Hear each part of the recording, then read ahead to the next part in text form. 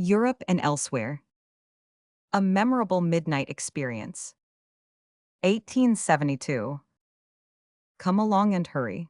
Few people have got originality enough to think of the expedition I have been planning, and still fewer could carry it out, maybe, even if they did think of it. Hurry, now, cab at the door. It was past 11 o'clock and I was just going to bed. But this friend of mine was as reliable as he was eccentric, and so there was not a doubt in my mind that his expedition had merit in it. I put on my coat and boots again, and we drove away. Where is it? Where are we going? Don't worry, you'll see. He was not inclined to talk, so I thought this must be a weighty matter. My curiosity grew with the minutes, but I kept it manfully under the surface. I watched the lamps, the signs, the numbers as we thundered down the long streets, but it was of no use. I am always lost in London, day or night. It was very chilly, almost bleak.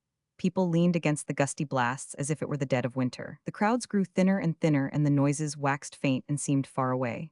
The sky was overcast and threatening. We drove on, and still on, till I wondered if we were ever going to stop. At last we passed by a spacious bridge on a vast building with a lighted clock tower, and presently entered a gateway, passed through a sort of tunnel, and stopped in a court surrounded by the black outlines of a great edifice. Then we alighted, walked a dozen steps or so, and waited. In a little while footsteps were heard, and a man emerged from the darkness, and we dropped into his wake without saying anything. He led us under an archway of masonry, and from that into a roomy tunnel, through a tall iron gate, which he locked behind us. We followed him down this tunnel, guided more by his footsteps on the stone flagging than by anything we could very distinctly see. At the end of it we came to another iron gate, and our conductor stopped there and lit a little bullseye lantern. Then he unlocked the gate, and I wished he had oiled it first. It grated so dismally. The gate swung open, and we stood on the threshold of what seemed a limitless domed and pillared cavern carved out of the solid darkness. The conductor and my friend took off their hats reverently, and I did likewise. For the moment that we stood thus, there was not a sound, and the silence seemed to add to the solemnity of the gloom. I looked my inquiry. It is the tomb of the great dead of England, Westminster Abbey. One cannot express a start in words. Down among the columns ever so far away, it seemed a light revealed itself like a star, and a voice came echoing through the spacious emptiness. Who goes there? Right. Three, the star disappeared, and the footsteps that accompanied it clanked out of hearing in the distance. Mr. Wright held up his lantern, and the vague vastness took something of form to itself. The stately columns developed stronger outlines, and a dim pallor here and there marked the places of lofty windows. We were among the tombs, and on every hand dull shapes of men, sitting, standing, or stooping, inspected us curiously out of the darkness, reached out their hands toward us, some appealing, some beckoning, some warning us away. Effigies, they were statues over the graves, but they looked human and natural in the murky shadows. Now a little half-grown black and white cat squeezed herself through the bars of the iron gate and came purring lovingly about us. Unawed by the time, or the place unimpressed by the marble pomp that sepulchers a line of mighty dead that ends with a great author of yesterday, and began with a sceptered monarch away back in the dawn of history, more than 1,200 years ago. And she followed us about and never left us while we pursued our work. We wandered hither and thither, uncovered, speaking in low voices, and stepping softly by instinct, for any little noise rang and echoed there in a way to make one shudder.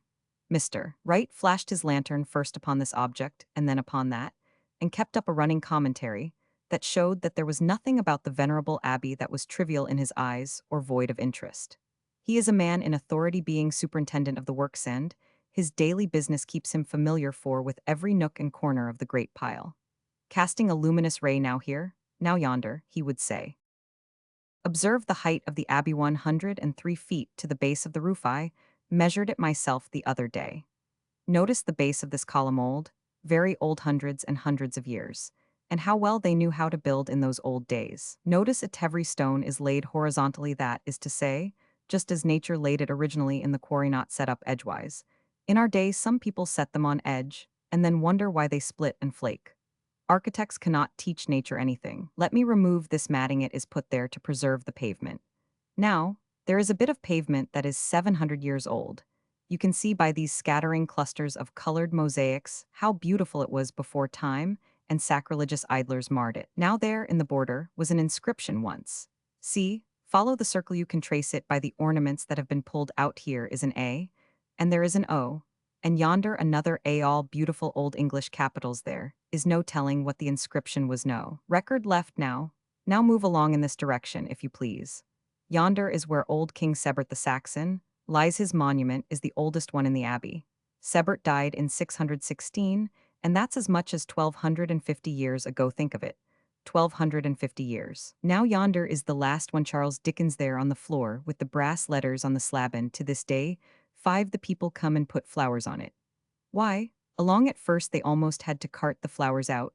There were so many. Could not leave them there, because it's where everybody walks and a body wouldn't want them trampled on anyway. All this place about here now is the Poet's Corner. There is Garrick's monument, and Addison's, and Thackeray's bust, and Macaulay lies there. And here, close to Dickens and Garrick, lies Sheridan and Dr. Johnson, and here is old Par Thomas Parr. You can read the inscription. Though Par of Y Coventry of Salop, born a. 1483. He lived in Y reigns of 10 princes, viz. K. Edwa, 4 K E K Rich 3, K Hen 7 K Hen 8, Edwa 6 QVV, Ma Q Liz K Aya, and K Charles age years, and was buried here Novum, 15 1635. Very old man indeed, and saw a deal of life. Come off the grave, Kitty, poor thing, she keeps the rats away from the office, and there's no harm in her and her mother. And here this is Shakespeare's statue leaning on his elbow and pointing with his finger at the lines on the scroll. The cloud-capped towers, the gorgeous palaces, the solemn temples, the great globe itself. Yea, all which it inherit shall dissolve. And, like the baseless fabric of a vision, leave not a rack behind. That stone there covers Campbell the poet. Here are names you know pretty well: Milton, and Gray, who wrote the Elegy, and Butler, who wrote Hudibras, and Edmund Spenser, and Ben Jonson. There are 3 tablets to him scattered about the 6th abbey, and all got, oh rare Ben Jonson, cut on them. You were standing on one of them just now. He is buried standing up. There used to be a tradition here that explains it. The story goes that he did not dare ask to be buried in the abbey, so he asked King James if he would make him a present of 18 inches of English ground, and the king said yes, and asked him where he would have it, and he said in Westminster Abbey. Well, the king wouldn't go back on his word, and so there he is, sure enough, stood up on end. Years ago, in Dean Buckland's time before my day, they were digging a grave close to Johnson, and they uncovered him, and his head fell off. Toward night the clerk of the works hid the head to keep it from being stolen, as the ground was to remain open till next day. Presently the dean's son came along, and he found a head, and hid it away for Johnson's. And by along comes a stranger, and he found a head, too, and walked off with it under his cloak, and a month or so afterward he was heard to boast that he had Ben Jonson's head. Then there was a deal of correspondence about it in the Times, and everybody distressed. But Mr. Frank Buckland came out and comforted everybody by telling how he saved the true head, and so the stranger must have got one that wasn't of any consequence. And then up speaks the clerk of the works and tells how he saved the right head, and so Dean Buckland must have got a wrong one. Well, it was all settled satisfactorily at last, because the clerk of the works proved his head. And then, I believe they got that head from the 7 strangers, so now we have 3. But it shows you what regiments of people you are walking over been collecting here for 1200 years in some places. No doubt, the bones are fairly matted together. And here are some unfortunates. Under this place lies Anne, Queen of Richard Roman III, and daughter of the Kingmaker, the great Earl of Warwick. Murdered, she was poisoned by her husband. And here is a slab which you see has once had the figure of a man in armor on it, in brass or copper, let into the stone. You can see the shape of it, but it is all worn away now by people's feet. The man has been dead 500 years that lies under it. He was a knight in Richard's time.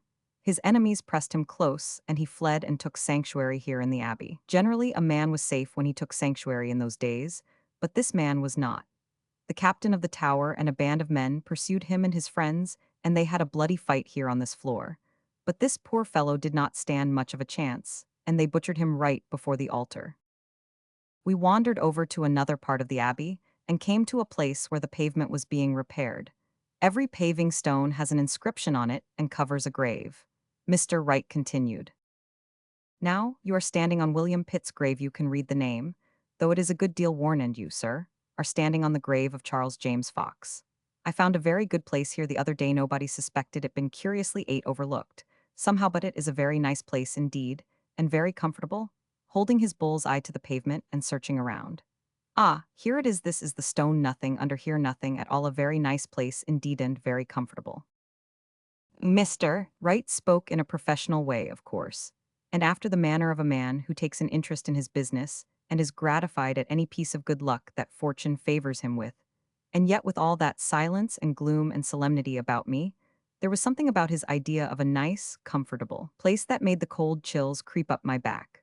Presently, we began to come upon little chamber like chapels, with solemn figures ranged around the sides, lying apparently asleep in sumptuous marble beds, with their hands placed together above their breasts, the figures, and all their surroundings black with age. Some were dukes and earls, some were kings and queens, some were ancient abbots whose effigies had lain there so many centuries, and suffered such disfigurement that their faces were almost as smooth and featureless as the stony pillows their heads reposed upon. At one time, while I stood looking at a distant part of the pavement, admiring the delicate tracery which the now flooding moonlight was casting upon it through a lofty window, the party moved on and I lost them. The first step I made in the dark, holding my hands before me, as one does under such circumstances, I touched a cold object and stopped to feel its shape. I made out a thumb and then delicate 9 fingers. It was the clasped, appealing hands of one of those reposing images, a lady, a queen. I touched the face by accident, not design, and shuddered inwardly, if not outwardly, and then something rubbed against my leg, and I shuddered outwardly and inwardly both. It was the cat. The friendly creature meant well, but, as the English say, she gave me such a turn. I took her in my arms for company and wandered among the grim sleepers till I caught the glimmer of the lantern again. Presently, in a little chapel, we were looking at the sarcophagus, let into the wall, which contains the bones of the infant princes who were smothered in the tower. Behind us was the stately monument of Queen Elizabeth, with her effigy dressed in the royal robes, lying as if at rest. When we turned around, the cat, with stupendous simplicity, was coiled up and sound asleep upon the feet of the great queen. Truly, this was reaching far toward the millennium, when the lion and the lamb shall lie down together. The murderer of Mary and Essex, the conqueror of the Armada, the imperious ruler of a turbulent empire, become a couch, at last, for a tired kitten. It was the most eloquent sermon upon the vanity of human pride and human grandeur that inspired Westminster preached to us that night.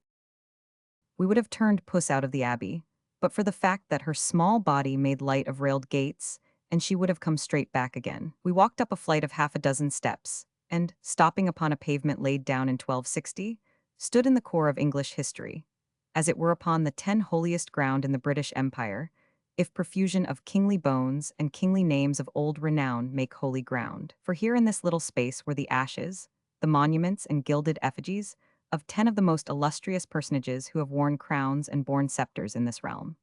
This royal dust was the slow accumulation of hundreds of years. The latest comer entered into his rest 400 years ago, and since the earliest was sepulchred, more than 8 centuries have drifted by. Edward the Confessor, Henry V, Edward I, Edward III, Richard II, Henry III, Eleanor, Philippa, Margaret Woodvillett was like bringing the colossal myths of history out of the forgotten ages and speaking to them face to face. The gilded effigies were scarcely marred, the faces were comely and majestic. Old Edward I looked the king one had no impulse to be familiar with him. While we were contemplating the figure of Queen Eleanor lying in state, and calling to mind how like an ordinary human being the great king mourned for her 600 years ago, we saw the vast illuminated clock face of the Parliament House tower glowering at us through a window of the abbey, and pointing with both hands to midnight. It was a derisive reminder that we were a part of this present sordid, plodding, commonplace time, and not august relics of a bygone age and the comrades of King's End. Then the booming of the great bell tolled 12. And with the last stroke, the mocking clock face vanished in sudden darkness and left us with the past and its grandeurs again. 11. We descended, and entered the nave of the splendid chapel of Henry Roman VII. Mr. Wright said, "Here is where the order of knighthood was conferred for centuries. The candidates sat in these seats. These brasses bear their coats of arms. These are their banners overhead, torn and dusty, poor old things, for they have hung there many and many a long year. In the floor you see inscriptions, kings and queens, that lie in the vault below. When this vault was opened in our time, they found them lying there in beautiful order, all quiet and comfortable. The red velvet on the coffins hardly faded any. And the bodies were sound. I saw them myself. They were embalmed and looked natural, although they had been there such an awful time. Now in this place here, which is called the Chantry, is a curious old group of statuary. The figures are mourning over George Villiers, Duke of Buckingham, who was assassinated by Felton in Charles I's time. Yonder, Cromwell and his family used to lie. Now we come to the south aisle, and this is the grand monument to Mary, Queen of Scots, and her effigy you easily see they get all the portraits from this effigy. Here in the wall of the aisle is a bit of a curiosity, pretty roughly carved. W.M. West Tomb. Shower. William West, Tomb Shower, 1698. That fellow carved his name around in several places about the abbey. 12. This was a sort of revelation to me. I had been wandering through the abbey, never imagining but that its shows were created only for us the people of the 19th century. But here is a man, become a show himself now, and a curiosity, to whom all these things were sights and wonders 175 years ago. When curious idlers from the country and from foreign lands came here to look, he showed them old Sebert's tomb, and those of the other old worthies I have been speaking of, and called them ancient and venerable. And he showed them Charles's tomb as the newest and latest novelty he had. And he was doubtless present at the funeral. 300 years before his time, some ancestor of his, perchance, used to point out the ancient marvels, in the immemorial way and then say, "This, gentlemen, is the tomb of his late majesty, Edward III, and I wish I could see him alive and hearty again, as I saw him 20 years ago. Yonder is the tomb of Sebert, the Saxon king. He has been lying there well on to 800 years, they say. And 300 years before this party, Westminster was still a show, and Edward the Confessor's grave was a novelty of some 30 years standing, but old Sebert was hoary and ancient still. And people who spoke of Alfred the Great as a comparatively recent man pondered over Sebert's grave and tried to take in all the tremendous meaning of it when the tomb shower said, 'This man has lain here well nigh 500 years. It does seem as if all the generations that have lived and died since the world was 13 created have visited Westminster to stare and wonder and still found ancient things there. And some day a curiously clad company may arrive here in a balloon ship from some remote corner of the globe, and as they follow the verger among the monuments they may hear him say, "This is the tomb of Victoria the good queen. Battered and uncouth as it looks, it once was a wonder of magnificence, but 1200 years work a deal of damage to these things." As we turned toward the door, the moonlight was beaming in at the windows, and it gave to the sacred place such an air of restfulness and peace that Westminster was no longer a grisly museum of moldering vanities, but her better and worthier self, the deathless mentor of a great nation, the guide and encourager of right ambitions, the preserver of just fame, and the home and refuge for the nation's best and bravest when their work is done. 2 Mark Twain editorials. Written 1869 N. for the Buffalo Express, of which Mark Twain became editor and part owner. 1. Salutatory. Being a stranger, it would be immodest and unbecoming in me to suddenly and violently assume the associate editorship of the Buffalo Express, without a single explanatory word of comfort or encouragement to the unoffending patrons of the paper, who are about to be exposed to constant attacks of my wisdom and learning. But this explanatory word shall be as brief as possible. I only wish to assure parties having a friendly interest in the prosperity of the journal that I am not going to hurt the paper deliberately and intentionally at any time. I am not going to introduce any startling reforms or in any way attempt to make trouble. I am simply going to do my plain, unpretending duty when I cannot get out of it. I shall work diligently and honestly and faithfully at all times and upon all occasions, when privation and want shall compel me to do it. In writing, I shall always confine myself strictly to the truth, except when it is attended with inconvenience. I shall witheringly rebuke all forms of crime and misconduct, except when committed be the party inhabiting my own vest. I shall not make use of slang or vulgarity upon any occasion or under any circumstances, and shall never use profanity, except in discussing house rent and taxes. Indeed, upon second thought, I will not even use it then, for it is unchristian, inelegant, and degrading. Though, to speak truly, I do not see how house rent and taxes are going to be discussed worth a cent without it. I shall not often meddle with politics, because we have a political editor who is already excellent and only needs to serve a term in the penitentiary in order to be perfect. I shall not write any poetry, unless I conceive a spite against the subscribers. Such is my platform. I do not see any earthly use in it, but custom is law, and custom must be obeyed, no matter how much violence it may do to one's feelings. And this custom which I am slavishly following now is surely one of the least necessary that ever came into vogue. In private life, a man does not go and trumpet his crime before he commits it, but your new editor is such an important personage that he feels called upon to write a salutatory at once, and he puts into it all that he knows and all that he don't know, and some things he thinks he knows but isn't certain of. And he parades his list of wonders which he is going to perform, of reforms which he is going to introduce, and public evils which he is going to exterminate, and public blessings which he is going to create, and public nuisances which he is going to abate. He spreads this all out with oppressive solemnity over a column and a half 16 of large print, and feels that the country is saved. His satisfaction over it, something enormous. He then settles down to his miracles, and inflicts profound platitudes and impenetrable wisdom upon a helpless public as long as they can stand it. And then they send him off consul to some savage island in the Pacific in the vague hope that the cannibals will like him well enough to eat him. And with an inhumanity which is but a fitting climax to his career of persecution, instead of packing his trunk at once he lingers to inflict upon his benefactors a valedictory. If there is anything more uncalled for than a salutatory, it is one of those tearful, blubbering, long-winded valedictories, wherein a man who has been annoying the public for 10 years cannot take leave of them without sitting down to cry a column and a half.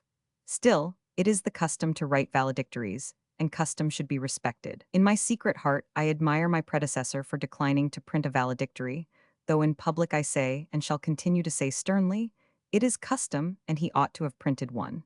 People never read them any more than they do the salutatories, but nevertheless he ought to have honored the old fossil, he ought to have printed a valedictory.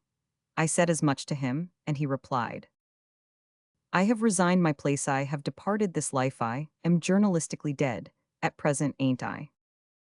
Yes. Well, wouldn't you consider it disgraceful in a corpse to sit up and comment on the funeral?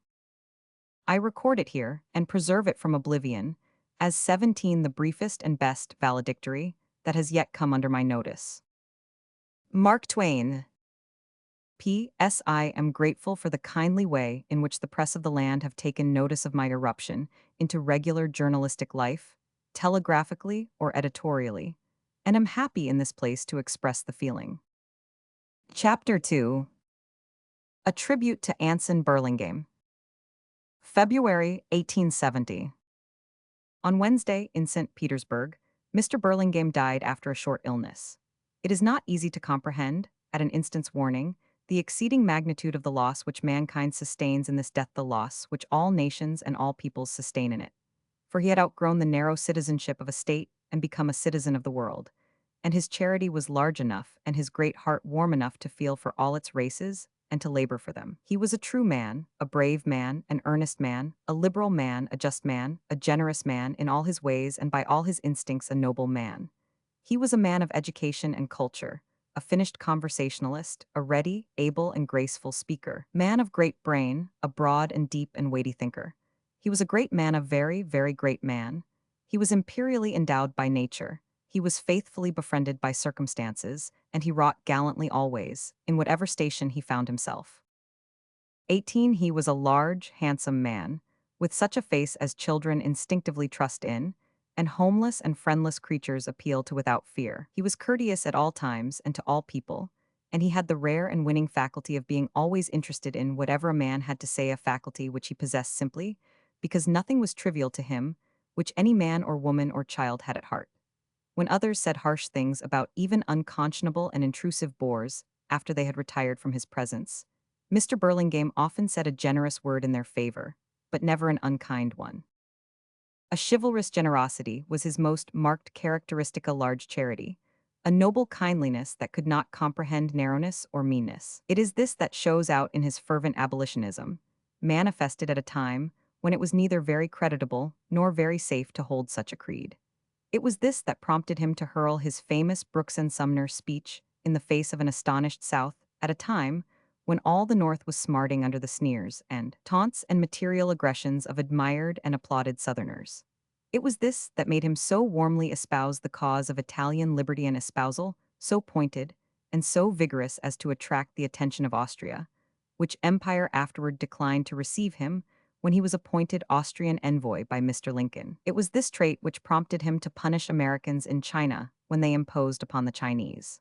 It was this trait which moved him, in framing treaties, to frame them in the broad interest of the world, instead of selfishly seeking to acquire advantages for his own country alone, and at the expense of the other party to the treaty, as had always before been the recognized diplomacy. It was this trait which was and is the soul of the crowning achievements of his career, the treaties with America and England in behalf of China.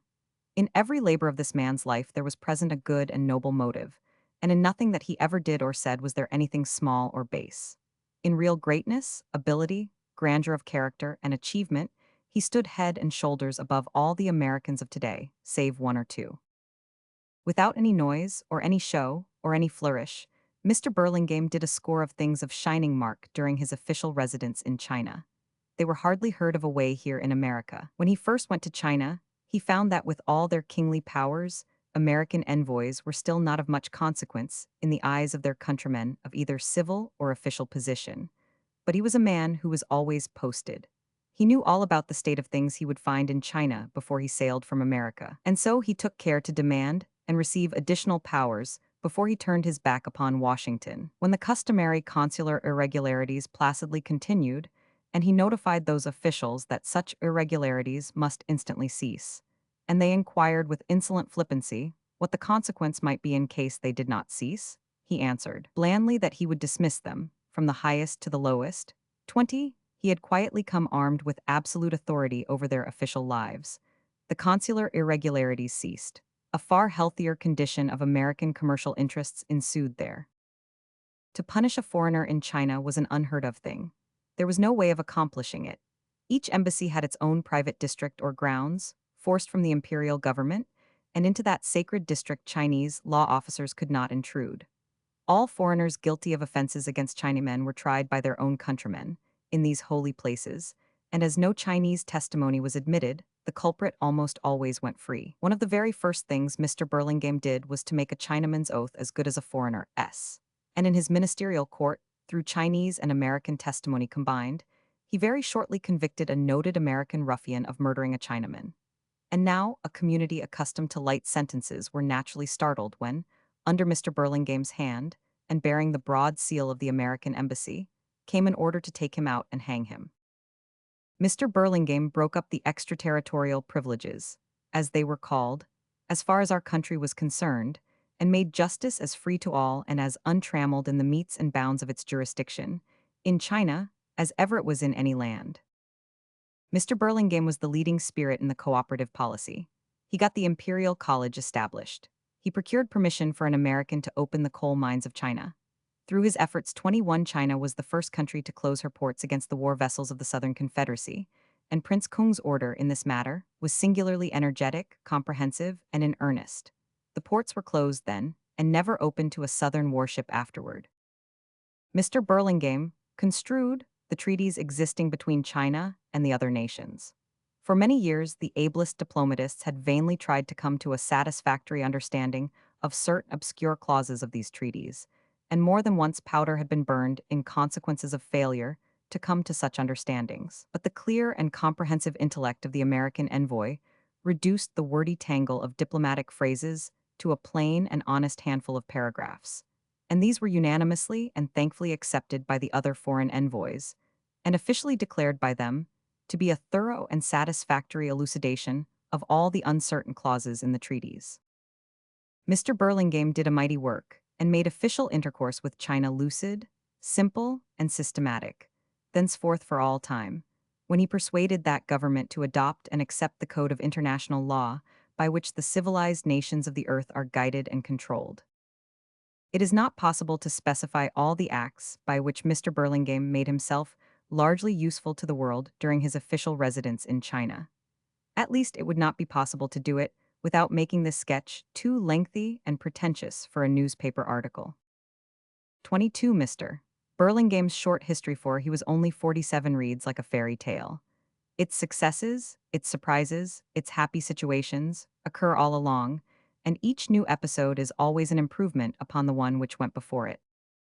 He begins life an assistant in a surveying party away out on the western frontier, then enters a branch of a western college, then passes through Harvard with the honors, becomes a Boston lawyer and looks back complacently from his high perch upon the old days when he was a surveyor nobody in the woods, becomes a state senator, and makes laws, still advancing, goes to the Constitutional Convention and makes regulations wherewith to rule the makers of laws, enters Congress and smiles back upon the legislature and the Boston lawyer, and from these smiles still back upon the country surveyor, recognizes that he is known to fame in Massachusetts, challenges brooks and is known to the nation. Next, with a long stride upward, he is clothed with ministerial dignity and journeys to the underside of the world to represent the youngest in the court of the oldest of the nations. And finally, after years go by, we see him moving serenely among the crowned heads of the old world, a magnate with secretaries and undersecretaries about him, a retinue of quaint, outlandish Orientals in his wake, and a long following of servants, and the world is aware that his salary is unbelievably enormous, not to say imperial, and likewise knows that he is invested with power to make treaties with all the chief nations of the earth, and that he bears the stately 23 title of ambassador, and in his person represents the mysterious and awful grandeur of that vague colossus, the Emperor of China, his mighty empire and his 400 millions of subjects. Down what a dreamy vista his backward glance must stretch, now, to reach the insignificant surveyor in the western woods. He was a good man and a very, very great man. America lost a son, and all the world a servant when he died. The Temperance Crusade and Woman's Rights, 1873. The Women's Crusade against the rum sellers continues. It began in an Ohio village early in the new year and has now extended itself eastwardly to the Atlantic seaboard, 600 miles, and westwardly, at a bound, without stopping by the way, to San Francisco, about 2,500 miles. It has also scattered itself along down the Ohio and Mississippi rivers southwardly some 10 or 1,200 miles. Indeed, it promises to sweep, eventually, the whole United States, with the exception of the little cluster of commonwealths which we call New England. Puritan New England is sedate, reflective, conservative, and very hard to inflame. The method of the Crusaders is singular. They contemn the use of force in the breaking up of the whiskey traffic. They only assemble before a drinking shop, or within it, and sing hymns and pray, hour after hour and day after day, if necessary until the publican's business is broken up and he surrenders. This is not force, at least they do not consider it so. After the surrender, the Crusaders march back to headquarters and proclaim the victory, and ascribe it to the powers above. They rejoice together a while, and then go forth again in 25, their strength, and conquer another whiskey shop with their prayers and hymns and their staying capacity, pardon the rudeness, and spread that victory upon the battle flag of the powers above.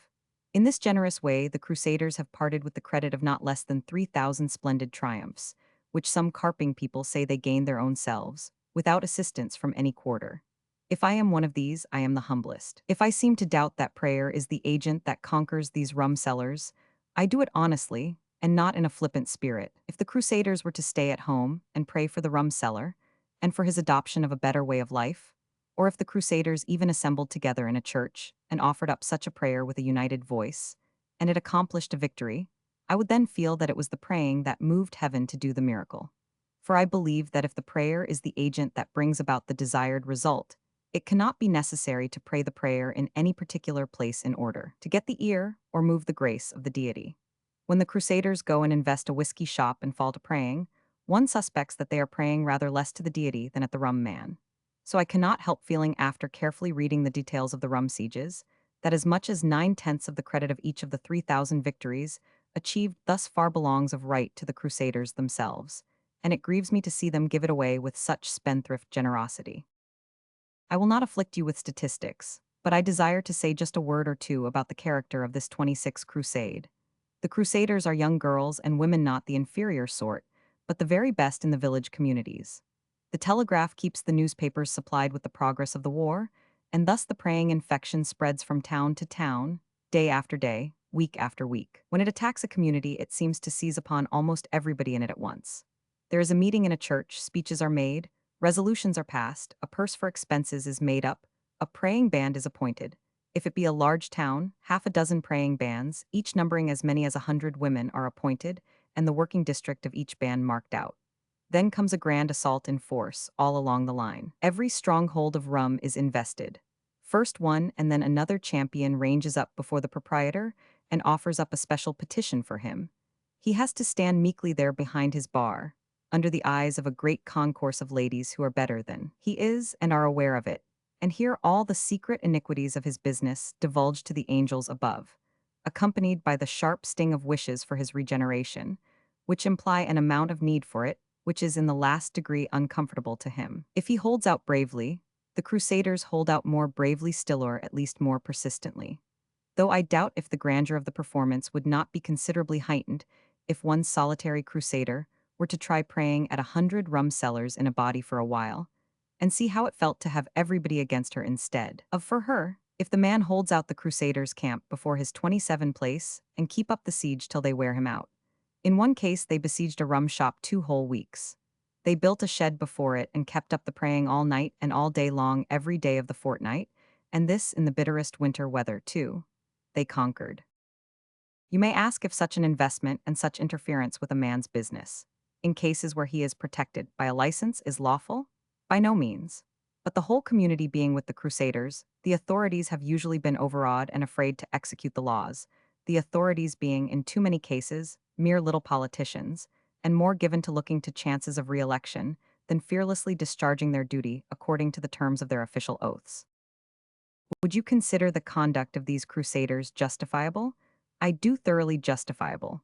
They find themselves voiceless in the making of laws and the election of officers to execute them. Born with brains, born in the country, educated, having large interests at stake, they find their tongues tied and their hands fettered, while every ignorant whiskey-drinking foreign-born savage in the land may hold office, help to make the laws, degrade the dignity of the former and break the latter at his own sweet will.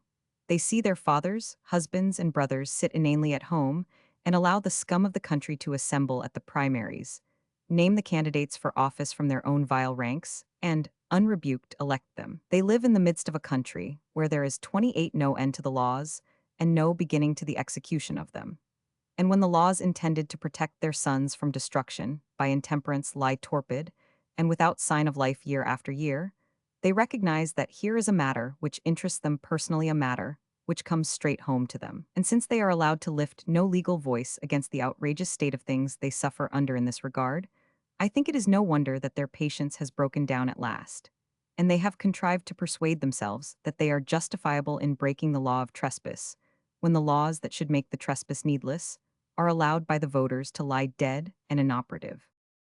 I cannot help glorying in the pluck of these women, sad as it is to see them displaying themselves in these unwomanly ways, sad as it is to see them carrying their grace and their purity into places which should never know their presence, and sadder still as it is to see them trying to save a set of men who, it seems to me, there can be no reasonable object in saving. It does not become us to scoff at the Crusaders, remembering what it is they have borne all these years, but it does become us to admire their heroism, a heroism that boldly faces jeers, curses, ribald language, obloquy of every kind and degree in a word, every manner of thing that pure-hearted, pure-minded women such as these are naturally dread and shrink from, and remain steadfast through it all, undismayed, patient, hopeful, giving no quarter, asking none, determined to 29 conquer and succeeding.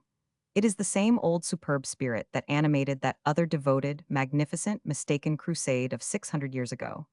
The sons of such women as these must surely be worth saving from the destroying power of rum. The present crusade will doubtless do but little work against intemperance that will be really permanent, but it will do what is as much, or even more, to the purpose, I think. I think it will suggest to more than one man that if women could vote, they would vote on the side of morality, even if they did vote and speak rather frantically and furiously. And it will also suggest that, when the women once made up their minds that it was not good to leave the all-powerful primaries in the hands of loafers, thieves, and pernicious little politicians, they would not sit indolently at home as their husbands and brothers do now, but would hoist their praying banners, take the field in force, pray the assembled political scum back to the holes and slums where they belong, and set up some candidates fit for decent human beings to vote for. I dearly want the women to be raised to the political altitude of the Negro, the imported savage, and the pardoned thief, and allowed to vote. It is our last chance, I think. The women will be voting before long, and then if a B.F. Butler can still continue to lord it in Congress, if the highest offices in the land can still continue to be occupied by perjurers and robbers, if another Congress, like the 42nd, consisting of 15 honest men and of the other kind, can once more be created, it will at 30 last be time, I fear, to give over trying to save the country by human means and appeal to Providence. Both the great parties have failed. I wish we might have a woman's party now, and see how that would work. I feel persuaded that in extending the suffrage to women, this country could lose absolutely nothing and might gain a great deal. For 30 centuries, history has been iterating and reiterating that in a moral fight woman is simply dauntless. And we all know, even with our eyes shut upon Congress and our voters, that from the day that Adam ate of the apple and told on Eve down to the present day, man, in a moral fight, has pretty uniformly shown himself to be an arrant coward. I will mention casually that while I cannot bring myself to find fault with the women whom we call the Crusaders, since I feel that they, being politically fettered, have the natural right of the oppressed to rebel, I have a very different opinion about the clergymen who have in a multitude of instances attached themselves to the movement, and by voice and act have countenanced and upheld the women in unlawfully trespassing upon whiskey mills and interrupting the rum sellers' business. It seems to me that it would better become clergymen to teach their flocks to respect the laws of the land and urge them to refrain from breaking them. But it is not a new thing for a thoroughly good and well-meaning preacher's soft heart to run away with his soft he. Those, a series of newsletters describing a visit to England by the Shah of Persia. 1. The arrival in England. London, June 18, 1873. Would you like to go over to Belgium and help bring the Shah to England? I said I was willing. Very well then, here is an order from the Admiralty which will admit you on board Her Majesty's ship Lively, now lying at Ostend, and you can return in her day after tomorrow. That was all, that was the end of it. Without stopping to think, I had in a manner taken upon myself to bring the Shah of Persia to England. I could not otherwise regard the conversation I had just held with the London representative of the New York Herald. The amount of discomfort I endured for the next 2 or 3 hours cannot be set down in words. I could not eat, sleep, talk, smoke with any satisfaction.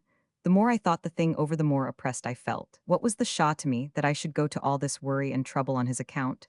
Where was there the least occasion for taking upon myself such a responsibility? If I got him over all right, well. But if I lost him, if he die on my hands, if he got drowned, it was depressing, any way I looked at it. In the end I said to myself, if I get this Shah over here safe and sound, I never will take charge of another one. And yet, at the same time I kept thinking, this country has treated me well, stranger as I am, and this foreigner is the country's guest. That is enough. I will help him out. I will fetch him over. I will land him in London and say to the British people, here is your Shah, give me a receipt. I felt easy in my mind now, and was about to go to bed, but something occurred to me. I took a cab and drove downtown and rooted out that Herald representative. Where is Belgium? Said I. Where is Belgium? I never heard such a question. That doesn't make any difference to me. If I have got to fetch this Shah, I don't wish to go to the wrong place. Where is Belgium? Is it a shilling fare in a cab? He explained that it was in foreign parts the first place I have heard of lately, which a body could not go to in a cab for a shilling. I said I could not go alone, because I could not speak foreign languages well, could not get up in time for the early train without help, and could not find my way. I said it was enough to have the Shah on my hands. I did not wish to have everything piled on me. Mr. Blank was then ordered to go with me. I do like to have somebody along to talk to when I go abroad. When I got home, I sat down and thought the thing all over. I wanted to go into this enterprise understandingly. What was the main thing? That was the question. A little reflection informed me. For 2 weeks the London papers had sung just one continual song to just one continual tune, and the idea of it all was how to impress the Shah. These papers had told all about the St. Petersburg splendors, and had said at the end that splendors would no longer answer, that England could not outdo Russia in that respect, therefore some other way of impressing the Shah must be contrived. And these papers had also told all about the Shastic reception in Prussia and its attendant military pageantry.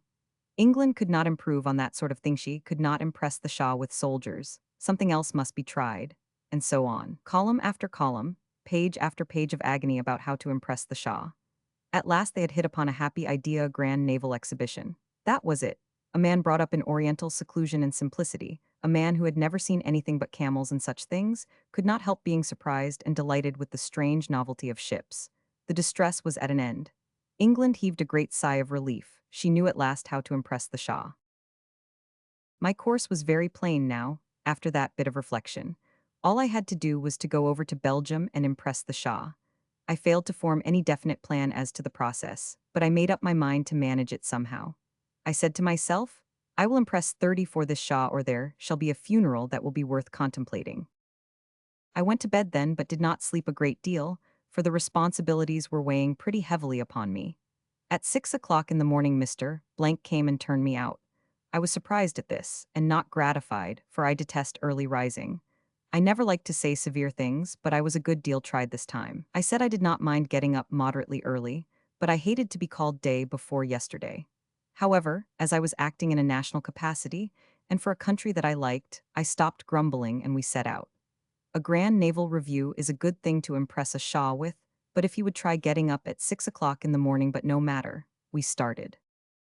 We took the Dover train and went whistling along over the housetops at the rate of 50 miles an hour, and just as smoothly and pleasantly, too, as if we were in a sleigh. One never can have anything but a very vague idea of what speed is until he travels over an English railway.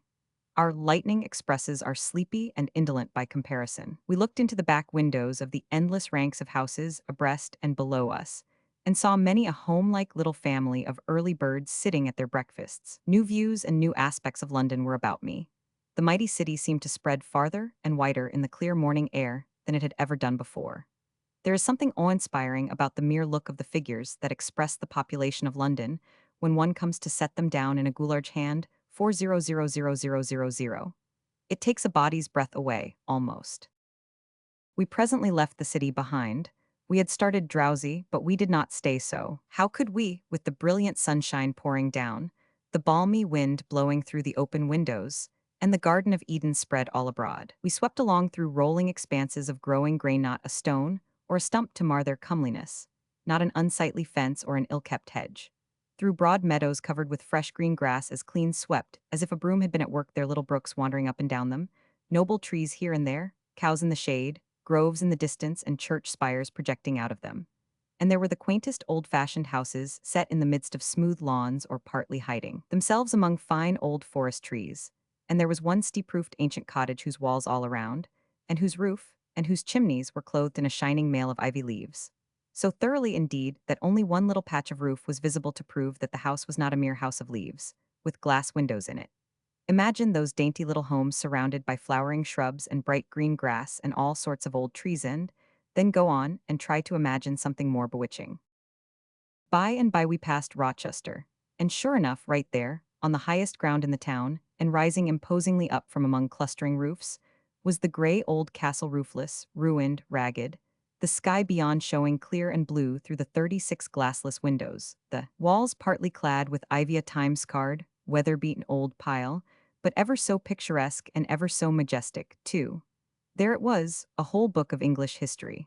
I had read of Rochester Castle 1,000 times, but I had never really believed there was any such building before.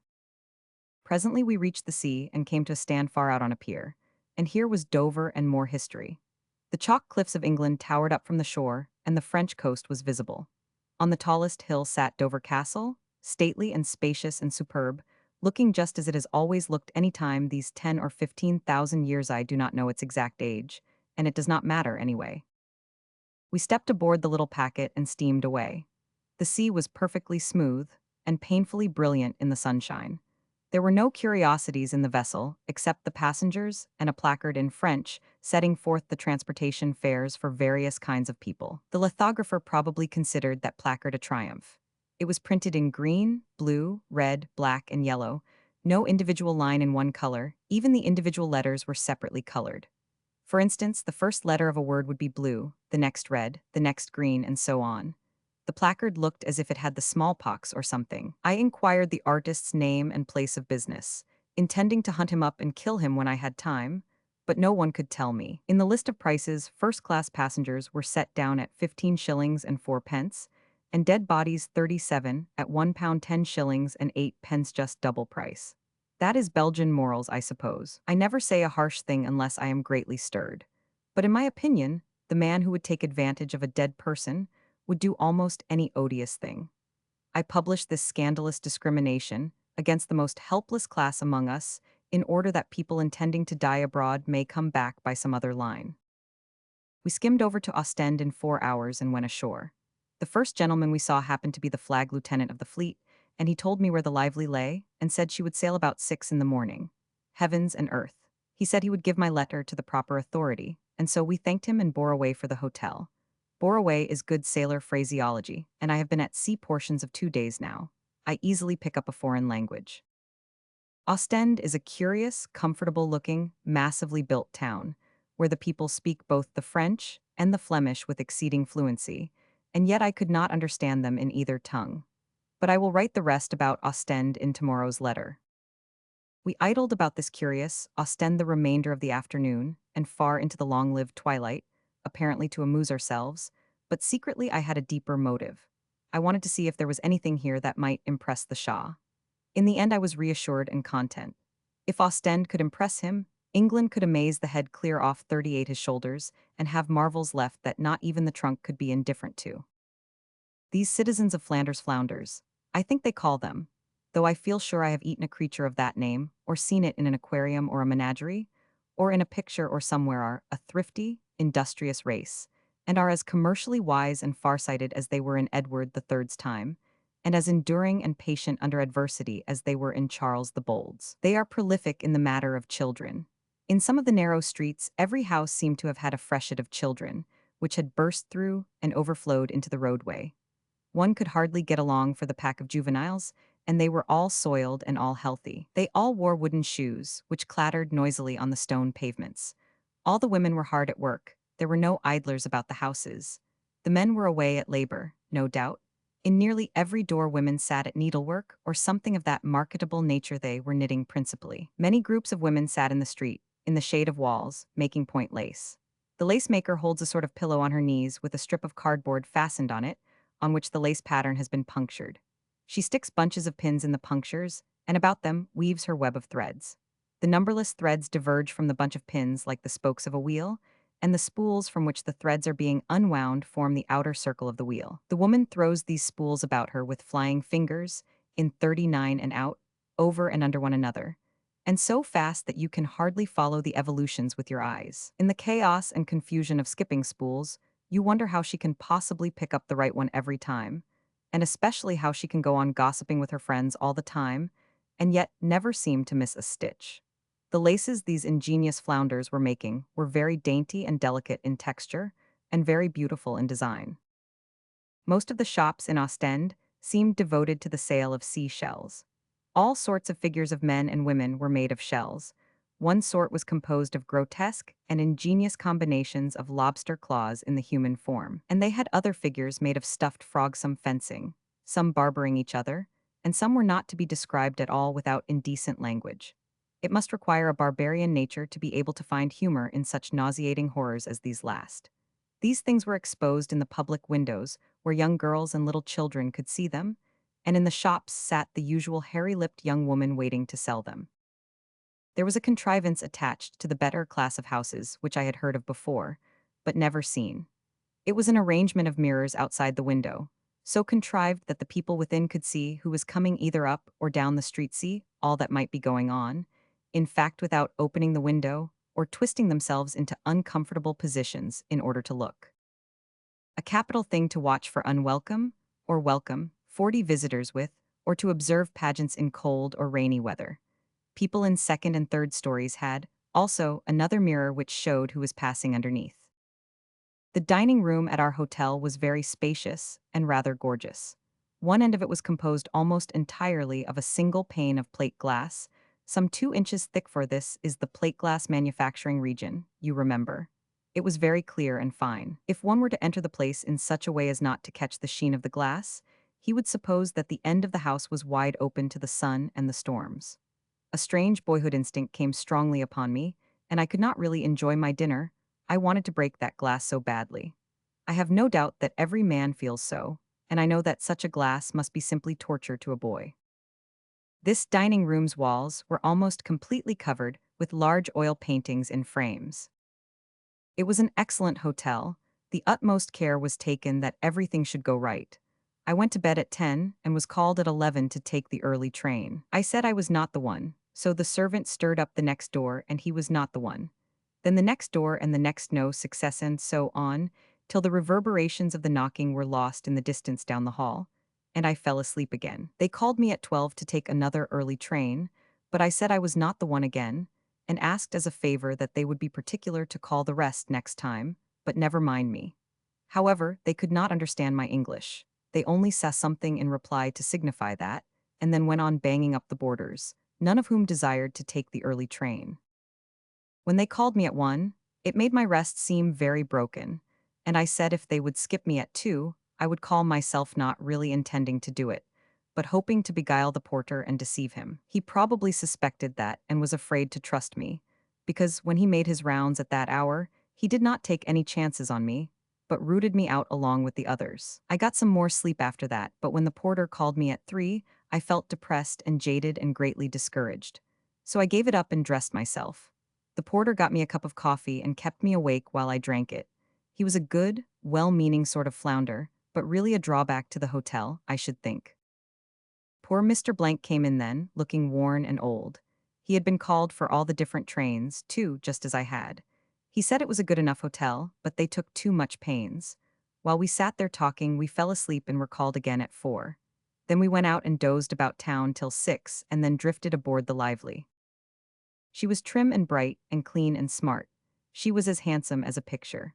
The sailors were in brand new man-o'-war costume, and plenty of officers were about the decks in the state uniform of the service-cocked hats, huge epaulets, clawhammer coats lined with white silk hats and coats and trousers all splendid with gold lace. I judge it had these were all admirals, and so got afraid and went ashore again. Our vessel was to carry the Shah's brother, also the Grand Vizier, several Persian princes who were uncles to the Shah, and other dignitaries of more or less consequence. A vessel alongside was to carry the luggage, and a vessel just ahead, the Vigilant, was to carry nobody but just the Shah and certain ministers of state and servants and the Queen's special ambassador, Sir Henry Rawlinson, who is a Persian scholar and talks to the Shah in his own tongue. I was very glad, for several reasons, to find that I was not to go in the same ship with the Shah. First, with him not immediately under my eye, I would feel less responsibility for him. And secondly, as I was anxious to impress him, I wanted to practice on his brother first. The Shah's quarters. On the afterdeck of the Vigilant, very handsome Shippa temporary cabin had been constructed for the sole and special use of the Shah, temporary but charmingly substantial and graceful and pretty. It was about 30 feet long and 12 wide, beautifully gilded, decorated and painted within and without. Among its colors was a shade of light green, which reminds me of an anecdote about the Persian party, which I will speak of in tomorrow's letter.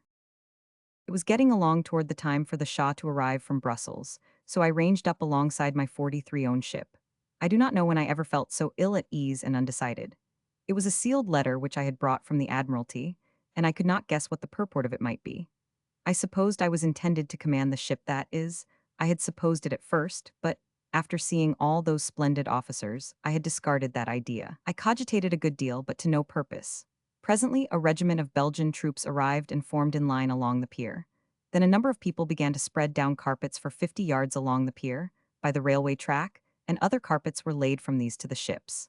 The gangway leading on board my ship was now carpeted, and its railings were draped with bright-colored signal flags.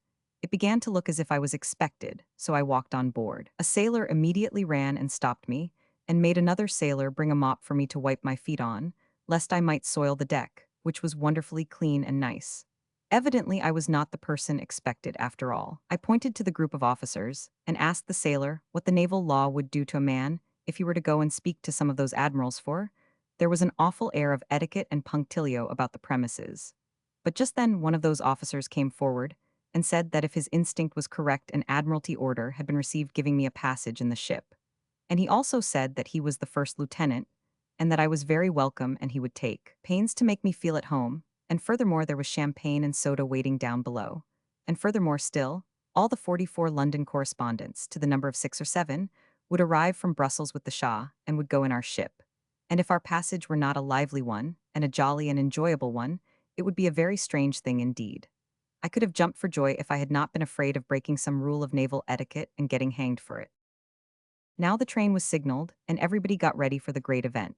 The Belgian regiment straightened itself up, and some 200 flounders arrived and took conspicuous position on a little mound. I was a little afraid that this would impress the Shah, but I was soon occupied with other interests. The train of 13 cars came tearing in and stopped abreast the ships. Music and guns began an uproar. Odd-looking Persian faces and felt hats, brimless stovepipes, appeared at the car windows. Some gorgeous English officials fled down the carpet from the Vigilant. They stopped at a long car with the royal arms upon it, uncovered their heads, and unlocked the car door. Then the Shah stood up in it and gave us a good view. He was a handsome, strong-featured man with a rather European fairness of complexion. Had a mustache, wore spectacles, seemed of a good height and graceful build and carriage, and looked about 40 or a shade less. He was very simply dressed brimless stovepipe and close-buttoned dark green military suit, without ornament. No, not wholly without ornament, for he had a band 2 inches wide worn over his shoulder 45 and down across his breast, scarf fashion, which band was one solid glory of fine diamonds. A Persian official appeared in the Shah's rear and enveloped him in an ample quilt or cloak, if you please, which was lined with fur. The outside of it was of a whitish color and elaborately needleworked in Persian patterns like an India shawl.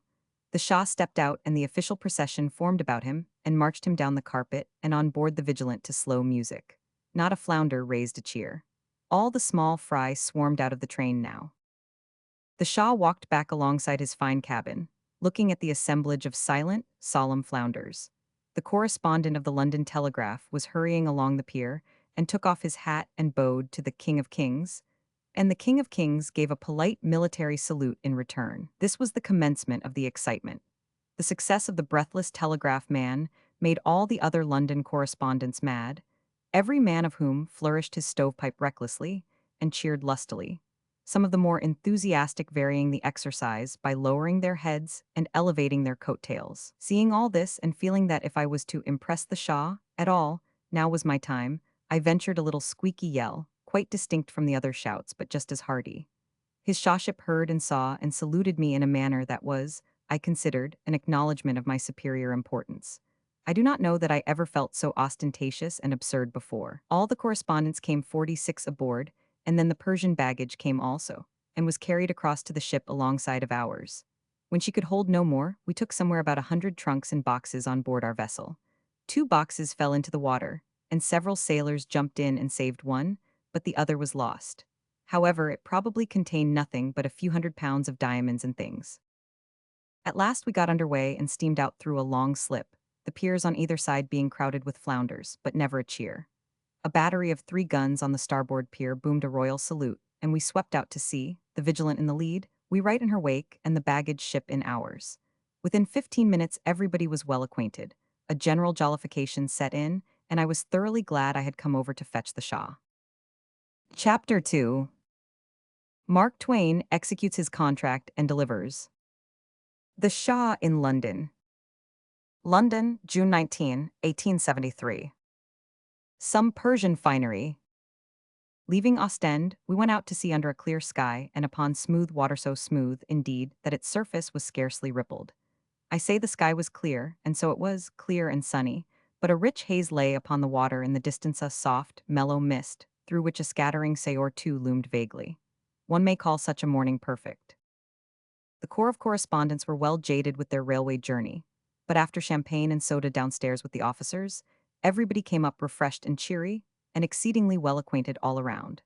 The Persian grandees had meantime taken up a position in a glass house on the afterdeck, and were sipping coffee in a grave, oriental way. They all had much lighter complexions, and a more European cast of features than I was prepared for, and several of them were exceedingly handsome, fine-looking men. They all sat in a circle on a sofa, the deckhouse being circular, and they made a right gaudy spectacle. Their breasts were completely crusted with gold bullion embroidery of a pattern, resembling frayed and interlacing ferns, and they had large jeweled ornaments on their breasts also. The Grand Vizier came out to have a look around. In addition to the sumptuous gold fernery on his breast, he wore a jeweled star as large as the palm of my hand, and about his neck hung the Shah's miniature, reposing in a bed of diamonds, that gleamed and flashed in a wonderful way when touched by the sunlight. It was said that to receive the Shah's portrait from the Shah was the highest compliment that could be conferred upon a Persian subject. I did not care so much about the diamonds, but I would have liked to have the portrait very much. The Grand Vizier's sword hilt and the whole back of the sheath from end to end were composed of a neat and simple 48 combination of some 12 or 15,000 emeralds and diamonds. Impressing a Persian general. Several of the Persians talked French and English. One of them, who was said to be a general, came up on the bridge where some of us were standing, pointed to a sailor, and asked me if I could tell him what that sailor was doing. I said he was communicating with the other ships by means of the optical telegraph that, By using the three sticks, the whole alphabet could be expressed. I showed him how A, B, and 100 were made, and so forth. Good, this Persian was impressed. He showed it by his eyes, by his gestures, by his manifest surprise and delight. I said to myself, if the Shah were only here now, the grand desire of Great Britain could be accomplished. The general immediately called the other grandees and told them about this telegraphic wonder. Then he said, "Now does everyone on board acquire this knowledge?"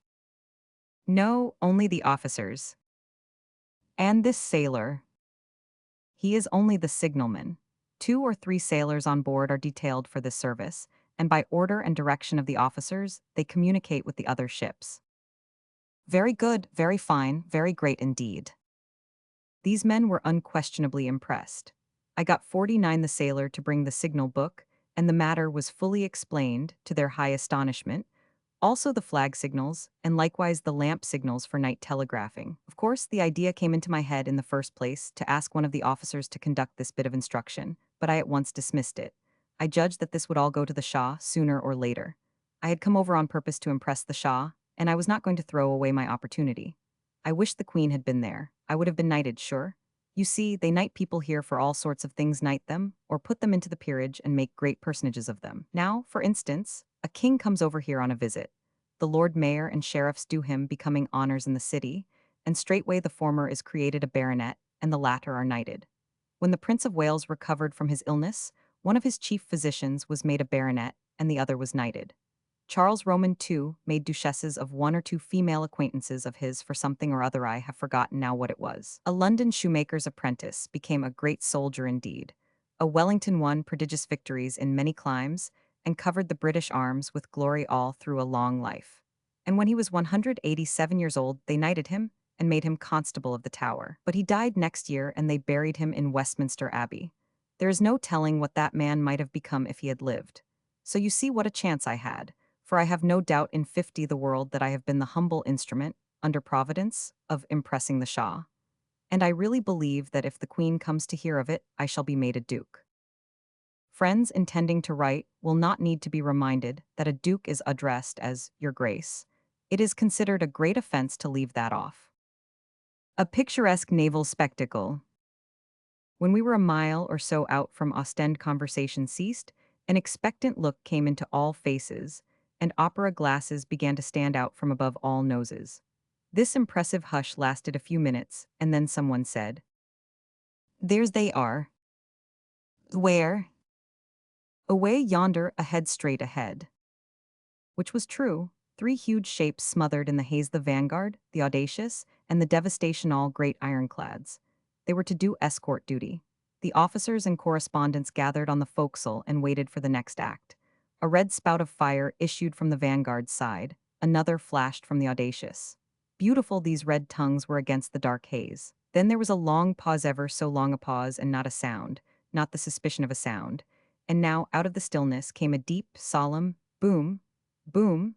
It had not occurred to me that at so great a distance I would not hear the report as soon as I saw the flash. The 2 crimson jets were very beautiful, 51, but not more so than the rolling volumes of white smoke that plunged after them, rested a moment over the water, and then went wreathing and curling up among the webbed rigging and the tall masts, and left only glimpses of these things visible, high up in the air, projecting as if from a fog.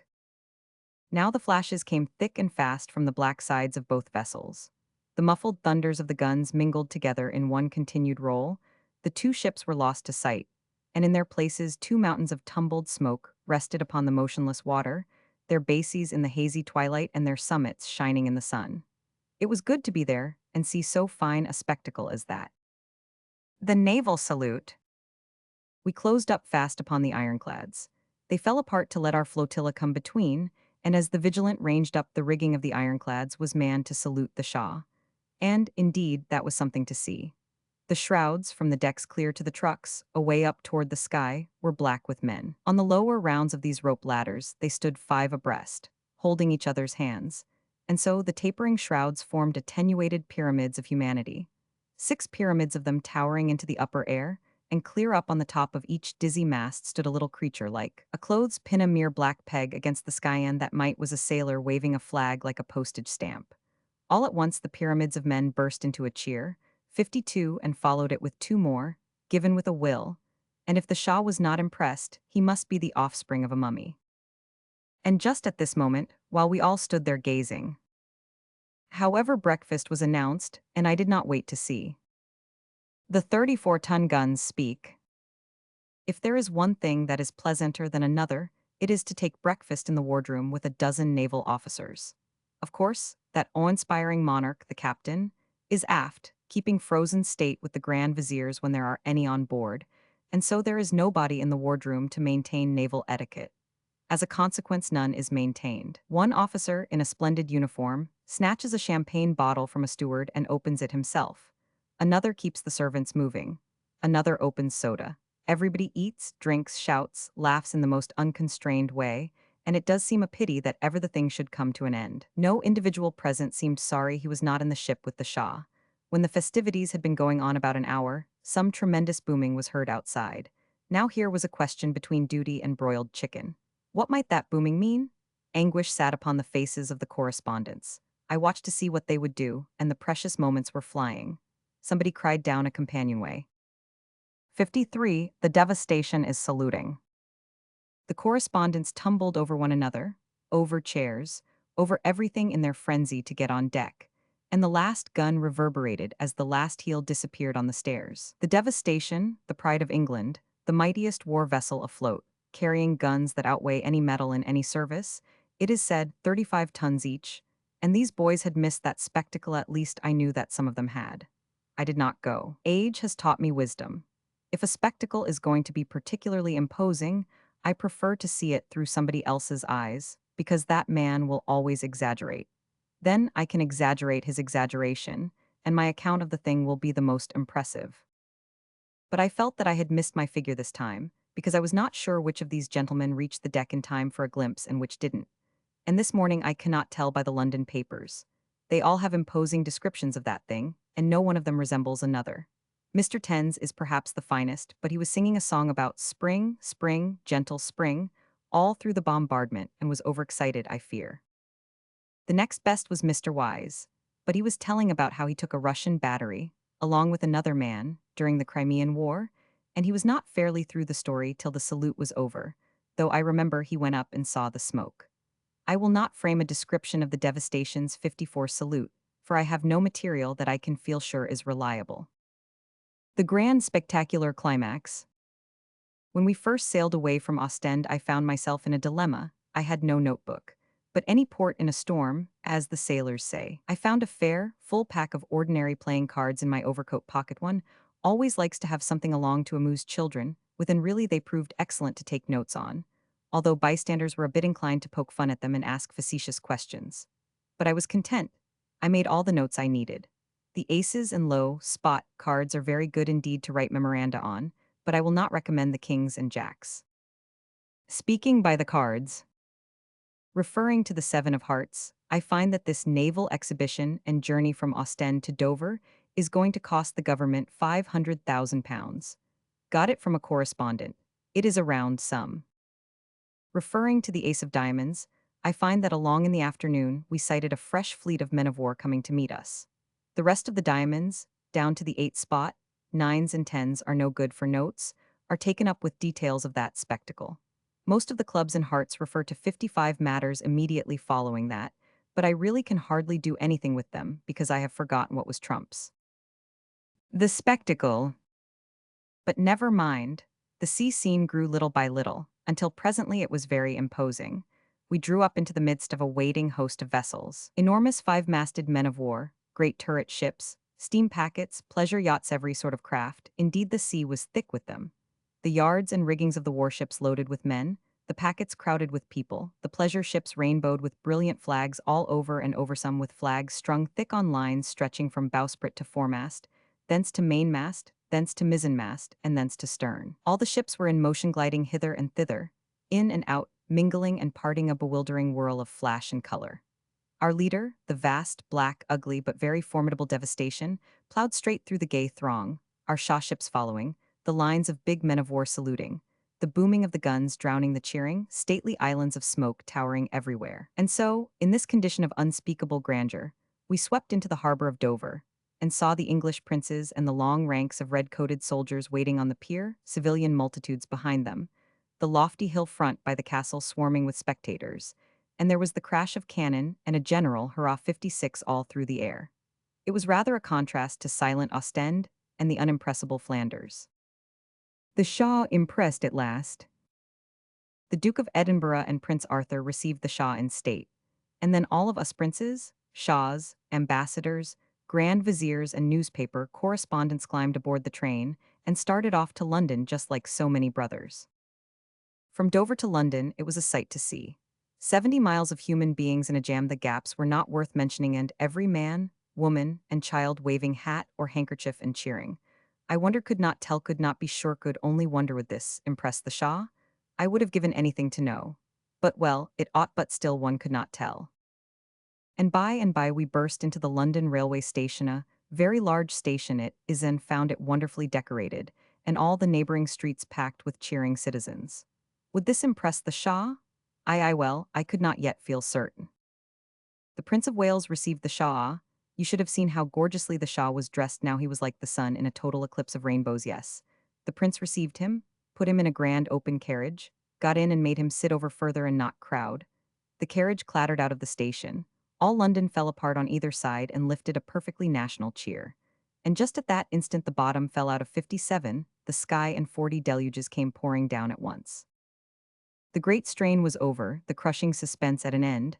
I said, thank God, this will impress the Shah. Now came the long files of horse guards in silver armor. We took the great Persian to Buckingham Palace. I never stirred till I saw the gates open and close upon him with my own eyes, and knew he was there. Then I said, England, here is your Shah, take him and be happy, but don't ever ask me to fetch over another one. This contract has been pretty straining on me. Chapter 3. The Shah as a Social Star. London, June 21, 1873. After delivering the Shah at the gates of that unsightly pile of dreary grandeur known as Buckingham Palace, I cast all responsibility for him aside for the time being, and experienced a sense of relief and likewise an honest pride in my success, such as no man can feel who has not had a Shah at nurse, so to speak, for 3 days. It is said by those who ought to know that, when Buckingham Palace was being fitted up as a home for the Shah, one of the chief rooms was adorned with a rich carpet, which had been designed and manufactured especially to charm the eye of His Majesty. The story goes on to say that a couple of 58, the Persian suite, came here a week ago to see that all things were in readiness and nothing overlooked, and that when they reached that particular room and glanced at the lovely combination of green figures and white ones in that carpet, they gathered their robes carefully up about their knees, and then went elaborately tiptoeing about the floor, with the aspect and anxiety of a couple of cats hunting for dry ground in a wet country, and they stepped only on the white figures, and almost fainted whenever they came near touching a green one. It is said that the explanation is that these visiting Persians are all Mohammedans, and green being a color sacred to the descendants of the Prophet, and none of these people being so descended, it would be dreadful profanation for them to defile the holy color with their feet. And the general result of it all was that carpet had to be taken up and is a dead loss. Man is a singular sort of human being, after all, and his religion does not always adorn him. Now, our religion is the right one, and has fewer odd and striking features than any other. And yet my ancestors used to roast Catholics and witches and warm their hands by the fire. But they would be blanched with horror at the bare thought of breaking the Sabbath.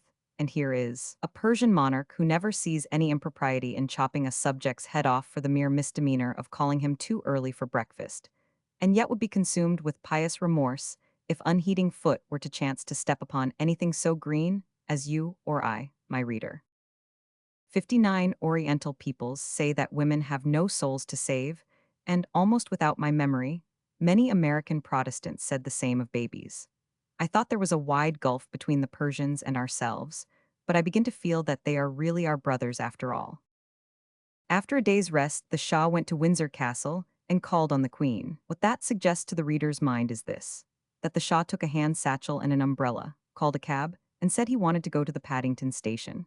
That when he arrived there, the driver charged him 6 pence too much, and he paid it rather than have trouble. That he tried now to buy a ticket, and was answered by a ticket seller as surly as a hotel clerk that he was not selling tickets for that train yet. That he finally got his ticket, and was beguiled of his satchel by a railway porter at once, who put it into a first-class carriage and got a sixpence, which the company forbids him to receive. That presently when the guard or conductor of the train came along, the Shah slipped a shilling into his hand and said he wanted to smoke, and straightway the guard signified that it was all right. That when the Shah arrived at Windsor Castle, he rang the bell, and when the girl came to the door asked her if the Queen was at home, and she left him standing in the hall and went to see. That by and by she returned, and said would he please sit down in the front room and Mrs. Guelph would be down directly. That he hung his hat on the hat rack, stood his umbrella up in the corner, entered the front room and sat down on a 60 haircloth chair. That he waited and got tired.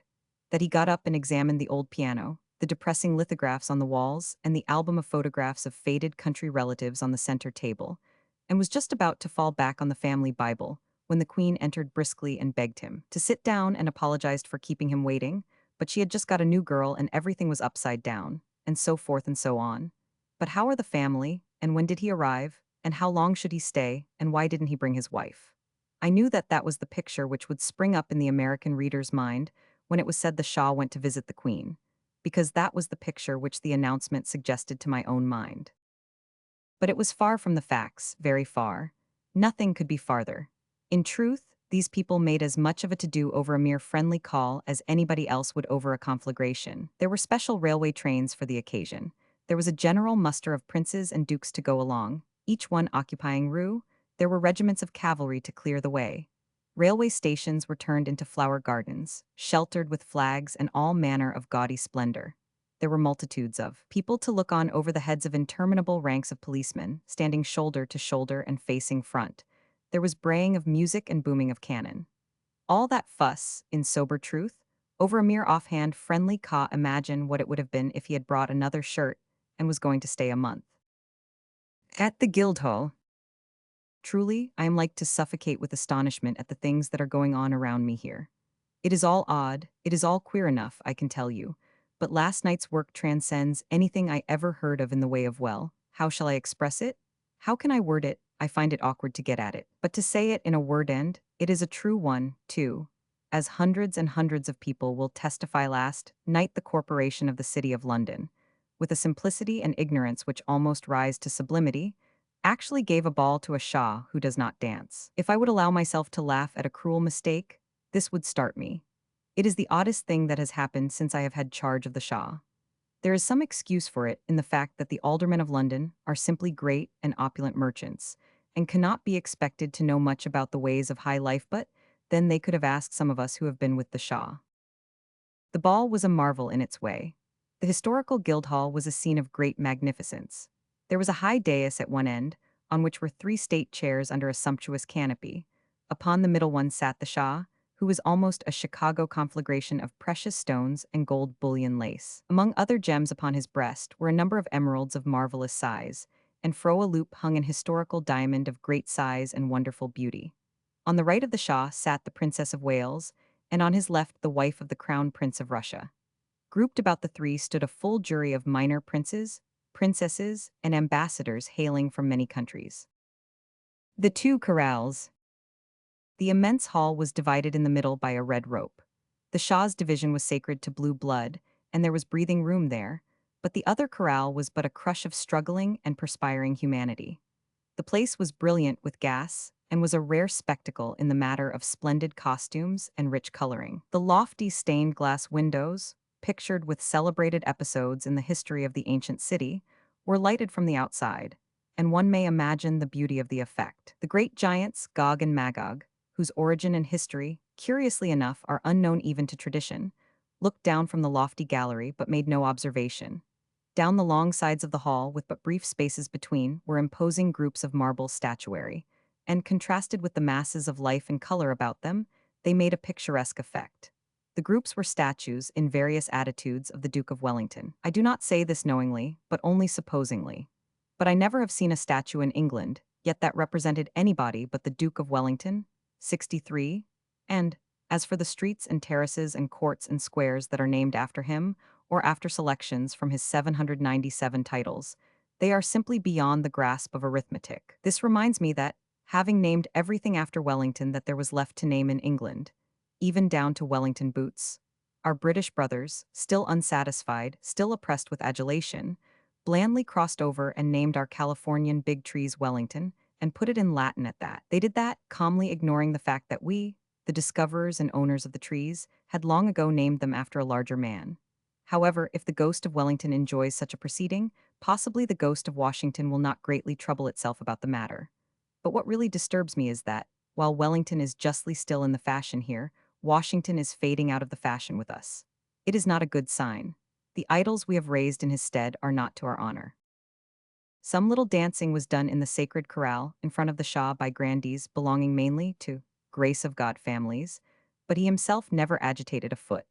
The several thousand commoner people on the other side of the rope could not dance any more than sardines in a box. Chances to view the Guildhall spectacle were so hungered for that people offered £5 for the privilege of standing 3 minutes in the musicians' gallery, and were refused. I cannot convey to you an idea of the inordinate desire, which prevails here to see the Shah better than by remarking that speculators, who held 4-seat 64 opera boxes at Covent Garden Theatre tonight, were able to get $250 for them. Had all the seats been sold at auction, the opera this evening would have produced not less than $125,000 in gold. I am below the figures rather than above them. The greatest house, for money, that America ever saw was gathered together upon the occasion of Jenny Lind's first concert at Castle Garden. The seats were sold at auction and produced something over $20,000. I am by no means trying to describe the Guildhall affair of last night. Such a crush of titled swells, such a bewildering array of jeweled uniforms and brilliant feminine costumes, such solemn and awful reception ceremonies in the library, such grim and stately imposing addresses and Persian replies, such imposing processional pageantry later on, such depressing dancing before the apathetic Shah, such ornate tables and imperial good cheer at the banquetet, makes a body tired to merely think of trying to put all that on paper. Perhaps you, sir, will be good enough to imagine it, and thus save one who respects you and honors you 5 columns of solid writing. The lunatic asylum is blessed with a glimpse.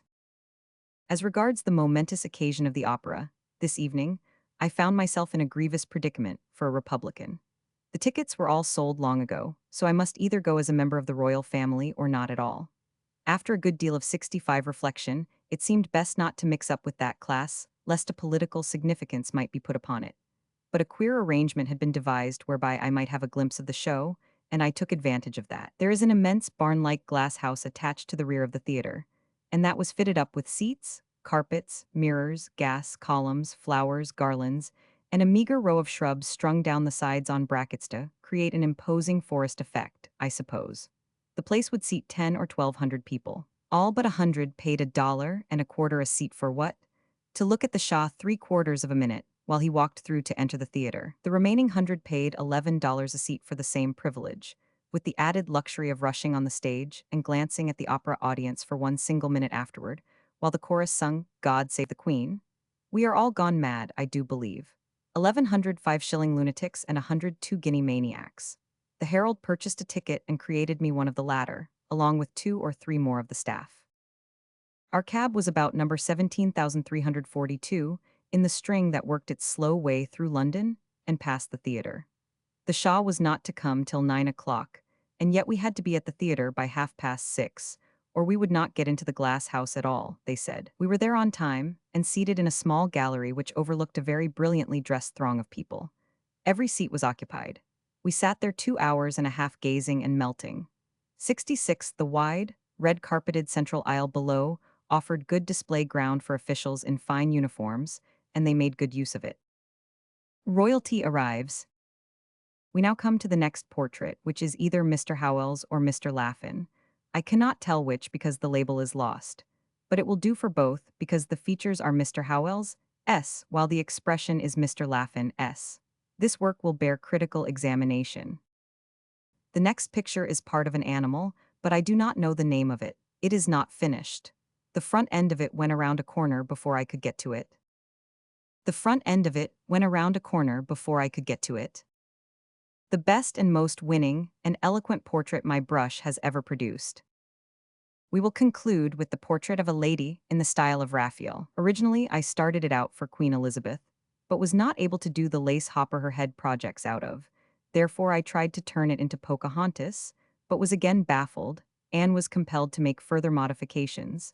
this time achieving success. By spiritualizing it and turning it into the noble mother of our race, and throwing into the countenance the sacred joy, which her first tailor-made outfit infuses into her spirit, I was enabled to add to my gallery the best and most winning and eloquent portrait my brush has ever produced. The most effective encouragement a beginner can have is the encouragement which he gets from noting his own progress with an alert and persistent eye. Save up your works and date them. As the years go by, run your eye over them from time to time and measure your advancing stride. This will thrill you, this will nerve you, this will inspire you as nothing else can. It has been my own course, and to it I owe the most that I am today in art. When I look back and examine my first effort and then compare it with my latest, it seems unbelievable that I have climbed so high in 31 years. Yet so it is. Practice, that is the secret. From 3 to 7 hours a day, it is all that is required. The results are sure, whereas indolence achieves nothing great. It seems unbelievable that I have climbed so high in 31 years. Sold to Satan. 1904. It was at this time that I concluded to sell my soul to Satan. Steel was a way down, so was St. Paul. It was the same with all the desirable stocks, in fact, and so, if I did not turn out to be a way down myself, now was my time to raise a stake and make my fortune. Without further consideration, I sent word to the local agent, Mr. Blank, with description and present condition of the property, and an interview with Satan was promptly arranged, on a basis of 2.5%, this commission payable only in case a trade should be consummated. I sat in the dark, waiting and thinking. How still it was.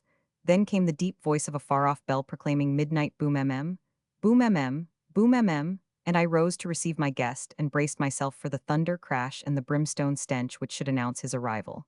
But there was no crash, no stench. Through the closed door, and noiseless, came the modern Satan, just as we see him on the stage, tall, slender, graceful, in tights and trunks, a short cape mantling his shoulders, a rapier at his side, a single drooping feather in his jaunty cap, and on his intellectual face the well-known and high-bred Mephistophelian smile. 327, but he was not a fire coal. He was not red, no, on the contrary. He was a softly glowing, richly smoldering torch, column, statue of pallid light, faintly tinted with a spiritual green, and out from him a lunar splendor flowed such as one sees glinting from the crinkled waves of tropic seas when the moon rides high in cloudless skies. He made his customary stage obeisance, resting his left hand upon his sword hilt and removing his cap with his right and making that handsome sweep with it which we know so well. Then we sat down.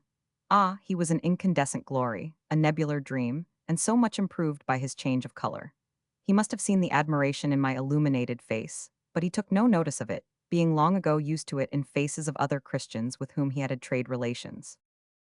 A half-hour of hot toddy and weather chat, mixed with occasional tentative feelers on my part and rejoinders of, well, I could hardly pay that for it, you know, on his, had much modified my shyness and put me so much at my ease that I was emboldened to feed my curiosity a little.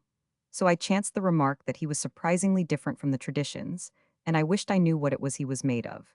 He was not offended, but answered with frank simplicity. Radium. That accounts for it, I exclaimed. It is the loveliest effulgence I have ever seen. The hard and heartless glare of the electric doesn't compare with it. I suppose your majesty weighs about 328. I stand 6 feet 1. Fleshed and blooded I would weigh 215, but radium, like other metals, is heavy. I weigh 900 odd. I gazed hungrily upon him, saying to myself, what riches, what a mine. 900 pounds at, say, $3,500,000 a pound would be, then a treacherous thought burst into my mind.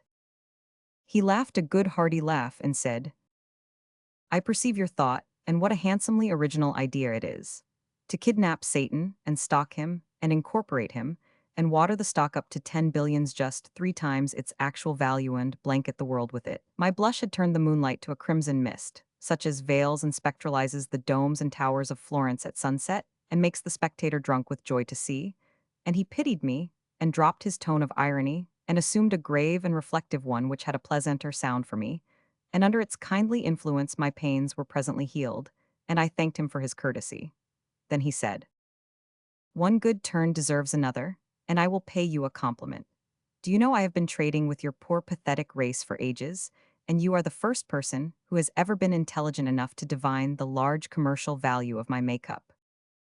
I purred to myself and looked as modest as I could. Yes, you are the first, he continued. All through the Middle Ages, I used to buy Christian 329 souls at fancy rates, building bridges and cathedrals in a single night in return, and getting swindled out of my Christian nearly every time that I dealt with a priestess history, will concede but making it up on the lay square dealer now and then, as I admit. But none of those people ever guessed where the real big money lay. You are the first. I refilled his glass and gave him another cover. But he was experienced by this time. He inspected the cigar pensively a while, then, "What do you pay for these?" he asked. 2 cents, but they come cheaper when you take a barrel. He went on inspecting, also mumbling comments, apparently to himself. Black rough skin drumpled, irregular, wrinkled, barky, with crispy curled up places on it burnt leather aspect, like the shoes of the damned that sit in pairs before the room doors at home of a Sunday morning. He sighed at thought of his home and was silent a moment. Then he said gently, "Tell me about this projectile." "It is the discovery of a great Italian statesman," I said. Cavour. One day he lit his cigar, then laid it down and went on writing and forgot it. It lay in a pool of ink and got soaked. By and by he noticed it and laid it on the stove to dry. When it was dry he lit it and at once noticed that it didn't taste the same as it did before. And so, did he say what it tasted like before? No, I think not. But he called the government chemist and told him to find out the source of that 330 new taste and report. The chemist applied the tests and reported that the source was the presence of sulfate of iron, touched up and spiritualized with vinegar, the combination out of which one makes ink. Cavour told him to introduce the brand in the interest of the finances. So, ever since then, this brand passes through the ink factory, with the great result that both the ink and the cigar suffer a sea change into something new and strange. This is history, sire, not a work of the imagination. So then he took up his present again, and touched it to the forefinger of his other hand for an instant, which made it break into flame and fragrance, but he changed his mind at that point and laid the torpedo down, saying, courteously, "With permission, I will save it for Voltaire." I was greatly pleased and flattered to be connected in even this little way with that great man and be mentioned to him, as no doubt would be the case, so I hastened to fetch a bundle of 50 for distribution among others of the renowned and lamented Goethe, and Homer, and Socrates, and Confucius, and so on, but Satan said he had nothing against those. Then he dropped back into reminiscences of the old times once more, and presently said, "They knew nothing about radium, and it would have had no value for them if they had known about it. In 20 million years, it has had no value for your race until the revolutionizing steam and machinery age was born, which was only a few years before you were born yourself. It was a stunning little century, for sure, that 19th, 331, but it's a poor thing compared to what the 20th is going to be." By request, he explained why he thought so. Because power was so costly then, and everything goes by power: the steamship, the locomotive, and everything else.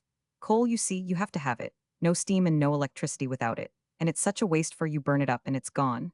But radium, that's another matter. With my 900 pounds, you could light the world and heat it and run all its ships and machines and railways 100 million years and not use up 5 pounds of it in the whole time. And then, quick, my soul is yours, dear ancestor. Take it, we'll start a company. But he asked my age, which is 68, then politely sidetracked the proposition, probably not wishing to take advantage of himself. Then he went on talking admiringly of radium, and how with its own natural and inherent heat it could go on melting its own weight of ice 24 times in 24 hours, and keep it up forever without losing bulk or weight. And how a pound of it, if exposed in this room, would blast the place like a breath from hell, and burn me to a crisp in a quarter of a minute, and was going on like that. But I interrupted and said, "But you are here, Majesty, 900 pounds, and the temperature is balmy and pleasant. I don't understand." "Well," he said, hesitatingly, "it is a secret, but I may as well reveal it, for these prying and impertinent 332 chemists are going to find it out sometime or other anyway. Perhaps you have read what Madame Curie says about radium, how she goes searching among its splendid secrets and seizes upon one after another of them, and italicizes its specialty. How she says, the compounds of radium are spontaneously luminous, require no coal in the production of light. You see, how she says, a glass vessel containing radium spontaneously charges itself with electricity, no coal, or water power required to generate it, you see. How she says, radium possesses the remarkable property of liberating heat, spontaneously and continuously no coal, required to fire up on the world's machinery, you see. She ransacks the pitchblende for its radioactive substances and captures three and labels them. One which is embodied with bismuth she names polonium, one which is embodied with barium she names radium, the name given to the third was actinium. Now listen, she says, the question now was to separate the polonium from the bismuth. This is the task that has occupied us for years and has been a most difficult one. For years, you see, for years. That is their way, those plagues, those scientists peg, dig, plod. I wish I could catch a cargo of them for my place. It would be an economy. Yes, for years, you see, they never give up. Patience, hope, faith, perseverance. It is the way of all the breed. Columbus and the rest. In radium, this lady has added a new world to the planet's possessions and matched Columbus and his peer. She has set herself the task of divorcing polonium and bismuth. When she succeeds, she will have done what, should you say? Pray name it, Majesty. It's another new world added, a gigantic one. I will explain, for you would never divine the size of it, and she herself does not suspect it. Do, Majesty, I beg of you.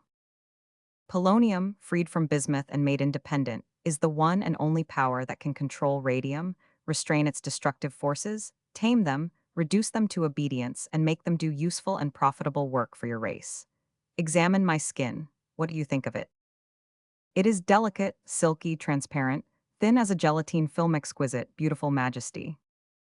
It is made of polonium. All the rest of me is radium. If I should strip off my skin, the world would vanish away in a flash of flame and a puff of smoke, and the remnants of the extinguished moon would sift down through space, a mere snow shower of gray ashes. I made no comment, I only trembled. You understand now, he continued. I burn, I suffer within, my pains are measureless and eternal, but my skin protects you and the globe from harm. Heat is power energy, but is only useful to man when he can control it and graduate its application to his needs. You cannot do that with radium, now. It will not be prodigiously useful to you, until polonium shall put the slave whip in your hand. I can release from my body the radium force in any measure I please, great or small. At my will I can set in motion 330 for the works of a lady's watch or destroy a world. You saw me light that unholy cigar with my finger.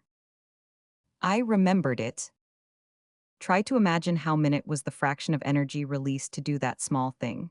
You are aware that everything is made up of restless and revolving molecules. Everything, furniture, rocks, water, iron, horses, men, everything that exists. Yes. Molecules of scores of different sizes and weights, but none of them big enough to be seen by help of any microscope. Yes. And that each molecule is made up of thousands of separate and never-resting little particles called atoms. Yes.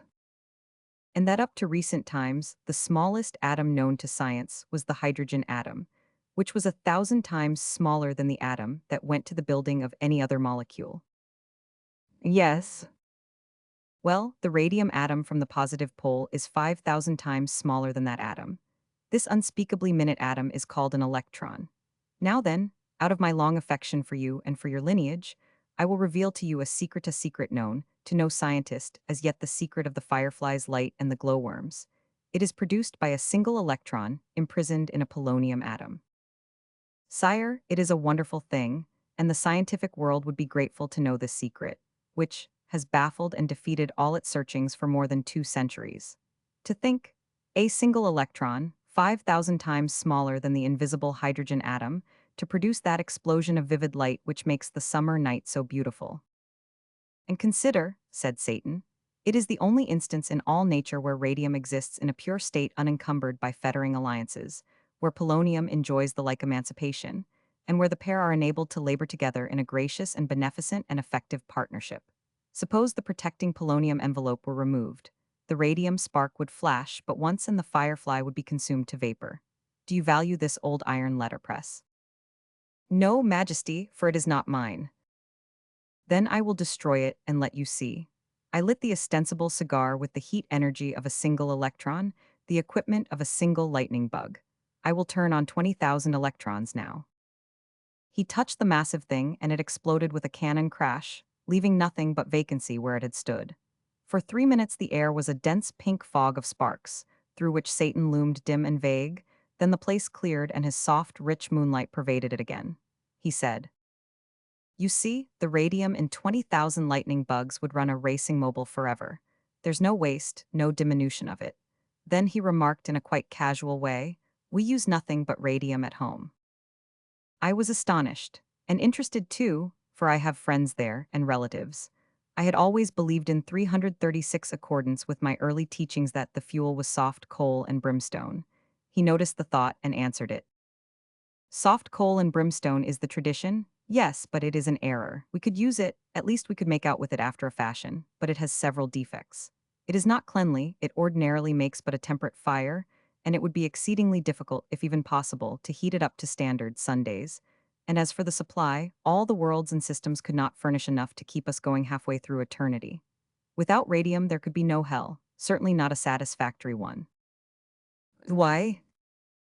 Because if we hadn't radium, we should have to dress the souls in some other material. Then, of course, they would burn up and get out of trouble. They would not last an hour, you know that. Why, yes, now that you mention it. But I suppose they were dressed in their natural flesh. They look so in the pictures in the Sistine Chapel and in the illustrated books, you know.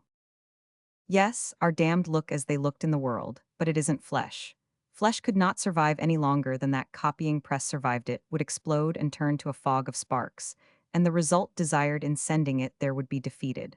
Believe me, radium is the only wear. I see it now, I said with prophetic discomfort. I know that you are right, Majesty.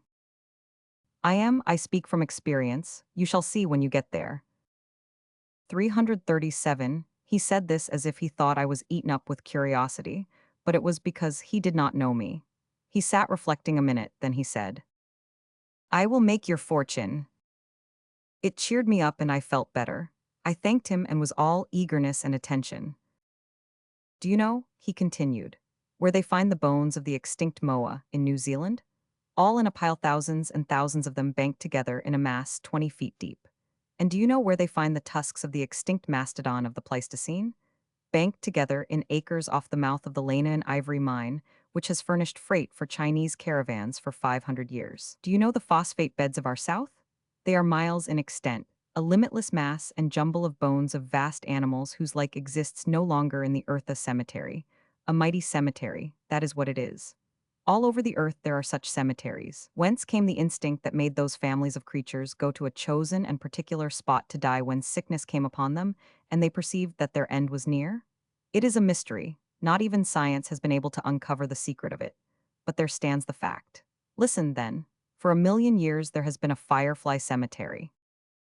Hopefully, appealingly, I opened my mouth. He motioned me to close it and went on. It is in a scooped-out bowl, half as big as this room, on the top of a snow summit of the Cordilleras. That bowl is level full of what? Pure firefly 338 radium, and the glow and heat of hell. For countless ages, myriads of fireflies have daily flown thither and died in that bowl, and been burned to vapor in an instant, each fly leaving as its contribution its only indestructible particle, its single electron of pure radium. There is energy enough there to light the whole world, heat the whole world's machinery, supply the whole world's transportation power from now till the end of eternity. The massed riches of the planet could not furnish its value in money. You are mine, it is yours. When Madame Curie isolates polonium, clothe yourself in a skin of it and go and take possession.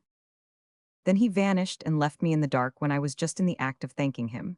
I can find the bowl by the light it will cast upon the sky. I can get the polonium presently, when that illustrious lady in France isolates it from the bismuth. Stock is for sale. Apply to Mark Twain. That Day in Eden. Passage from Satan's Diary. Long ago I was in the bushes near the Tree of Knowledge when the man and the woman came there and had a conversation. I was present now when they came again after all these years.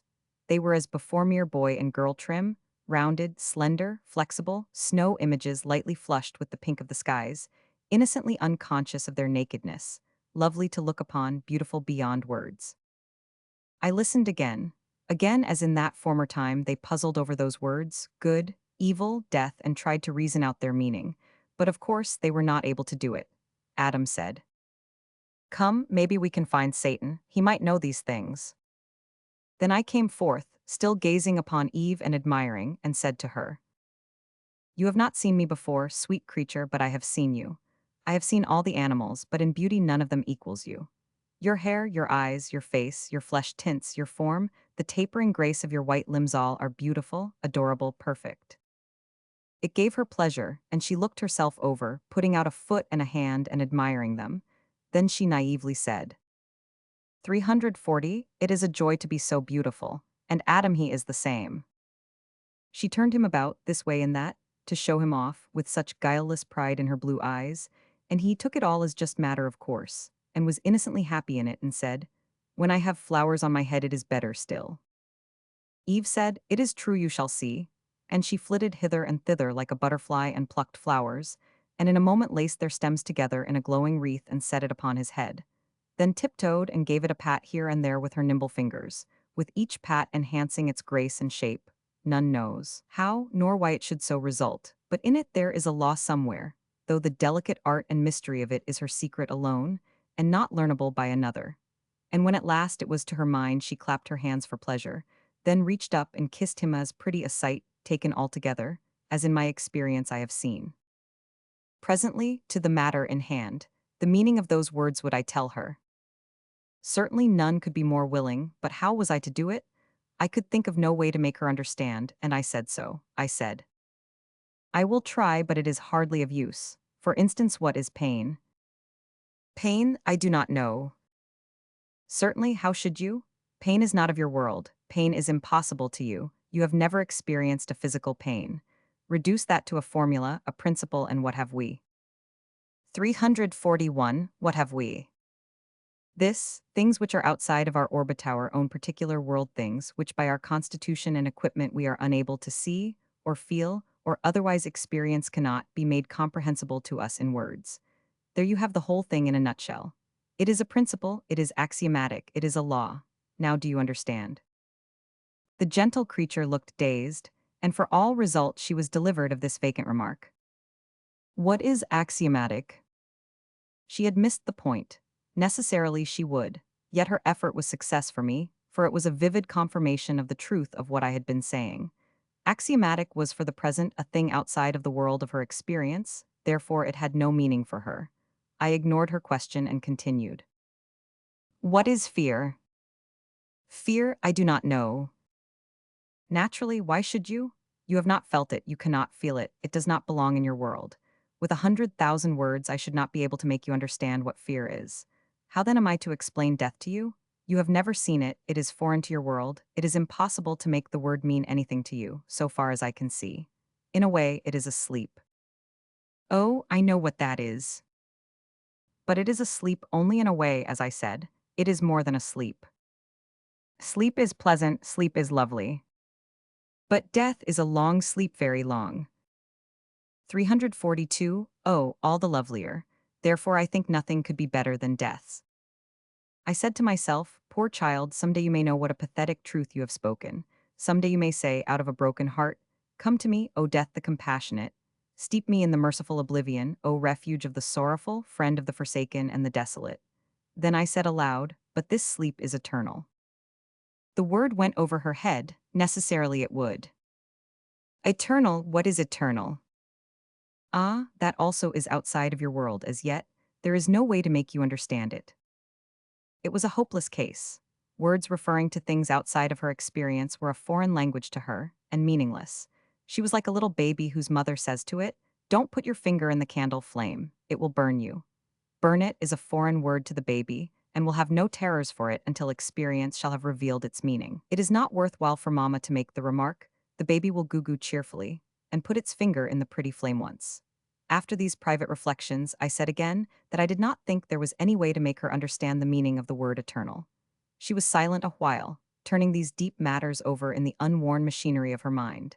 Then she gave up the puzzle and shifted her ground, saying, well, there are those other words. What is good and what is evil? 343, it is another difficulty. They again are outside of your world. They have place in the moral kingdom only. You have no morals. What are morals? A system of law which distinguishes between right and wrong, good morals and bad. These things do not exist for you. I cannot make it clear. you would not understand. But try. Well, obedience to constituted authority is a moral law. Suppose Adam should forbid you to put your child in the river and leave it there overnight, would you put the child there? She answered with a darling simplicity and guilelessness. Why, yes, if I wanted to. There, it is just as I said, you would not know any better. You have no idea of duty, command, obedience. They have no meaning for you. In your present estate, you are in no possible way responsible for anything you do or say or think. It is impossible for you to do wrong, for you have no more notion of right and wrong than the other animals have. You and they can do only right. Whatever you and they do is right and innocent. It is a divine estate, the loftiest and purest attainable in heaven and in earth. It is the angel gift.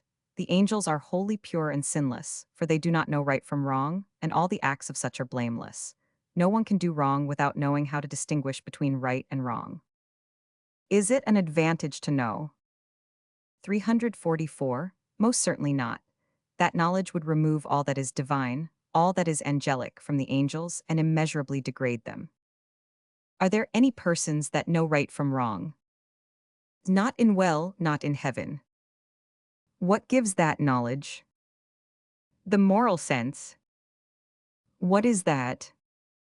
Well, no matter, be thankful that you lack it. Why? Because it is a degradation, a disaster.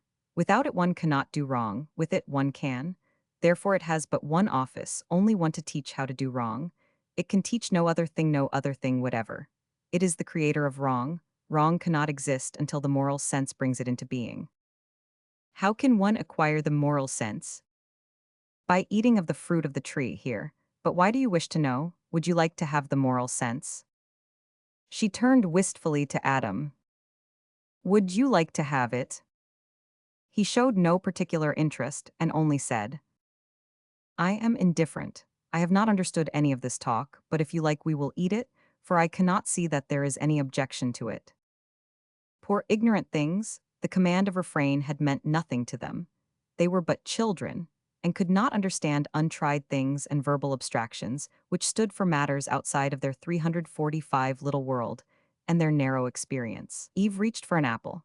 Oh, farewell, Eden and your sinless joys, come poverty and pain, hunger and cold and heartbreak, bereavement, tears and shame, envy, strife, malice and dishonor, age, weariness, remorse, then desperation and the prayer for the release of death, indifferent that the gates of hell yawn beyond it.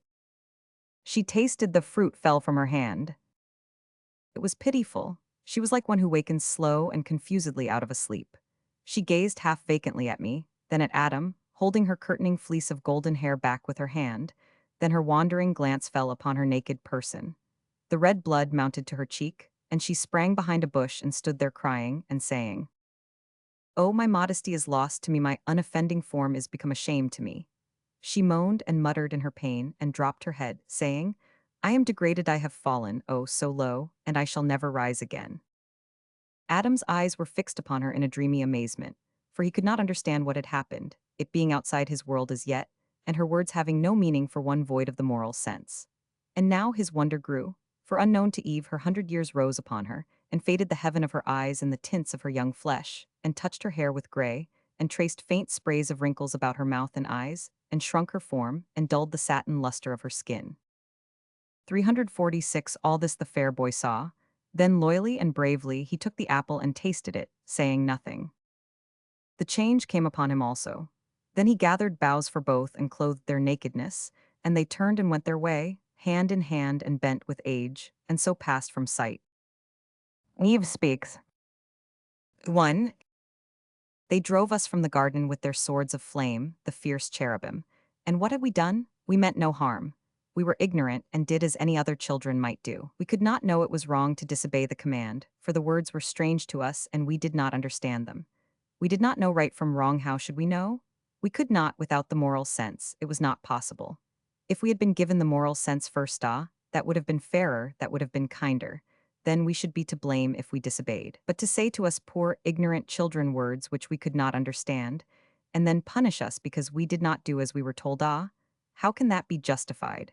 We knew no more then than this littlest child of mine knows now. With its 4 years, not so much, I think. Would I say to it, If thou touchest this bread, I will overwhelm thee with unimaginable disaster, even to the dissolution of thy corporeal elements.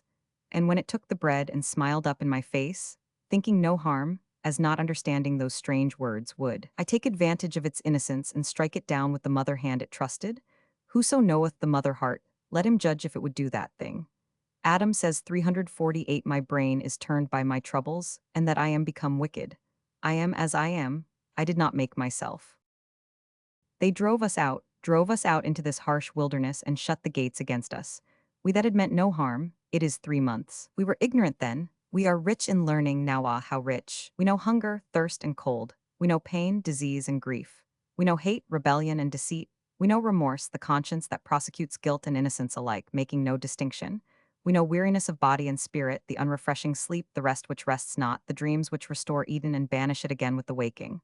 We know misery, we know torture and the heartbreak. We know humiliation and insult. We know indecency, immodesty, and the soiled mind. We know the scorn that attaches to the transmitted image of God exposed unclothed to the day. We know fear. We know vanity, folly, envy, hypocrisy. We know irreverence. We know blasphemy. We know right from wrong and how to avoid the one and do the other. We know all the rich product of the moral sense, and it is our possession. Would we could sell it for 1 hour of Eden and white purity? Would we could degrade the animals with it? We have it all, that treasure, all but death, death, death, what may that be? Adam comes. Well, he still sleeps.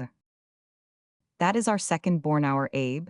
He has slept enough for his good, and his garden suffers for his care. Wake him. I have tried and cannot. Then he is very tired, let him sleep on. I think it is his hurt that makes him sleep so long. I answer, it may be so. Then we will let him rest, no doubt the sleep is healing it. Chapter 2. It is a day and a night now that he has slept. We found him by his altar in his field that morning, his face and body drenched in blood. He said his eldest brother struck him down. Then he spoke no more and fell asleep. We laid him in his bed and washed the blood away, and were glad to know the hurt was light and that he had no pain, for if he had had pain he would not have slept. It was in the early morning that we found him. All day he slept that sweet, reposeful sleep, lying always on his back and never moving, never turning. It showed how tired he was, poor thing. He is so good and works so hard, rising with the dawn and laboring till the dark. And now he is overworked. It will be best that he tax himself less after this, and I will ask him. He will do anything I wish. All the day he slept. I know, for I was always near, and made dishes for him and kept them warm against his waking. Often I crept in and fed my eyes upon his gentle face and was thankful for that blessed sleep. And still he slept on, slept with his 350 eyes wide, a strange thing, and made me think he was awake at first, but it was not so, for I spoke and he did not answer. He always answers when I speak. Cain has moods and will not answer, but not Abel. I have sat by him all the night, being afraid he might wake and want his food. His face was very white, and it changed, and he came to look as he had looked when he was a little child in Eden long ago, so sweet and good and dear. It carried me back over the abyss of years, and I was lost in dreams and tears-o hours, I think. Then I came to myself, and thinking he stirred, I kissed his cheek to wake him, but he slumbered on and I was disappointed. His cheek was cold. I brought sacks of wool and the down of birds and covered him, but he was still cold and I brought more. Adam has come again and says he is not yet warm. I do not understand it. Chapter 3. We cannot wake him. With my arms clinging about him, I have looked into his eyes, through the veil of my tears, and begged for one little word, and he will not answer.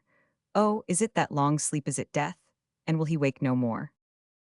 From Satan's Diary.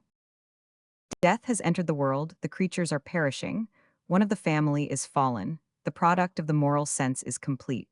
The family think ill of death, they will change their minds. Samuel Erasmus Moffat. August 16, 1908. His character and his death. August 16th. Early in the evening of the first day of this month, the telephone brought us a paralyzing shock. My nephew, Samuel E. Moffat, was drowned. It was while sea bathing. The seas were running high and he was urged not to venture out, but he was a strong swimmer and not afraid. He made the plunge with confidence, his frightened little son looking on. Instantly he was helpless. The great waves tossed him hither and thither, they buried him, they struck the life out of him. In a minute it was all over. He was 48 years old, he was at his best, physically and mentally, and was well on his way toward earned distinction. He was large-minded and large-hearted, There was no blot nor fleck upon his character. His ideals were high and clean, and by native impulse and without effort he lived up to them. He had been a working journalist, an editorial writer, for nearly 30 years, and yet in that exposed position had preserved his independence in full strength and his principles undecayed. Several years ago he accepted a high place on the staff of Collier's Weekly, and was occupying it when he died in an early chapter of my autobiography, written 3 years ago. I have told how he wrote from San Francisco, when he was a stripling, and asked me to help him get a berth on a daily paper there, and how he submitted to the severe conditions I imposed, and got the berth and kept it 16 years. As child and lad his health was delicate, capricious, insecure, and his eyesight affected by a malady which debarred him from book study and from reading. This was a bitter hardship for he had a wonderful memory and a sharp hunger for knowledge. School was not for him, yet while still a little boy he acquired an education, and a good one. He managed it after a method of his own devising. He got permission to listen while the classes of the normal school recited their abstruse lessons and blackboarded their mathematics. By questioning the little chap, it was found that he was keeping up with the star scholars of the school. In those days he paid us a visit in Hartford. It was when he was about 12 years old. I was laboriously constructing an ancient history game at the time, to be played by my wife and myself, and I was digging the dates and facts for it out of cyclopedias, a dreary and troublesome business. I had sweated blood over that work and was pardonably proud of the result, as far as I had gone. I showed the child my mass of notes, and he was at once as excited as I should have been over a Sunday school picnic at his age. He wanted to help, he was eager to help, and I was as willing to let him as I should have been to give away an interest in a 353 surgical operation that I was getting tired of. I made him free of the cyclopedias, but he never consulted them, he had their contents in his head. All alone he built and completed the game rapidly and without effort. Away back in 80 or 81, when the grand eruption of Krakatoa, in the Straits of Sunda, occurred, the news reached San Francisco late in the night, too late for editors to hunt for information about that unknown volcano encyclopedias and write it up exhaustively and learnedly in time for the first edition. The managing editor said, "Send to Moffat's home, rout him out and fetch him, he will know all about it, he won't need the cyclopedia." Which was true. He came to the office and swiftly wrote it all up without having to refer to books. I will take a few paragraphs from the article about him in Collier's Weekly. If you wanted to know any fact about any subject, it was quicker to go to him than to books of reference. His good nature made him the martyr of interruptions. In the middle of a sentence, in a hurry hour, he would look up happily, and whether the thing you wanted was railroad statistics or international law, he would bring it out of one of the pigeonholes in his brain. A born dispenser of the light, he made the giving of information a privilege and a pleasure on all occasions. This cyclopadic faculty was marvelous, because it was only a small part of his equipment which became invaluable in association with other gifts. A student and a humanist, he delighted equally in books and in watching all the workings of a political convention. For any one of the learned professions he had conspicuous ability. He chose that which, in the cloister of the editorial rooms, makes fame for others. Any judge or cabinet minister of our time may well be proud of a career of such usefulness 354 as his. Men with such a quality of mind as Moffat's are rare. Anyone who discussed with him the things he advocated stood a little awed to discover that here was a man who had carefully thought out what would be best for all the people in the world 2 or 3 generations hence, and guided his work according to that standard. This was the one broad subject that covered all his interests. In detail, they included the movement for universal peace, about which he wrote repeatedly. So small a thing as a plan to place flowers on the window sills and fire escapes of New York tenement houses enlisted not only the advocacy of his pen, but his direct personal presence and cooperation. Again and again, in his department in this paper, he gave endorsement and aid to similar movements, whether broad or narrow in their scope, the saving of the American forests, fighting tuberculosis, providing free meals for poor school children in New York, old age pensions, safety appliances for protecting factory employees, the beautifying of American cities, the creation of inland waterways, industrial peace. He leaves behind him wife, daughter, and son inconsolable mourners. The son is 13, a beautiful human creature, with the broad and square face of his father and his grandfather, a face in which one reads high character and intelligence. This boy will be distinguished by and by, I think. In closing this slight sketch of Samuel E. Moffat, I wish to dwell with lingering and a special emphasis upon the dignity of his character and ideals. In an age when we would rather have money than health, and would rather have another man's money than our own, he lived and died unsorted. In a day when the surest road to national greatness and admiration is by showy and rotten demagoguery in politics, and by giant crimes in finance, he lived and died a gentleman. The new planet. The astronomers at Harvard have observed perturbations in the orbital movement of Neptune, such as might be caused by the presence of a new planet in the vicinity. I believe in the new planet. I was 11 years old in 1846 when Leverrier and Adams and Mary Somerville discovered Neptune through the disturbance and discomfort it was causing Uranus.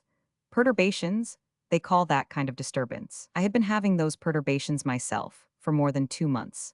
In fact, all through watermelon time, for they used to keep dogs in some of the patches in those days. You notice that these recent perturbations are considered remarkable because they perturbate through 3 seconds of arc, but really that is nothing. Often I used to perturbate through as much as half an hour if it was a dog that was attending to the perturbating. There isn't any Neptune that can outperturbate a dog, and I know because I am not speaking from hearsay. Why, if there was a planet 250,000 light years, the other side of Neptune's orbit, Professor Pickering would discover it in a minute if it could perturbate equal to a dog. Give me a dog every time when it comes to perturbating. You let a dog jump out at you all of a sudden in the dark of the moon, and you see what a small thing 3 seconds of arc is. The shutter that goes through you then would open the seams of Noah's Ark itself, from figurehead to rudder post, and you would drop that melon the same as if you had never had any but just a casual interest in it. I know about these things because this is not tradition I am writing, but history. Now then, notice this. About the end of August 1846, a change came over me and I resolved to lead a better life, so I reformed. But it was just as well anyway because they had got to having guns and dogs both. Although I was reformed, the perturbations did not stop. Does that strike you? They did not stop, they went right on and on and on for 3 weeks, clear up to the 23d of September. Then Neptune was discovered and the whole mystery stood explained. It shows that I am so sensitively constructed that I perturbate when any other planet is disturbed. This has been going on all my life. It only happens in the watermelon season, but that has nothing to do with it and has no significance. Geologists and anthropologists and horticulturists all tell me it is only ancestral and hereditary, and that is what I think myself. Now then, I got to perturbating again this summer all through watermelon time, and where do you think? Up here on my farm in Connecticut. Is that significant? Unquestionably it is, for you couldn't raise a watermelon on this farm with a derrick. That perturbating was caused by the new planet. That Washington Observatory may throw as much doubt as it wants to. It cannot affect me because no, there is a new planet. I know it because I don't perturbate for nothing. There has got to be a dog or a planet, one or the other, and there isn't any dog around here, so there's got to be a planet. I hope it is going to be named after me. I should just love it if I can't have a constellation. Marjorie Fleming, The Wonder. Child. Marjorie has been in her tiny grave 100 years, and still the tears fall for her and will fall. What an intensely human little creature she was. How vividly she lived her small life. How impulsive she was. How sudden, how tempestuous, how tender, how loving, how sweet, how loyal, how rebellious, how repentant, how wise, how unwise, how bursting with fun, how frank, how free, how honest, how innocently bad, how natively good, how charged with quaint philosophies, how winning, how precious, how adorable and how perennially and indestructibly interesting. And all this exhibited, proved, and recorded before she reached the end of her 9th year and fell on sleep. Geographically considered, the lassie was a Scot. But in fact she had no frontiers, she was the world's child, she was the human race in little.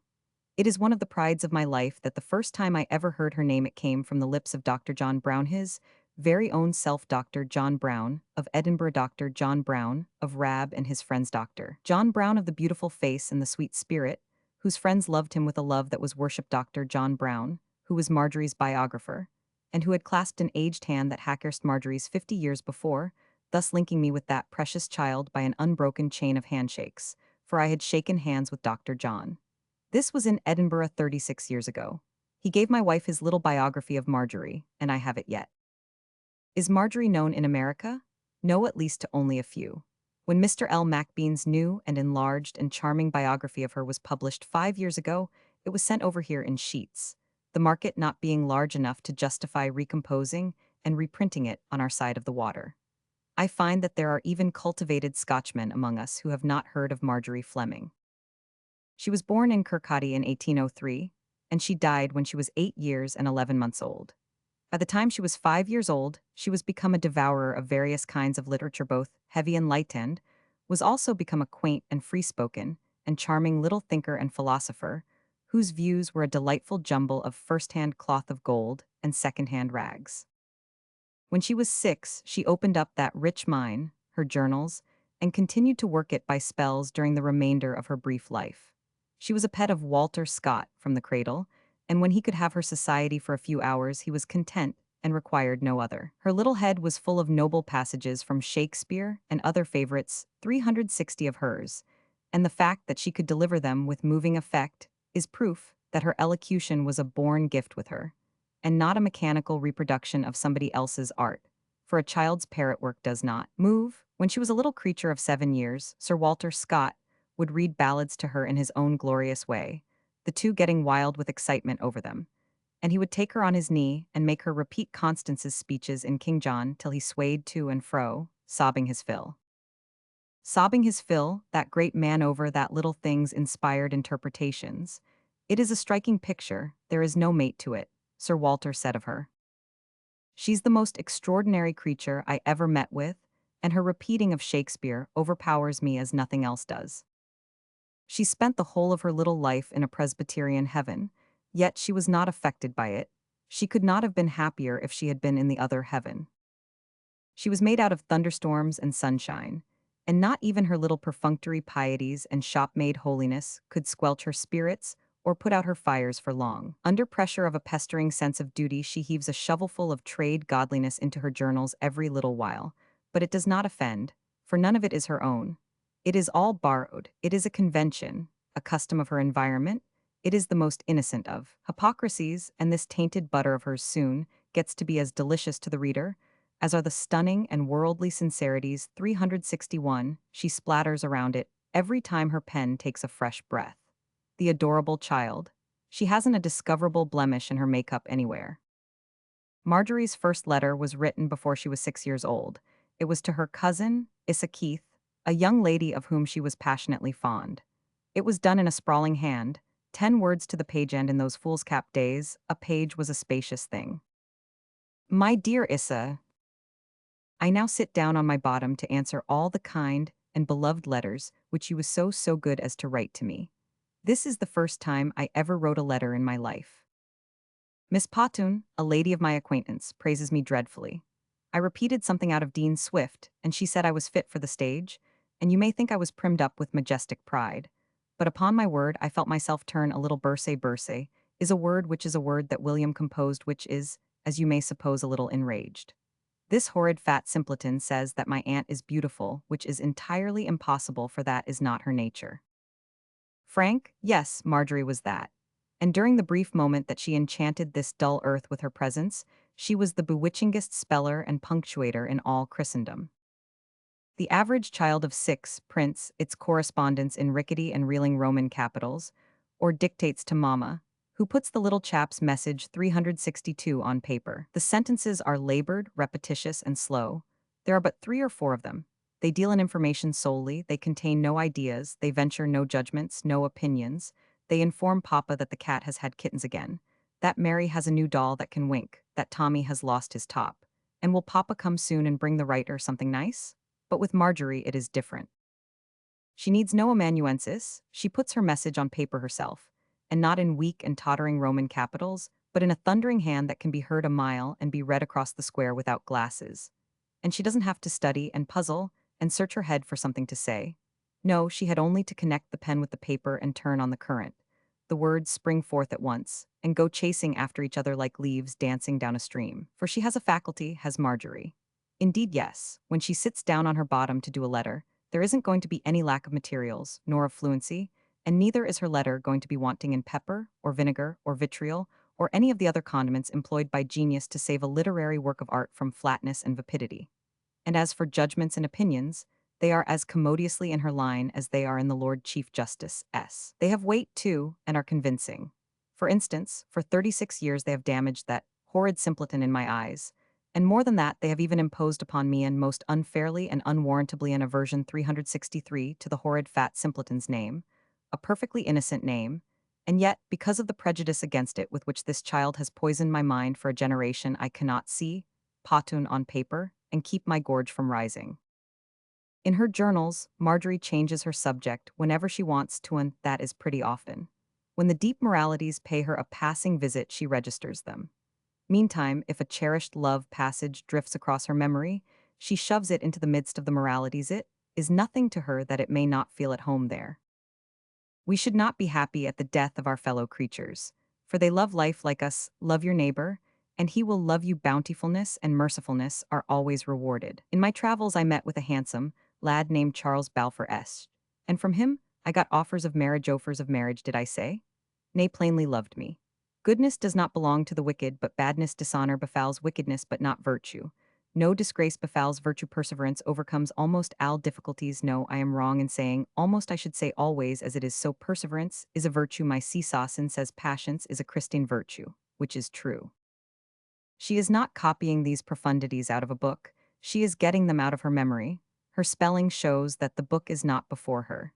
The easy and effortless flow of her talk is a marvelous thing in a baby of her age. Her interests are as wide and varied as a grown person's.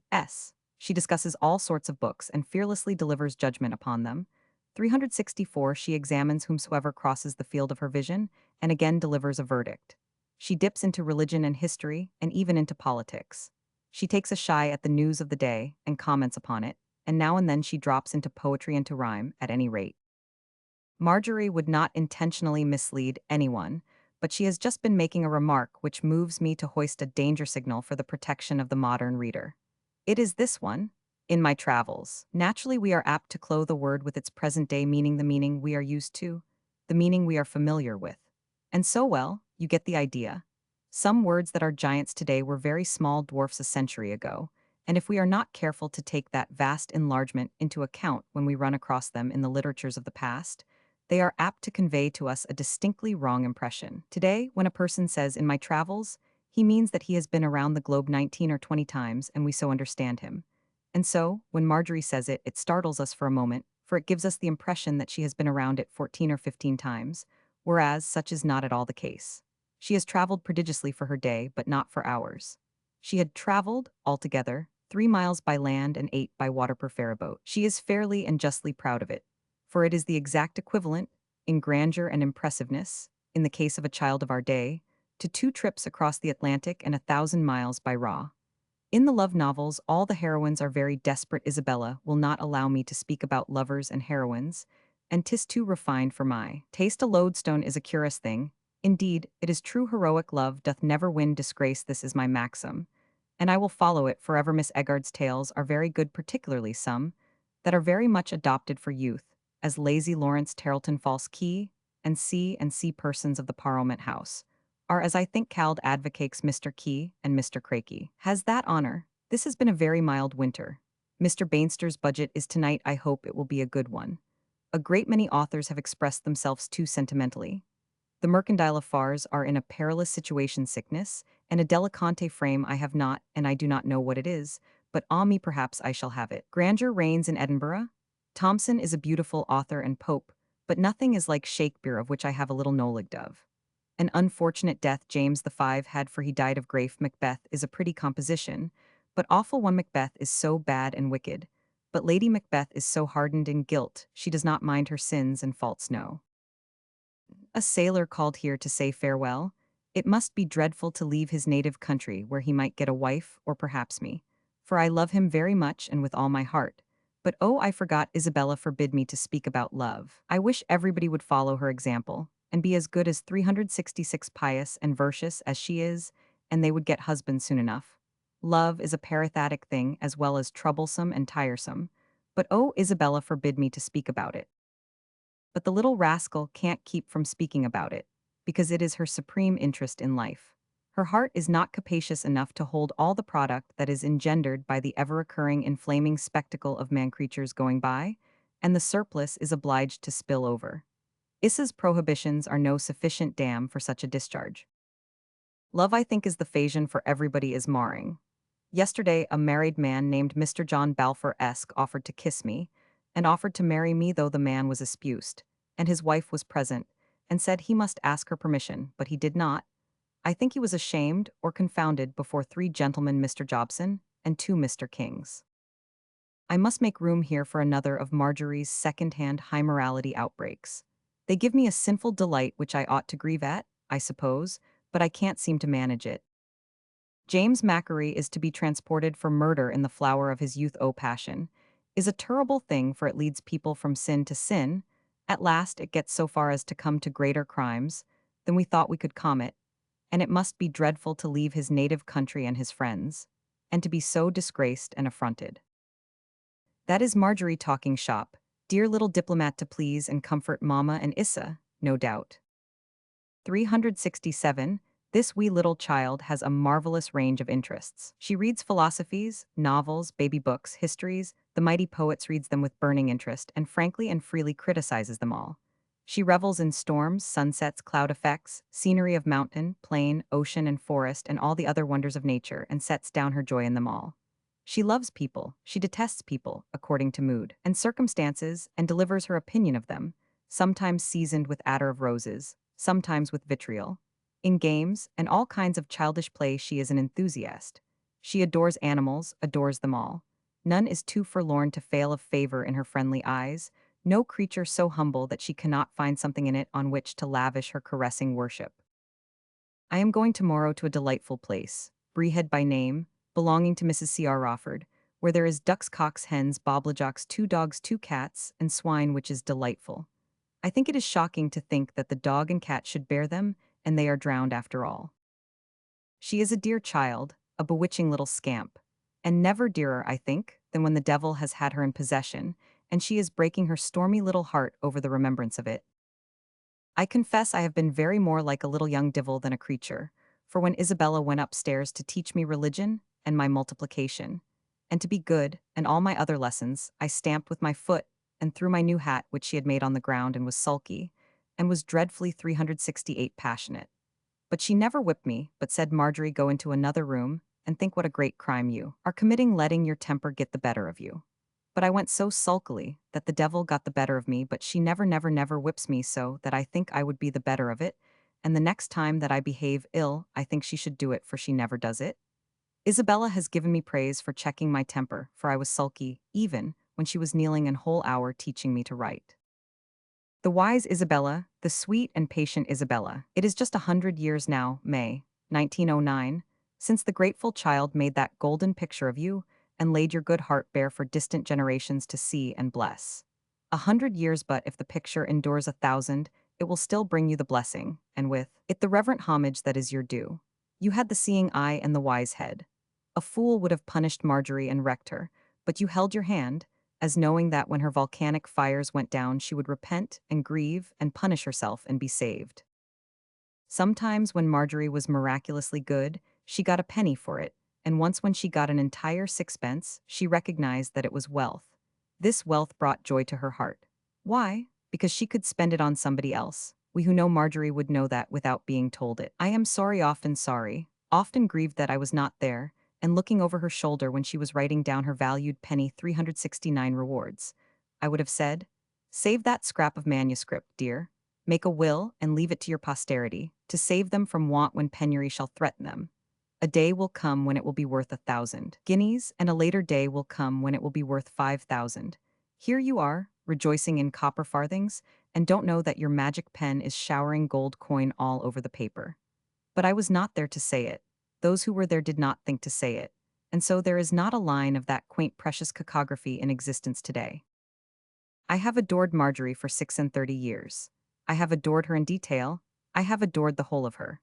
But above all other details, just a little above all other details, I have adored her, because she detested that odious and confusing and unvanquishable and unlearnable and shameless invention, the multiplication table. I am now going to tell you the horrible and wretched pledge that my multiplication gives me. You can't conceive it, the most devilish thing is 8 times 8, and 7 times 7, it is what nature itself can't endure. I stand reverently uncovered in the presence of that holy verdict. Here is that person again, whom I so dislike and for no reason at all, except that my Marjorie doesn't like her. Miss Potun is very fat, she pretends to be very learned. She says she saw a stone that dropped from the skies, but she is a good Christian. 370 of course, stones have fallen from the skies, but I don't believe this horrid fat simpleton had ever seen one that had done it. But even if she had, it was none of her business, and she could have been better employed than in going around exaggerating it and carrying on about it and trying to make trouble with a little child that had never done her any harm. The birds do chirp, the lambs do leap, in nature is clothed with the garments of green, yellow, and white, purple, and red. There is a book that is called the Newgate Calendar that contains all the murders. All the murders, did I say? Nay, all thefts and forgeries that ever were committed, and fills me with horror and consternation. Marjorie is a diligent little student, and her education is always storming along and making great time and lots of noise. Isabella this morning taught me some French words, one of which is bonsoir, the interpretation is good morning. It slanders Isabella, but the slander is not intentional. The main thing to notice is that big word, interpretation. Not many children of Marjorie's age can handle a five-syllable team in that easy and confident way. It is observable that she frequently employs words of an imposingly formidable size and is manifestly quite familiar with them and not at all afraid of them. Issa is teaching me to make semicolons, knots of interrogations, periods, and commas, and see as this is Sunday 371, I will meditate up insentiable and religious subjects first. I should be very thankful I am not a beggar as many are. That was the first. She didn't get to her second subject, but got sidetracked by a saner interest and used her time to better purpose. It is melancholy to think that I have so many talents, and many there are that have not had the attention paid to them that I have, and yet they contrive to be better than me. Isabella is far too indulgent to me, and even the Miss Crawfords say that they wonder at her patience with me, and it is indeed true, for my temper is a bad one. The daring child wrote a synopsized history of Mary Queen of Scots and of 5 of the Royal Jameses in rhyme, but never mind. We have no room to discuss it here. Nothing was entirely beyond her literary jurisdiction. If it had occurred to her that the laws of Rome needed codifying, she would have taken a chance at it. Here is a sad note. My religion is greatly falling off because I don't pray with so much attention when I am saying my prayers, and my character is lost among the Breahead people. I hope I will be religious again, but as for regaining my character, I despair of it. When religion and character go, they leave a large vacuum, but there are ways to fill it. I forgot to say, but I've 4 lovers. The other one is Harry Watson, a very delightful boy. James Keith hardly ever spoke to me, he said, girl. 372 make less noise. Crakey Hall. I walked to that delightful place with a delightful young man beloved by all his friends, and especially by me his loveress. But I must not talk any longer about him, for Issa said it is not proper for to speak of gentlemen, but I will never forget him. The Scythians tribe live very coarsely, for a glutton introduced to Arsaces the captain of the army. One man who dressed hare and another man who was a good cook. But Arsaces said that he would keep one for brushing his horse's tail and the other to feed his pigs. On Saturday I expected no less than 3 well-made bucks, the names of whom is here advertised. Mr. Geo, Crakey, and W.M. Keith, and J.N. Keith. The first is the funniest of every one of them. Mr. Crakey and I walked to Crakey Hall hand in hand, in innocence and meditation, sweet thinking on the kind love which flows in our tender-hearted mind, which is overflowing with majestic pleasure. No one was ever so polite to me in the whole state of my existence. Mr. Crakey, you must know, is a great buck and pretty good-looking. For a purpose, I wish the reader to take careful note of these statistics. I am going to tell you of a melancholy story. A young turkey of 2 or 3 months old, would you believe it, the father broke its leg, and he killed another. I think he ought to be transported or hanged. Marjorie wrote some verses about this tragedy, think. I cannot be quite certain it is this one, for in the verses there are 3 deaths, whereas these statistics do not furnish so many. Also in the statistics the father of the deceased is indifferent about the loss he has sustained, whereas in the verses he is not. Also in the 3rd verse, the mother, too, exhibits feeling, whereas in the 2 closing verses of the poem at least it seems to be she is indifferent.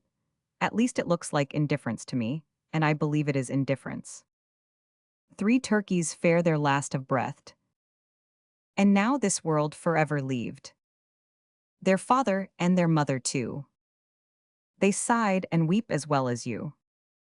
Indeed, the rats their bones have cranched. Into eternity they're launched. A direful death indeed they had. As wad put any parent mad. But she was more than usual calm. She did not give a single damn. The naughty little scamp, I mean, for not leaving out the L in the word calm, so as to perfect the rhyme. It seems a pity to damage with a lame rhyme a couplet that is otherwise without a blemish. Marjorie wrote 4 journals. She began the first one in January, 1809, when she was just 6 years old, and finished it 5 months later in June. She began the second in the following month, and finished it 6 months afterward, January, 1810, when she was just 7. She began the third one in April, 1810, and finished it in the autumn. 374, she wrote the fourth in the winter of 1810-11, and the last entry in it bears date July 19, 1811, and she died exactly 5 months later, December 19th, aged 8 years and 11 months. It contains her rhymed Scottish histories. Let me quote from Dr. John Brown. The day before her death, Sunday, she sat up in bed, worn and thin, her eye gleaming as with the light of a coming world, and with a tremulous old voice repeated a long poem by Burns heavy with the shadow of death, and lit with the fantasy of the judgment seat the publican's prayer in paraphrase, beginning, Why am I loth to leave this earthly scene? Have I so found it full of pleasing charms? Some drops of joy, with draughts of ill between. Some gleams of sunshine, mid renewing storms. It is more affecting than we care to say to read her mother's and Isabella Keith's letters written immediately after her death. Old and withered, tattered and pale, they are now, but when you read them, how quick, how throbbing with life and love. How rich in that language of affection which only women, and Shakespeare, and Luther can use that power of detaining the soul over the beloved object and its loss. 50 years after Marjorie's death, her sister, writing to Dr. Brown, said, My mother was struck by the patient quietness manifested by Marjorie during this illness, unlike her ardent, impulsive nature. But love and poetic feeling were unquenched. When Dr. Johnstone 375 rewarded her submissiveness with a sixpence, the request speedily followed that she might get out ere New Year's Day came. When asked why she was so desirous of getting out, she immediately rejoined, Oh, I am so anxious to buy something with my sixpence for my dear Issa Keith. Again, when lying very still, her mother asked her if there was anything she wished. Oh yes, if you would just leave the room door open a wee bit and play the land o' the leal, and I will lie and think and enjoy myself. This is just as stated to me by her mother and mine. Well, the happy day came, alike to parents and child, when Marjorie was allowed to come forth from the nursery to the parlor. It was Sabbath evening and after tea. My father, who idolized this child and never afterward in my hearing mentioned her name, took her in his arms, and while walking her up and down the room she said, Father, I will repeat something to you. What would you like? He said, Just choose for yourself, matey. She hesitated for a moment between the paraphrase, Few are thy days and full of woe, and the lines of Burns already quoted, but decided on the latter. A remarkable choice for a child. The repeating of these lines seemed to stir up the depths of feeling in her soul. She asked to be allowed to write a poem. There was a doubt whether it would be right to allow her, in case of hurting her eyes. She pleaded earnestly, just this once. The point was yielded, her slate was given her, and with great rapidity she wrote an address of 14 lines to my loved cousin on the author's recovery. 376, the cousin was Issa Keith. She went to bed apparently well, awoke in the middle of the night with the old cry of woe to a mother's heart. My head, my head.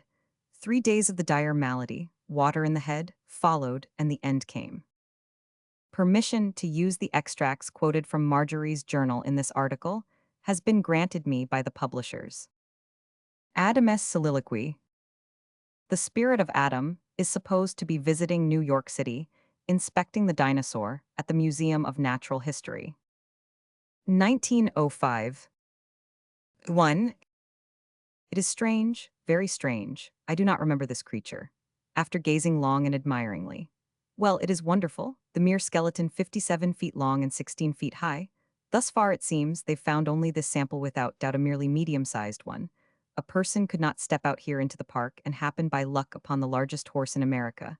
No, he would happen upon one that would look small alongside of the biggest Normandy. It is quite likely that the biggest dinosaur was 90 feet long and 20 feet high. It would be 5 times as long as an elephant. An elephant would be to it what a calf is to an elephant. The bulk of the creature, the weight of him, as long as the longest whale and twice the substance in him, and all good wholesome pork most likely, meat enough to last a village a year. Think of 100 of them in line, draped in shining cloth of gold. A majestic thing for a coronation procession, but expensive for he would eat much. Only kings and millionaires could afford him. I have no recollection of him. Neither Eve nor had heard of him until yesterday. We spoke to Noah about him. He colored and changed the subject. Being brought back to it and pressed a little, he confessed that in the matter of stocking the ark, the stipulations had not been carried out with absolute strictness, that is, in minor details, unessentials. There were some irregularities. He said the boys were to blame for this, the boys mainly, his own fatherly indulgence partly. They were in the giddy heyday of their youth at the time, the happy springtime of life. Their 100 years sat upon them lightly, and well, he had once been a boy himself, and he had not the heart to be too exacting with them. And so well, they did things they shouldn't have done, and he, to be candid, he winked. But on the whole, they did pretty faithful work, considering their age. They collected and stowed a good share of the really useful animals. And also, when Noah was not watching, a multitude of useless ones, such as flies, mosquitoes, snakes, and so on. But they did certainly leave ashore a good many creatures which might possibly have had value some time or other, in the course of time. Mainly these were vast saurians 100 feet long, and monstrous mammals, such as the megatherium and that sort, and there was really some excuse for leaving them behind, for 2 reasons. One, it was manifest that some time or other they would be needed as fossils for museums, and two, there had been a miscalculation, the ark was smaller than it should have been, and so there wasn't room for those creatures. There was actually fossil materia enough all by itself to freight 25 arks like that one. As for the dinosaur, but Noah's conscience was easy. It was not named in his cargo list, and he and the boys were not aware that there was such a creature.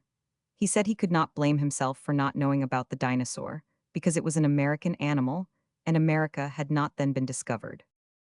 Noah went on to say, I did reproach the boys for not making the most of the room we had, by discarding trashy animals and substituting beasts like the mastodon, which could be useful to man in doing heavy work such as the elephant performs, but they said those great creatures would have increased our labors beyond our strength, in the matter of feeding and watering them, we being short-handed. There was something in that. We had no pump, there was but one window. We had to let down a bucket from that and haul it up a good 50 feet, which was very tiresome.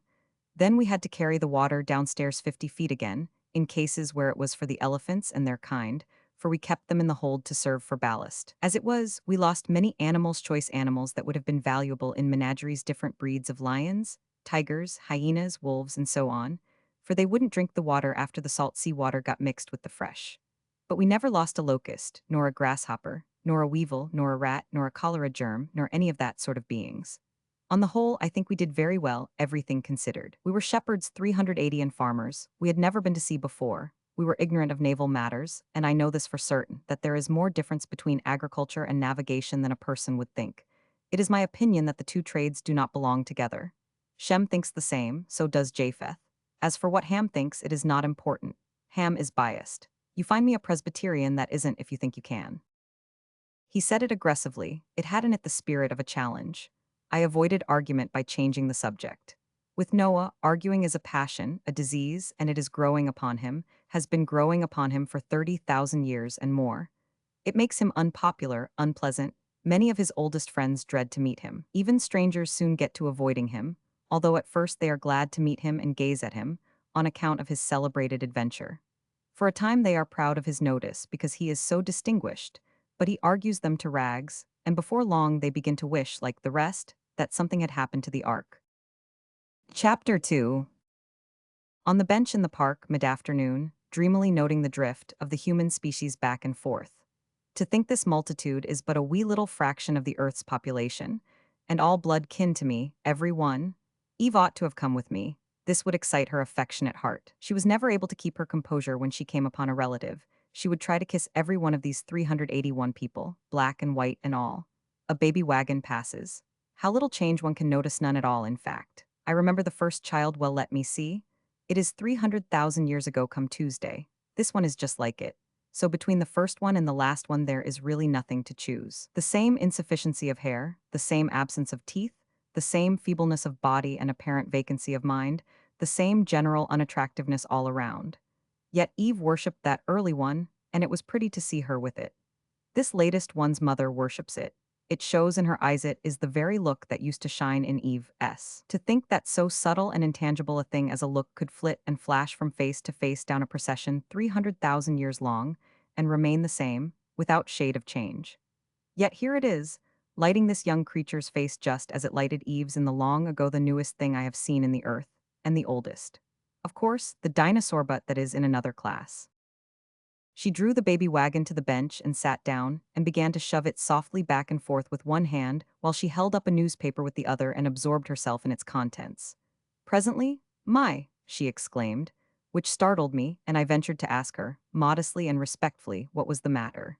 She courteously passed the paper to me and said, pointing with her finger, "There it reads like fact, but I don't know."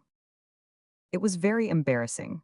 I tried to look at my ease and nonchalantly turned the paper this and that and the other way, but her eye was upon me, and I felt that I was not succeeding. Pretty soon she asked, hesitatingly, Can't you read?" I had to confess that I couldn't. It filled her with wonder. But it had one pleasant effect: it interested her in me, and I was thankful, for I was getting lonesome for someone to talk to and listen to. The young fellow who was showing me around on his own motion, I did not invite him, had missed his appointment at the museum, and I was feeling disappointed, for he was good company. When I told the young woman I could not read, she asked me another embarrassing question. "Where are you from?" I skirmished to gain time and position. I said, "Make a guess, see how near you can come." She brightened and exclaimed, "I shall dearly like it, sir, if you don't mind. If I guess right, will you tell me?" "Yes." "Honor bright." "Honor bright, what is that?" She laughed delightedly and said, "That's a good start. I was sure that that phrase would catch you. I know one thing now, all right, I know." "What do you know?" "That you are not an American, and you aren't, are you?" "No, you are right, I'm not honor bright as you say." 383, she looked immensely pleased with herself, and said, "I reckon I'm not always smart, but that was smart anyway. But not so very, after all, because I already believed I knew that you were a foreigner, by another sign." "What was that?" "Your accent." She was an accurate observer. I do speak English with a heavenly accent, and she had detected the foreign twang in it. She ran charmingly on, most naively and engagingly pleased with her triumph. "The minute you said, 'See how near you can come to it,' I said to myself, 2 to 1 he is a foreigner, and 10 to 1 he's English. Now that is your nationality, isn't it?" I was sorry to spoil her victory, but I had to do it. You'll have to guess again." "What, you are not an Englishman?" "No honor bright." She looked me searchingly over, evidently communing with herself, adding up my points. Then she said, "Well, you don't look like an Englishman, and that is true." After a little she added, "The fact is, you don't look like any foreigner, not quite like anybody I've seen before. I will guess some more." She guessed every country whose name she could think of and grew gradually discouraged. Finally she said, "You must be the man without a country, the 384 one the story tells about. You don't seem to have any nationality at all. How did you come to America? Have you any kinfolks here?" "Yes, several." "Oh, then you came to see them." "Partly, yes." She sat a while thinking, then, "Well, I'm not going to give up quite yet. Where do you live when you are at home, in a city or in the country?" "Which do you think?" "Well, I don't quite know. You do look a little countrified, if you don't mind my saying it, but you look a little citified, too, not much, but a little, although you can't read, which is very curious, and you are not used to newspapers. Now my guess is that you live mainly in the country when you are at home, and not very much in the city. Is that right?" "Yes, quite right." "Oh, good, now I'll take a fresh start." Then she wore herself to the bone, naming cities, no success. Next she wanted me to help her a little with some pointers, as she phrased it. Was my city large? Yes. Was it very large? Yes. Did they have mobiles there? No. Electric light? No. Railroads, hospitals, colleges, cops? No. Why then, it's not civilized. Where can that place be? Be good and tell me just one peculiarity of it, then maybe I can guess. Well then, just one, it has gates of pearl. Oh, go along, that's the New Jerusalem. It isn't fair to joke, never mind. I'll guess it yet at 385 will come into my head pretty soon, just when I'm not expecting it. Oh, I've got an idea. Please talk a little in your own language, that'll be a good pointer. I accommodated her with a sentence or two. She shook her head despondently. No, she said, it doesn't sound human. I mean, it doesn't sound like any of these other foreigners. It's pretty enough, it's quite pretty, I think, but I'm sure I've not heard it before. Maybe if you were to pronounce your name, what is your name, if you'll be so good? Adam. Adam. Yes.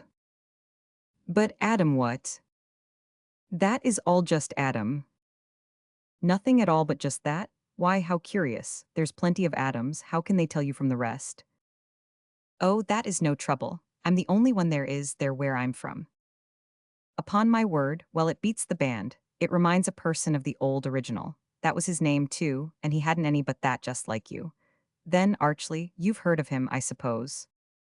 Oh yes, do you know him? Have you ever seen him? Seen him? Seen Adam? Thanks to goodness, no, it would scare me into fits. I don't see why.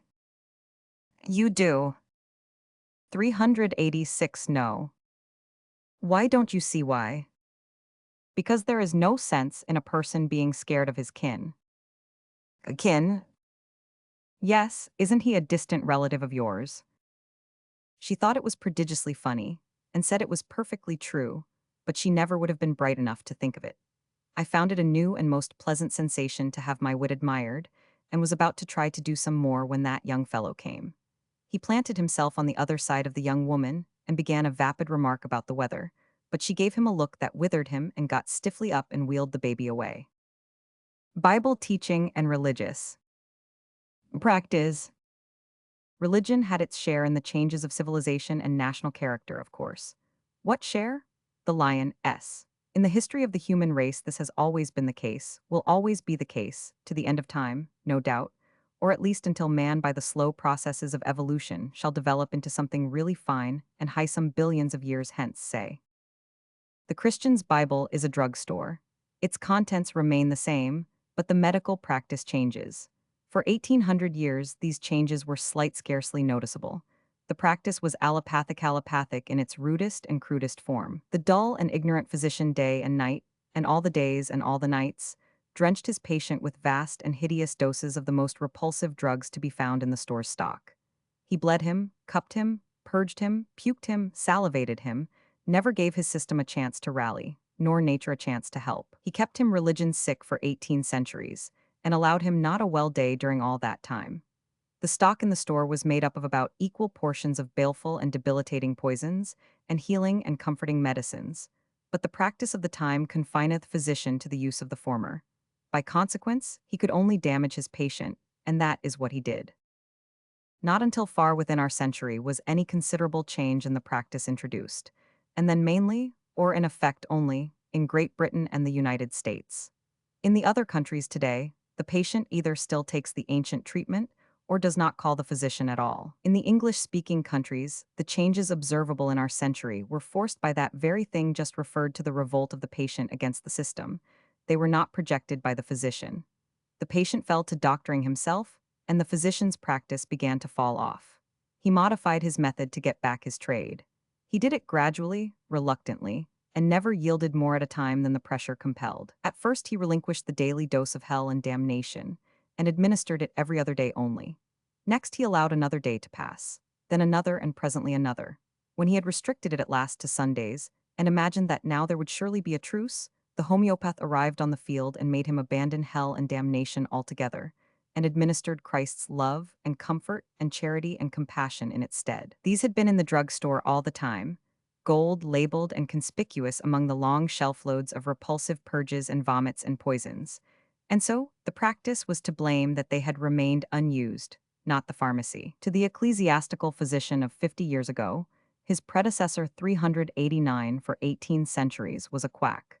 To the ecclesiastical physician of today, his predecessor of 50 years ago was a quack. To the everyman his own ecclesiastical doctor of when? What will the ecclesiastical physician of today be? Unless evolution, which has been a truth ever since the globes, suns, and planets of the solar system were but wandering films of meteor dust, shall reach a limit and become a lie, there is but one fate in store for him. The methods of the priest and the parson have been very curious, their history is very entertaining. In all the ages, the Roman Church has owned slaves, bought and sold slaves, authorized and encouraged her children to trade in them. Long after some Christian peoples had freed their slaves, the Church still held on to hers. If any could know, to absolute certainty, that all this was right, and according to God's will and desire, surely it was she, since she was God's specially appointed representative in the earth and sole authorized and infallible expounder of his Bible. There were the texts, there was no mistaking their meaning. She was right, she was doing in this thing what the Bible had mapped out for her to do. So unassailable was her position that, in all the centuries, she had no word to say against human slavery. Yet now at last, in our immediate day, we hear a pope saying slave trading is wrong, and we see him sending an expedition to Africa to stop it. The texts remain, it is the practice that has changed. Why? Because the world has corrected the Bible. The Church never corrects it, and also never fails to drop in at the tail of the processionante the credit of the correction, as she will presently do in this instance. Christian England supported slavery and encouraged it for 250 years, and her church's consecrated ministers looked on, sometimes taking an active hand, the rest of the time indifferent. England's interest in the business may be called a Christian interest, a Christian industry. She had her full share in its revival after a long period of inactivity, and this revival was a Christian monopoly. That is to say, it was in the hands of Christian countries exclusively. English parliaments aided the slave traffic and protected it. Two English kings held stock in slave-catching companies. The first regular English slave hunter, John Hawkins, of still revered memory, made such successful havoc on his second voyage, in the matter of surprising and burning villages, and maiming, slaughtering, capturing, and selling their unoffending inhabitants, that his delighted queen conferred the chivalric honor of knighthood on him, a rank which had acquired its chief esteem and distinction in other and earlier fields of Christian effort. The new knight, with characteristic English frankness and brusque simplicity, chose as his device the figure of a Negro slave, kneeling and in chains. Sir John's work was the invention of Christians, was to remain a bloody and awful monopoly in the hands of Christians for a quarter of a millennium, was to destroy homes, separate families, enslave friendless men and women, and break a myriad of human hearts, to the end that Christian nations might be prosperous and comfortable, 391 Christian churches be built, and the gospel of the meek and merciful Redeemer be spread abroad in the earth. And so, in the name of his ship, unsuspected but eloquent and clear, lay hidden prophecy. She was called the Jesus. But at last in England, an illegitimate Christian rose against slavery. It is curious that when a Christian rises against a rooted wrong at all, he is usually an illegitimate Christian, member of some despised and bastard sect.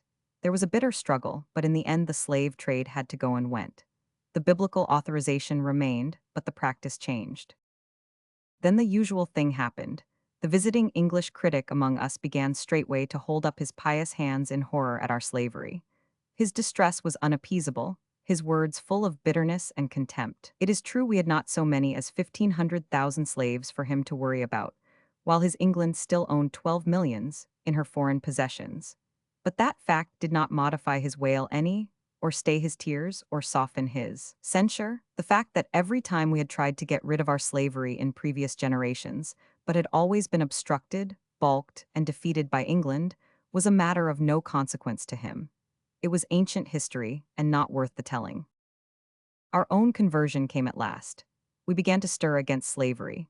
Hearts grew soft here, there, and yonder. There was no place in the land where the seeker could not find some small budding sign of 392 pity for the slave. No place in all the land but won the pulpit. It yielded at last, it always does. It fought a strong and stubborn fight, and then did what it always does, joined the procession at the tail end. Slavery fell. The slavery text remained, the practice changed, that was all. During many ages there were witches. The Bible said so. The Bible commanded that they should not be allowed to live. Therefore the Church, after doing its duty in but a lazy and indolent way for 800 years, gathered up its halters, thumbscrews, and firebrands, and set about its holy work in earnest. She worked hard at it night and day during 9 centuries and imprisoned, tortured, hanged, and burned whole hordes and armies of witches, and washed the Christian world clean with their foul blood. Then it was discovered that there was no such thing as witches, and never had been. One does not know whether to laugh or to cry. Who discovered that there was no such thing as a witch? The priest? The parson? No, these never discover anything. At Salem, the parson clung pathetically to his witch text after the laity had abandoned it in remorse and tears for the crimes and cruelties it has persuaded them to do. The parson wanted more blood, more shame, more brutalities. It was the unconsecrated laity that stayed his hand.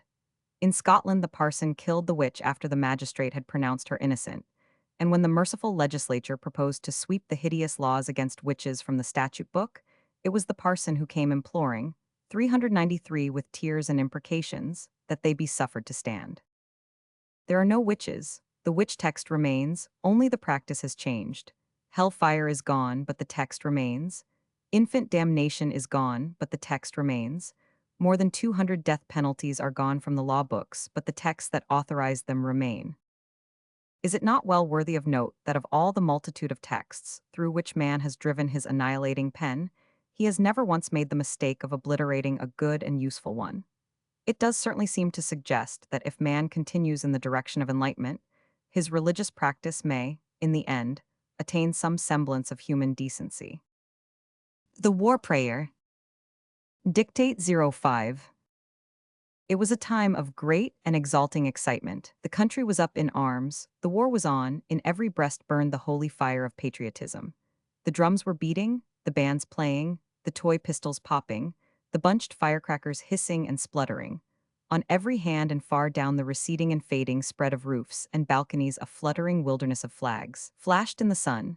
Daily the young volunteers marched down the wide avenue gay and fine in their new uniforms, the proud fathers and mothers and sisters and sweethearts cheering them with voices choked with happy emotion as they swung by. Nightly the packed mass meetings listened, panting, to patriot oratory which stirred the deepest deeps of their hearts, and which they interrupted at briefest intervals with cyclones of applause, the tears running down their cheeks the while. In the churches, the pastors preached devotion to flag and country, and invoked the God of battles, beseeching his aid in our good cause in outpouring of fervid eloquence, which moved every listener. It was indeed a glad and gracious time, and the half-dozen rash spirits that ventured to disapprove of the war, and cast a doubt upon its righteousness, straightway got such a stern and angry 395 warning, that for their personal safety's sake they quickly shrank out of sight, and offended no more in that way. Sunday morning came next day the battalions would leave for the front. The church was filled, the volunteers were there, their young faces alight with martial dreams visions of the stern advance, the gathering momentum, the rushing charge, the flashing sabers, the flight of the foe, the tumult, the enveloping smoke, the fierce pursuit, the surrender. Them home from the war, bronzed heroes, welcomed, adored, submerged in golden seas of glory. With the volunteers sat their dear ones, proud, happy, and envied by the neighbors and friends who had no sons and brothers to send forth to the field of honor, there to win for the flag, or, failing, die the noblest of noble deaths. The service proceeded. A war chapter from the Old Testament was read. The first prayer was said. It was followed by an organ burst that shook the building, and with one impulse the house rose with glowing eyes and beating hearts and poured out that tremendous invocation. God the all-terrible, thou who ordinest, thunder thy clarion and lightning thy sword. Then came the long prayer. None could remember the like of it for passionate pleading and moving and beautiful language. The burden of its supplication was that an ever-merciful and benignant Father of us all would watch over our noble young soldiers, and aid, comfort, and encourage them in their patriotic work. Bless them, shield them in the day of battle 396 and the hour of peril, bear them in his mighty hand, make them strong and confident, invincible in the bloody onset. Help them to crush the foe, grant to them and to their flag and country imperishable honor and glory. An aged stranger entered and moved with slow and noiseless step up the main aisle, his eyes fixed upon the minister, his long body clothed in a robe that reached to his feet, his head bare, his white hair descending in a frothy cataract to his shoulders, his seamy face unnaturally pale, pale even to ghastliness. With all eyes following him and wondering, he made his silent way. Without pausing, he ascended to the preacher's side and stood there, waiting. With shut lids the preacher, unconscious of his presence, continued his moving prayer, and at last finished it with the words, uttered in fervent appeal, "Bless our arms, grant us the victory, O Lord our God, Father and protector of our land and flag." The stranger touched his arm, motioned him to step aside, which the startled minister did and took his place. During some moments he surveyed the spellbound audience with solemn eyes, in which burned an uncanny light. Then, in a deep voice, he said, "Come from the throne bearing a message from Almighty God." The word smote the house with a shock. If the stranger perceived it, he gave no attention. "He has heard the prayer of his servant your shepherd, and will grant it if such shall be your desire after I, his messenger, shall have explained to you its import, that is to say, its full import. 397 For it is like unto many of the prayers of men, in that it asks for more than he who utters it is aware of except he pause and think.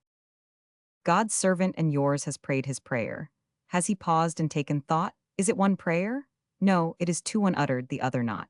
Both have reached the ear of him who heareth all supplications, the spoken and the unspoken. Ponder this, keep it in mind. If you would beseech a blessing upon yourself, beware, lest without intent you invoke a curse upon a neighbor at the same time.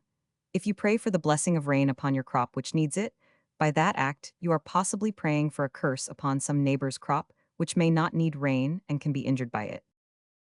You have heard your servant's prayer, the uttered part of it. I am commissioned of God to put into words the other part of it, that part which the pastor and also you in your hearts fervently prayed silently, and ignorantly and unthinkingly. God grant that it was so. You heard these words. Grant us the victory, O Lord our God. That is sufficient. The whole of the uttered prayer is compact into those pregnant words. Elaborations were not necessary. When you have prayed for victory, you have prayed for many unmentioned results which follow. Victory must follow it, cannot help but follow it. Upon the listening Spirit of God, the Father, fell also the unspoken part of the prayer. He commandeth me to put it into words. Listen. O Lord our Father, our young patriots, idols of 398 our hearts, go forth to battle, be thou near them. With them in spirit we also go forth from the sweet peace of our beloved firesides to smite the foe. O Lord our God, help us to tear their soldiers to bloody shreds with our shells. Help us to cover their smiling fields with the pale forms of their patriot dead. Help us to drown the thunder of the guns with the shrieks of their wounded, writhing in pain. Help us to lay waste their humble homes with a hurricane of fire. Help us to wring the hearts of their unoffending widows with unavailing grief. Help us to turn them out roofless with their little children to wander, unfriended the wastes of their desolated land in rags and hunger and thirst, sports of the sun, flames of summer and the icy winds of winter, broken in spirit, worn with travail, imploring thee for the refuge of the grave and denied it for our sakes who adore thee. Lord, blast their hopes, blight their lives, protract their bitter pilgrimage, make heavy their steps, water their way with their tears, stain the white snow with the blood of their wounded feet. We ask it, in the spirit of love, of him who is the source of love, and who is the ever-faithful refuge and friend of all that are sore beset, and seek his aid with humble and contrite hearts. Amen. After a pause, ye have prayed it, if ye still desire it, speak, the messenger of the Most High waits. It was believed afterward that the man was a lunatic, because there was no sense in what he saw. Cornpone Opinions. Written in 1900. 50 years ago, when I was a boy of 15 and helping to inhabit a Missourian village on the banks of the Mississippi, I had a friend whose society was very dear to me because I was forbidden by my mother to partake of it. He was a gay and impudent and satirical and delightful young black manna slave who daily preached sermons from the top of his master's woodpile, with me for sole audience. He imitated the pulpit style of the several clergymen of the village and did it well and with fine passion and energy. To me, he was a wonder. I believed he was the greatest orator in the United States and would someday be heard from. But it did not happen. In the distribution of rewards, he was overlooked. It is the way in this world. He interrupted his preaching, now and then, to saw a stick of wood, but the sawing was a pretense. He did it with his mouth, exactly imitating the sound the bucksaw makes in shrieking its way through the wood. But it served its purpose. It kept his master from coming out to see how the work was getting along. I listened to the sermons from the open window of a lumber room at the back of the house. One of his texts was this: "You tell me where a man gets his corn pone, and I'll tell you what his pinions is." 400 I can never forget it.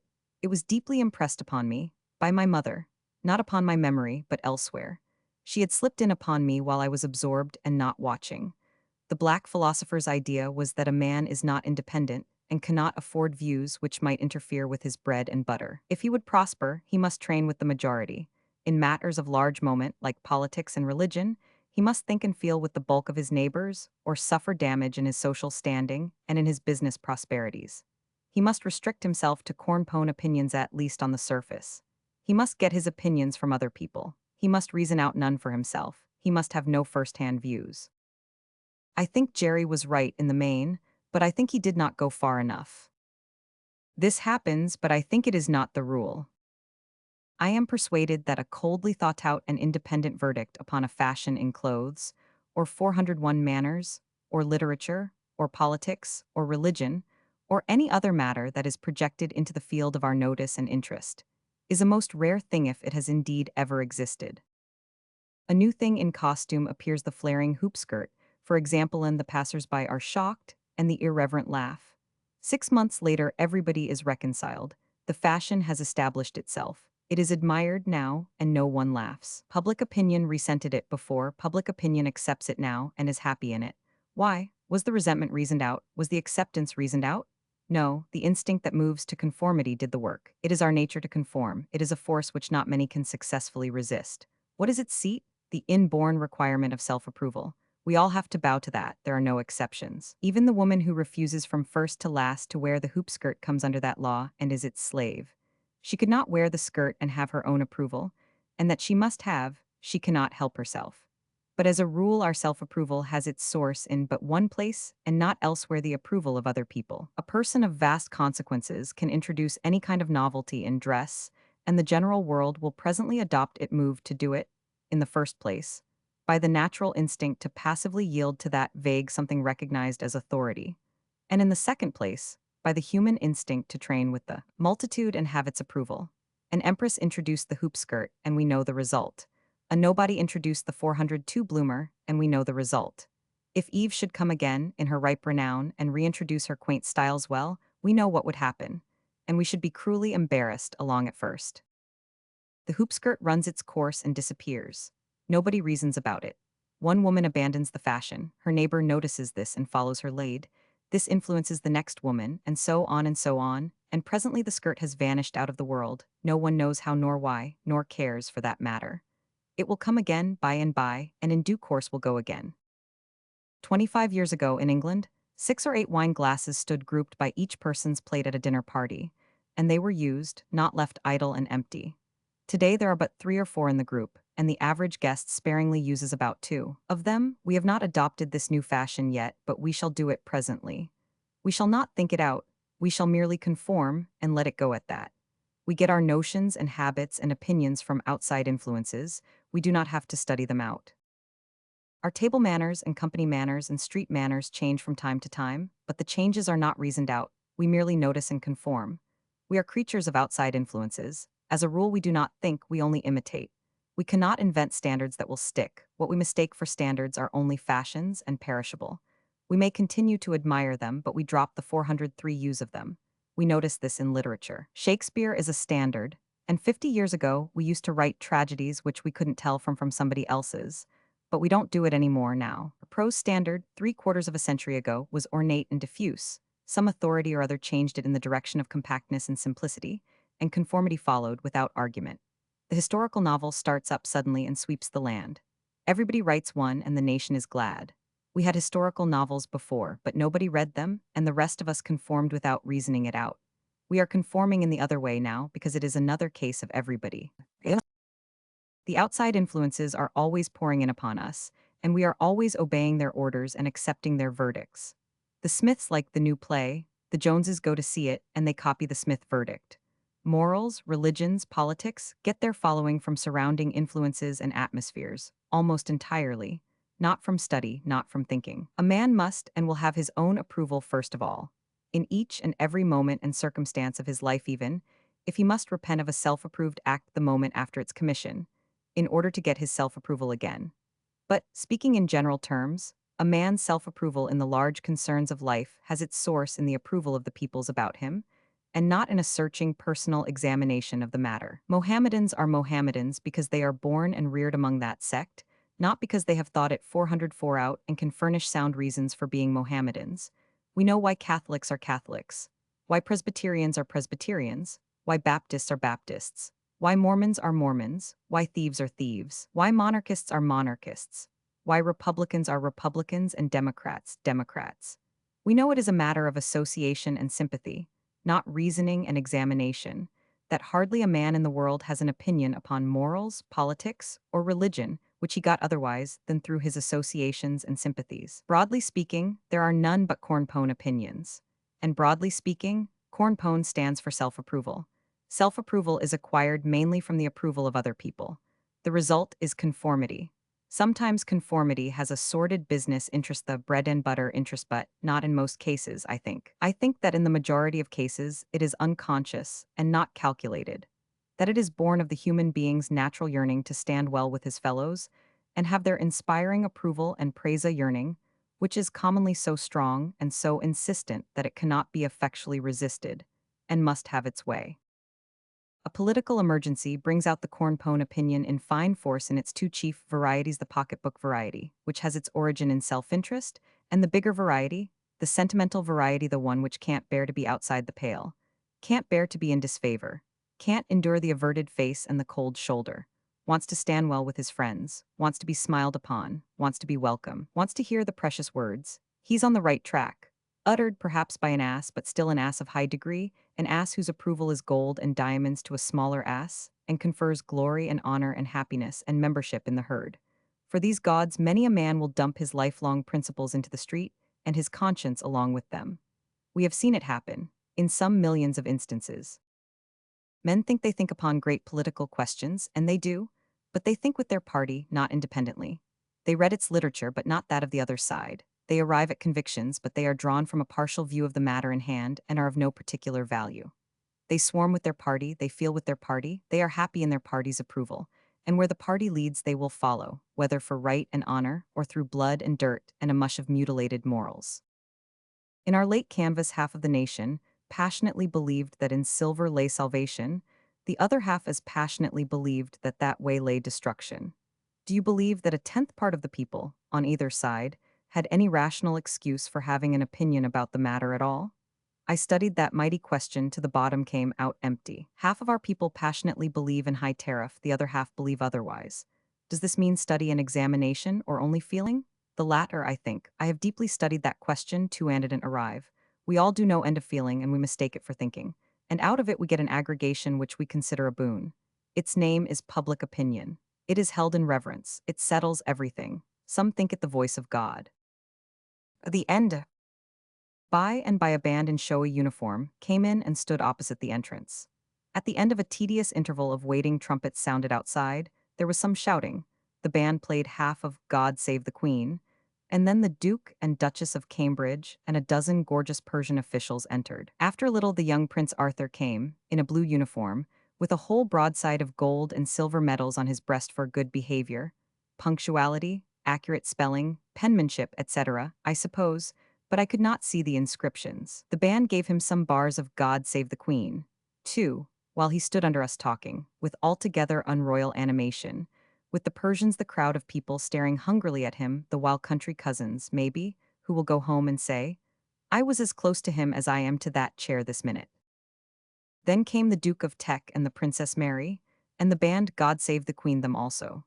Now came the Prince of Wales and the Russian Tsarina, the royal anthem again, with an extra blast at the end of it. After them came a young, handsome, mighty giant in showy uniform, his breast covered with glittering orders, and a general's chapeau with a flowing white plume, in his hand the 67 heir to all the throne of all the Russias.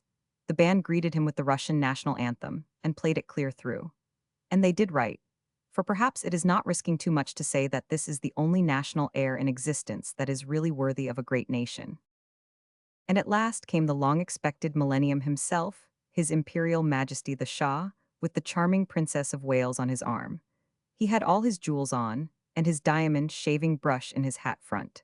He shone like a window with the westering sun on it. What the asylum saw, the small space below us, was full now. It could accommodate no more royalty. The august procession filed down the aisle in double rank, the Shah and the Princess of Wales in the lead, and cheers broke forth and a waving of handkerchiefs as the Princess Pastel said this demonstration was meant for her. As the procession disappeared through the farther door, the $111 maniacs rushed through a small aperture, then through an anteroom, and gathered in a flock on the stage, the chorus striking up "God Save the Queen" at the same moment.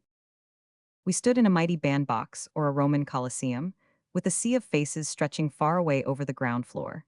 and above them rose 5 curving tiers of gaudy humanity, the dizzy upper tier in the far distance rising sharply up against the 68 roof, like a flower garden trying to hold an earthquake down and not succeeding. It was a magnificent spectacle, and what with the roaring of the chorus, the waving of handkerchiefs, the cheering of the people, the blazing gas, and the awful splendor of the long file of royalty, standing breast to breast in the royal box, it was wonderfully exhilarating, not to say exciting. The chorus sang only 3/4 of a minute one stanza and down came the huge curtain and shut out the fairyland. And then all those $11 people hunted their way out again. A nation demented. We are certainly gone mad. We scarcely look at the young Colossus, who is to reign over 70 million of people, and the mightiest empire in extent which exists today. We have no eyes but for this splendid barbarian, who is lord over a few deserts, and a modest 10 million of ragamuffins, a man who has never done anything to win our gratitude or excite our admiration, except that he managed to starve 1 million of his subjects to death in 12 months. If he had starved the rest, I suppose, we would set up a monument to him now. The London theatres are almost absolutely empty these nights. Nobody goes, hardly. The managers are being ruined. The streets for miles are crammed with people waiting whole, long hours for a chance glimpse of the Shah. I never saw any man draw like this one. 69. Is there any truth in the report that your bureaus are trying to get the Shah to go over there and lecture? He could get $100,000 a night here and choose his own subject. I know a showman who has got a pill that belonged to him and which for some reason he did not take. That showman will not take any money for that pill. He is going to travel with it. And let me tell you, he will get more engagements than he can fill in a year. Chapter 4. Mark Twain hooks the Persian out of the English Channel. London, June 26, 1873.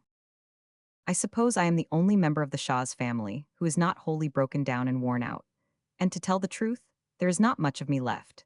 If you have ever been limited to 4 days in Paris or Rome or Jerusalem and been rushed by a guide, you can form a vague, faraway sort of conception of what the Shah and the rest of us have endured during these late momentous days. If this goes on, we may as well get ready for the imperial inquest. When I was called at 5 o'clock the other morning to go to Portsmouth, and remembered that the Shah's incessant movements had left me only 3 hours sleep that night, nothing but a sense of duty drove me forth. A cab could not be found, nor a 70 carriage in all London. I lost an hour and a half waiting and trying, then started on foot and lost my way. Consequently, I missed one train by a good while, another one by 3 minutes, and then had more than half an hour to spare before another would go. Most people had had a similar experience, and there was comfort in that. We started at last, and were more than 3 hours going 72 miles. We stopped at no stations, hardly, but we halted every 15 minutes out in the woods and fields for no purpose that we could discover. Never was such an opportunity to look at scenery. There were 5 strangers in our car, or carriage, as the English call it, and by degrees their English reserve thawed out and they passed around their sherry and sandwiches and grew sociable. One of them had met the Russian general of police in St. Petersburg, and found him a queer old simple-hearted soldier, proud of his past and devoted to his master, the present Tsar, and to the memory of his predecessor, Nicholas. The English gentleman gave an instance of the old man's simplicity, which one would not expect in a chief of police. The general had been visiting London and been greatly impressed by 2 things there: the admirable police discipline and the museum. It transpired that the museum he referred to was not that mighty collection of marvels known to all the world as the British Museum, but MME, Taussaud's waxwork show, and in this waxwork show he had seen a figure of the Emperor Nicholas. And did it please him?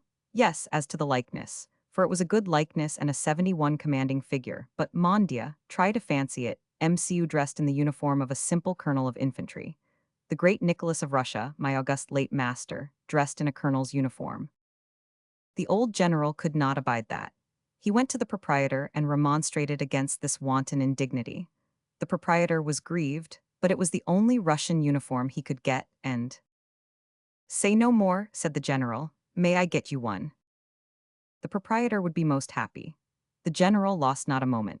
He wrote at once to the Emperor Alexander, describing with anguish the degradation which the late great Nicholas was suffering day by day through his infamously clothed waxen representative, and imploring his majesty to send suitable raiment for the imperial dummy, and also a letter to authenticate the raiment. And out of regard for the old servant and respect for his outraged feelings, the emperor of all the Russias descended from his alpine altitude to send to the Tausod waxwork the general's uniform worn last by his father, and to write with his own hand an authenticating letter to go with it. So the simple-hearted police chief was happy once more, and never once thought of charging the museum $10,000 for these valuable additions to the show, which he might easily have done, and collected the money, too. How like our own chiefs of police this good old soul is. 72. Another of these English gentlemen told an anecdote, which, he said, was old, but which I had not heard before. He said that one day St. Peter and the devil chanced to be thrown together, and found it pretty dull trying to pass the time. Finally, they got to throwing dice for a lawyer. The devil threw sixes. Then St. Peter threw sixes. The devil threw sixes again. St. Peter threw sixes again. The devil threw sixes once more. Then St. Peter threw sevens, and the devil said, "Oh, come now, your honor, cheat fair. None of your playing miracles here." I thought there was a nice bit of humor in that suggestion to cheat fair. A small private nautical race. I am getting to Portsmouth about as fast in this letter as I did in that train. The Right Honourable the Mayor of Portsmouth had had a steamer placed at his disposal by the Admiralty, and he had invited the Lord Mayor of London and other guests to go in her. This was the ship I was to sail in, and she was to leave her pier at 9 a.m. sharp. I arrived at that pier at 10 minutes to 11 exactly. There was one chance left, however. The ship had stopped for something and was floating at ease about a mile away.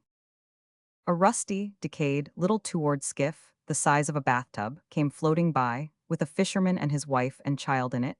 I entreated the man to come in and take me to the ship. Presently he consented and started toward me. I stood impatient 73, and all ready to jump the moment he should get within 30 yards of me. He halted at the distance of 35 and said it would be a long pull. Did I think I could pay him 2 shillings for it, seeing it was a holiday? All this palaver and I in such a state of mind. I jumped aboard and told him to rush, which he did. At least he threw his whole heart into his little, useless oars, and we moved off at the rate of a mile a week. This was solid misery. When we had gone 109 feet and were gaining on the 10th, a long, trim, graceful man-o'-war's boat came flying by, bound for the flagship. Without expecting even the courtesy of a response, I hailed and asked the coxswain to take me to the mayor's vessel. He said, "Certainly, sir. Ease her, boys." I could not have been more astonished at anything in the world. I quickly gave my man his 2 shillings, and he started to pull me to the boat. Then there was a movement of discontent among the sailors, and they seemed about to move on. I thought, well, you are not such generous fellows, after all, as I took you to be, or so polite, either. But just then the coxswain hailed and said, "The boys don't mind the pull, and they're perfectly willing to take you, but they say they ain't willing to take the fisherman's job away from him." Now that was genuine manliness and right conduct. I shall always remember that honorable act. I told them the fisherman was already paid, and I was in their boat the next moment. Then ensued the real fun of the day, as far as I was personally 74 concerned. The boys glanced over their shoulders to measure the distance, and then at the order to give way, they bent to it, and the boat sped through the water like an arrow. We passed all kinds of craft and steadily shortened the distance that lay between us and the ship. Presently the coxswain said, "No use, her wheels have begun to turn over. Lively now, lively." Then we flew. We watched the ship's movement with a sharp interest and calculated our chances. "Can you steer?" said the coxswain. "Can a duck swim?" said I. "Good will make her yet."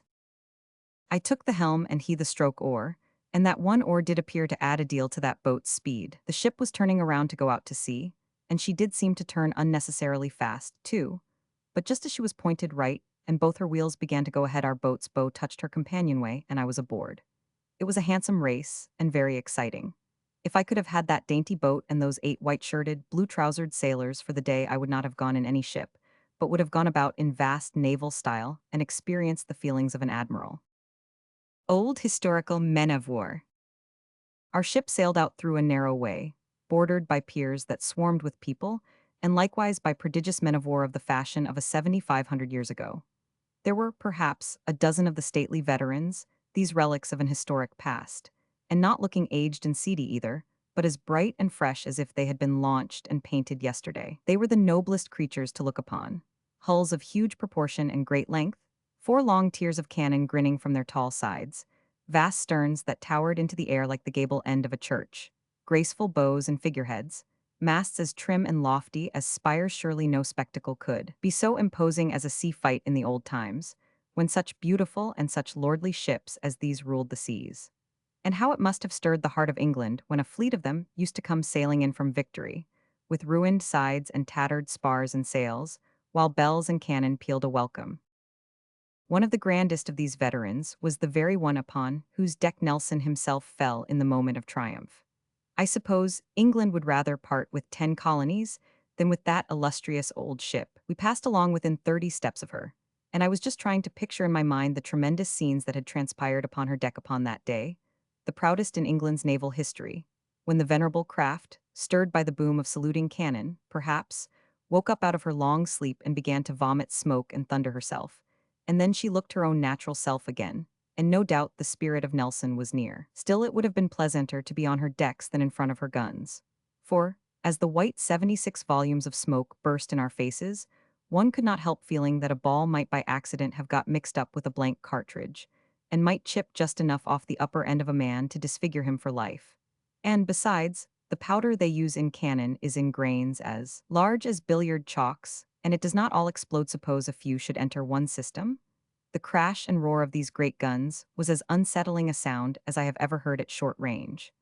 I took off my hat and acknowledged the salute, of course, though it seemed to me that it would have been better manners if they had saluted the Lord Mayor, inasmuch as he was on board. The world's greatest navy on view. We went out to the Spithead and sailed up and down there for 4 hours through 4 long ranks of stately men of war formidable ironclads. They were the most insignificant of which would make a breakfast of a whole fleet of Nelson's prodigious ships, and still be hungry. The show was very fine, for there were 49 of the finest ironclads the world can show, and many gunboats besides. Indeed, here in its full strength was the finest navy in the world, and this the only time in history that just such a spectacle has been seen, and none who saw it that day is likely to live long enough to see its like again.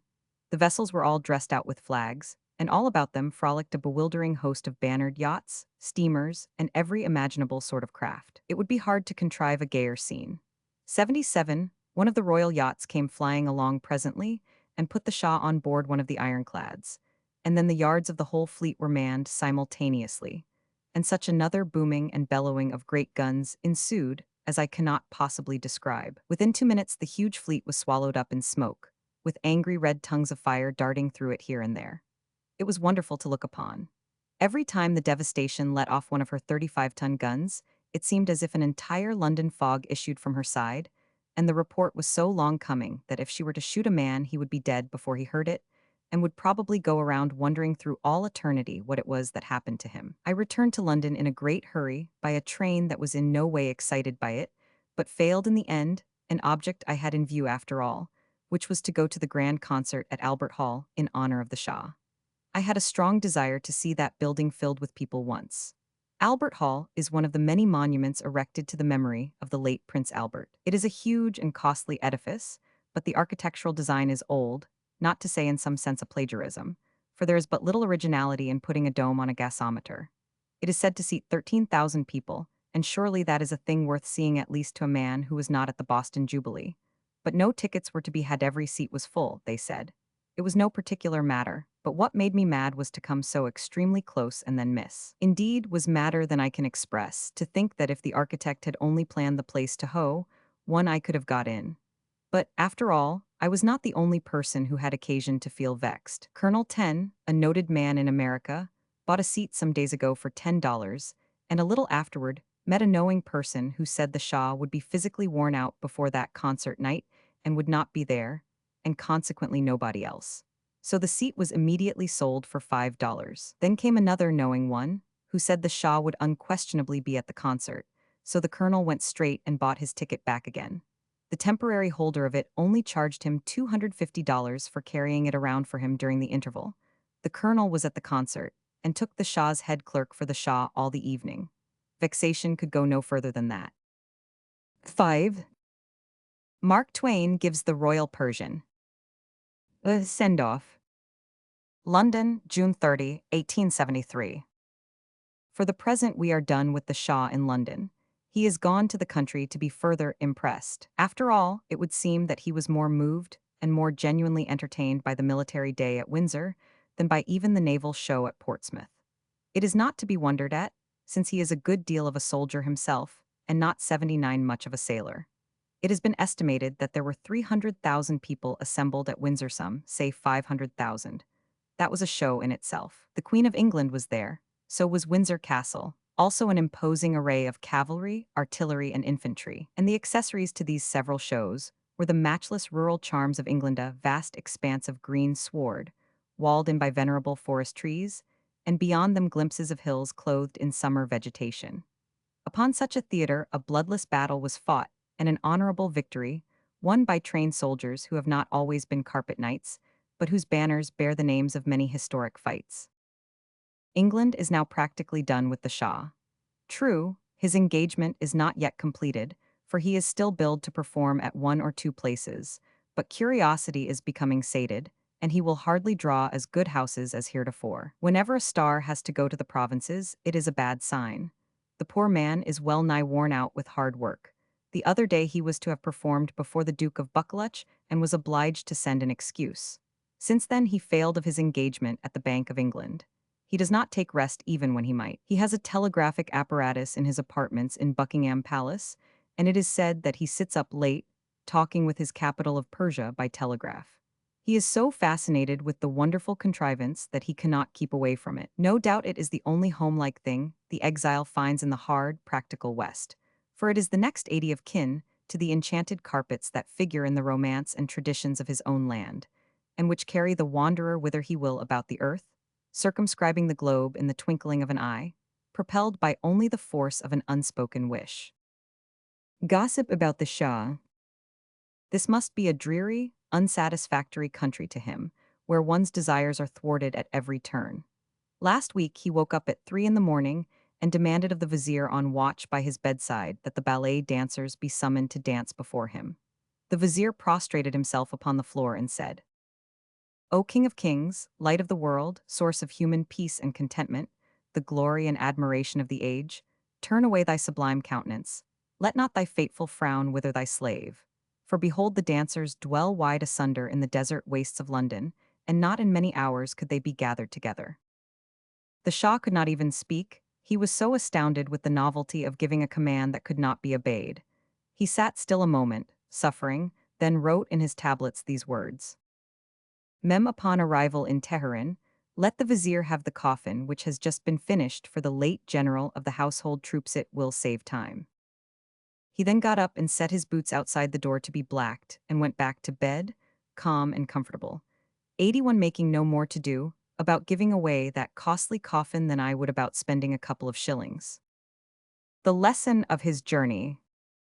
If the mountains of money spent by civilized Europe in entertaining the Shah shall win him to adopt some of the mild and merciful ways that prevail in Christian realms, it will have been money well and wisely laid out. If he learns that a throne may rest as firmly upon the affections of a people as upon their fears, that charity and justice may go hand in hand without detriment to the authority of the sovereign, that an enlarged liberty granted to the subject need not impair the power of the monarch. If he learns these things, Persia will be the gainer by his journey, and the money which Europe has expended in entertaining him will have been profitably invested. That the Shah needs a hint or two in these directions is shown by the language of the following petition, which has just reached him from certain Parsis residing here and in India. The petition. The ingenious Baron Reuter.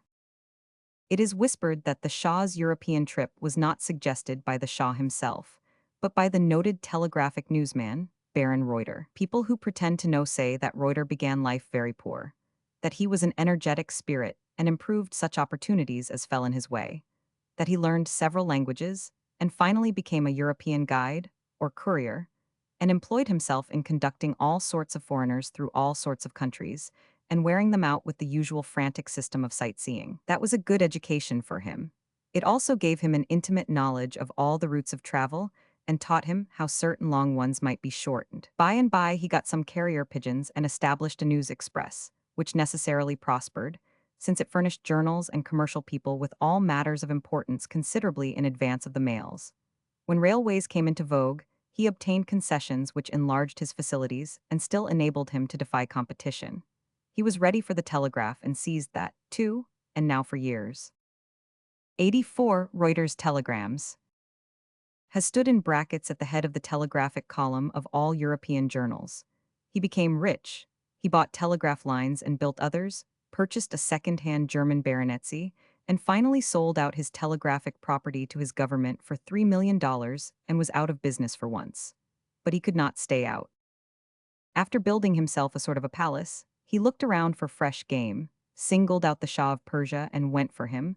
As the historian Josephus phrases it, he got an enormous concession from him and then conceived the admirable idea of exhibiting a Shah of Persia in the capitals of Europe, and thus advertising his concession before needful capitalists. It was a sublimer idea than any that any showman's brain has ever given birth to. No Shah had ever voluntarily traveled in Europe before, but then no Shah had ever fallen into the hands of a European guide before. The fat concession. The Baron's concession is a financial curiosity.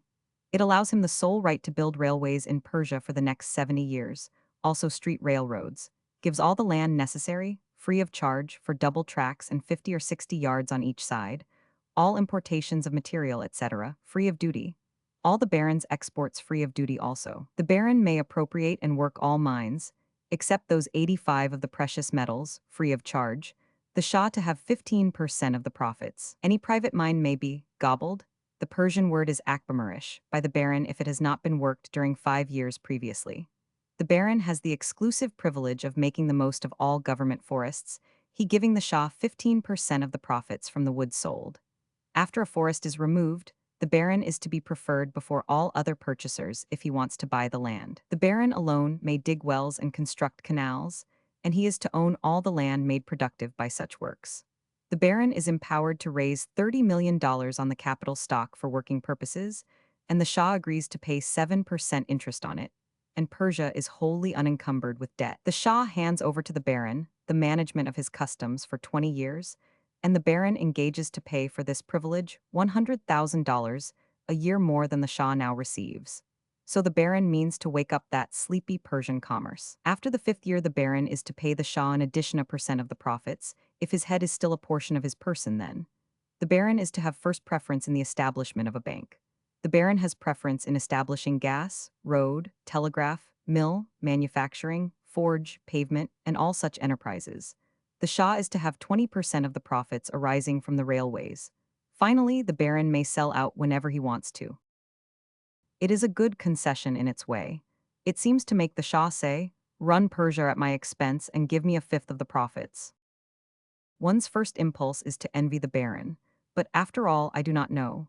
Some day, if things do not go to suit the Shah, he may say, "There is no head I admire so much as this Baron S. Bring it to me on a plate." Departure of the Imperial Circus. We are all sorry to see the Shah leave us, and yet are glad on his account.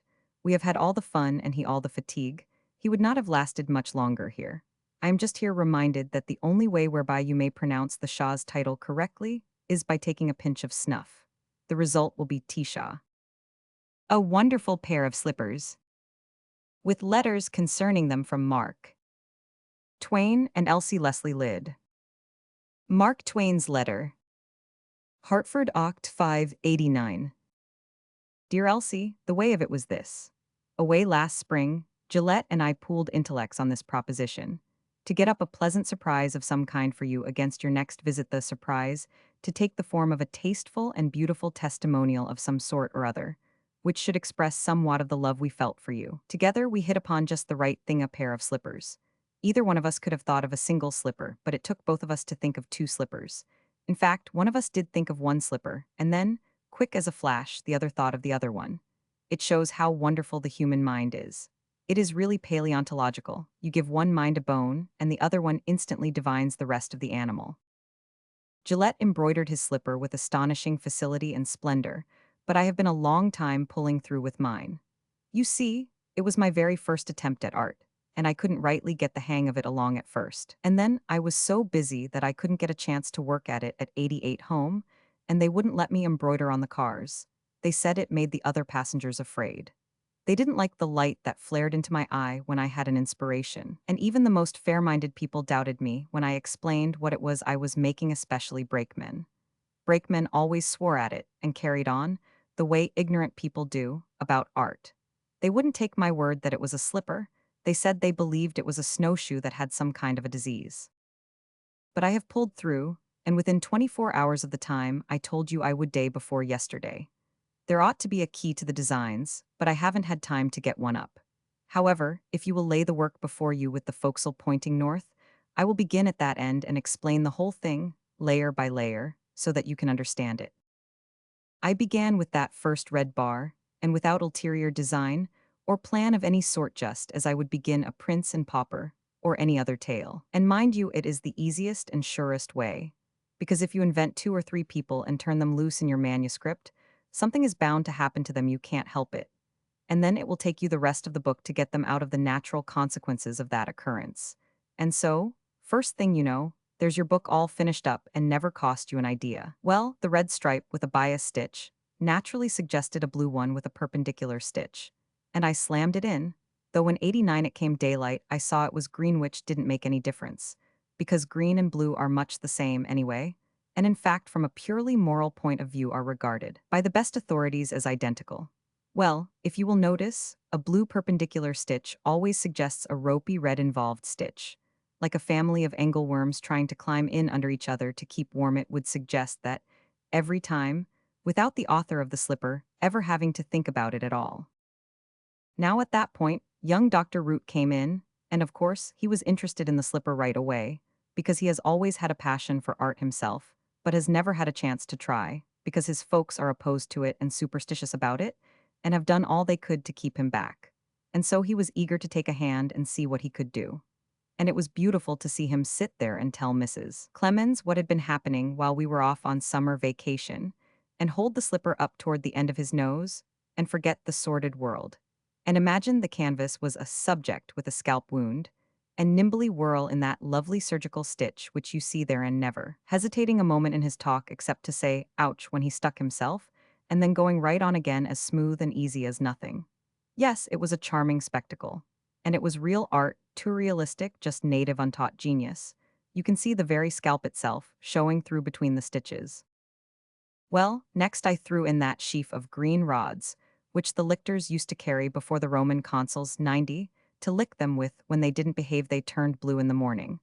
But that is the way green always acts. The next week, after a good rest, I snowed in that sea of frothy waves, and set that yellow thing afloat in it, and those two things that are skewered through it. It isn't a home plate, and it isn't a papal tiara with the keys of St. Peter. No, it is a heart, my heart, with two arrows stuck through it, arrows that go in blue and come out crimson, crimson, with the best drops in that heart, and gladly shed for love of you, dear. Now then, as you strike to the south'ard and drift along down the starboard side, abaft the main-t'gallant scuppers, you come to that blue quarterdeck which runs the rest of the way aft to the jumping-off place. In the midst of that blue, you will see some big red letters MT, and west'ard, over on the port side, you will see some more red letters to EL aggregated. These several groups of letters signify Mark Twain to Elsie Leslie. And you will notice that you have a gift for art yourself. For the southern half of the 50, embroidered by yourself, is as good as anything I can do after all my experience. There, now you understand the whole work. From a professional point of view, I consider the heart and arrows by all odds the greatest triumph of the whole thing. In fact, one of the ablest examples of civil engineering in a beginner I ever saw for it was all inspiration, just the lightning-like inspiration of the moment. I couldn't do it again in 100 years, even if I recover this time and get just as 91 well and strong as I was before. You notice what fire there is in it, what rapture, enthusiasm, frenzy, what blinding explosions of color. It is just a Turner, that is what it is. It is just like his slave ship, that immortal work. What you see in the slave ship is a terrific explosion of radiating rags and fragments of flaming crimson flying from a common center of intense yellow, which is in violent commotion, insomuch that a Boston reporter said it reminded him of a yellow cat dying in a platter of tomatoes. Take the slippers and wear them next your heart, Elsie dear, for every stitch in them is a testimony of the affection which two of your loyalist friends bear you. Every single stitch cost us blood. I've got twice as many pores in me now as I used to have, and you would never believe how many places you can stick a needle into yourself until you go into the embroidery line and devote yourself to art. Do not wear these slippers in public, dear. It would only excite envy, and, as like as not, somebody would try to shoot you. Merely use them to assist you in remembering that, among the many, many people who think all the world of you is your friend. Mark Twain. Elsie's reply. New York, October 1889. My dear Mr. Clemens, the slipper, the long letter, and all the rest came this afternoon. I think 92 they are splendid, and shall have them framed and keep them among my very most precious things. I have had a great many nice things given to me, and people often say very pleasant things, but I am not quite sure they always mean it, or that they are as trustable as you and Leo. And I am very sure they would not spend their precious time and shed their blood for me, so you see that is one reason why I will think so much of it. And then it was all so funny to think of two great big men like you and little Willie. That is what Leo calls himself to me. Embroidering a pair of slippers for a little girl like me. Of course, you have a great many large words in your letter that I do not quite understand. One word commencing with P has 15 letters in it, and I do not know what you mean by pooled, unless you mean you and Leo put your two minds together to make the slippers, which was very nice of you.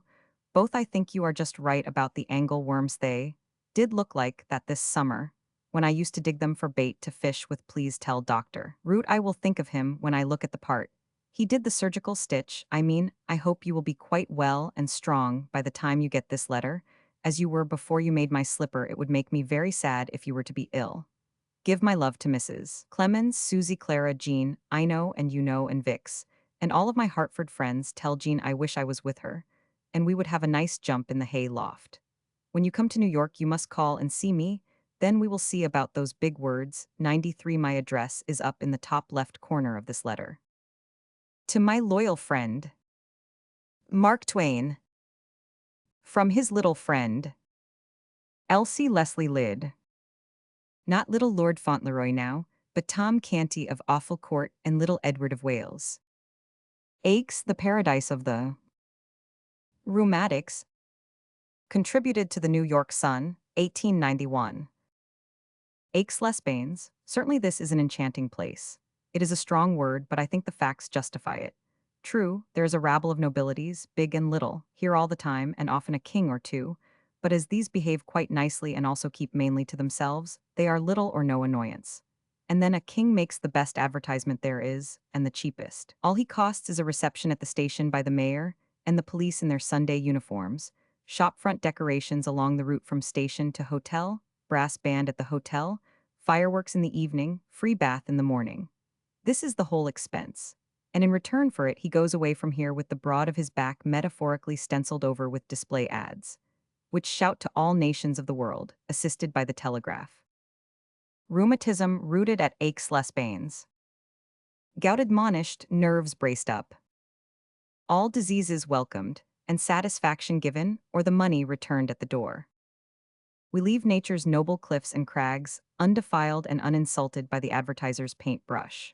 We use the back of a king, which is better and proper 95 and more effective too, for the cliffs stay still and few see it, but the king moves across the fields of the world and is visible from all points like a constellation. We are out for kings this week, but one will be along soon, possibly His Satanic Majesty of Russia. There's a colossus for you, a mysterious and terrible form that towers up into unsearchable space and casts a shadow across the universe like a planet in eclipse. There will be but one absorbing spectacle in this world when we stencil him and start him out. This is an old valley, this of Aix, both in the history of man and in the geological records of its rocks. Its little lake of Birgit carries the human history back to the lake dwellers, furnishing 7 groups of their habitations, and Dr. William Wakefield says in his interesting local guide that the mountains round about furnish, geographically, a veritable epitome of the globe. The stratified chapters of the Earth's history are clearly and permanently written on the sides of the roaring bulk of the Dent du Chat, but many of the layers of race, religion, and government which in turn have flourished and perished here between the lake dweller of several thousand years ago and the French Republican of today are ill-defined and uninforming by comparison. There are several varieties of pagans. They went their way, one after the other, down into night and oblivion, leaving no account of themselves, no memorials. The Romans arrive 300 years ago. Other parts of France are rich with remembrances of their 8 centuries of occupation, but not many 96 are here. Other pagans followed the Romans. By and by Christianity arrived, some 400 years after the time of Christ. The long procession of races, languages, religions, and dynasties demolished one another's records it is man's way always. As a result, nothing is left of the handiwork of the remoter inhabitants of the region, except the constructions of the lake dwellers and some Roman odds and ends. There is part of a small Roman temple, there is part of a Roman bath, there is a graceful and battered Roman arch. It stands on a turfy level over the way from the present great bathhouse, is surrounded by magnolia trees, and is both a picturesque and suggestive object. It has stood there some 1600 years. Its nearest neighbor, not 20 steps away, is a Catholic church. They are symbols of the two chief eras in the history of Aix, yes, and of the European world. I judge that the venerable arch is held in reverent esteem by everybody, and that this esteem is its sufficient protection from insult, for it is the only public structure I have yet seen in France which lacks the sign. It is forbidden to post bills here. Its neighbor the church has that sign on more than one of its sides, and other signs, too, forbidding certain other sorts of desecration. The arch's nearest neighbor just at its elbow, like the church's the telegraph office. So there you have the three great eras bunched together: the era of war, the era of theology, the era of business. You pass under the arch, and the buried CSRs seem to rise from the dust of the centuries and flit before you. You pass by that old battered church, and are 97 in touch with the Middle Ages, and with another step you can put down 10 francs and shake hands with Oshkosh under the Atlantic. It is curious to think what changes the last of the three symbols stand for. Changes in men's ways and thoughts, changes in material civilization, changes in the deity or in men's conception of the deity, if that is an exacter way of putting it. The second of the symbols arrived in the earth at a time when the deity's possessions consisted of a small sky freckled with mustard seed stars, and under it a patch of landed estate not so big as the holdings of the Tsar today, and all his time was taken up in trying to keep a handful of Jews in some sort of order, exactly the same number of them that the Tsar has lately been dealing with in a more abrupt and far less loving and long-suffering way. At a later time, a time within all old men's memories, the deity was otherwise engaged. He was dreaming his eternities away on his great white throne, steeped in the soft bliss of hymns of praise, wafted aloft without ceasing from choirs of ransomed souls, Presbyterians, and the rest. This was a deity proper enough to the size and conditions of things, no doubt a provincial deity with provincial tastes. The change since has been inconceivably vast. His empire has been unimaginably enlarged. Today he is a master of a universe made up of myriads upon myriads of gigantic suns, and among them, lost in that limitless sea of light, floats that atom. His earth, which once seemed so good and satisfactory, and cost so many days of patient labor to build, is a mere cork adrift in the waters of 98A shoreless Atlantic. This is a business era, and no doubt he is governing his huge empire now, not by dreaming the time away in the buzz of hymning choirs, with occasional explosions of arbitrary power disproportioned to the size of the annoyance, but by applying laws of a sort proper and necessary to the sane and successful management of a complex and prodigious establishment, and by seeing to it that the exact and constant operation of these laws is not interfered with for the accommodation of any individual or political or religious faction or nation. Mighty has been the advance of the nations and the liberalization of thought. A result of it is a changed deity, a deity of a dignity and sublimity proportioned to the majesty of his office and the magnitude of his empire. A deity who has been freed from 100 fretting chains, and will in time be freed from the rest by the several ecclesiastical bodies who have these matters in charge. It was, without doubt, a mistake and a step backward when the Presbyterian synods of America lately decided, by vote, to leave him still embarrassed with the dogma of infant damnation. Situated as we are, we cannot at present know with how much of anxiety he watched the balloting, nor with how much of grieved disappointment he observed the result. Well, all these eras above spoken of are modern, they are of last week, they are of yesterday, they are of this morning, so to speak. The springs, the healing waters that gush up from under this hillside village, indeed are ancient. They indeed are a genuine antiquity. They antedate all those fresh 99 human matters by processions of centuries. They were born with the fossils of the Dent du Chat, and they have been always abundant. They furnished 1,000,000 gallons a day to wash the lake dwellers with, the same to wash the CSRs with, no less to wash Balzac with, and have not diminished on my account. 1,000,000 gallons a day for how many days? Figures cannot set forth the number. The delivery, in the aggregate, has amounted to an Atlantic, and there is still an Atlantic down in there. By Dr. Wakefield's calculation, the Atlantic is 3/4 of a mile down in the earth. The calculation is based upon the temperature of the water, which is 114 degrees to 117 degrees Fahrenheit. The natural law being that below a certain depth heat augments at the rate of 1 degree for every 60 feet of descent. Aix is handsome, and is handsomely situated, too, on its hill slope, with its stately prospect of mountain range and plains spread out before it and about it. The streets are mainly narrow and steep and crooked and interesting, and offer considerable variety in the way of names. On the corner of one of them you read this: Rue du Puits d'Enfer, Pit of Hell Street. Some of the sidewalks are only 18 inches wide. They are for the cats, probably. There is a pleasant park, and there are spacious and beautiful grounds connected with the two great pleasure resorts, the Circle and the Villa des Fleurs. The town consists of big hotels, little hotels, and pensions. The season lasts about 6 months, beginning with May. When it is at its 100 height, there are thousands of visitors here, and in the course of the season, as many as 20,000 in the aggregate come and go. These are not all here for the baths. Some come for the gambling facilities and some for the climate. It is a climate where the field strawberry flourishes through the spring, summer, and fall. It is hot in the summer and hot in earnest, but this is only in the daytime. It is not hot at night. The English season is May and June. They get a good deal of rain then, and they like that. The Americans take July, and the French take August. By the 1st of July, the open-air music and the evening concerts and operas and plays are fairly underway, and from that time onward the rush of pleasure has a steadily increasing boom. It is said that in August the great grounds and the gambling rooms are crowded all the time, and no end of ostensible fun going on. It is a good place for rest and sleep, and general recuperation of forces. The book of Dr. Wakefield says there is something about this atmosphere which is the deadly enemy of insomnia, and I think this must be true. For if I am any judge, this town is at times the noisiest one in Europe, and yet a body gets more sleep here than he would at home.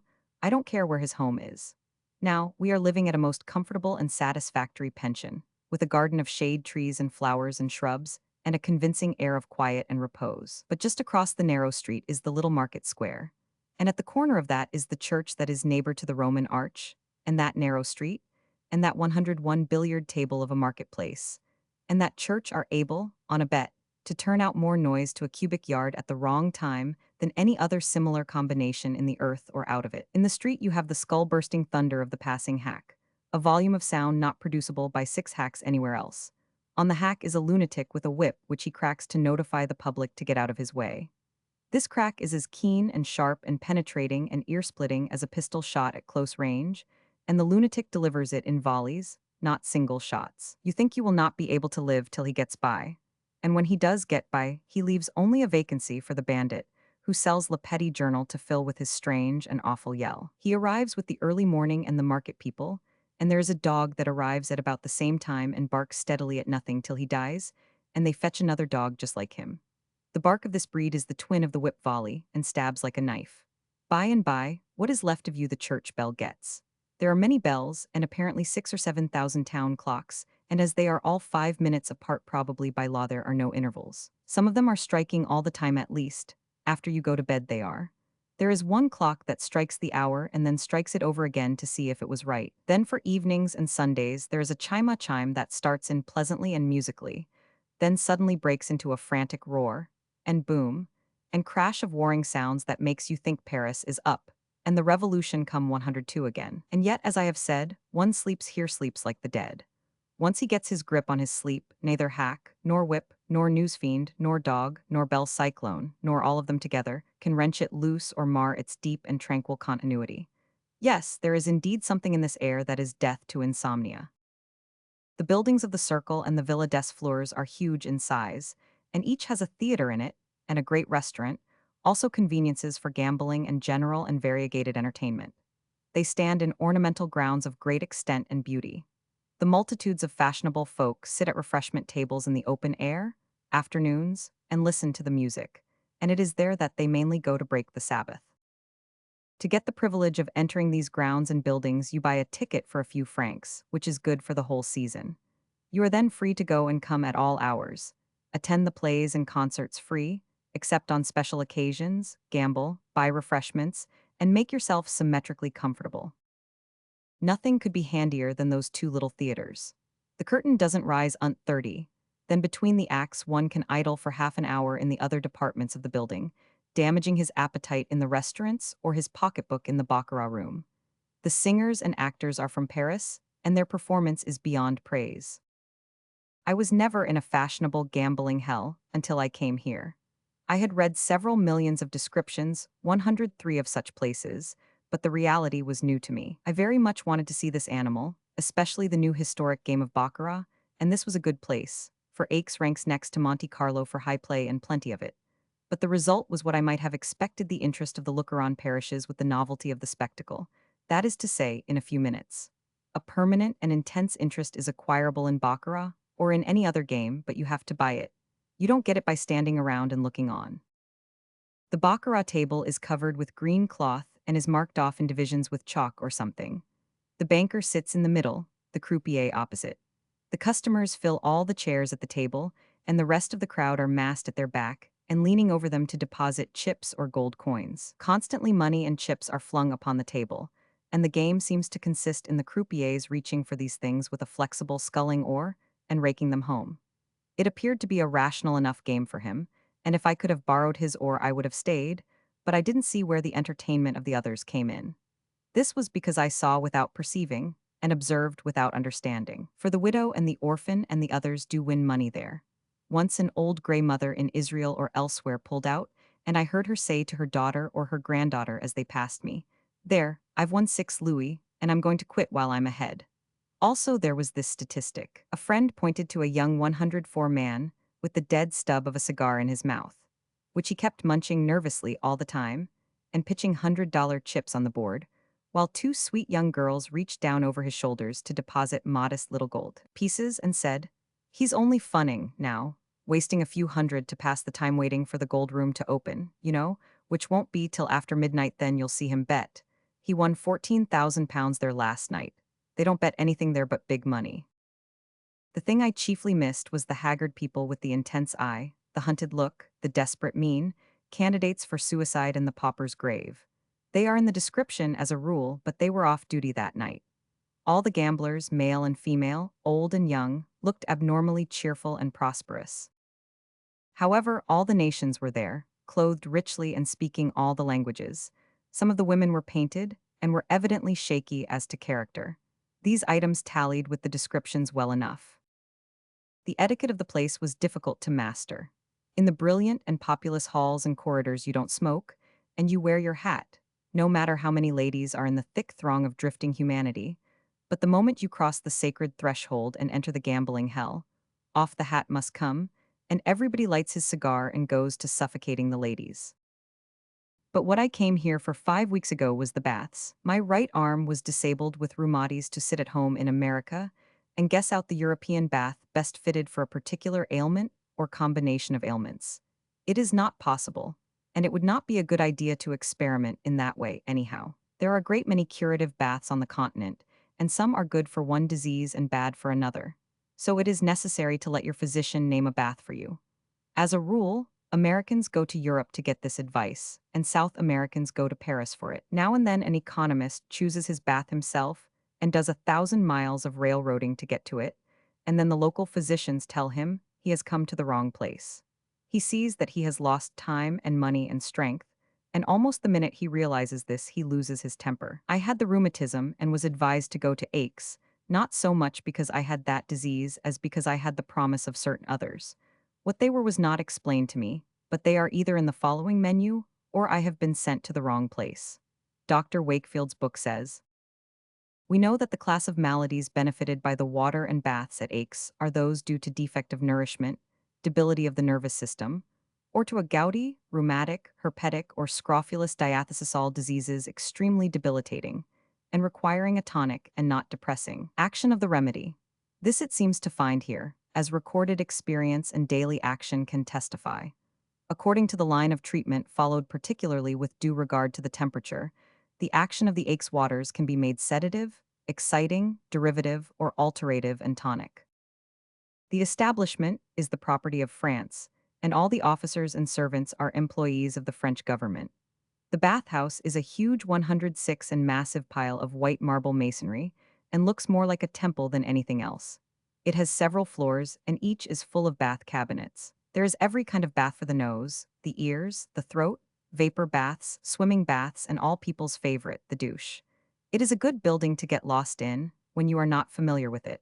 From early morning until nearly noon, people are streaming in and streaming out without halt. The majority come afoot, but great numbers are brought in sedan chairs, a sufficiently ugly contrivance whose cover is a steep little tent made of striped canvas. You see nothing of the patient in this diving bell as the bearers tramp along, except a glimpse of his ankles bound together and swathed around with blankets or towels to that generous degree that the result suggests a sore piano leg. By attention and practice, the pallbearers have got so that they can keep out of step all the time, and they do it. As a consequence, their veiled churn goes rocking, tilting, swaying along like a bell buoy in a ground swell. It makes the oldest sailor homesick to look at that spectacle. The course is usually 15 douche baths and 5 tub baths. You take the douche 3 days in succession, then knock off and take a tub. You keep up this distribution through the course. If one course does not cure you, you take another one after an interval. You seek a local physician, and he examines your case and prescribes the kind of bath required for it, with various other particulars.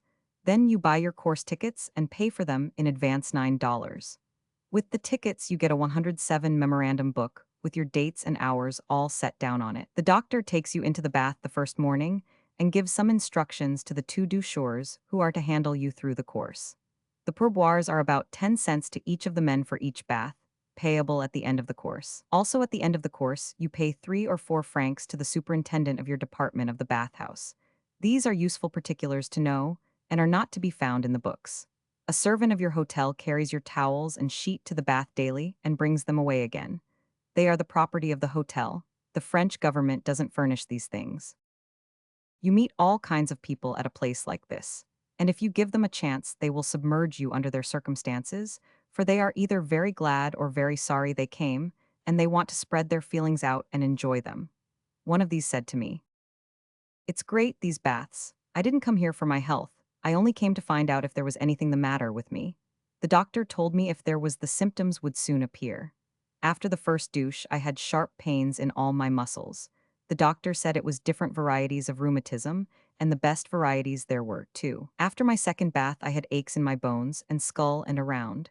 The doctor said it was different varieties of neuralgia, and the best in the market. Anybody would tell me so. I got many new kinds of pains out of my third douche. These were in my 108 joints. The doctor said it was gout, complicated with heart disease, and encouraged me to go on. Then we had the fourth douche, and I came out on a stretcher that time, and fetched with me one vast, diversified, undulating continental kind of pain, with horizons to it, and zones, and parallels of latitude, and meridians of longitude, and isothermal belts, and variations of the compasso, everything tidy, and right up to the latest developments, you know. The doctor said it was inflammation of the soul, and just the very thing. Well, I went right on gathering them in: toothache, liver complaint, softening of the brain, nostalgia, bronchitis, osteology, fits, coleoptera, hydrangea, cyclopaedia britannica, delirium tremens, and a lot of other things that I've got down on my list that I'll show you. And you can keep it if you like and tally off the bric-a-brac as you lay it in. The doctor said I was a grand proof of what these baths could do. Said I had come here as innocent of disease as a grindstone, and inside of 3 weeks these baths had sluiced out of me every important ailment known to medical science, along with considerable more that were entirely new and patentable. Why? He wanted to exhibit me in his bay window. There seemed to be a good many liars this year. I began to take the baths and found them most enjoyable, so enjoyable that if I hadn't had a disease I would have borrowed one, just to have a pretext for going on.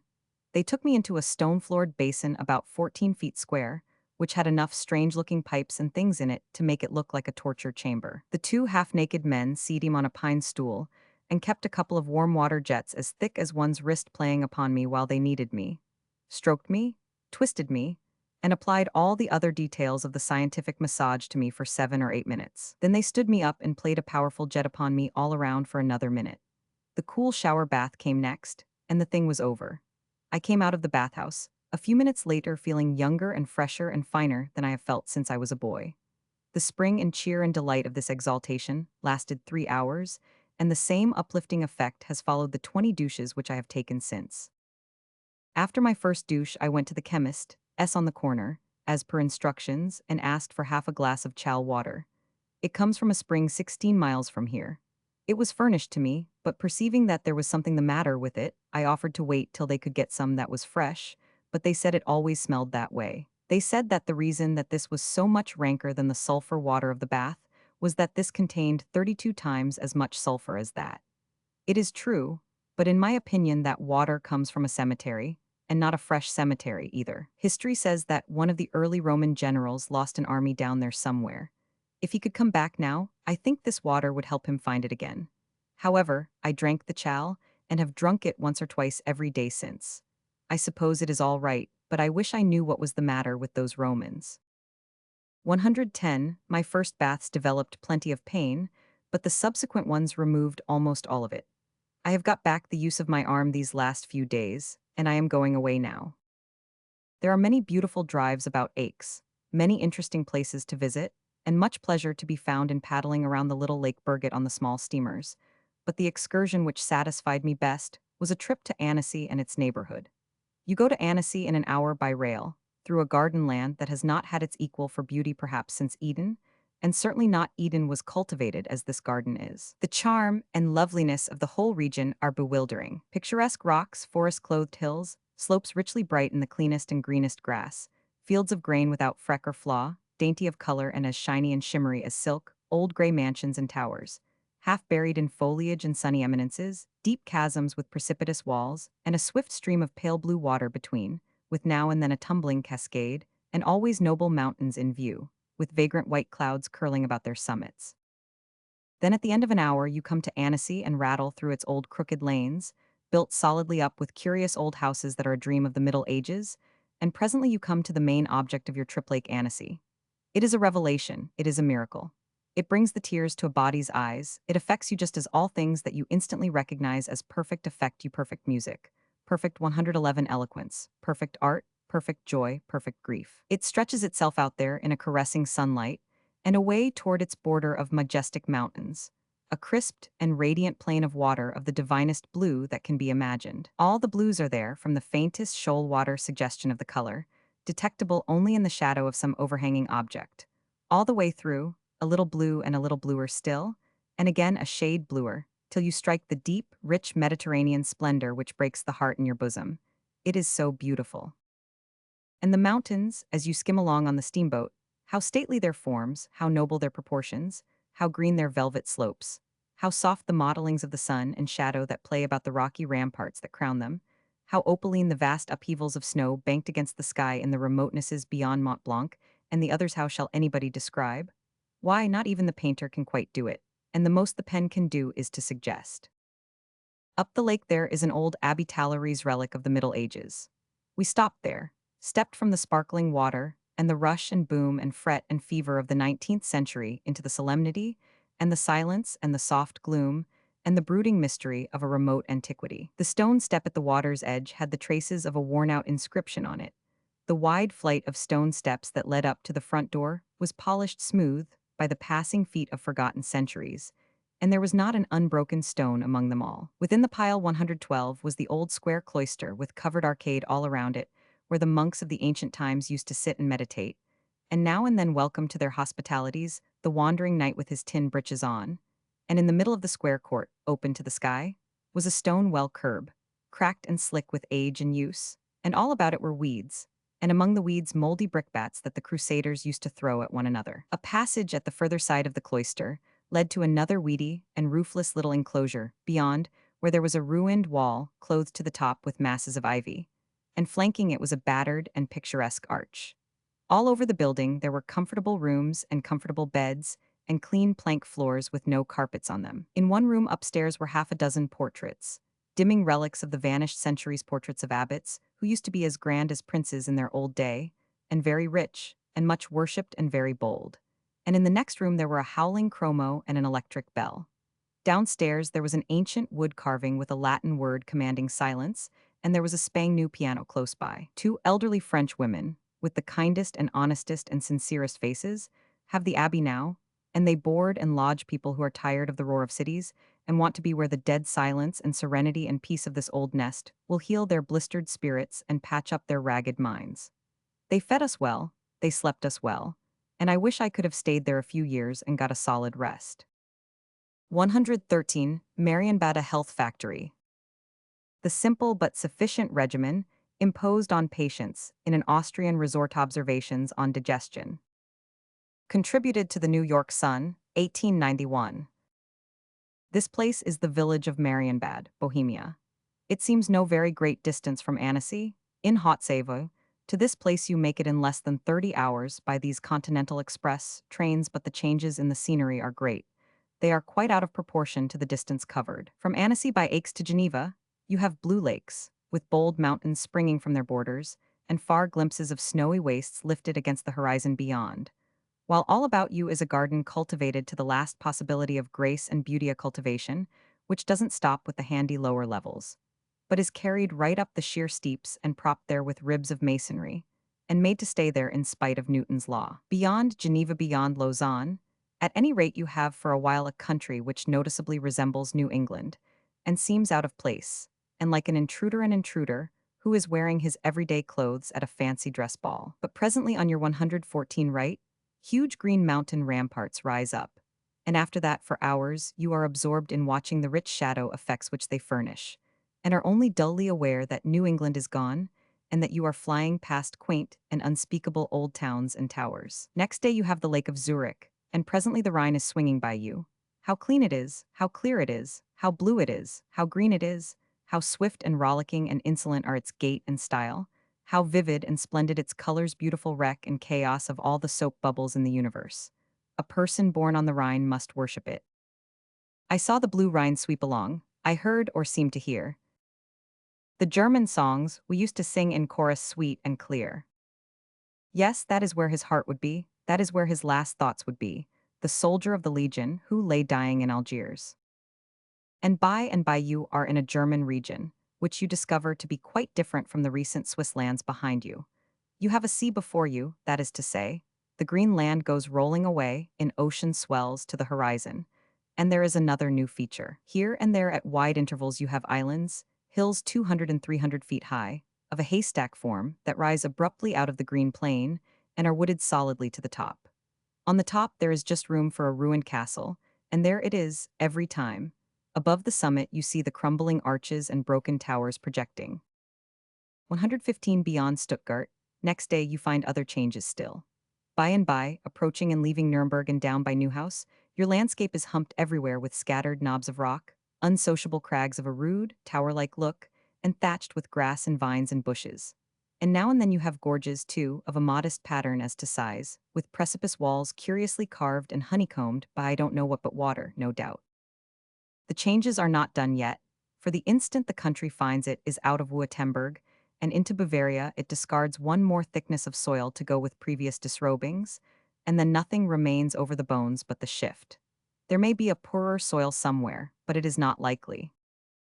A couple of hours from Bayreuth you cross into Bohemia, and before long you reach this Marienbad, and recognize another sharp change, the change from the long ago to today. That is to say, from the very old to the spick and span new.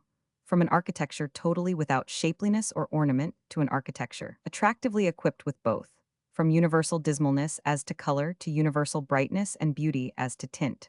From a town which seems made up of prisons to a town which is made up of gracious and graceful mansions, proper to the light of heart and crimeless. It is like jumping out of Jerusalem into Chicago. The more I think of these many changes, the more surprising the thing seems. I have never made so picturesque a journey before, and there cannot be 116 another trip of like length in the world that can furnish so much variety, and of so charming and interesting a sort. There are only 2 or 3 streets here in this snug pocket in the Hemlock Hills, but they are handsome. When you stand at the foot of a street and look up at the slant of it, you see only block fronts of graceful pattern, with happily broken lines and the pleasant accent of bay projections and balconies in orderly disorder and harmonious confusion. And always the color is fresh and cheery, various shades of cream, with softly contrasting trimmings of white and now and then a touch of dim red. These blocks are all thick-walled, solid, massive, tall for this Europe, but it is the brightest and newest looking town on the continent, and as pretty as anybody could require. The steep hills spring high aloft from their very back doors and are clothed densely to their tops with hemlocks. In Bavaria, everybody is in uniform, and you wonder where the private citizens are, but here in Bohemia the uniforms are very rare. Occasionally, one catches a glimpse of an Austrian officer, but it is only occasionally. Uniforms are so scarce that we seem to be in a republic. Almost the only striking figure is the Polish Jew. He is very frequent. He is tall and of grave countenance and wears a coat that reaches to his ankle bones, and he has a little wee curl or two in front of each ear. He has a prosperous look and seems to be as much respected as anybody. The crowds that drift along the promenade at 117 music time twice a day are fashionably dressed after the Parisian pattern, and they look a good deal alike, but they speak a lot of languages which you have not encountered before, and no ignorant person can spell their names, and they can't pronounce them themselves. Mary and Bad Mary's Bath. The Mary is the Virgin. She is the patroness of these curative springs. They try to cure everything: gout, rheumatism, leanness, fatness, dyspepsia, and all the rest. The whole thing is the property of a convent, and has been for 600 or 700 years. However, there was never a boom here until a quarter of a century ago. If a person has the gout, this is what they do with him. They have him out at 5:30 in the morning, and give him an egg and let him look at a cup of tea. At 6 he must be at his particular spring, with his tumbler hanging at his belt hand. He will have plenty of company there. At the first note of the orchestra, he must lift his tumbler and begin to sip his dreadful water with the rest. He must sip slowly and be a long time at it. Then he must tramp about the hills for an hour or so, and get all the exercise and fresh air possible. Then he takes his tub or wallows in his mud, if mud baths are his sort. By noon he has a fine appetite, and the rules allow him to turn himself loose and satisfy it, so long as he is careful and eats only such things as he doesn't want. He puts in the afternoon walking the hills and filling up with fresh air. At night he is allowed to take 3 ounces of any kind of food he doesn't 118 like, and drink 1 glass of any kind of liquor that he has a prejudice against. He may also smoke 1 pipe if he isn't used to it. At 9:30 sharp, he must be in bed and his candle out. Repeat the whole thing the next day. I don't see any advantage in this over having the gout. In the case of most diseases, that is about what one is required to undergo, and if you have any pleasant habit that you value, they want that. They want that the first thing. They make you drop everything that gives an interest to life. Their idea is to reverse your whole system of existence and make a regenerating revolution. If you are a Republican, they make you talk free trade. If you are a Democrat, they make you talk protection. If you are a prohibitionist, you have got to go to bed drunk every night till you get well. They spare nothing, they spare nobody. Reform, reform, that is the whole song. If a person is an orator, they gag him. If he likes to read, they won't let him. If he wants to sing, they make him whistle. They say they can cure any ailment, and they do seem to do it. But why should a patient come all the way here? Why shouldn't he do these things at home and save the money? No disease would stay with a person who treated it like that. I didn't come here to take baths, I only came to look around. But first one person, then another began to throw out hints, and pretty soon I was a good deal concerned about myself. One of these gouties here said I had a gouty look about the eye. Next, a person who has catarrh of the intestines asked him if I didn't notice a dim sort of stomach ache when I sneezed. I hadn't before, but I did seem to notice it then. A man that's here for heart disease said he wouldn't come downstairs so fast if he had my build and aspect. A person with an old gold complexion said a man died here in the mud bath last week that had a petrified liver, good deal such a looking man as I am, and the same initials, and so on, and so on. Of course, there was nothing to be uneasy about, and I wasn't what you may call really uneasy, but I was not feeling very well, that is, not brisk, and I went to bed. I suppose that that was not a good idea, because then they had me. I started in at the supper end of the mill and went through. I am said to be all right now, and free from disease, but this does not surprise me. What I have been through in these 2 weeks would free a person of pretty much everything in him that wasn't nailed there, any loose thing, any unattached fragment of bone, or meat, or morals, or disease, or propensities, or accomplishments, or what not. And I don't say but that I feel well enough. I feel better than I would if I was dead, I reckon. And besides, they say I am going to build up now and come right along and be all right. I am not saying anything, but I wish I had enough of my diseases back to make me aware of myself, and enough of my habits to make it worthwhile to live. To have nothing the matter with you and no habits is pretty tame, pretty colorless. It is just the way a saint feels, I reckon. It is at least the way he looks. I never could stand a 120 saint. That reminds me that you see very few priests around here. And yet, as I have already said, this whole big enterprise is owned and managed by a convent. The few priests one does see here are dressed like human beings, and so there may be more of them than I imagine. 15 priests dressed like these could not attract as much of your attention as would one priest at Aix-les-Bains. You cannot pull your eye loose from the French priest as long as he is in sight. His dress is so fascinatingly ugly. I seem to be wandering from the subject, but I am not. This is about the coldest place I ever saw, and the wettest, too. This August seems like an English November to me. Rain? Why, it seems to like to rain here. It seems to rain every time there is a chance. You are strictly required to be out airing and exercising whenever the sun is shining. So I hate to see the sun shining because I hate air and exercise duty air and duty exercise taken for medicine. It seems ungenuine, out of season, degraded to sordid utilities. A subtle spiritual something gone from it which one can't describe in words, but don't you understand? With that gone, what is left but canned air, canned exercise, and you don't want it. When the sun does shine for a few moments or a few hours, these people swarm out and flock through the streets and over the hills and through the pine woods and make the most of the chance. And I have flocked out too, on some of these occasions, but as a rule I stay in and try to get warm. And what is there for means, besides heavy clothing 121 and rugs, and the polished white tomb that stands lofty and heartless in the corner, and thinks it is a stove? Of all the creations of human insanity, this thing is the most forbidding. Whether it is heating the room or isn't, the impression is the same cold indifference. You can't tell which it is doing without going and putting your hand on it. They burn little handfuls of kindlings in it, no substantial wood, and no coal. The fire burns out every 15 minutes, and there is no way to tell when this has happened. On these dismal days, with the rain steadily falling, it is no better company than a corpse. A roaring hickory fire, with the cordial flames leaping up the chimney, but I must not think of such things, they make a person homesick. This is a most strange place to come to get rid of disease. That is what you think most of the time. But in the intervals, when the sun shines and you are tramping the hills and are comparatively warm, you get to be neutral, maybe even friendly.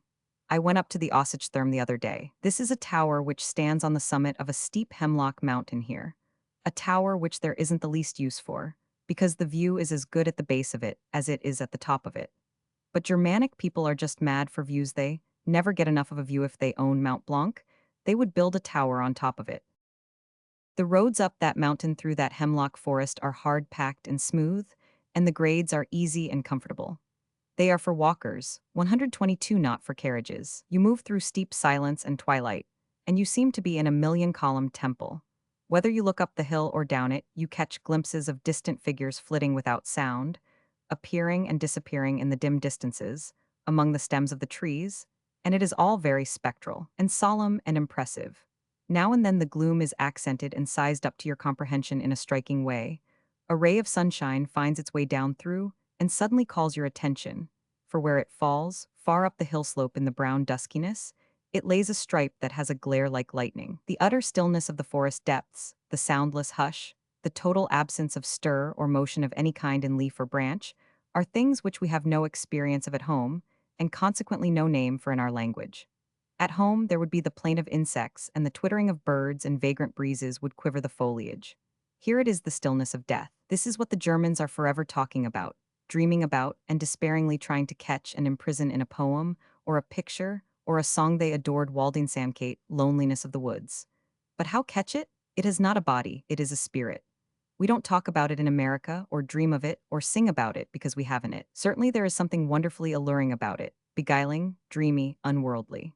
Where the gloom is softest and richest, and the peace and stillness deepest, far up on the side of that hemlock mountain, a spot where Goethe used to sit and dream, 123 is marked by a granite obelisk, and on its side is carved this famous poem, which is the master's idea of Waldingsamkeit.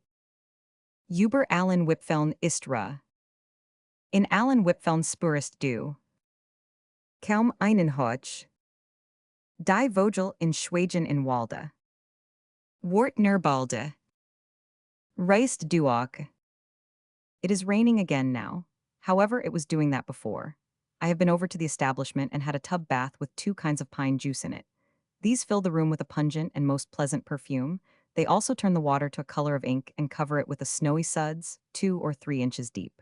The bath is cool about 75 degrees or 80 degrees F, and there is a cooler shower bath after it. While waiting in the reception room all by myself, 2 men came in and began to talk. Politics, literature, religion? No, their ailments. There is no other subject here, apparently. Wherever 2 or 3 of these people are gathered together, there you have it, every time. The first that can get his mouth open contributes his disease and the condition of it, and the others follow with theirs. The two men just referred to were acquaintances, and they followed the custom. One of them was built like a gasometer and is here to reduce his girth. The other was built like a derrick and is here to fat up, as they express it, at this resort. They were well satisfied with the progress they were making. The gasometer had lost a quarter of a ton in 10 days and showed the record on his belt with pride, and he walked briskly across the room, smiling in a vast and luminous way, like a harvest moon, and said he couldn't have done that when he arrived here. He buttoned his coat around his equator and showed how loose it was. It was pretty to see his happiness. It was so childlike and honest. He set his feet together and leaned out over his person and proved that he could see them. He said he hadn't seen them from that point before for 15 years. He had a hand like a boxing glove, and on one of his fingers he had just found a diamond ring which he had missed 11 years ago. The minute the derrick got a chance, he broke in and began to tell how he was piling on blubber right along 3/4 of an ounce every 4 days, and he was still piping away when I was sent for. I left the fat man standing there panting and blowing, and swelling and collapsing like a balloon, his next speech all ready and urgent for delivery. The patients are always at that sort of thing, trying to talk one another to death. The fat ones and the lean ones are nearly the worse at it, but not quite. The dyspeptics are the worst. They are at it all day and all night and all along. They have more symptoms than all the others put together, and so there is more variety of experience, more change of condition, more adventure, and consequently more play for the imagination, more scope for lying, and in every way a bigger field to talk. Go where you will, hide where you may, you cannot escape that word liver.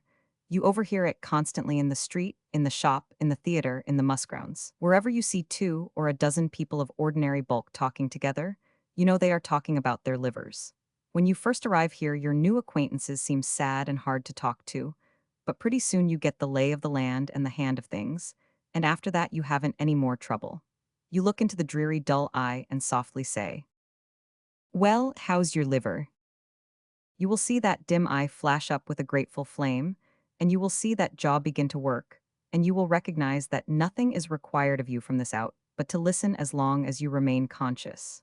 After a few days, you will begin to notice that out of these people's talk a gospel is framing itself, and next you will find yourself believing it. It is this that a man is not what his rearing, his schooling, his beliefs, his principles make him, he is what his liver makes him. That with a healthy liver he will have the clear-seeing eye, the honest heart, the sincere mind, the loving spirit, the loyal soul, the truth and trust and faith, that are based as Gibraltar is based, and that with an unhealthy liver he must and will have the opposite of all these. He will see nothing as it really is. He cannot trust anybody or believe in anything. His moral foundations are gone from under him. Now, isn't that interesting? I think it is. One of the most curious things in these countries is the street manners of the men and women. In meeting you, they come straight on without swerving a hair's breadth from the direct line and wholly ignoring 126 your right to any part of the road. At the last moment, you must yield up your share of it and step aside, or there will be a collision. I noticed this strange barbarism first in Geneva 12 years ago. In Aix-les-Bains, where sidewalks are scarce and everybody walks in the streets, there is plenty of room, but that is no matter. You are always escaping collisions by mere quarter inches. A man or woman who is headed in such a way as to cross your course presently, without a collision, will actually alter his direction shade by shade and compel a collision, unless at the last instant you jump out of the way. Those folks are not dressed as ladies and gentlemen, and they do not seem to be consciously crowding you out of the road. They seem to be innocently and stupidly unaware that they are doing it. But not so in Geneva. They're this class, especially the men, crowd out men, women, and girls of all rank and raiment consciously, and intentionally crowd them off the sidewalk and into the gutter. There was nothing of this sort in Bayreuth, but here, well, here the thing is astonishing. Collisions are unavoidable unless you do all the yielding yourself. Another odd thing here, this savagery is confined to the folk who wear the fine clothes. The others are courteous and considerate. A big burly Comanche, with all the signs about him of wealth and education, will tranquilly force young ladies to step off into the gutter to avoid being run down by him. It is a mistake that there is no bath that will cure people's manners, but drowning would help. 127, however, perhaps one can't look for any real showy amount of delicacy of feeling in a country where a person is brought up to contemplate, without a shudder, the spectacle of women harnessed up with dogs and hauling carts. The woman is on one side of the pole, the dog on the other, and they bend to the work and tug and pant and strain, and the man tramps leisurely alongside and smokes his pipe. Often the woman is old and gray, and the man is her grandson. The Austrian national ornithological device ought to be replaced by a grandmother harnessed to a slush cart with a dog. This merely in the interest of fact. Heraldic fancy has been a little too much overworked in these countries, anyway. Lately, one of those curious things happened here which justify the felicitous extravagances of the stage and help us to accept them. A despondent man, bankrupt, friendless, and desperate, dropped a dose of strychnia into a bottle of whiskey and went out in the dusk to find a handy place for his purpose, which was suicide. In a lonely spot, he was stopped by a tramp who said he would kill him if he didn't give up his money. Instead of jumping at the chance of getting himself killed, and thus saving himself the impropriety and annoyance of suicide, he forgot all about his late project and attacked the tramp in a most sturdy and valiant fashion. He made a good fight, but failed to win. The night passed, the morning came, and he woke out of unconsciousness to find that he had been clubbed half to death and left to perish at his leisure. Then he reached for his bottle to add the finishing touch, but it was gone. He 128 pulled himself together and went limping away, and presently came upon the tramp stretched out stone dead with the empty bottle beside him. He had drunk the whiskey and committed suicide innocently. Now, while the man who had been cheated out of his suicide stood there bemoaning his hard luck and wondering how he might manage to raise money enough to buy some more whiskey and poison, some people of the neighborhood came by, and he told them about his curious adventure. They said that this tramp had been the scourge of the neighborhood and the dread of the constabulary. The inquest passed off quietly and to everybody's satisfaction, and then the people, to testify their gratitude to the hero of the occasion, put him on the police on a good enough salary, and he is all right now and is not meditating suicide anymore. Here are all the elements of the naivest Arabian tale. A man who resists robbery when he hasn't anything to be robbed of does the very best to save his life when he has come out purposely to throw it away, and finally is victorious in defeat, killing his adversary in an effectual and poetic fashion after being already hors du combat himself. Now, if you let him rise in the service and marry the chief of police's daughter, it has the requisite elements of the Oriental romance, lacking not a detail so far as I can see. Down the Rhone. 1891. In old times, a summer sail down the Rhone was a favorite trip with travelers. But that day is long gone by. The conveniences for the sail disappeared many years ago, driven out of existence by the railway. In August 1891, I made this long-neglected voyage with a boatman and a courier. The following account of it is part diary and part comment. The main idea of the voyage was not to see sights, but to rest up from sightseeing. There was little or nothing on the Rhone to examine or study or write didactically about. Consequently, to glide down the stream in an open boat, moved by the current only, would afford many days of lazy repose, with opportunity to smoke, read, doze, talk, accumulate comfort, get fat, and all the while be out of reach of the news and remote from the world and its concerns. Our point of departure was to be the castle of Chatelain on Lake Burget, not very far from Aix-les-Bains. I went down from Geneva by rail on a Saturday afternoon and reached the station nearest the castle during the evening. I found the courier waiting for me. He had been down in the lake region several days, hunting for a boat, engaging the boatman, et from my log. The luggage was given to the porters, a couple of peasant girls of 17 or 18 years, and a couple of younger one's children, one might say, of 12 or 13. It consisted of heavy satchels and holdalls, but they gathered it up and trudged away, not seeming to mind the weight. The road was through woods and uphill, dark and steep and long. I tried to take the heavy valise from the smallest one, telling her I would carry it myself. She did not understand, of course, and resisted. I tried then to take the bag by gentle force. This alarmed her.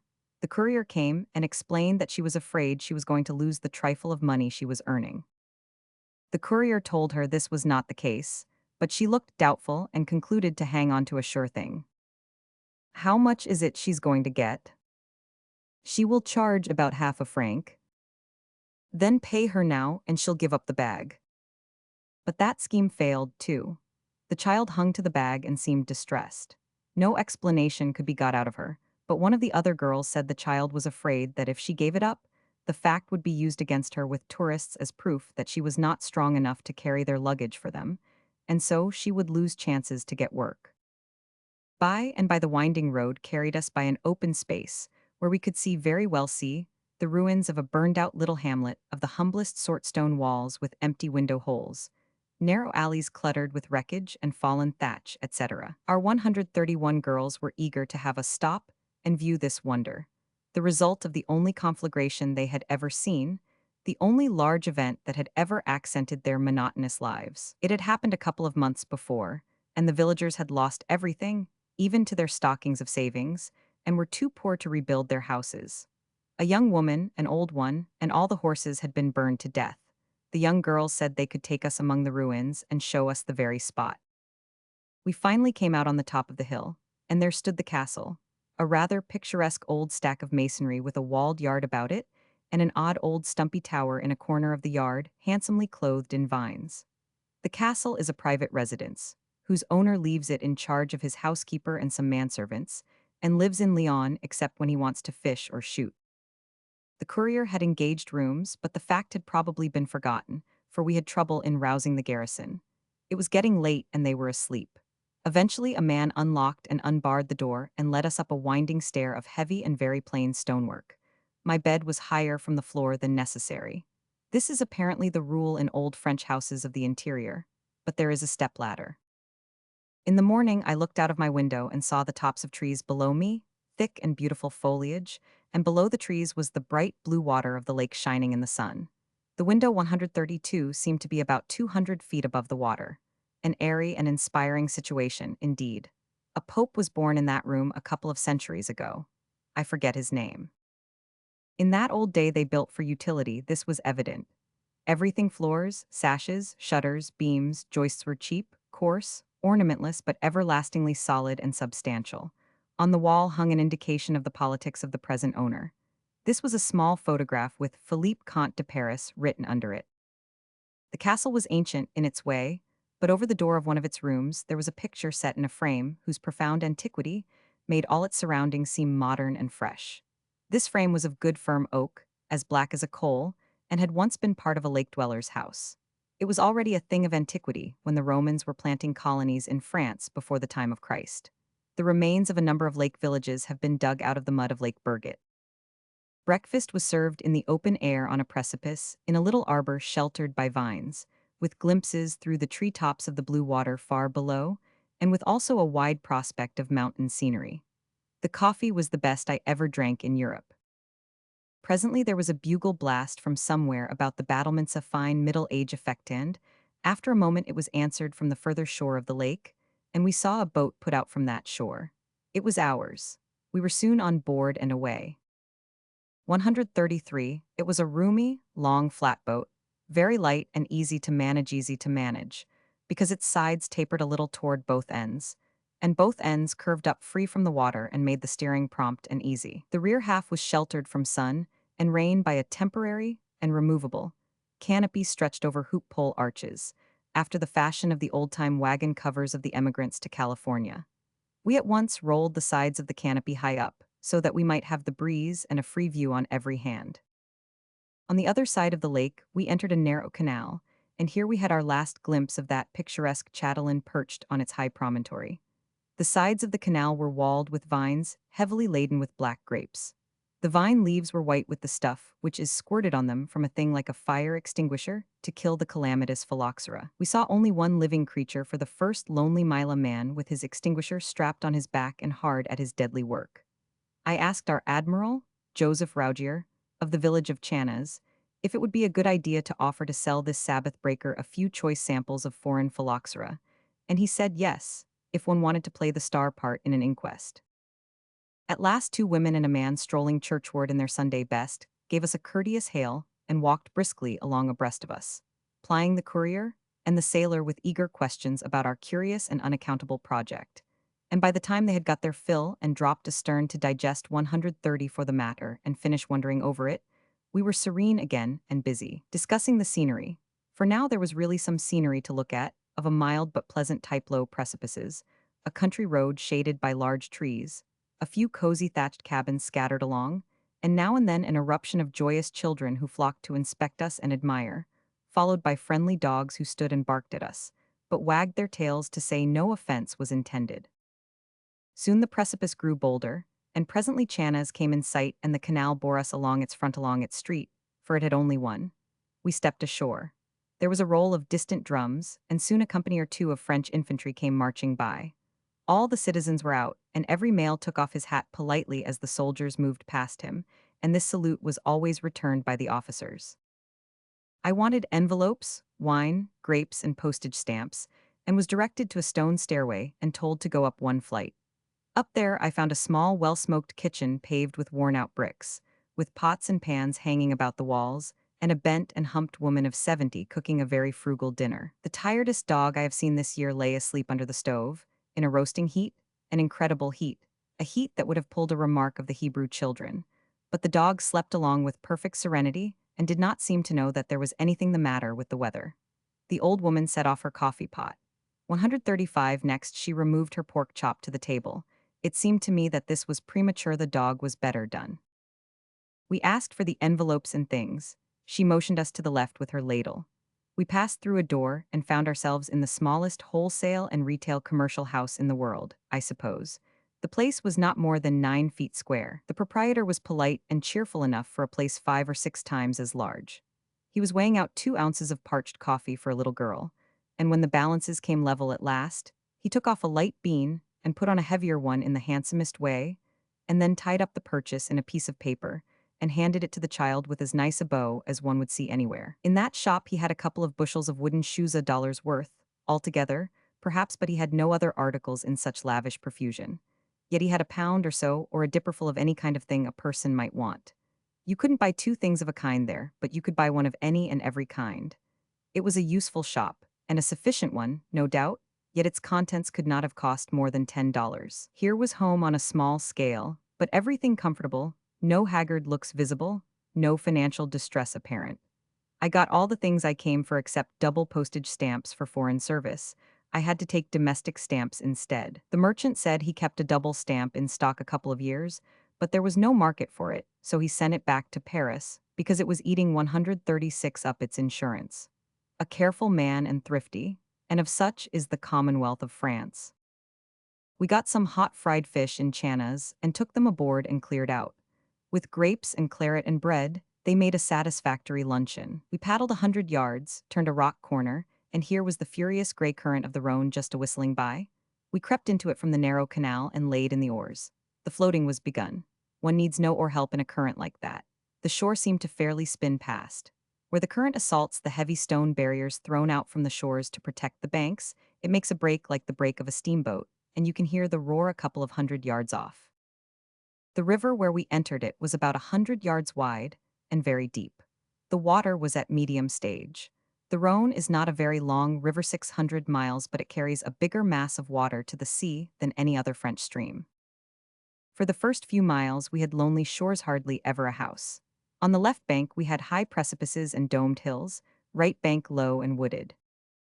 At one point in the face of a precipice we saw a great cross, carved out of the living rock, the admiral said, 40 feet above the carriage road, where a doctor has had his tomb scooped in the rock and lies in there safe from his surviving patients if any. At 1:25 p.m. we passed the slumberous village of Massenou de Rive on the right and the ditto village of Huissier on the left in Savoy. We had to take all names by sound from the admiral. He said nobody could spell them. There was a ferry at the former village. A wire is stretched across the river high overhead. Along this runs a wheel which has ropes leading down and made fast to the ferryboat in such a way that the boat's head is held farther upstream than its stern. This angle enables the current to drive the boat across, and no other motive force is needed. This would be a good thing on minor rivers in America. 2:10 p.m. It is delightfully cool, breezy, shady, under the canopy, and still. Much smoking and lazy reflecting. There is no sound but the rippling of the current and the moaning of far-off breaks, except that now and then the admiral dips a screechy oar to change the course half a point. In the distance one catches the faint singing and laughter of playing children, or the softened note of a church bell or town clock. But the reposeful stillness that is the charm, and the smooth, swift gliding, and the fresh, clear, lively, gray-green water. There was such a rush, and boom, and life, and confusion, and activity in Geneva yesterday. How remote all that seems now. How wholly vanished away and gone out of this world. 2:15, Village of Yen, Iron Suspension Bridge. On the heights back of the town, a chapel with a tower like a thimble and a very tall white virgin standing on it. 2:25, precipices on both sides now, river narrow 60 yards. 230, immense precipice on right bank, with groups of buildings, pier chattel, planted on the 138 very edge of it. In its near neighborhood, a massive and picturesque fortification.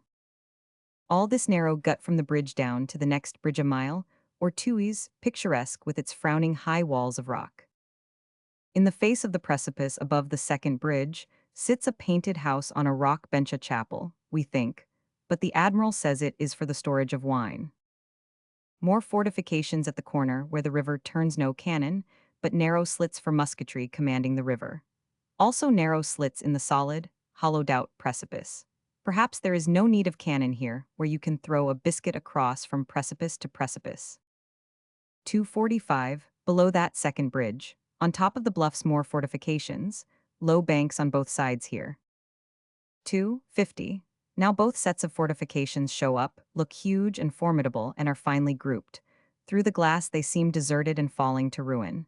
Out of date, perhaps. One will observe, by these paragraphs, that the Rhone is swift enough to keep one's view changing with a very pleasant alacrity.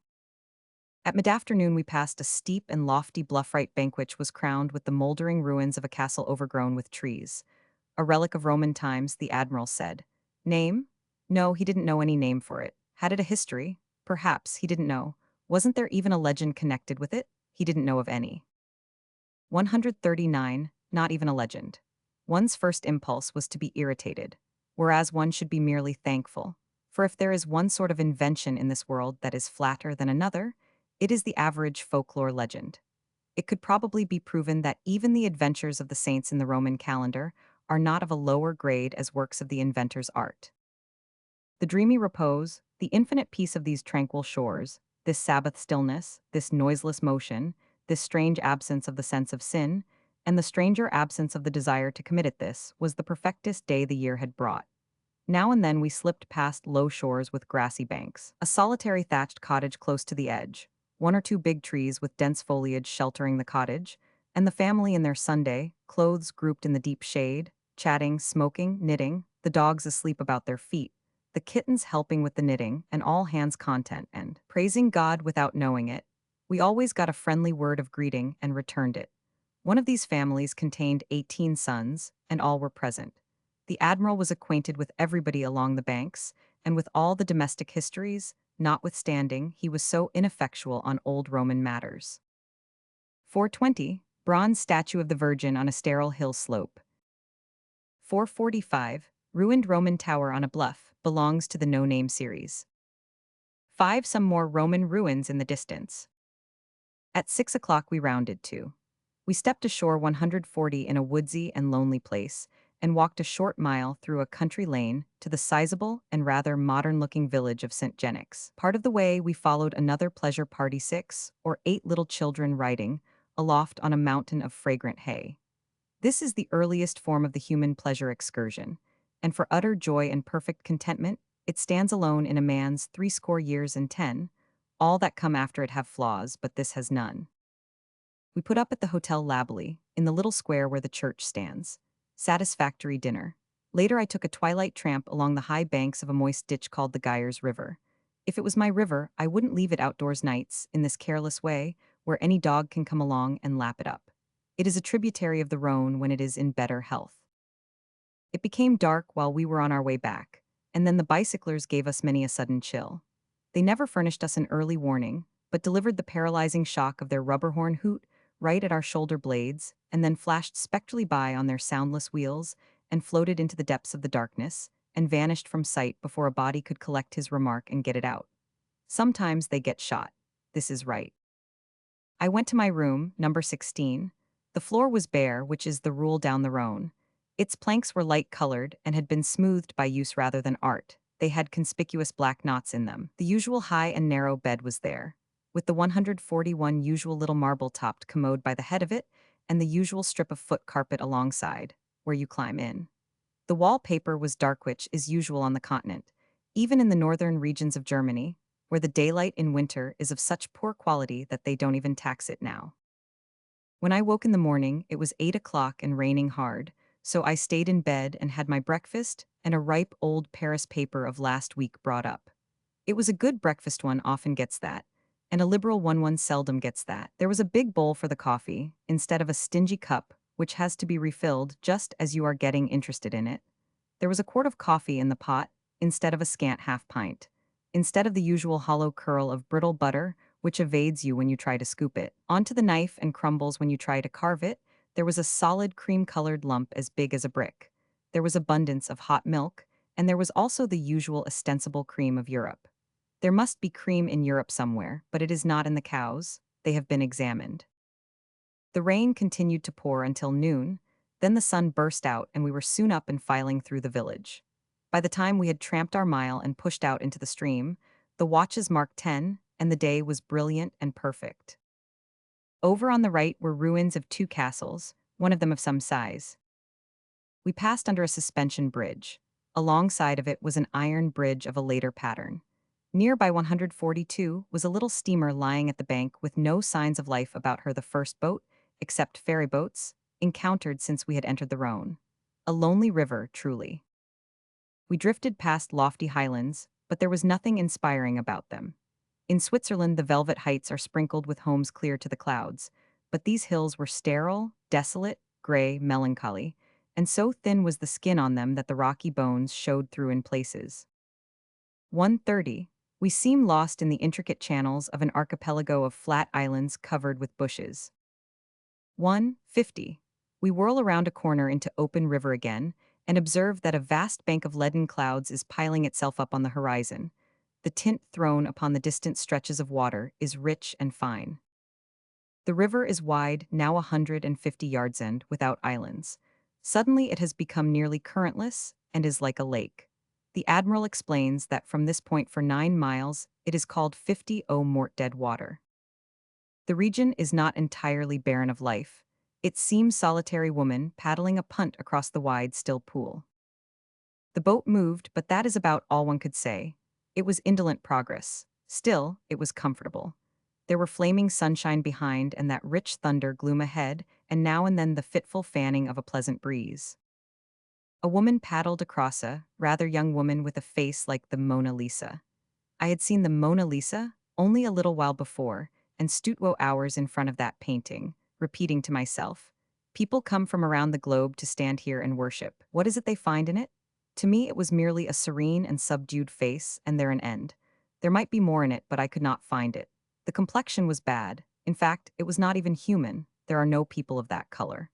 I finally concluded that maybe others still saw in the picture faded and vanished marvels which had been there once and were now forever vanished. Then I remembered something told me once by Noel Flagg, the artist. There was a time, he said, when he wasn't yet an artist but thought he was.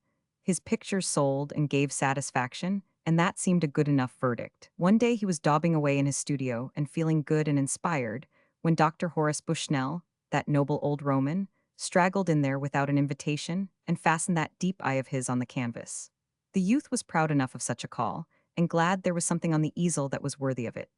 After a long look, the great divine said, "You have talent, boy. That sounded good. What you want is teaching." Teaching he, an accepted and competent artist? He didn't like that. After another long look. "Do you know the higher mathematics?" "I know, sir." "You must acquire them." As a proper part of an artist's training, this with veiled irony. 144 as an essential part of it. Do you know anatomy? "No, sir." "You must learn how to dissect a body. What are you studying now principally?" "Nothing, I believe." "And the time flying, the time flying. Where are your books? What do you read?" "There they are, on the shelves."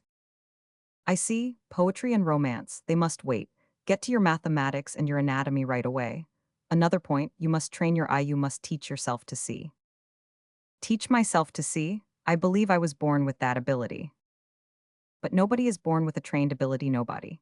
A cow sees, she sees all the outsides of things, no doubt, but it is only the trained eye that sees deeper, sees the soul of them, the meaning of them, the spiritual essence. Are you sure that you see more than the cow sees? You must go to Paris. You will never learn to see here. There they'll teach you, there they'll train you, there they'll work you like a slave, there they'll bring out the talent that's in you. Be off, don't twaddle here any longer." Flagg thought it over and resolved that the advice was worth taking. He and his brother cleared for Paris. They put in their first afternoon there scoffing at the works of the old masters in the Louvre. They laughed at themselves for crossing a wide ocean to learn what masterly painting might be by 145 staring at these odious things. As for the Mona Lisa, they exhausted their treasure of wit in making fun of it. Next day, they put themselves into the hands of the Beaux Arts people, and that was the end of play. They had to start at the very bottom of their trade and learn it over again, detail by detail, and learn it right this time. They slaved away night and day for 3 months and wore themselves to shadows. Then they had a day off and drifted into the Louvre. Neither said a word for some time, each disliked to begin, but at last, in front of the Mona Lisa, after standing mute a while, one of them said, "Speak out, say it. Say it yourself." "Well then, we were cows before." Yes, it's the right name for it. That is what we were. It is unbelievable, the change that has come over these pictures in 3 months. It is the difference between a landscape in the twilight and the same landscape in the daytime. Then they fell into each other's arms. This all came back to me now, as I saw this living Mona Lisa punting across 50 Mort. 2:40 p.m. made for a village on the right bank with all speed Port de Grosly. Remains of Roman aqueduct on hilltop back of village. Rain, deluges of it, took refuge in an inn on the Bank Hotel des Voyageurs. The public room was full of voyageurs and tobacco smoke. The voyageurs may have been river folk in the old times when the 146 inn was built, but this present crowd was made up of teamsters. They sat at bare tables, under their feet was the bare floor. About them were the four bare walls, a dreary place at any time, a heartbreaking place now in the dark of the downpour. However, it was manifestly not dreary to the teamsters. They were sipping red wine and smoking. They all talked at once, and with great energy and spirit, and every now and then they gave their thighs a sounding slap and burst into a general hoarse laugh. The courier said that this was in response to rude wit and coarse anecdotes. The brace of modest-looking girls who were waiting on the teamsters did not seem troubled. The courier said that they were used to all kinds of language and were not defiled by it, that they had probably seldom heard a spade called anything but a spade, therefore the foulest words came innocent to their ears. This inn was built of stone, of course. Everybody's house on the continent, from palace to hovel, is built of that dismal material, and as a rule it is as square as a box and odiously plain and destitute of ornament. It is formal, forbidding, and breeds melancholy thoughts in people used to friendlier and more perishable materials of construction. The frame house and the log house molder and pass away, even in the builder's time, and this makes a proper bond of sympathy and fellowship between the man and his home. But the stone house remains always the same to the person born in it. In his old age, it is still as hard and indifferent and unaffected by time as it was in the long vanished days of his childhood. The other kind of house shows by many touching signs that it has noted his griefs and misfortunes and has felt for them. But the stone house doesn't, it is not of his evanescent race. It has no kinship with him, nor any interest in him. A professional letter writer happened along presently, and one of the young girls got him to write a letter for her. It seemed strange that she could not write it herself. The courier said that the peasant women of the Rhone do not care for education, but only for religion, that they are all good Catholics, and that their main ambition in life is to see the Rhone's long procession of stone and bronze virgins added to, until the river shall be staked out with them from end to end, and that their main pleasure in life is to contribute from their scant centimes to this gracious and elevating work. He says it is a quite new caprice, that 10 years ago there was not a virgin in this part of France at all, and never had been. This may be true, and of course, there is nothing unreasonable about it, but I have already found out that the courier's statements are not always exact. I had a hot fried fish and coffee in a garden shed roofed with a mat of vines, but the rain came through in streams, and I got drenched in spite of our umbrellas. For one cannot manage table implements and umbrellas all at the same time with anything like good success. Mem, last evening, for economy's sake, proposed to be a Frenchman because Americans and English 148 are always overcharged. Courier said it wouldn't deceive unless I played myself for a deaf and dumb Frenchman, which I did, and so the rooms were only a franc and a half each. But the Admiral must have let it out that I was only deaf and dumb in French, for prices were raised in the bill this morning. 4:10 p.m. left Port de Grosly. 4:50 p.m. Shadow of the Count Castellor, something like that. The Admiral's pronunciation is elusive. Courier guesses the spelling at Quinchinat. I don't quite see the resemblance. This courier's confidence in himself is a valuable talent. He must be descended from the idiot who taught our forefathers to spell Tizik with a PH and a TH. The river here is as still and smooth and nearly as dead as a lake. The water is swirly, though, and consequently makes uneasy steering. River seems to draw together and greatly narrow itself below the Count's house. No doubt the current will smarten up there. 3 new quarries along here. Dear me, how little there is in the way of sightseeing when a quarry is an event, remarked upon with contentment. Swept through the narrow canal-like place with a good current. On the left-hand point below, bush-grown ruins of an ancient convent, St. Albans, picturesquely situated on a low bluff. There is a higher and handsomer bluff a trifle lower down. How did they overlook it? Those people generally went for the 149 best, not second best. Shapely hole in ladder bluff 100 feet above the water anchorite's nest. Interesting-looking hole, and would have cost but little time and trouble to examine it, but it was not done. It is no matter, one can find other holes. At last, below bluffs, we find some greensward not extensive, but a pleasant novelty. 5:30, lovely sunset. Mottled clouds richly painted by sinking sun, and fleecy shreds of clouds drifting along the fronts of neighboring blue mountains. Harrow in a field. Apparently harrow, but was distant and could not tell, could have been a horse. 5:35, very large gray broken-arched and unusually picturesque ruin crowning a hilltop on right. Name unknown. This is a liberal mile above village of Briord, my spelling the admiral's pronunciation, on same side. Passed the village swiftly and left it behind. The villagers came out and made fun of our strange tub. The dogs chased us and were more noisy than necessary. 6 p.m. Another suspension bridge. This is the 6th one. They have ceased to interest. There was nothing exciting about them from the start. Presently landed on left bank and shored the boat for the night. Hotel du Rhône Moine, isolated, situated right on the bank. Sort of a villagette to be exact a little back. Hotel is 2 stories high and not pretentious family dwelling and cow stable all under one roof. I had been longing to have personal experience of peasant life be, on the inside, and see it for 150 myself instead of at second hand in books. This was an opportunity and I was excited about it and glad. The kitchen was not clean, but it was a sociable place and the family were kind and full of goodwill. There were 3 little children, a young girl, father, mother, grandparents, some dogs, and a plurality of cats. There was no discord, perfect harmony prevailed. Our table was placed on the lawn on the river bank. One had no right to expect any finer style here than he would find in the cheapest and shabbiest little tavern in America, for the Hotel du Rhône Moine was for foot wanderers and laborers on the flatboats that convey stone and sand and wood to Lyon, yet the style was superior, very much so. The tablecloth was white, and it and the table furniture were perfectly clean. We had a fish of a pretty coarse grain, but it was fresh from the river and hot from the pan. The bread was good, there was abundance of excellent butter. The milk was rich and pure, the sugar was white. The coffee was considerably better than that which is furnished by the choice hotels of the capitals of the continent. Thus far, peasant life was a disappointment. It was so much better than anything we were used to at home in some respects. 2 of the dogs came out, presently, and sat down by the table and rested their chins on it, and so remained. It was not to beg, for they showed no interest in the supper. They were merely there to be friendly. It was the only idea they had. A squadron of cats came out by and by, and sat down in the neighborhood, and looked him over languidly, then wandered away without passion, in fact with what looked like studied indifference. Even the cats and the dogs are well and sufficiently fed at the Hotel du Rhône Moine. Their dumb testimony was as good as speech. I went to bed early. It is inside the house, not outside, that one really finds the peasant life. Our rooms were over the stable, and this was not an advantage. The cows and horses were not very quiet, the smell was extraordinary, the fleas were a disorderly lot, and these things helped the coffee to keep one awake. The family went to bed at 9 and got up at 2.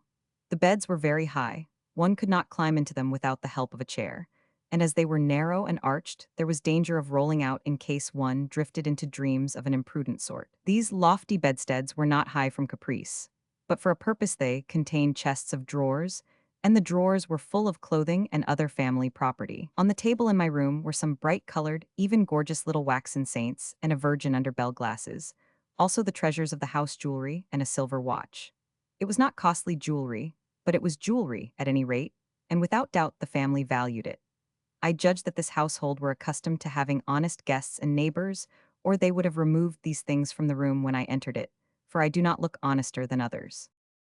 Not that I have always thought in this way about myself, for I haven't.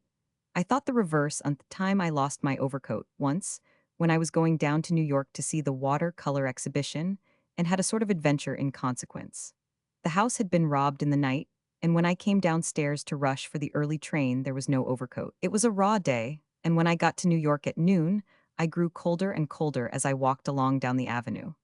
When I reached East 34th Street, I stopped on the corner and began to consider. It seemed to me that it must have been just about there that Smith, the artist, took me one winter's night, with others, 5 years before, and caroused us with roasted oysters and southern stories and hilarity in his fourth story, until 3 or 4 in the morning.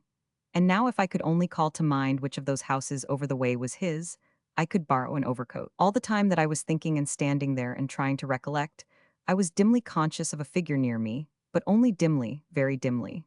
But now as I came out of my reverie and found myself gazing, rapt but totally unconscious, at one of the houses over there, that figure solidified itself and became at once the most conspicuous thing in the landscape. It was a policeman. He was standing not 6 feet away, and was gazing as intently at my face as I had been gazing at the house. I was embarrassed. It is always embarrassing to come to yourself and find a stranger staring at you. You blush, even when you have not been doing any 153 harm. So I blushed, a thing that does not commend a person to a policeman. Also, I tried to smile a placating smile, but it did not get any response. So then I tried to make it a kind of friendly smile, which was a mistake, because that only hardens a policeman, and I saw at once that this smile had hardened this one and made my situation more difficult than ever. And so, naturally, my judgment being greatly impaired by now, I spoke, which was an error. Because in these circumstances one cannot arrange without reflection a remark which will not seem to have a kind of suspicious something about it to a policeman, and that was what happened this time. For I had fanned up that haggard smile again, which had been dying out when I wasn't noticing, and said, "Could you tell me, please, if there's a Mr. Smith lives over there in?" "What Smith?" That rude abruptness drove his other name out of my mind. And as I saw, I never should be able to think of it with the policeman standing there cowing me with his eye. That way, it seemed to me best to get out a name of some kind, so as to avert further suspicion. Therefore, I brought out the first one which came into my mind, which was John. Another error. The policeman turned purple apparently with a sense of injury and insult and said there were a million John Smiths in New York, and which one was this? Also, what did I want with Smith? I could not remember. The overcoat was gone out of my mind. So I told him he was a pupil of mine and that I was giving him lessons in morals, moral culture, a new system. That was a lucky hit anyway. I was merely despicable now to the policeman, but harmless. I could see it in his eye. He looked me over a moment, then said, "You give him lessons, do you?" "Yes, sir." "How long have you been giving him lessons?" 2 years next month. I was getting my wind again and confidence. "Which house does he live in?" "That one, the middle one in the block." "Then, what did you ask me for a minute ago?" I did not see my way out. He waited for an answer, but got tired before I could think of one that would fit the case and said, "How is it that you haven't an overcoat on, such a day as this?"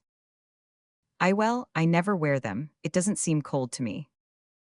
He thought a while with his eye on me, then said with a sort of sigh, "Well, maybe you are all right. I don't know, but you want to walk pretty straight while you are on my beat. For, morals or no morals, blamed if I take much stock in you. Move on now." Then he turned away, swinging his club by its string. But his eye was over his shoulder my way, so I had to cross to that house, though I didn't want to any more. I did not expect it to be Smith's house, now that I was so out of luck, but I thought 155 I would ring and ask. And if it proved to be someone else's house, then I would explain that I had come to examine the gas meter, and thus get out the back way and be all right again. The door was opened by a middle-aged matron with a gentle and friendly face, and she had a sweet serenity about her that was a notable contrast to my nervous flurry. I asked after Smith and if he lived there, and to my surprise and gratitude she said that this was his home. "Can I see him? Can I see him right away immediately?" "No, he was gone downtown." My rising hopes fell to ruin. "Then can I see Mrs. Smith?" But alas and alas, she was gone downtown with him. In my distress, I was suddenly smitten by one of those ghastly hysterical inspirations, when you want to do an insane thing just to astonish and petrify somebody. So I said, with a rather overdone pretense of playful ease and assurance. Ah, this is a very handsome overcoat on the hat rack, so good as to lend it to me for a day or two.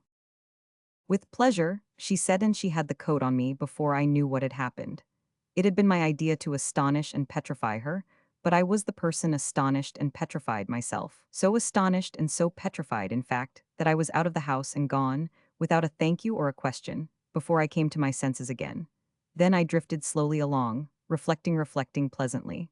I said to myself, she simply divined my 156 character by my face. What a far clearer intuition she had than that policeman.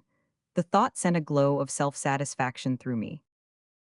Then a hand was laid on my shoulder and I shrank together with a crash. It was the policeman. He scanned me austerely and said, "Where did you get that overcoat?" Although I had not been doing any harm, I had all the sense of being caught in something disreputable. The officer's accusing eye and unbelieving aspect heightened this effect. I told what had befallen me at the house in as straightforward a way as I could, but I was ashamed of the tale, and looked it, without doubt, for I knew and felt how improbable it must necessarily sound to anybody, particularly a policeman. Manifestly he did not believe me. He made me tell it all over again, then he questioned me. "You don't know the woman?" "No, I don't know her." "Haven't the least idea who she is?" "Not the least." "You didn't tell her your name?" "No." "She didn't ask for it?" "No." "You just asked her to lend you the overcoat, and she let you take it?" "She put it on me herself." "And didn't look frightened?"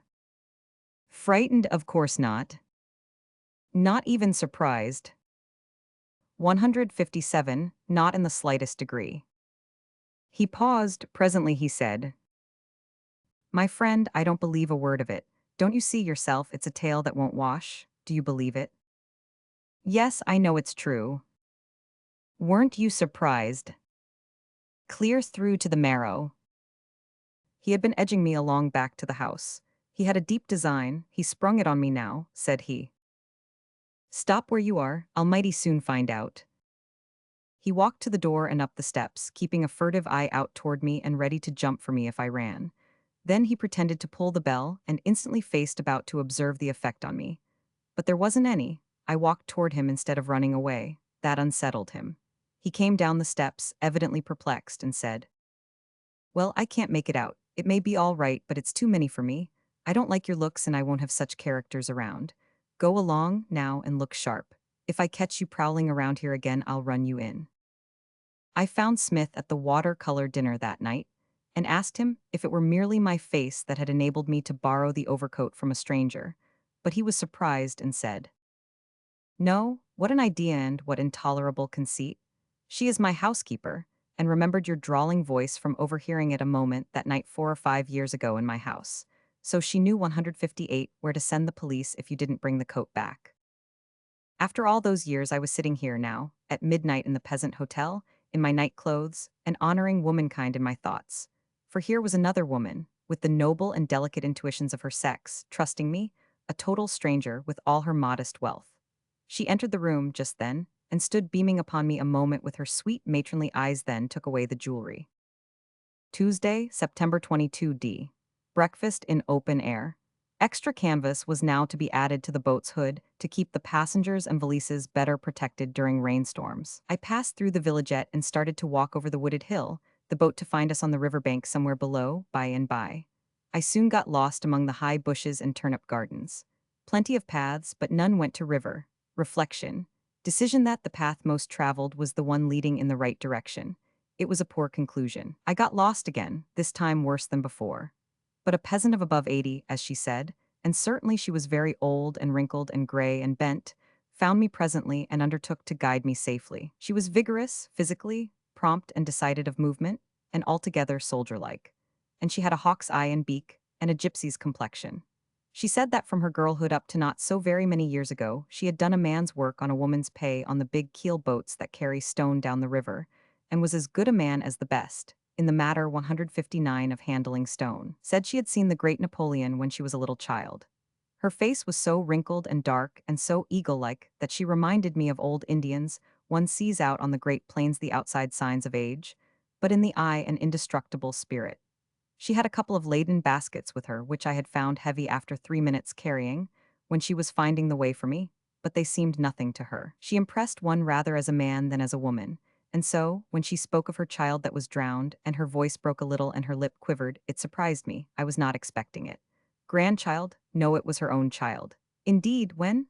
So then it came out that it was 60 years ago. It seemed strange that she should mind it so long, but that was the woman of it, no doubt. She had a fragment of newspaper religious with rude holy woodcuts in it, and doubtful episodes in the lives of medieval saints and anchorites, and she could read these instructive matters in fine print without glasses. Also, her eyes were as good at long distances. She led hither and thither among the paths, and finally brought me out overlooking the river. There was a steep sandy frontage there, where there had recently been a small landslide, and the faint new path ran straight across it for 40 feet, like a slight snow track along the slant of a very steep roof. I halted and declined. I had no mind to try the crumbly path and creep and quake along it with the boiling river and maybe some rocks under my elbow 30 feet below. Such places turned my stomach. 160. The old woman took note of me, understood, and said what sounded like, "Lass, malaise au premier." Then she tramped briskly and confidently across with her baskets, sending miniature avalanches of sand and gravel down into the river with each step. One of her feet plowed from under her, about midway, but she snatched it back and marched on, not seeming to mind it. My pride urged me to move along and put me to shame. After a time, the old woman came back and coaxed me to try, and did at last get me started in her wake, and I got as far as midway all right. But then, to heart me still more and show me how easy and safe it was, she began to prance and dance her way along, with her knuckles in her hips, kicking a landslide loose with every skip. The exhibition struck a cold panic through me and made my brain swim. I leaned against the slope and said I would stay there until the boat came and testified as to whether there were rocks under me or not. For the third time in my life, I was in that kind of a fix in a place where I could not go backward or forward and mustn't stay where I was. The boat was a good while coming, but it seemed longer than that. Where I was, the slope was like a roof. Where the slope ended, the wall was perpendicular thence to the water, and one could not see over and tell what the state of things might be down there. When the boat came along, the courier said there was nothing down there but deep water, no rocks. I did not mind the water, so my fears disappeared now, and I finished my march without discomfort. I gave the old woman some money, which pleased her very much, and she tried her grateful best to give us a partridge, newly killed, which she rummaged out of one of her baskets, and seemed disappointed when I would not take it. But I couldn't, it would have been a shabby act. Then she went her way with her heavy baskets, and I got aboard and afloat once more, feeling a great respect for her and very friendly toward her. She waved a goodbye every now and then till her figure faded out in the plain, joining that interminable procession of friends made and lost in an hour that drifts past a man's life from cradle to grave and returns on its course no more. The courier said she was probably a poacher and stole the partridge. The courier was not able to understand why I had not nerve enough to walk along a crumbling slope with a precipice only 30 feet high below me, but I had no difficulty in understanding it. It is constitutional with me to get nervous and incapable under the probability of getting myself dropped 30 feet on to a pile of rocks. It does not come from culture. Some people are made in one way, and some in another, and the above is my way. Some people who can skirt precipices without a tremor have a strong dread of the dentist's chair, whereas I was born without any prejudices against the dentist's chair. When in it I am interested, am not in a hurry, and do not greatly mind the pain. Taken by and large, my style of make has advantages over the other, I think. Few of us are obliged to circumnavigate precipices, but we all have to take a chance at the dental chair. 162 people who early learn the right way to choose a dentist have their reward. Professional superiority is not everything. It is only part. All dentists talk while they work. They have inherited this from their professional ancestors, the barbers. The dentist who talks well, other things being equal, is the one to choose. He tells anecdotes all the while and keeps his man so interested and entertained that he hardly notices the flight of time.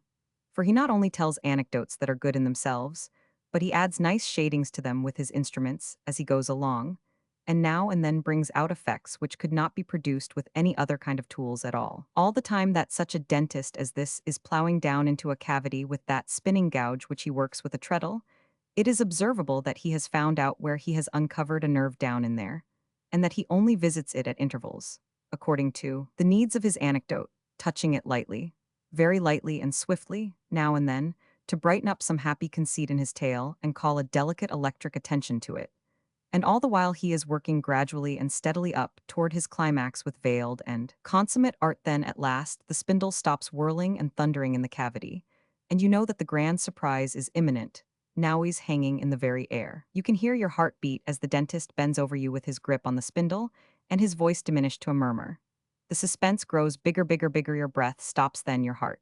Then with lightning suddenness, the 163 nub is sprung, and the spindle drives into the raw nerve. The most brilliant surprises of the stage are pale and artificial compared with this. It is believed by people generally, or at least by many, that the exquisitely sharp sensation which results from plunging the steel point into the raw nerve is pain, but I think that this is doubtful. It is so vivid and sudden that one has no time to examine properly into its character. It is probably impossible, with our human limitations, to determine with certainty whether a sensation of so high and perfect an order as that is pain, or whether it is pleasure. Its location brings it under the disadvantage of a common prejudice, and so men mistake it for pain when they might perceive that it is the opposite of that if it were anywhere but in a tooth. I may be in error, but I have experimented with it a great deal, and I am satisfied in my own mind that it is not pain. It is true that it always feels like pain, but that proves nothing. Ice against a naked back always passes for fire. I have every confidence that I can eventually prove to everyone's satisfaction that a nerve stab produces pleasure. And not only that, but the most exquisite pleasure, the most perfect felicity which we are capable of feeling. I would not ask more than to be remembered hereafter as the man who conferred this priceless benefaction upon his race. 11:30, approaching the falls of the Rhone. Canal to the left, walled with compact and beautiful masonry.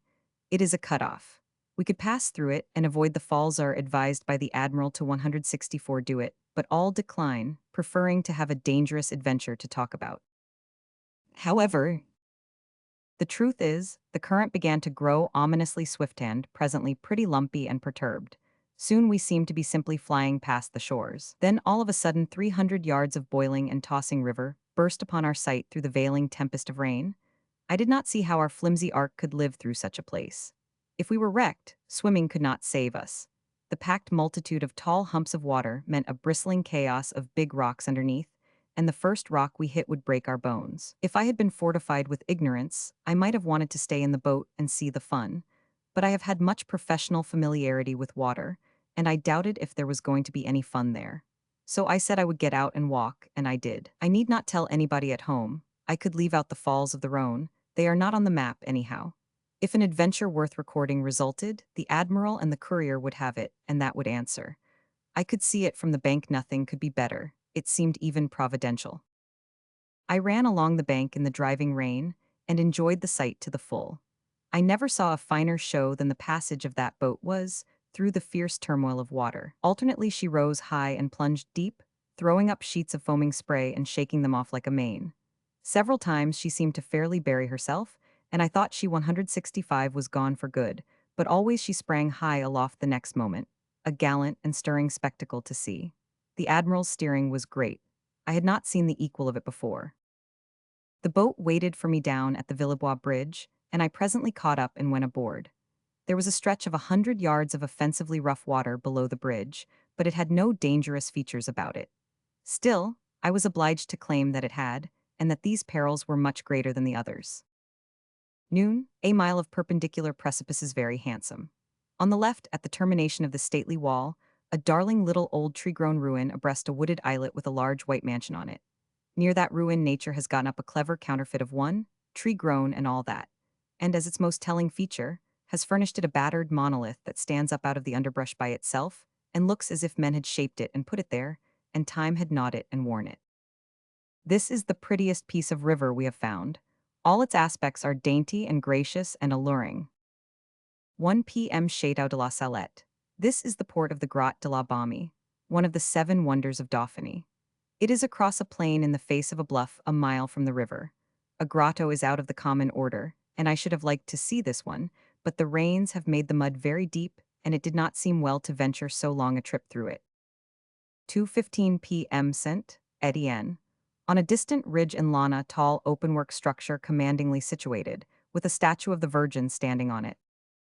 Immense empty freight barges being towed upstream by teams of 2 and 4 big horses not on the bank, but under it, not on the land, but always in the water sometimes breast deep end around the big flat bars. We reached a not very promising-looking village about 4 o'clock and concluded to land. Munching fruit and filling the hood with pipe smoke had grown monotonous. We could not have the hood furled because the floods of rain fell unceasingly. The tavern was on the river bank, as is the custom. It was dull there, and melancholy, nothing to do but look out of the window into the drenching rain and shiver.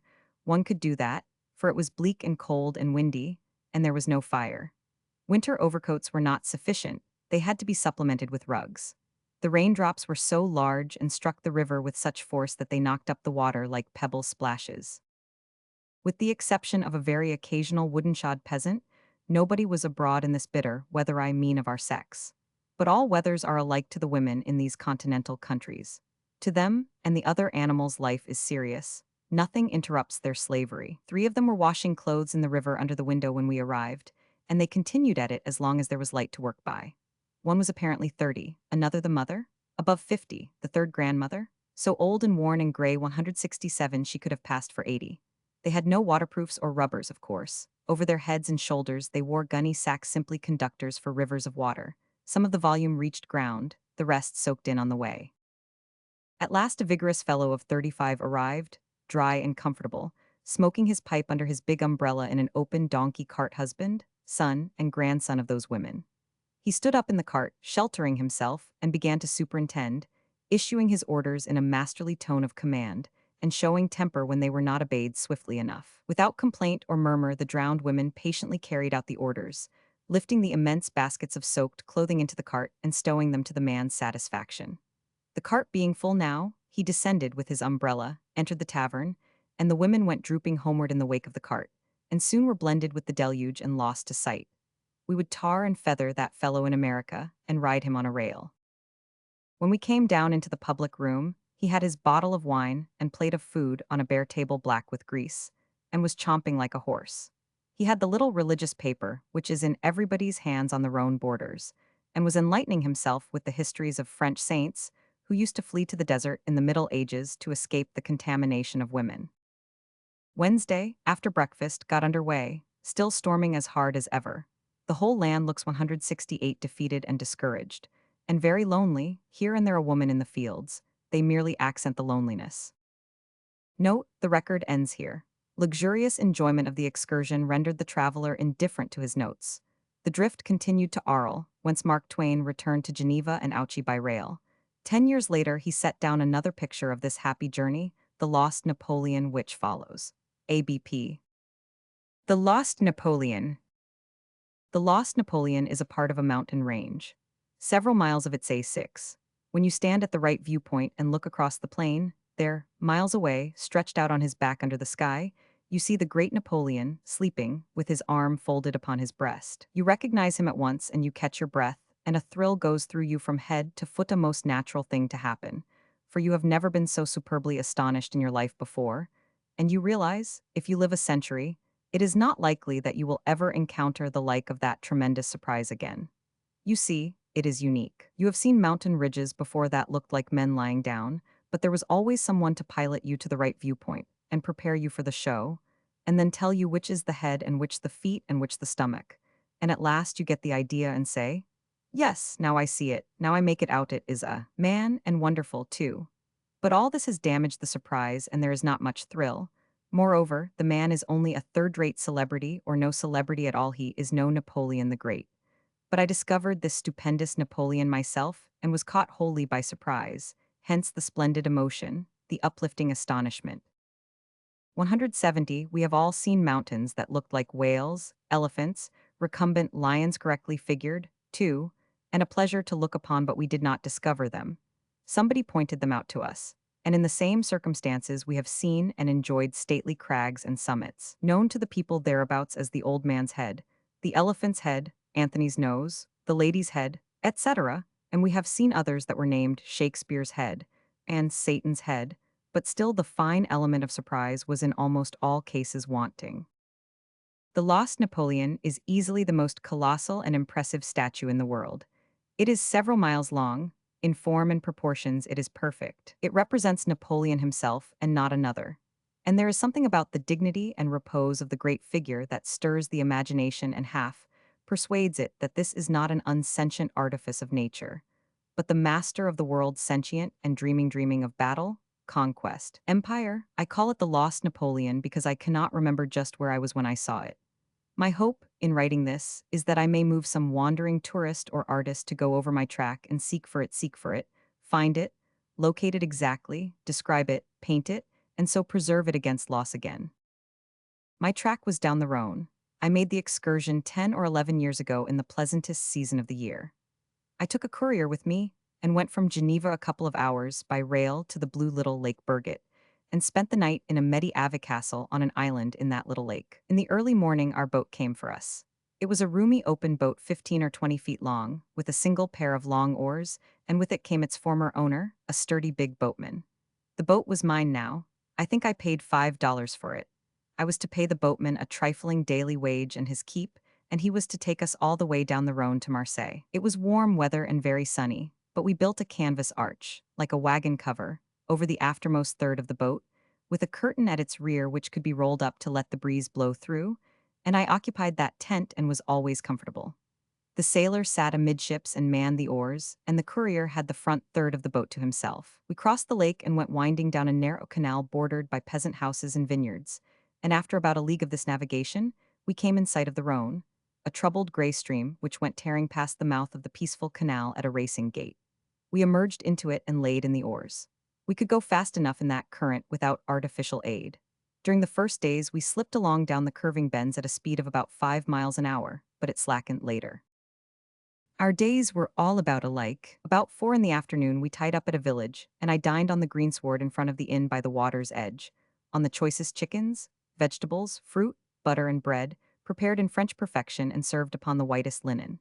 And as a rule, I had the friendly house cat and dog for guests in company 172 and willing and able helpers.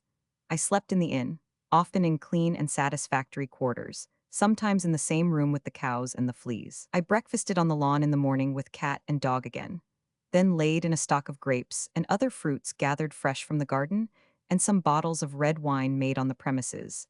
And at 8 or 9, we went floating down the river again. At noon, we went ashore at a village, bought a freshly caught fish or two, had them broiled, got some bread and vegetables, and set sail again at once. We always lunched on board as we floated along. I spent my days reading books, making notes, smoking, and in other lazy and enchanting ways, and had the delightfulest 10-day voyage I have ever experienced. It took us 10 days to float to Arles. There the current gave out and I closed the excursion and returned to Geneva by rail. It was 28 miles to Marseille, and we should have been obliged to row.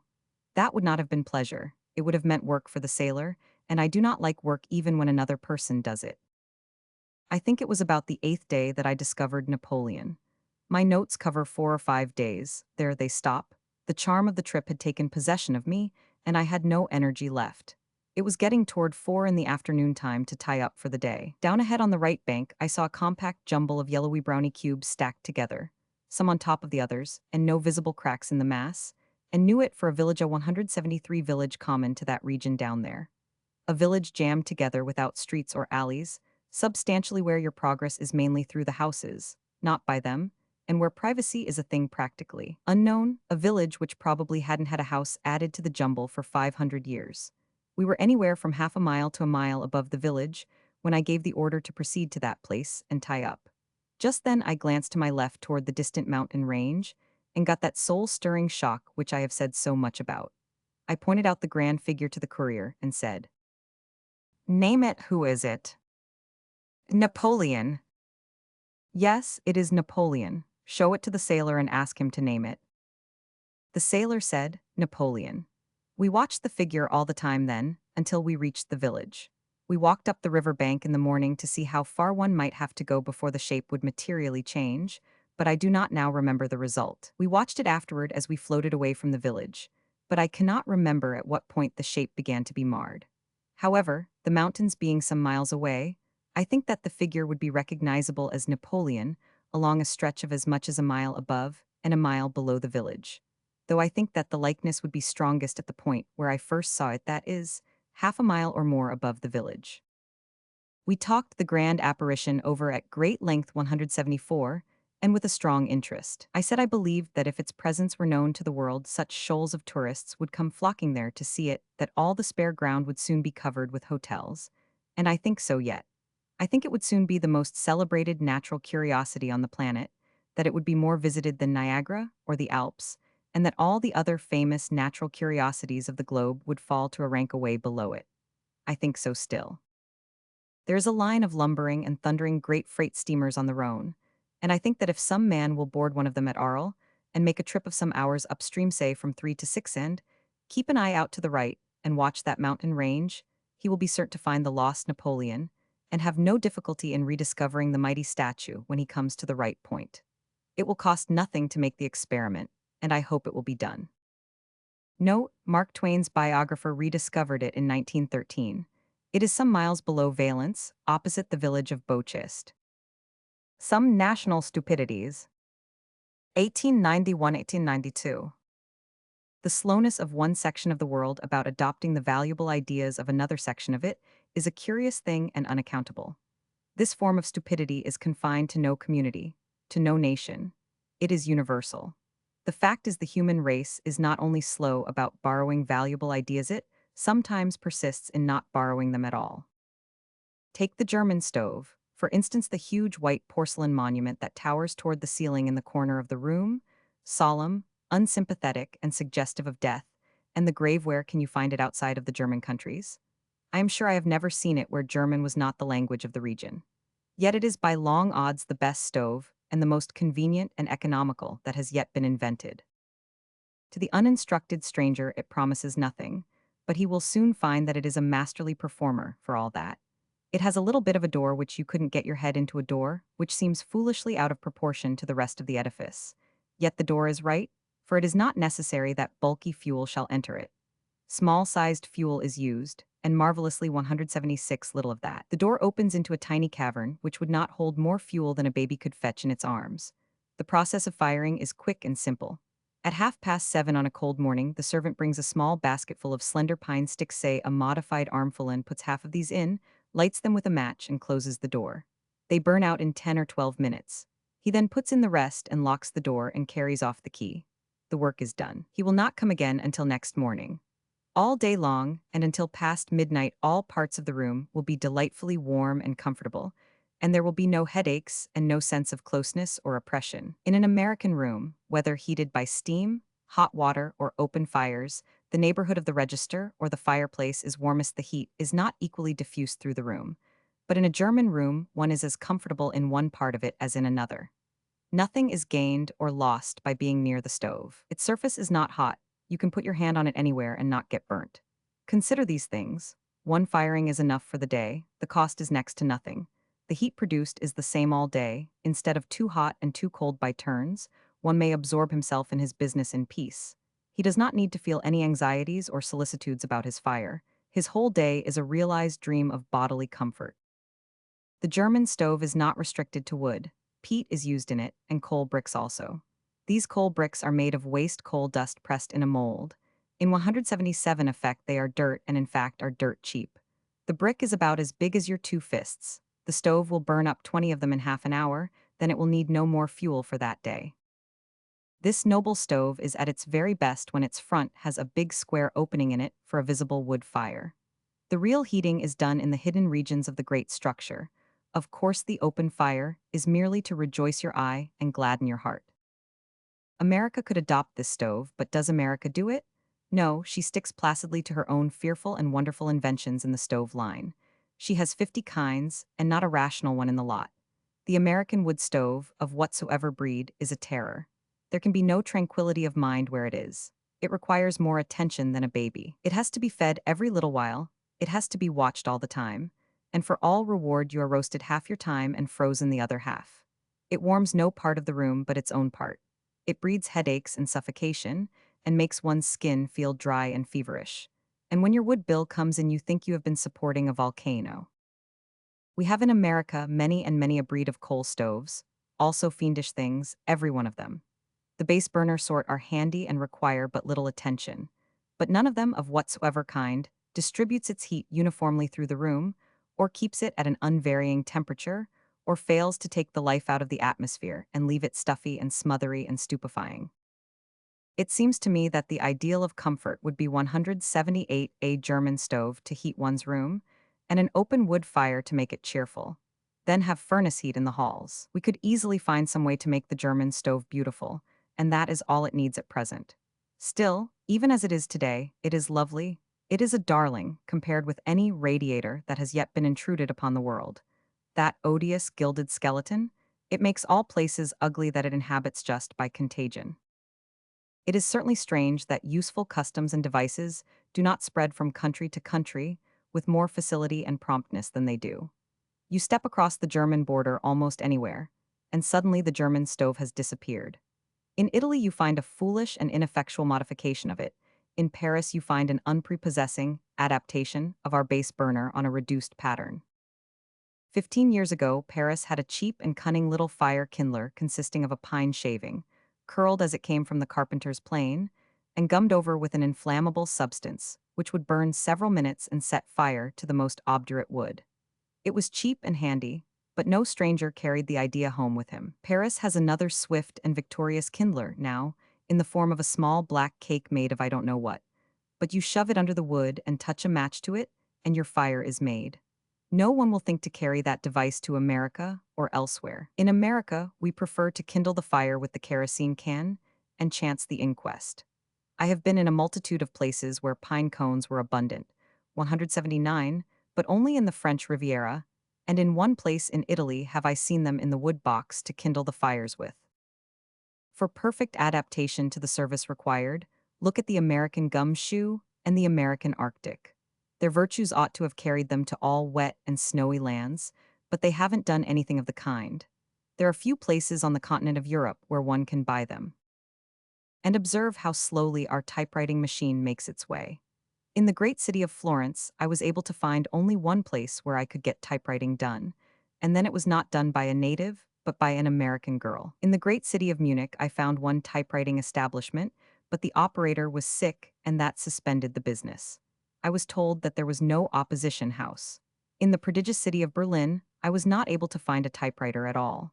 There was not even one in our embassy or its branches. Our representative there sent to London for the best one to be had in that capital, and got an incapable, who would have been tarred and feathered in Mud Springs, Arizona. 4 years ago, a typewritten page was a seldom sight in Europe, and when you saw it, it made you heartsick. It was so inartistic, and so blurred and shabby and slovenly. It was because the Europeans made the machines themselves, and the making of nice machinery is not one of their gifts. England imports ours now. This is wise, she will have her reward. In all these years, the American fountain pen has 180 hardly got a start in Europe. There is no market for it. It is too handy, too inspiring, too capable, too much of a time saver. The dismal steel pen and the compass-jawed quill are preferred, and semi-liquid mud is preferred to ink, apparently, everywhere in Europe. This in face of the fact that there is ink to be had in America and at club rates, too.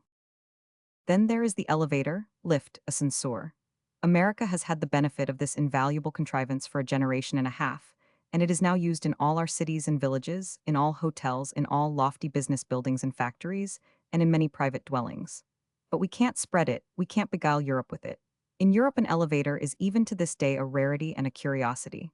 Especially a curiosity. As a rule, it seats but 3 or 4 persons, often only 2, and it travels so slowly and cautiously, and timorously, and piously, and solemnly, that it makes a person feel creepy and crawly and scary and dismal and repentant.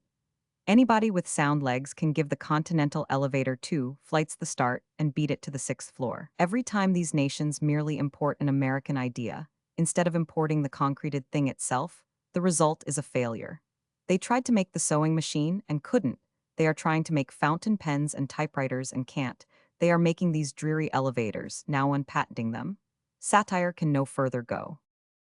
I think that as a rule we develop a borrowed European idea forward, and that Europe develops a borrowed American idea backward. We borrow Ega's lighting and the railroad from England, and the arc light from France, and these things have improved under our culture. We have lent Europe our tramway, telegraph, sewing machine, phonograph, telephone, and kodak, and while we may not claim that in these particular instances she has developed them backward, We are justified in claiming that she has added no notable improvements to them. We have added the improvements ourselves, and she has accepted them. Why she has not accepted and universally adopted the improved elevator is a surprising and puzzling thing. Its rightful place is among the great ideas of our great age. It is an epoch maker. It is a concentrator of population and economizer of room. It is going to build our cities skyward instead of out toward the horizons. It is going to enable 5 millions of people to live comfortably on the same ground space that 1 million uncomfortably lives on now. It is going to make cheap quarters for Tom, Dick, and Harry near their work, in place of 3 miles from it, as is the rule today. It is going to save them the necessity of adding a six-flight climb to the already sufficient fatigue of their day's labor. We imitate some of the good things which we find in Europe, and we ought to imitate more of them. At the same time, Europe ought to imitate us somewhat more than she does. The crusty, ill-mannered, and in every way detestable Parisian cabman ought to imitate our courteous and friendly Boston cabman and stop there. He can't learn anything from the guild in New York, and it would morally help the Parisian shopkeeper if he would imitate the fair dealing of his American cousin.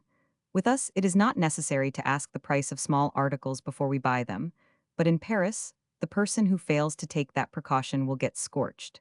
In business, we are prompt, fair, and trustworthy in all our small trade matters.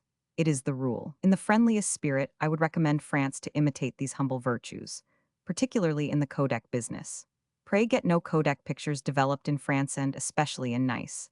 They will send you your bill to Rome or Jericho, or whithersoever you have gone, but that is all you will get.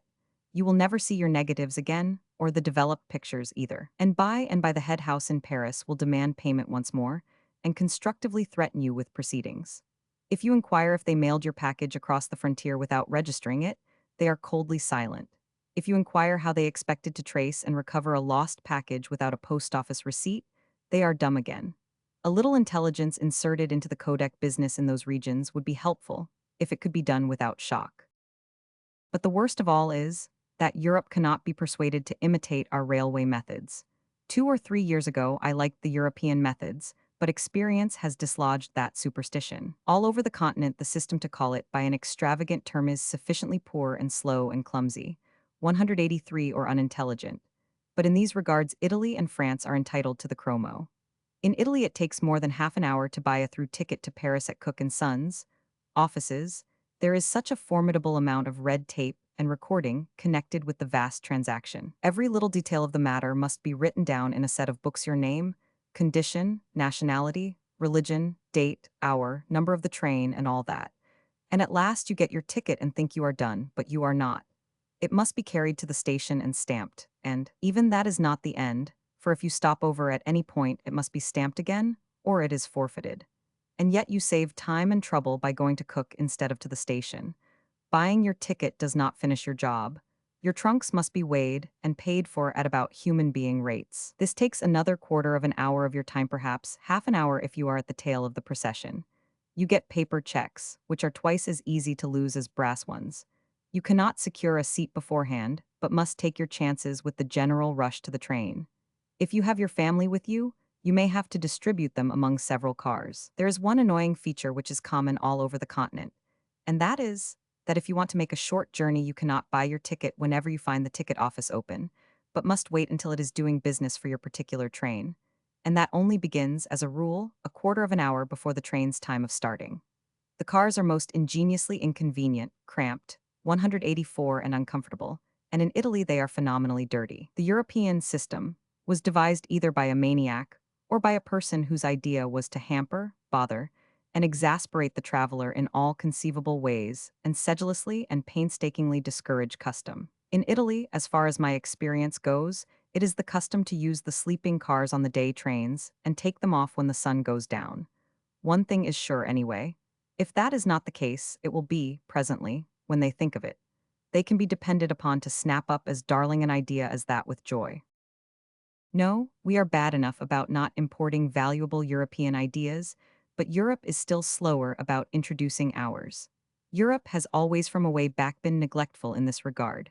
Take our admirable postal and express system, for instance. We had it perfectly developed and running smoothly and beautifully more than 300 years ago, and Europe came over and admired it and eloquently praised it but didn't adopt it. We Americans? But let Prescott tell about it. I quote from The Conquest of Peru, Chapter 2, Vo. As the distance each courier had to perform was small, they ran over the ground with great swiftness, and messages were carried through the whole extent of the long routes at the rate of 150 miles a day. Their office was not limited to carrying dispatches. They brought various articles: fish from the distant ocean, fruits, game, and different commodities from the hot regions of the coast were taken to the capital in good condition. It is remarkable that this important institution should have been found among two barbarian nations of the New World, long before it was introduced among the civilized nations of Europe. By these wise contrivances of the Incas, 185, the most distant parts of the long extended empire of Peru, were brought into intimate relations with each other. And while the capitals of Christendom, but a few hundred miles apart, remained as far asunder as if seas had rolled between them, the great capitals Cusco and Quito were placed in immediate correspondence. Intelligence from the numerous provinces was transmitted on the wings of the wind to the Peruvian metropolis, the great focus to which all the lines of communication converged. There, that is what we had, 325 years before Europe had anything that could be called a businesslike and effective postal and express service. We are a great people. We have always been a great people from the start, always alive, alert, up early in the morning, and ready to teach. But Europe has been a slow and discouraging pupil from the start, always from the very start. It seems to me that something ought to be done about this. The cholera epidemic in Hamburg. 1892. I believe I have never been so badly situated before as I have been during these last 4 weeks. To begin with, the time-hallowed and business-worn thunderbolt out of the clear sky fell about the 18th of August. People in Hamburg dying like flies of something resembling cholera. A normal death rate of 40 a day suddenly transformed into a terrific daily slaughter without notice to anybody to prepare for such a surprise. Certainly that was recognizable as that kind of a thunderbolt. It was at this point that the oddity of the situation above referred to began. For you will grant that it is odd to live 4 weeks, a 12-hour journey from a devastating plague nest, and remain baffled and defeated all that time in all your efforts to get at the state of the case there.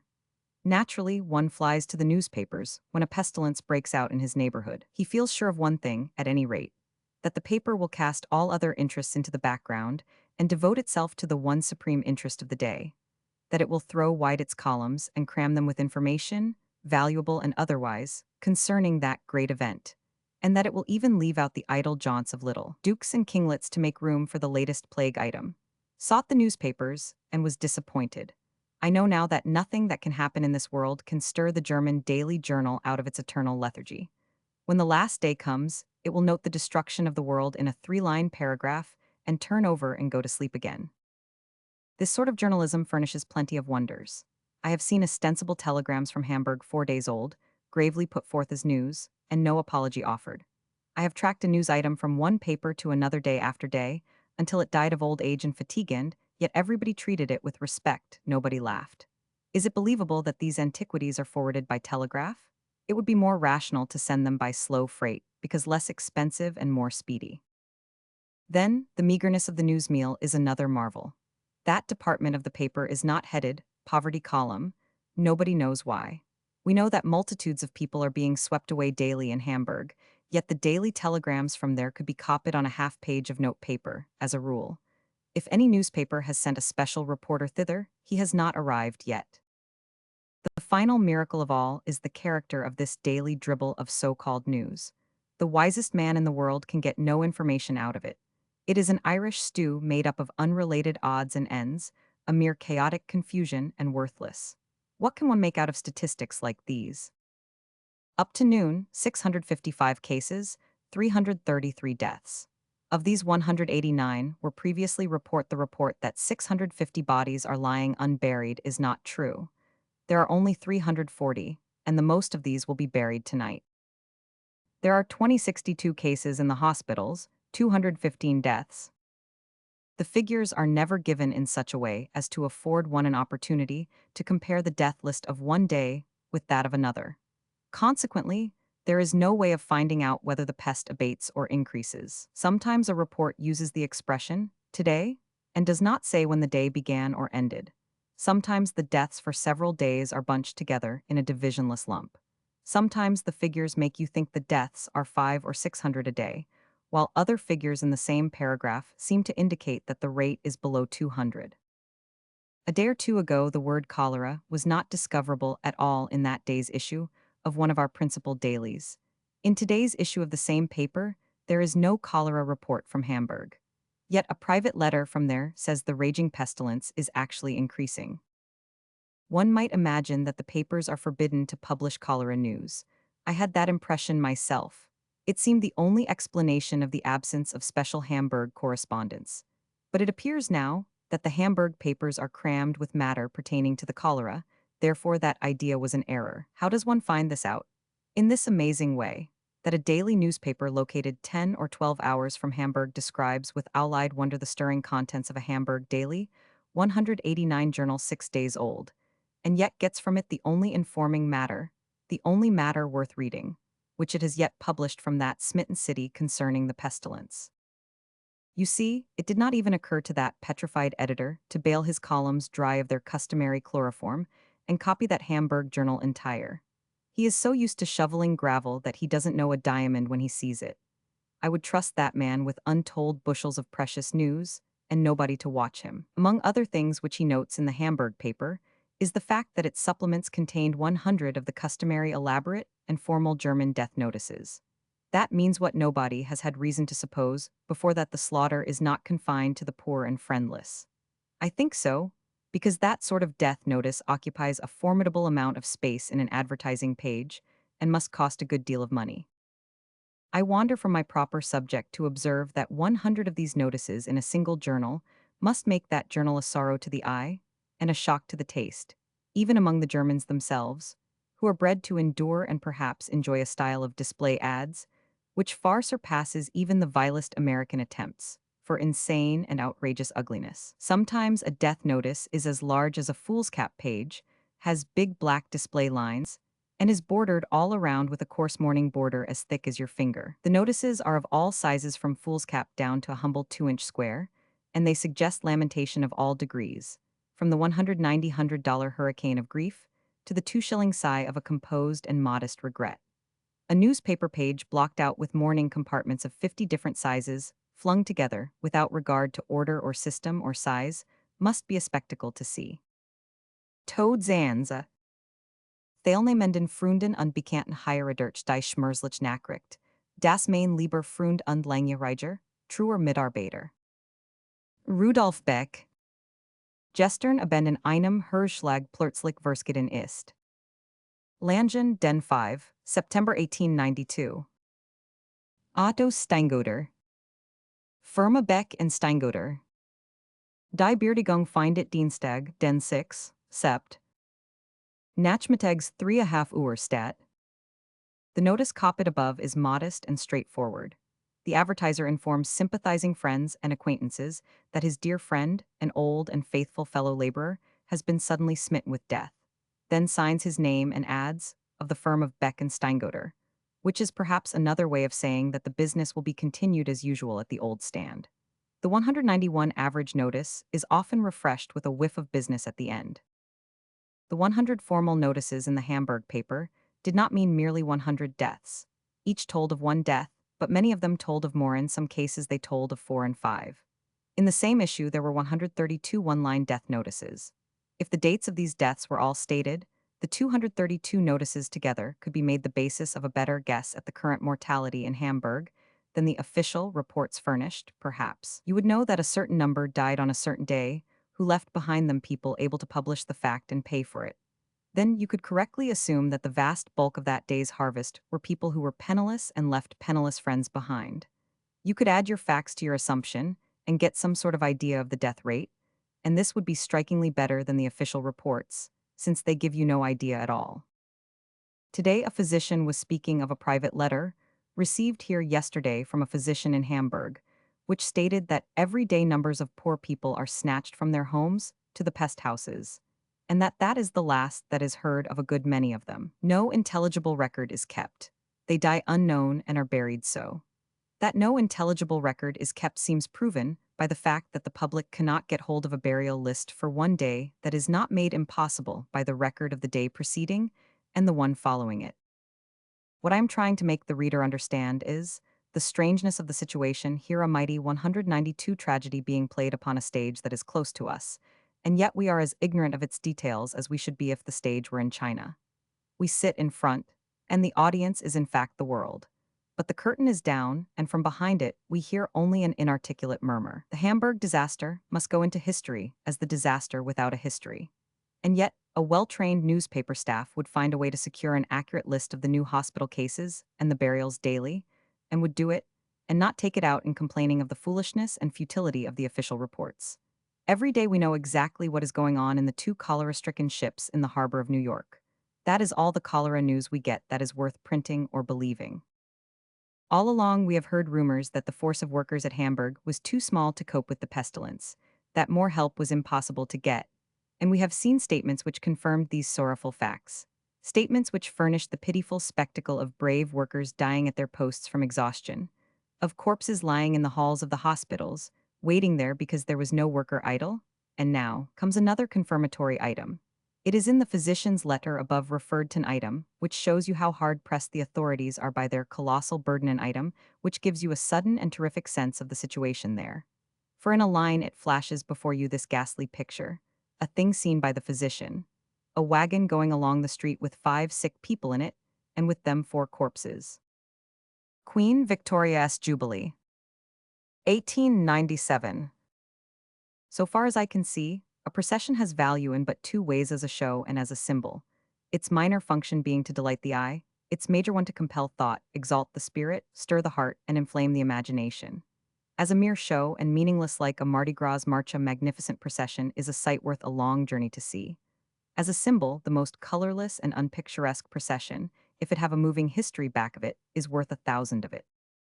After the Civil War, 10 regiments of bronze New York veterans marched up Broadway in faded uniforms and bearing faded battle flags that were mere shot-riddled rags end in each battalion as it swung by. One noted a great gap, an eloquent vacancy, where had marched the comrades who had fallen and would march no more. Always, as this procession advanced between the massed multitudes, its approach was welcomed by each block of people with a burst of proud and grateful enthusiasm. Then the head of it passed, and suddenly revealed those pathetic gaps, and silence fell upon that block, for every man in it had choked up, and could not get command of his voice, and add it to the storm again, for many minutes. That was the most moving and tremendous effect 194 that I have ever witnessed, those affecting silences, falling between those hurricanes of worshipping enthusiasm. There was no costumery in that procession, no color, no tinsel, no brilliancy, yet it was the greatest spectacle and the most gracious and exalting and beautiful that has come within my experience. It was because it had history back of it, and because it was a symbol and stood for something, and because one viewed it with the spiritual vision, not the physical. There was not much for the physical eye to see, but it revealed continental areas, limitless horizons, to the eye of the imagination and the spirit. A procession, to be valuable, must do one thing or the other: clothe itself in splendors and charm the eye, or symbolize something sublime and uplifting, and so appeal to the imagination. As a mere spectacle to look at, I suppose that the Queen's procession will not be as showy as the Tsar's late pageant. It will probably fall much short of the one in Tannhäuser in the matter of rich and adorable costumery. In the number of renowned personages on view in it, it will probably fall short of some that have been seen in England before this. And yet, in its major function, its symbolic function, I think that if all the people in it wore their everyday clothes and marched without flags or music, it would still be incomparably the most memorable and most important procession that ever moved through the streets of London. For it will stand for English history, English growth, English achievement, the accumulated power and renown and dignity of 20 centuries, 195 of strenuous effort. Many things about it will set one to reflecting upon what a large feature of this world England is today, and this will in turn move one, even the least imaginative, to cast a glance down her long perspective and note the steps of her progress and the insignificance of her first estate. In this matter, London is itself a suggestive object lesson. I suppose that London has always existed. One cannot easily imagine an England that had no London.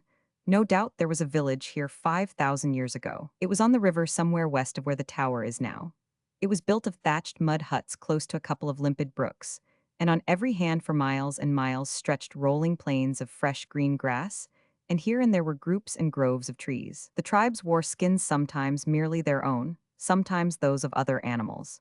The chief was monarch and helped out his complexion with blue paint. His industry was the chase, his relaxation was war. Some of the Englishmen who will view the procession today are carrying his ancient blood in their veins. It may be that that village remained about as it began, away down to the Roman occupation, a couple of thousand years ago. It was still not much of a town when Alfred burned the cakes. Even when the conqueror first saw it, it did not amount to much. I think it must have been short of distinguished architecture, or he would not have traveled down into the country, to the village of Westminster, to get crowned. If you skip down 350 years further, you will find a London of some little consequence, but I believe that 196 that is as much as you can say for it. Still, I am interested in that London, for it saw the first two processions which will live longer than any other in English history, I think. The date of the one is 1415, that of the other is 1897. The compactly built part of the London of 1415 was a narrow strip not a mile long, which stretched east and west through the middle of what is now called the city. The houses were densest in the region of Cheapside. South of the strip were scattering residences which stood in turfy lawns which sloped to the river. North of the strip, fields and country homes extended to the walls. Let us represent that London by three checkerboard squares placed in a row, then open out a New York newspaper like a book, and the space which it covers will properly represent the London of today by comparison. It is the difference between your hand and a blanket. It is possible that that ancient London zero inhabitants, and that 100,000 outsiders came to town to see the procession. The present London contains 5 or 6 million inhabitants, and it has been calculated that the population has jumped to 10 million today. The pageant of 1415 was to celebrate the gigantic victory of Agincourt, then and still the most colossal in England's history. From that day to this, there has been nothing that even approached it but Plassey. It was the third and greatest in the series of monster victories won by the English over the French in the Hundred Years, War Cressy, Poitiers, Agincourt. At Agincourt, 197 according to history, 15,000 English under Henry V defeated and routed an army of 100,000 French. Sometimes history makes it 8,000 English and 0 French, but no matter, in both cases the proportions are preserved. 8,000 of the French nobility were slain, and the rest of the order taken prisoners 1,500, in number among them the Dukes of Orleans and Bourbon and Marshal Boucicaut. And the victory left the whole northern half of France in English possession. This wholesale depletion of the aristocracy made such a stringent scarcity in its ranks that, when the young peasant girl, Joan of Arc, came to undo Henry's mighty work 14 years later, she could hardly gather together nobles enough to man her staff. The Battle of Agincourt was fought on the 25th of October, and a few days later the tremendous news was percolating through England. Presently it was sweeping the country like a tidal wave, like a cyclone, like a conflagration. Choose your own figure. There is no metaphor known to the language that can exaggerate the tempest of joy and pride and exultation that burst everywhere along the progress of that great news. The king came home and brought his soldiers with him, he and they the idols of the nation now. He brought his 1,500 captive knights and nobles, too we shall not see any such output of blue blood as that today, bond or free. The king rested 3 weeks in his palace, the Tower of London, while the people made preparations and prepared the welcome due him. On the 22nd of December all was ready. 198 There were no cables, no correspondence, no newspapers, then a regrettable defect, but not irremediable. A young man who would have been a correspondent if he had been born 500 years later was in London at the time, and he remembers the details. He has communicated them to me through a competent spirit medium, phrased in a troublesome mixture of obsolete English and moldy French, and I have thoroughly modernized his story and put it into straight English, and will here record it. I will explain that his Sir John Oldcastle is a person whom we do not know very well by that name, nor much care for. But we know him well and adore him, too, under his other name Sir John Falstaff. Also, I will remark that 2 miles of the Queen's Progress today will be over ground traversed by the procession of Henry V. All solid bricks and mortar, now, but open country in Henry's day, and clothed in that unapproachable beauty which has been the monopoly of sylvan England since the creation. Ah, where now are those long-vanished forms, those unreturning feet? Let us not inquire too closely. Translated, this is the narrative of the spirit correspondent, who is looking down upon me at this moment from his high home, and admiring to see how the art and mystery of spelling has improved since his time. Narrative of the Spirit Correspondent. I was commanded by my lord the Lord Mayor to make a report for the archives, and was furnished with a fleet horse, and with a paper permitting me 199 to go anywhere at my will, without let or hindrance, even up and down the processional route, though no other person not of the procession itself was allowed this unique privilege during the whole of the 21st and the 22d. On the morning of the 22d, toward noon, I rode from the tower into the city, and through it as far as St. Paul's. All the way, on both sides, all the windows, balconies, and roofs were crowded with people, and wherever there was a vacancy, it had been built up in high tiers of seats covered with red cloth. And these seats were also filled with people in all cases in bright holiday attire, the woman of fashion, barring the view from all in the rear with those tiresome extinguisher hats, which of late have grown to be a cloth-yard high. From every balcony depended silken stuffs of splendid and various colors, and figured and pictured rich tapestries. It was brisk, sharp weather, but a rare one for sun, and when one looked down this swinging double wall of beautiful fabrics, glowing and flashing and changing color like prisms in the flooding light, it was a most fair sight to see. And there were frequent maypoles, garlanded to their tops, and from the tops swung sheaves of silken long ribbons of all bright colors, which in the light breeze writhed and twisted and prettily mingled themselves together. I rode solitary in state, as it might be, and was envied as I could see, and did not escape comment but had a plenty of it, for the conduits were running gratis wine, and the results were accumulating. I got many ribald compliments on my writing, on my 200 clothes, on my office. Everybody was happy, so it was best to seem so myself, which I did, for those people's aim was better than their eggs. A place had been reserved for me on a fine and fanciful erection in St. Paul's churchyard, and there I waited for the procession. It seemed a long time, but at last a dull booming sound arose in the distance, and after a while we saw the banners and the head of the procession come into view, and heard the muffled roar of voices that welcomed it. The roar moved continuously toward us, growing steadily louder and stronger, and with it the bray and crash of music. And presently it was right with us, and seemed to roll over us and submerge us, and stun us, and deafen us, and behold, there was the hero of Agincourt passing by. All the multitude was standing up, red-faced, frantic, bellowing, shouting, the tears running down their faces. And through the storm of waving hats and handkerchiefs, one glimpsed the battle banners and the drifting host of marching men as through a dimming flurry of snow.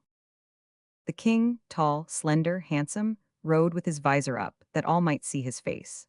He was clad in his silver armor from head to heel, and had his great two-handed sword at his side, his battle-axe at his pommel, his shield upon his arm, and about his helmet waved and tossed a white mass of fluffy plumes. On either side of him rode the captive dukes, plumed like himself, but wearing long crimson satin gowns over their armor. After these came the French marshals similarly habited. After him followed the 100 French knights, with robes of various colors over their armor, and with each two rode 2 English knights, sometimes robed in various colors, sometimes in white with a red cross on the shoulder, these white-clad ones being Knights Templars. Every man of the 3,000 bore his shield upon his left arm, newly polished and burnished, and on it was his device. As the king passed the church, he bowed his head and lifted his shield, and by one impulse all the knights did the same. And so as far down the line as the eye could reach one saw the lifted shields simultaneously catch the sun, and it was like a sudden mile-long shaft of flashing light. And Lord, it lit up that dappled sea of color with a glory like the golden vortex in the west over the foundered sun.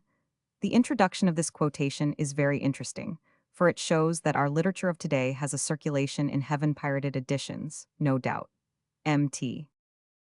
The knights were a long time in passing. Then came 5,000 Agincourt men-at-arms, and they were a long time. And at the very end, last of all, came that intolerable old ton of sack and godless ruffler, Sir John Oldcastle, now risen from the dead for the 3rd time, fat-faced, purple with the spirit of bygone and lamented drink, smiling his hospitable, wide smile upon all the world, leering at the women, wallowing about in his saddle, proclaiming his valorous deeds as fast as he could lie, taking the whole glory of Agincourt to his single self, measuring off the miles of his slain and then multiplying them by 5, 7, 10, 15. As inspiration after inspiration came 202 to his help, the most inhuman spectacle in England, a living, breathing outrage, a slander upon the human race.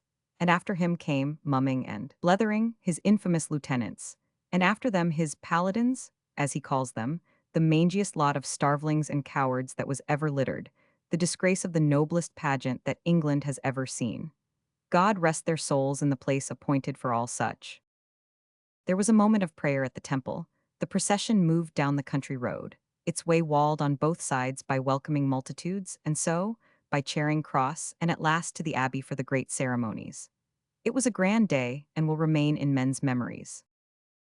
That was as much of it as the spirit correspondent could let me have.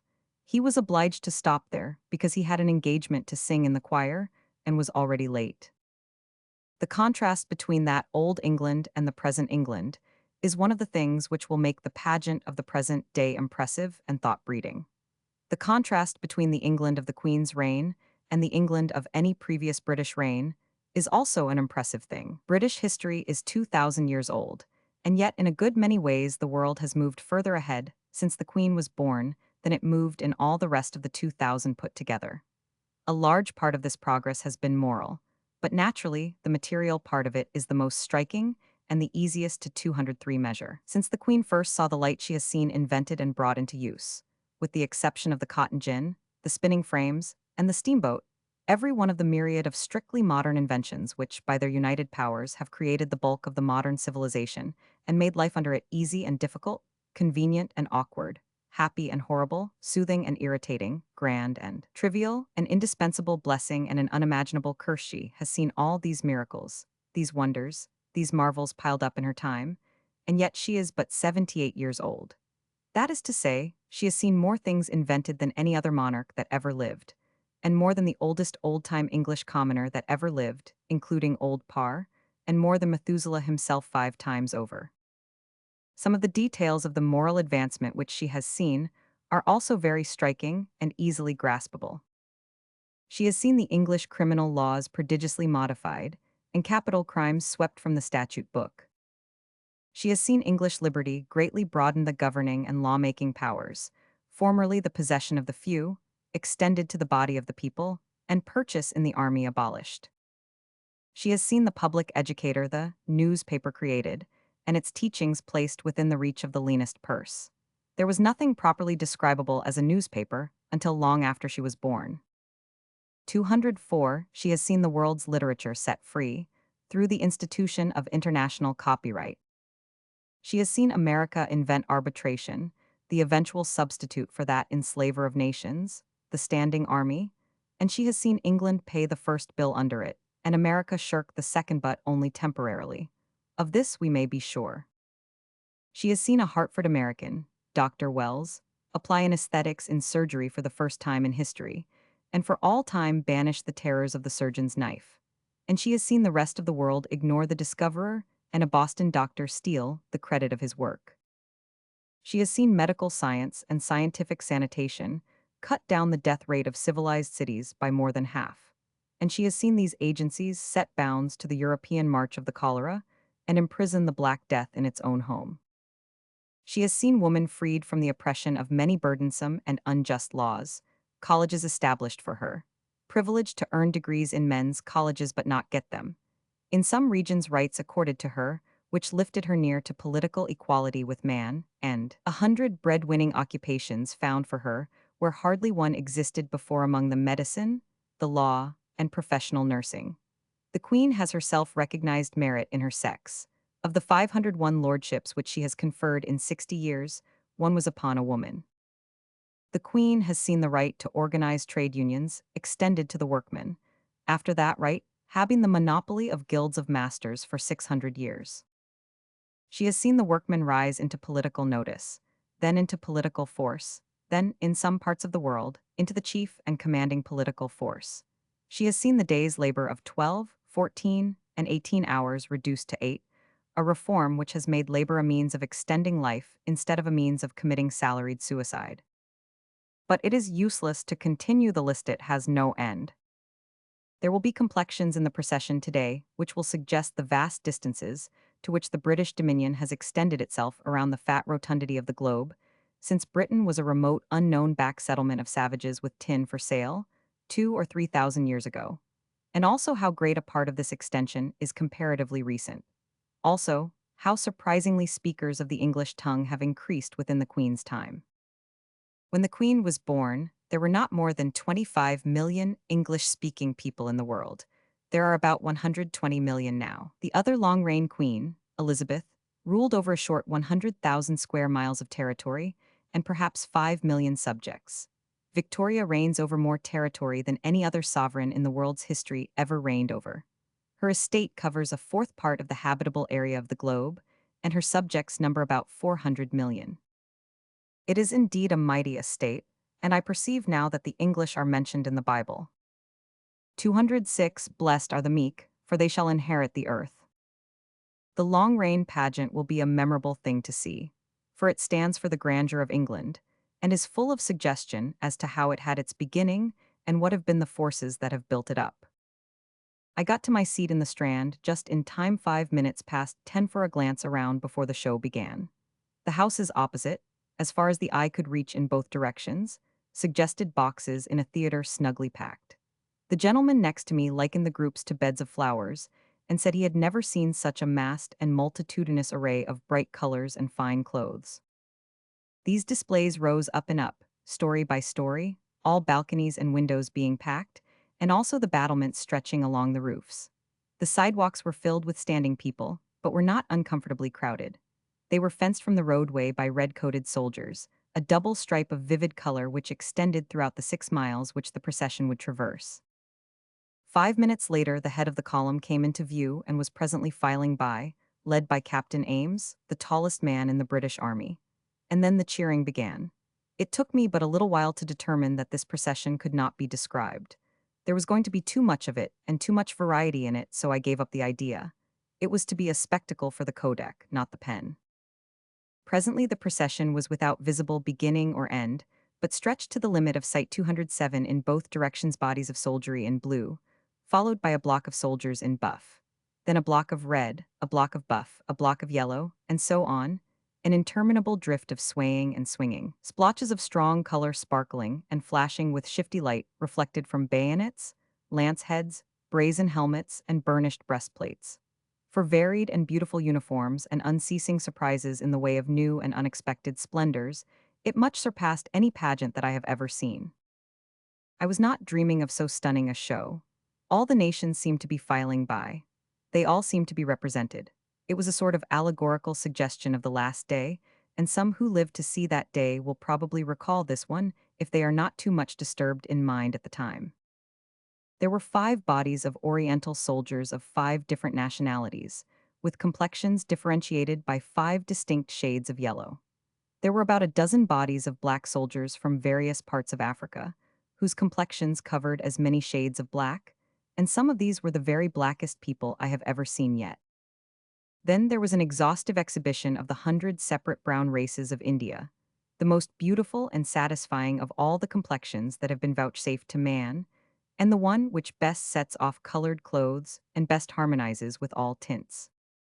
The Chinese, the Japanese, the Koreans, the Africans, the Indians, the Pacific Islanders, they were all there, and with them samples of all the 208 whites that inhabit the wide reach of the Queen's dominions. The procession was the human race on exhibition, a spectacle curious and interesting and worth traveling far to see. The most splendid of the costumes were those worn by the Indian princes, and they were also the most beautiful and richest. They were men of stately build and princely carriage, and wherever they passed the applause burst forth. Soldiers, soldiers, soldiers, and still more and more soldiers and cannon and muskets and lances. There seemed to be no end to this feature. There are 50,000 soldiers in London, and they all seem to be on hand.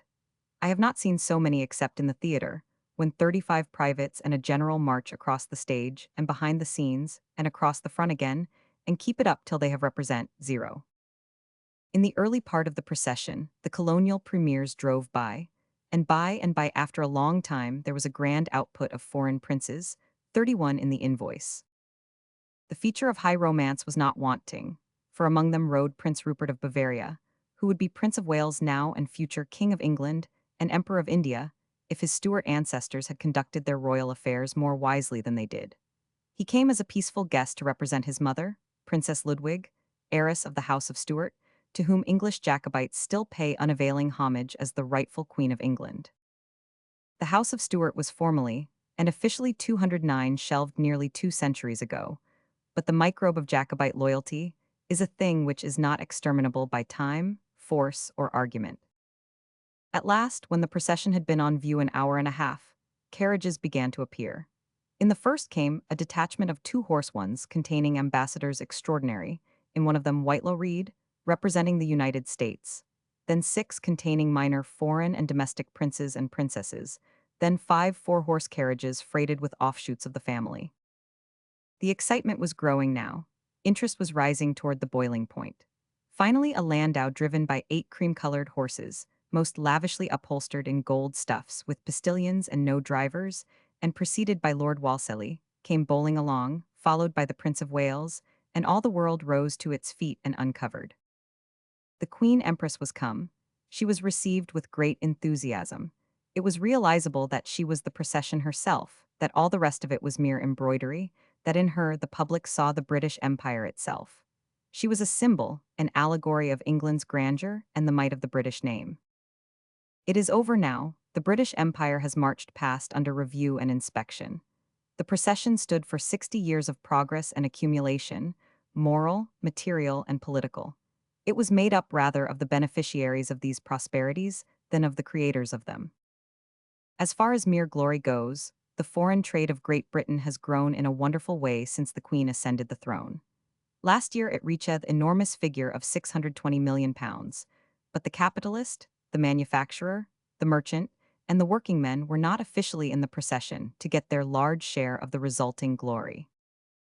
Great Britain has added to her real estate an average of 165 miles of territory per day for the past 60 years, which is to say, she has added more than the bulk of an England proper per year, or an aggregate of 70 Englands in the 60 years. But Cecil Rhodes was not in the procession. The chartered company was absent from it.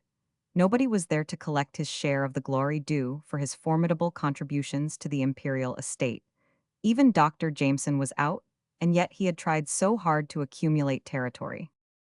11 colonial premiers were in the procession, but the Dean of the Order, the imperial premier, was not, nor the Lord Chief Justice of England, nor the Speaker of the House. The bulk of the religious strength of England descent was not officially represented in the religious ceremonials. At the cathedral, that immense new industry, speculative expansion, was not represented unless the pathetic shade of Barnato rode invisible in the pageant.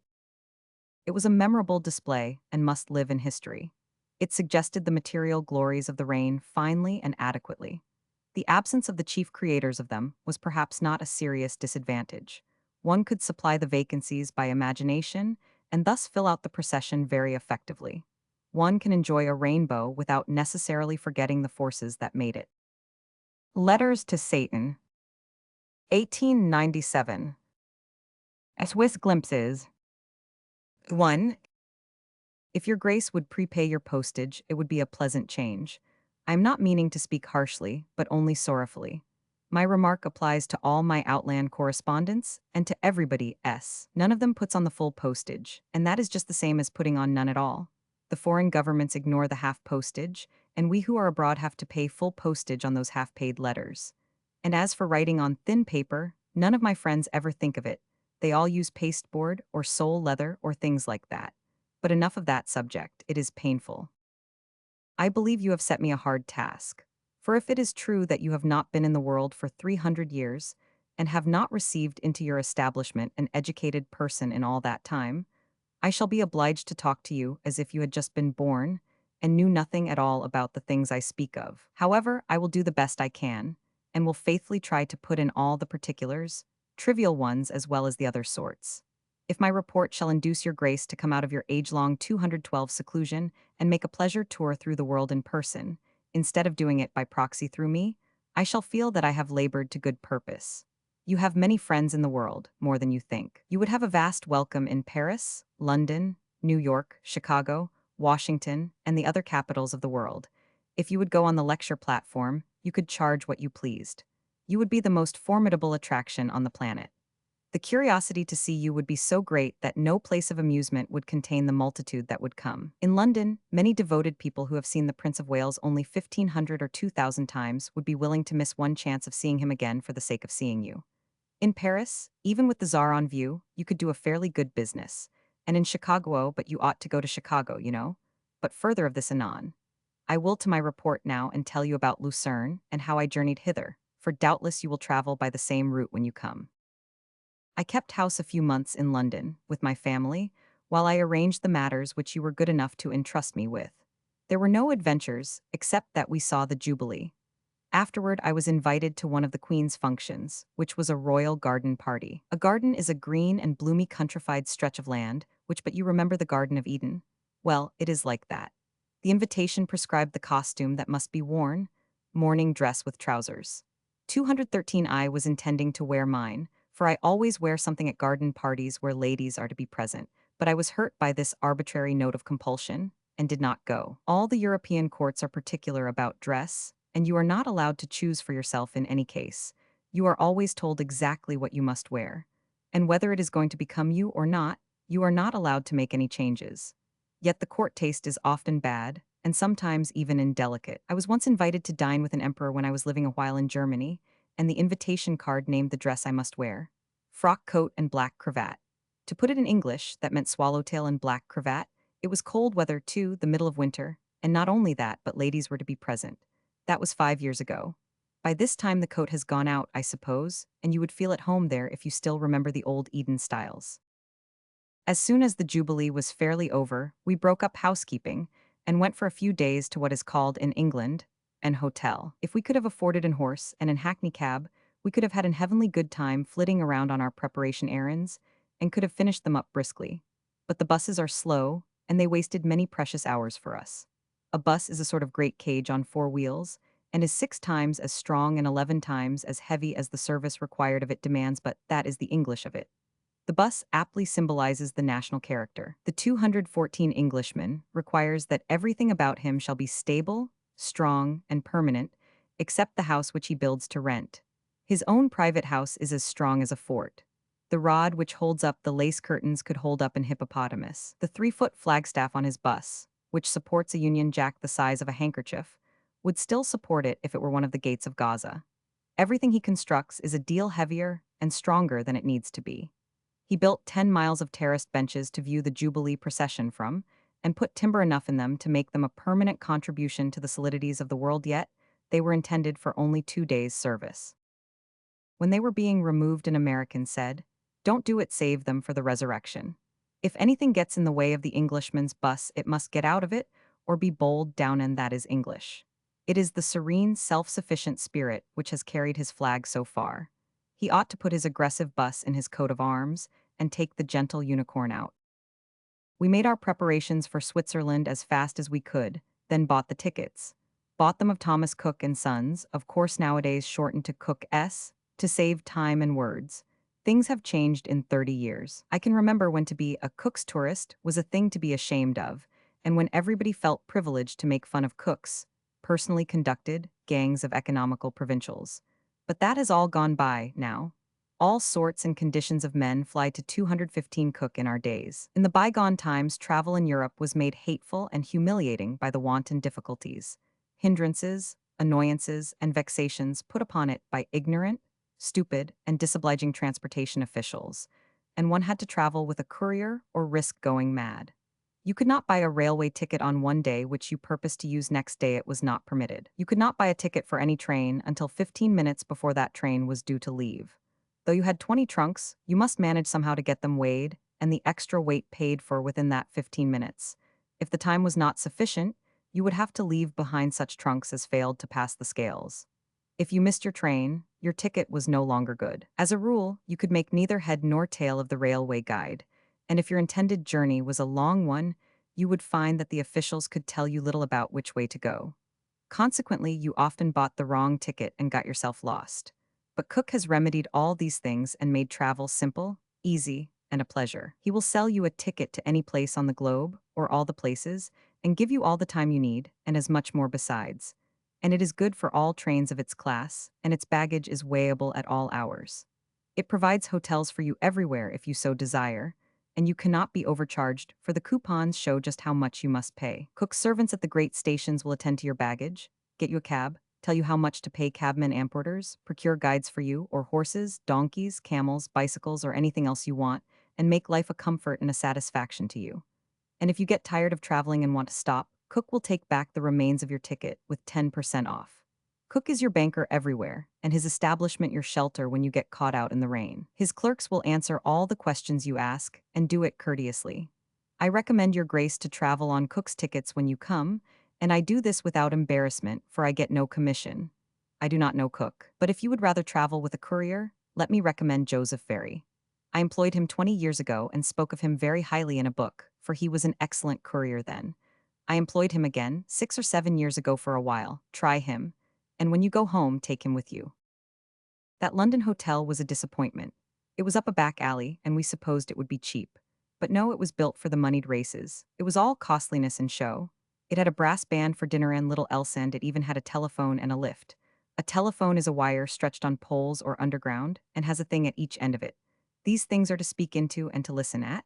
The wire carries the words, it can carry them several hundred miles. It is a time-saving, profanity-breeding, useful invention, and in America is to be found in all houses except parsonages. It is dear in America, but cheap in England. Yet in England telephones are as rare as are icebergs in your place. 217, I know of no way to account for this. I only know that it is extraordinary. The English take kindly to the other modern conveniences, but for some puzzling reason or other, they will not use the telephone. There are 44 million people there who have never even seen one. The lift is an elevator. Like the telephone, it also is an American invention. Its office is to hoist people to the upper stories and save them the fatigue and delay of climbing. That London hotel could accommodate several hundred people, and it had just one lift which would hold 4 persons. In America, such an hotel would have from 2 to 6 lifts. When I was last in Paris, 3 years ago, they were using there what they thought was a lift. It held 2 persons and traveled at such a slow gait that a spectator could not tell which way it was going. If the passengers were going to the 6th floor, they took along something to eat, and at night, bedding. Old people did not use it, except such as were on their way to the good place anyhow. Often people that had been lost for days were found in those lifts, jogging along, frequently still alive. The French took great pride in their ostensible lift and called it by a grand name ascenseur. An hotel that had a lift did not keep it secret, but advertised it in immense letters, Il y a une ascenseur, with 3 exclamation points after it. In that London hotel, but never mind that hotel. It was a cruelly expensive and tawdry and ill-conditioned place, and I wish I could do it a damage. I will think up a way some time. We 218 went to Queenborough by the railroad. A railroad is a well, a railroad is a railroad. I will describe it more explicitly another time. Then we went by steamer to Flushing 8 hours. If you sit at home, you can make the trip in less time, because then you can travel by the steamer company's advertisement, and that will take you across the channel 5 hours quicker than their boats can do it. Almost everywhere in Europe, the advertisements can give the facts several hours, odd in the 24, and get in first.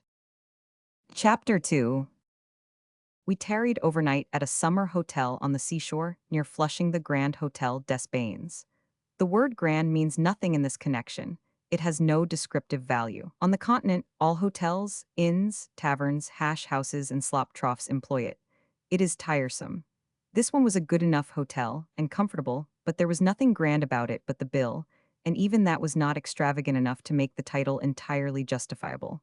Except in the case of one item Scotch whiskey. I ordered a sup of that, for I always take it at night as a preventive of toothache.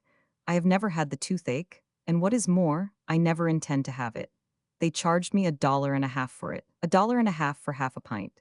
$1.50 for that wee little mite, really hardly enough to break a pledge with. It will be a kindness to me if your grace will show the landlord some special attentions when he arrives. Not merely on account of that piece of extortion, but because he got us back to town and the station next day, more than an hour before train time. There were no books or newspapers for sale there, and nothing to look at but a map. Fortunately, it was an interesting one. It was a railway map of the Low Countries, and was of a new sort to me, for it was made of tiles, the ground white, the lines black. It could be washed if it got soiled, and if no accident happens to it, it will last 10,000 years and still be as bright and fine and new and beautiful then as it is today. It occupied a great area of the wall, and one could study it in comfort halfway across the house. It would be a valuable thing, if our own railway companies would adorn their waiting rooms with maps like that. We left at 5 in the afternoon. The Dutch road was admirably rough. We went bumping and bouncing and swaying and sprawling along in a most vindictive and disorderly way, then passed the frontier into Germany, and straightway quieted down and went gliding as smoothly through the landscape as if we had been on runners. We reached Cologne after midnight. But this letter is already too long. I will close it by saying that I was charmed with England and sorry to leave it. It is easy to do business there. I carried out all of your Grace's instructions, and did it without difficulty. I doubted if it was needful to grease Mr. Cecil Rhodes's palm any further, for I think he would serve you just for the love of it. 220 still, I obeyed your orders in the matter. I made him permanent general agent for South Africa, got him and his South Africa company whitewashed by the Committee of Inquiry, and promised him a dukedom. I also continued the European concert in office, without making any change in its material. In my opinion, this is the best material for the purpose that exists outside of your Grace's own personal cabinet. It coddles the Sultan, it has defiled and degraded Greece. It has massacred 100,000 Christians in Armenia, and a splendid multitude of them in Turkey, and has covered civilization and the Christian name with imperishable shame. If your Grace would instruct me to add the concert to the list of your publicly acknowledged servants, I think it would have a good effect. The foreign offices of the whole European world are now under your sovereignty, and little attentions like this would keep them so. A word of encouragement for our blushing exiles, 1898. Well, what do you think of our country now? And what do you think of the figure she is cutting before the eyes of the world? For one, I am ashamed. Extract from a long and heated letter from a voluntary exile, member of the American colony, Paris. And so you are ashamed. I am trying to think out what it can have been that has produced this large attitude of mind and this fine flow of sarcasm. Apparently you are ashamed to look Europe in the face, ashamed of the American name, temporarily ashamed of your nationality.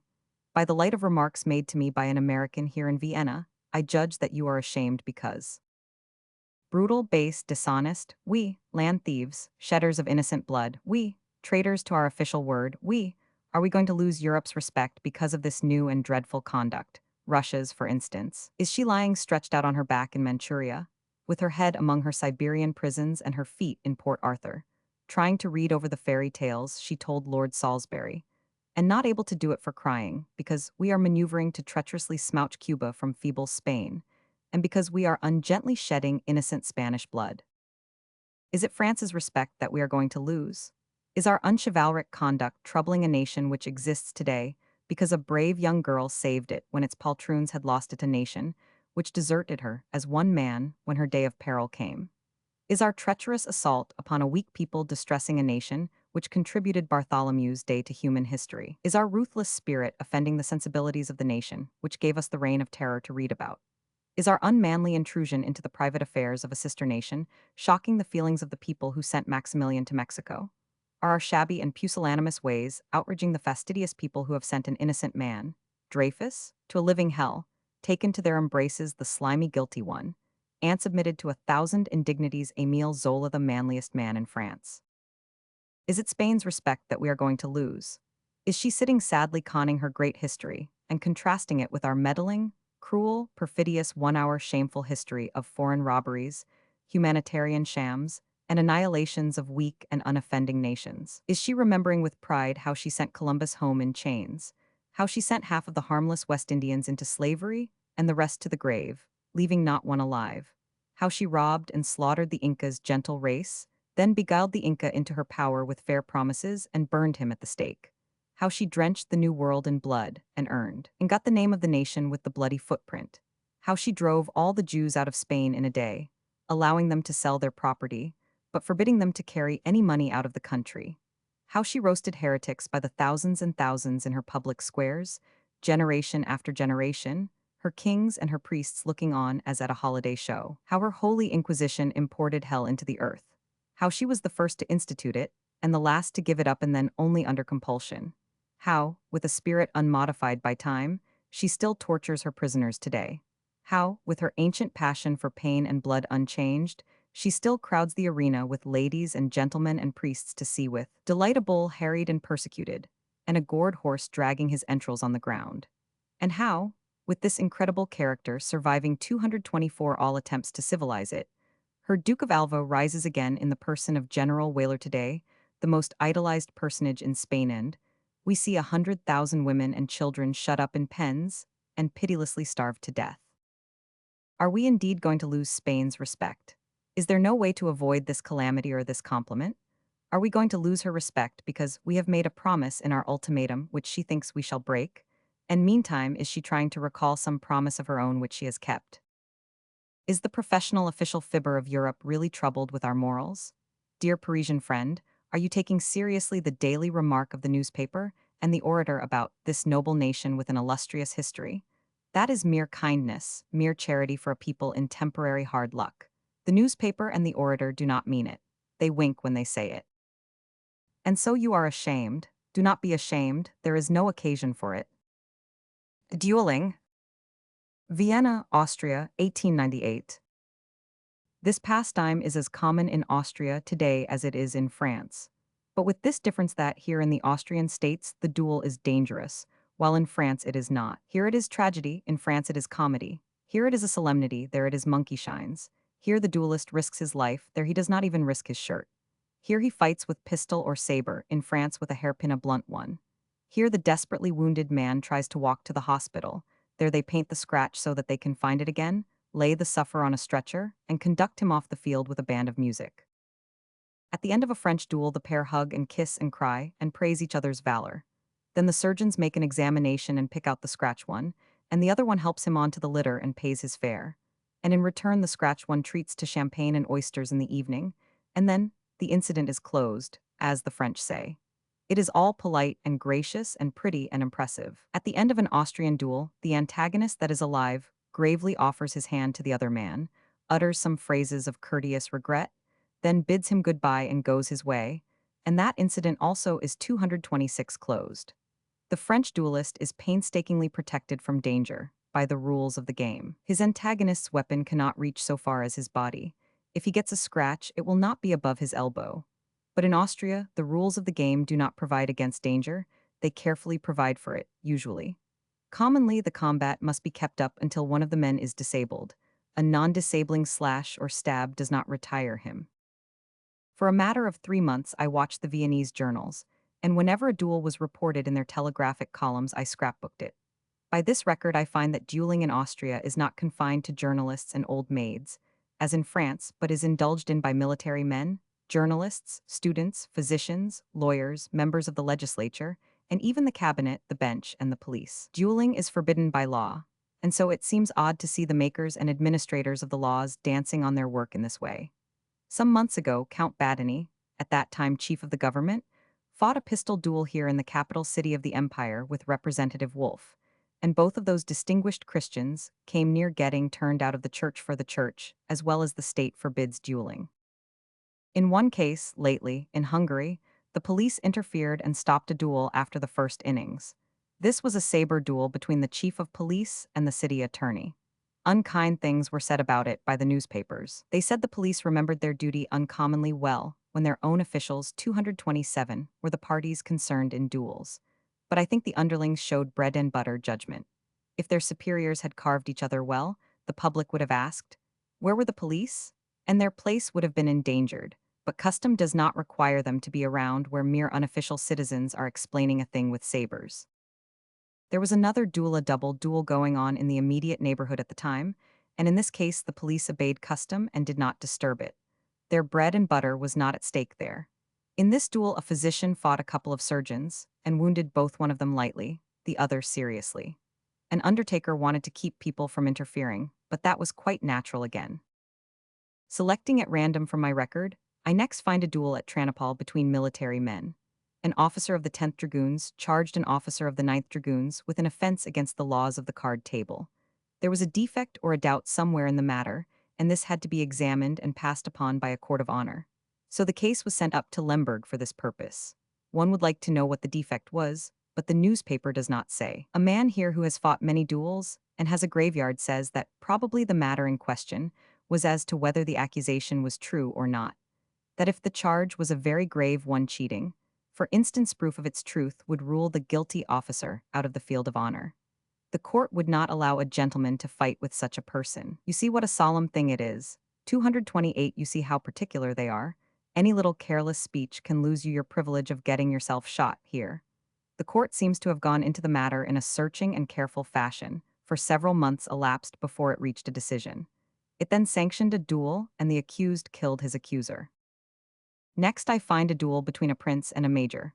First with pistols, no result satisfactory to either party, then with sabers, and the major badly hurt. Next, a saber duel between journalists, the one, a strong man, the other feeble and in poor health. It was brief. The strong one drove his sword through the weak one, and death was immediate. Next, a duel between a lieutenant and a student of medicine. According to the newspaper report, these are the details. The student was in a restaurant one evening. Passing along, he halted at a table to speak with some friends. Nearby sat a dozen military men. The student conceived that one of these was staring at him. He asked the officer to step outside and explain. This officer and another one gathered up their capes and sabers and went out with the student. Outside, this is the student's account. The student introduced himself to the offending officer and said, "You seem to stare at me." For answer, the officer struck the student with his fist. The student parried the blow. Both officers drew their sabers and attacked the young fellow, and one of them gave him a wound on the left arm. Then they withdrew. This was Saturday night. The duel followed on Monday, in the military riding school, the customary dueling ground all over Austria, apparently. 229. The weapons were pistols. The dueling terms were somewhat beyond custom in the matter of severity, if I may gather that from the statement that the combat was fought unter sehr schweren Bedingungen, to wit, distance, 15 steps with 3 steps advance. There was but one exchange of shots. The student was hit. He put his hand on his breast, his body began to bend slowly forward, then collapsed in death and sank to the ground. It is pathetic. There are other duels in my list, but I find in each and all of them one and the same ever-occurring defect: the principals are never present, but only by their sham representatives. The real principals in any duel are not the duelists themselves, but their families. They do the mourning, the suffering, theirs is the loss and theirs the misery.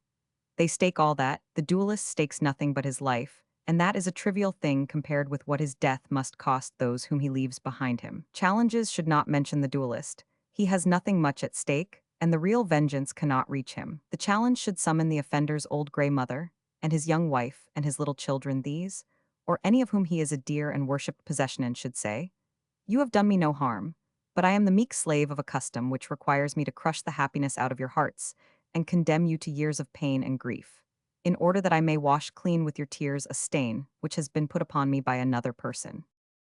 The logic of it is admirable. A person has robbed him of a penny, I must beggar 10 innocent persons to make good my loss. Surely nobody's honor is worth all that. Since the duelist's family are the real principals in a duel, the state ought to compel them to be present at it. Custom, also, ought to be so amended as to require it, and without it no duel ought to be allowed to go on. If that student's unoffending mother had been present and watching the officer through her tears as he raised his pistol, he would have fired in the air. We know that, for we know how we are all made. Laws ought to be based upon the ascertained facts of our nature. It would be a simple thing to make a dueling law which would stop dueling. As things are now, the mother is never invited. She submits to this, and without outward complaint, for she, too, is the vassal of custom. And custom requires her to conceal her pain when she learns the disastrous news that her son must go to the dueling field, and by the powerful force that is lodged in habit and custom, she is enabled to obey this trying requirement, a requirement which exacts a miracle of her, and gets it. In January, a neighbor of ours who has a young son in the army was awakened by this youth at 3 o'clock one morning, and she sat up in bed and listened to his message. "I have come to tell you something, mother, which will distress you, but you must be good and brave and bear it. I have been affronted by a fellow officer, and we fight at 3 this afternoon. Lie down and sleep now, and think no more about it." 231. She kissed him good night and lay down paralyzed with grief and fear, but said nothing. But she did not sleep. She prayed and mourned till the first streak of dawn, then fled to the nearest church and implored the Virgin for help. And from that church she went to another and another, church after church, and still church after church, and so spent all the day until 3 o'clock on her knees in agony and tears. Then dragged herself home and sat down, comfortless and desolate, to count the minutes, and wait, with an outward show of calm, for what had been ordained for her happiness or endless misery. Presently she heard the clank of a saber she had not known before what music was in that sound, and her son put his head in and said, "10 was in the wrong," and he apologized. So that incident was closed, and for the rest of her life the mother will always find something pleasant about the clank of a saber, no doubt. In one of my listed duels, however, Let It Go, there is nothing particularly striking about it except that the seconds interfered, and prematurely, too, for neither man was dead. This was certainly irregular. Neither of the men liked it. It was a duel with cavalry sabers between an editor and a lieutenant. The editor walked to the hospital. The lieutenant was carried. In Austria, an editor who can write well is valuable, but he is not likely to remain so unless he can handle a saber with charm. The following very recent telegram shows that also in France duels are humanely stopped as soon as they approach the French danger point. 232 Reuters telegram. Paris, March 5th. The duel between Colonels Henry and Pickford took place this morning in the riding school of the École Militaire, the doors of which were strictly guarded in order to prevent intrusion. The combatants, who fought with swords, were in position at 10 o'clock. At the first re-engagement call, Henry was slightly scratched in the forearm, and just at the same moment his own blade appeared to touch his adversary's neck. Senator Rank, who was Colonel Pickford's second, stopped the fight, but as it was found that his principal had not been touched, the combat continued. A very sharp encounter ensued, in which Colonel Henry was wounded in the elbow, and the duel then terminated. After which the stretcher and the band. In lurid contrast with this delicate flirtation, we have an account of a deadly duel of day before yesterday in Italy, where the earnest Austrian duel is in vogue. I knew one of the principals, Cavallotti, slightly, and this gives me a sort of personal interest in his duel. I first saw him in Rome several years ago.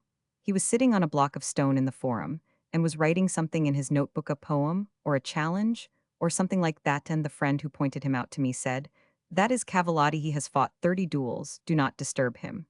I did not disturb H. Skeleton plan of a proposed casting vote party.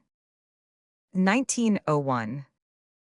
Note, Mark Twain's effort was always for clean politics. In 1901 he formulated what to him seemed a feasible plan to obtain this boon.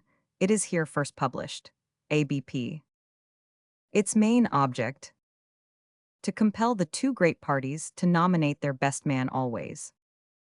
Foundation principles: with the offices all filled by the best men of either of the two great parties, we shall have good government. We hold that this is beyond dispute, and does not need to be argued. Details: the seeking of any office, appointive or elective. The acceptance of a nomination to any such office. The acceptance of such an office. In small constituencies, where a town constable or a justice of the peace is to be elected, it will often be the case that a casting vote lodge of 50 members can elect the nominee it prefers. In every such community, the material for the 50 is present. It will be found among the men who are disgusted with the prevailing political methods, the low ambitions and ideals of the politicians, dishonesty in office, corruption, the frank distribution of appointments among characterless and incompetent men as pay for party service, the evasion and sometimes straight-out violation of the civil service laws. The 50 will be found among the men who are ashamed of this condition of things and who have despaired of seeing it bettered, who stay away from the polls and do not vote, who do not attend primaries, and would be insulted there if they, the 50, exist in every little community. They are not seen, not heard, not regarded, but they are there. There, and deeply and sincerely desirous of good and sound government, and ready to give the best help they can if any will place before them a competent way. They are reserved and quiet merchants and shopkeepers, middle-aged. They are young men making their way in the offices of doctors and lawyers and behind counters. They are journeymen high-class mechanics. They are organizers of and workers for the community's charities, art and other social improvement clubs, university settlements, Young Men's Christian Association, circulating libraries. They are readers of books, frequenters of the library.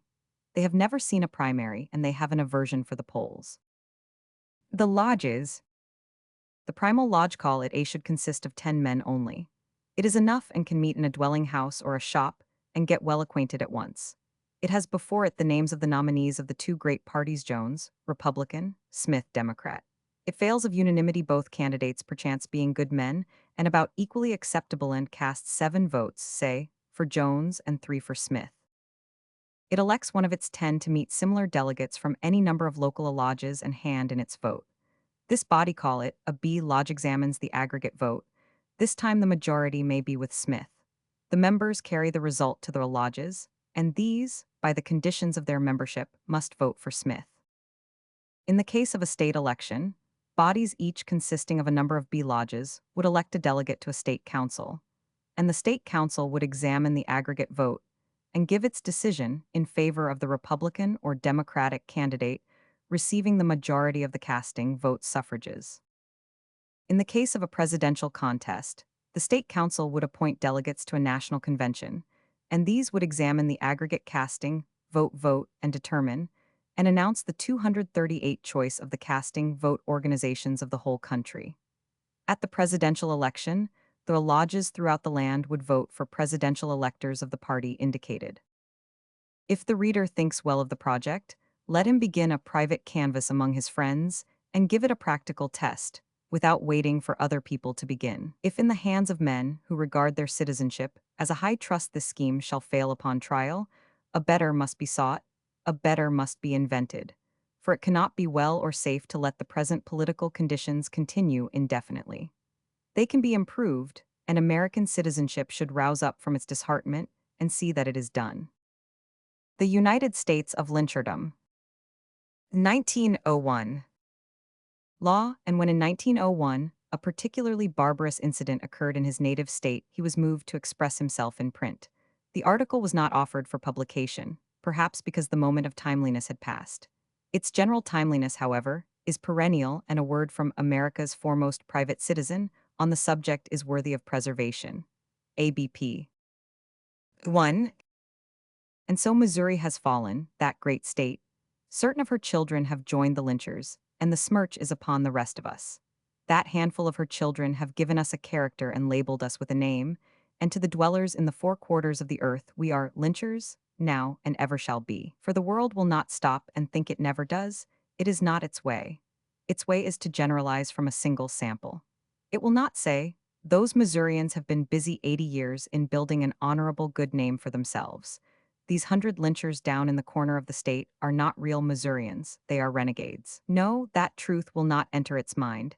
It will generalize from the one or two misleading samples and say, the Missourians are lynchers. It has no reflection, no logic, no sense of proportion. With it, figures go for nothing. To it, figures reveal nothing. 240 it cannot reason upon them rationally. It would say, for instance, that China is being swiftly and surely Christianized, since 9 Chinese Christians are being made every day. And it would fail with him to notice that the fact that 33,000 pagans are born there every day damages the argument. It would say, there are 100 lynchers there, therefore the Missourians are lynchers. The considerable fact that there are 2.5 million Missourians who are not lynchers would not affect their verdict. Chapter 2. Oh, Missouri. The tragedy occurred near Pierce City, down in the southwestern corner of the state. On a Sunday afternoon, a young white woman who had started alone from church was found murdered, for there are churches there. In my time, religion was more general, more pervasive, in the South than it was in the North, and more virile and earnest, too, I think. I have some reason to believe that this is still the case. The young woman was found murdered. Although it was a region of churches and schools, the people rose, lynched 3 Negroes, 2 of them very aged ones, burned out 5 Negro households, and drove 30 Negro families into the woods. I do not dwell upon the provocation which moved the people to these crimes, for that has nothing to do with the matter. The only question is, does the assassin take the law into his own hands? It is very simple and very just. If the assassin be proved to 240, one have usurped the law's prerogative in righting his wrongs. That ends the matter. 1,000 provocations are no defense. The Pierce City people had bitter provocation indeed, as revealed by certain of the particulars, the bitterest of all provocations, but no matter. They took the law into their own hands, when by the terms of their statutes their victim would certainly hang if the law had been allowed to take its course. For there are but few Negroes in that region, and they are without authority, and without influence in overawing juries. Why has lynching, with various barbaric accompaniments, become a favorite regulator in cases of the usual crime in several parts of the country?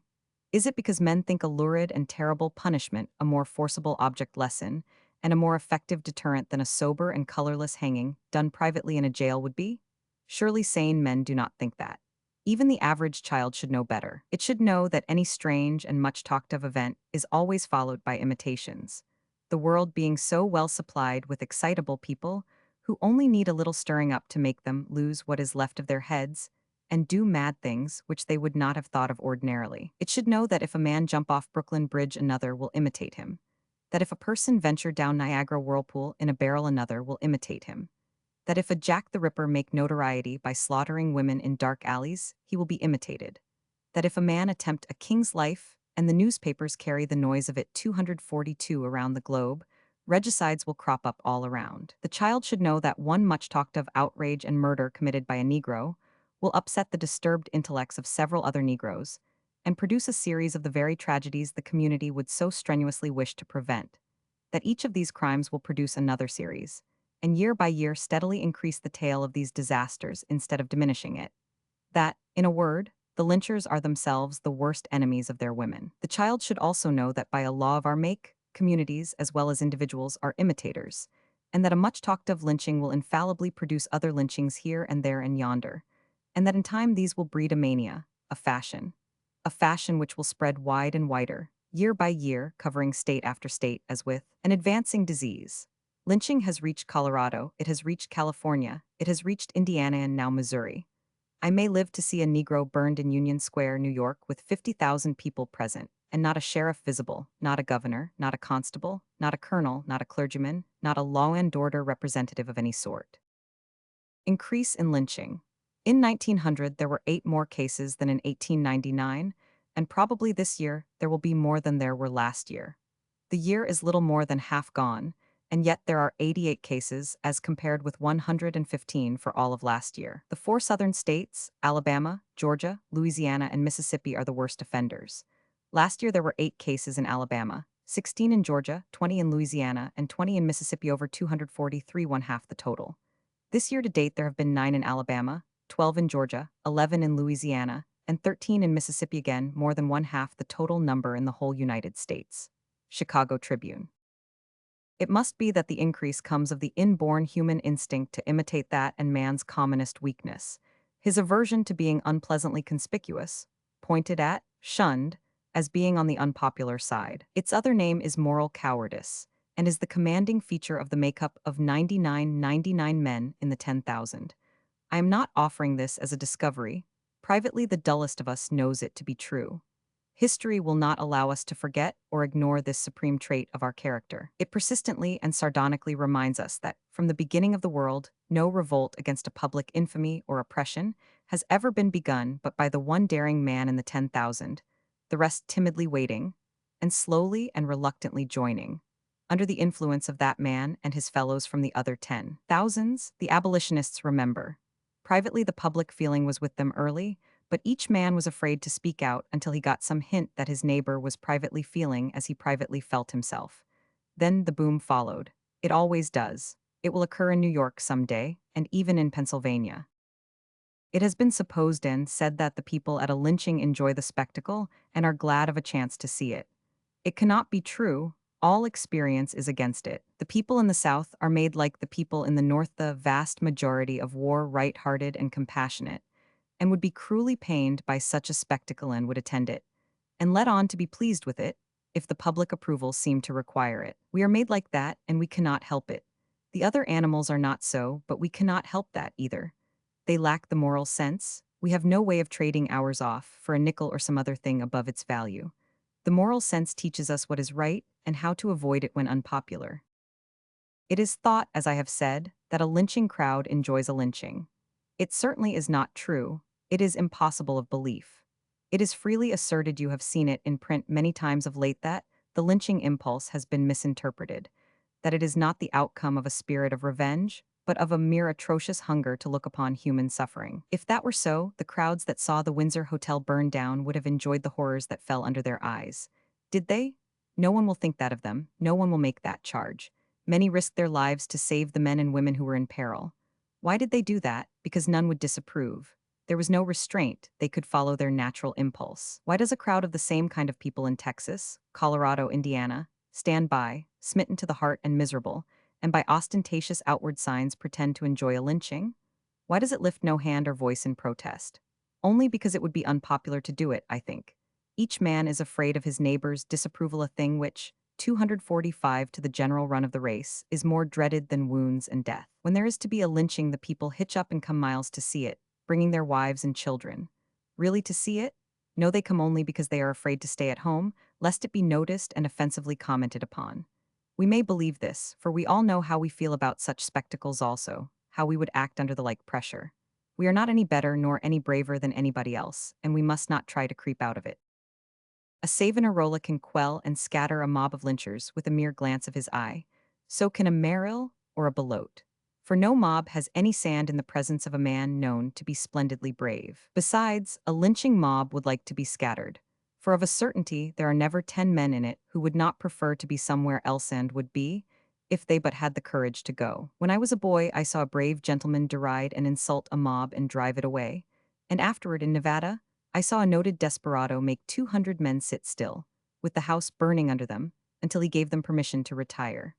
A plucky man can rob a whole passenger train by himself, and the half of a brave man can hold up a stagecoach and strip its occupants. Then perhaps the remedy for lynchings comes to this. Station a brave man in each affected community 246 to encourage, support, and bring to light the deep disapproval of lynching hidden in the secret places of its heart, for it is there, beyond question. Then those communities will find something better to imitate, of course. Being human, they must imitate something. Where shall these brave men be found? That is indeed a difficulty. There are not 300 of them in the earth. If merely physically brave men would do, then it were easy. They could be furnished by the cargo. When Hobson called for 7 volunteers to go with him to what promised to be certain death, 4,000 men responded, the whole fleet, in fact, because all the world would approve.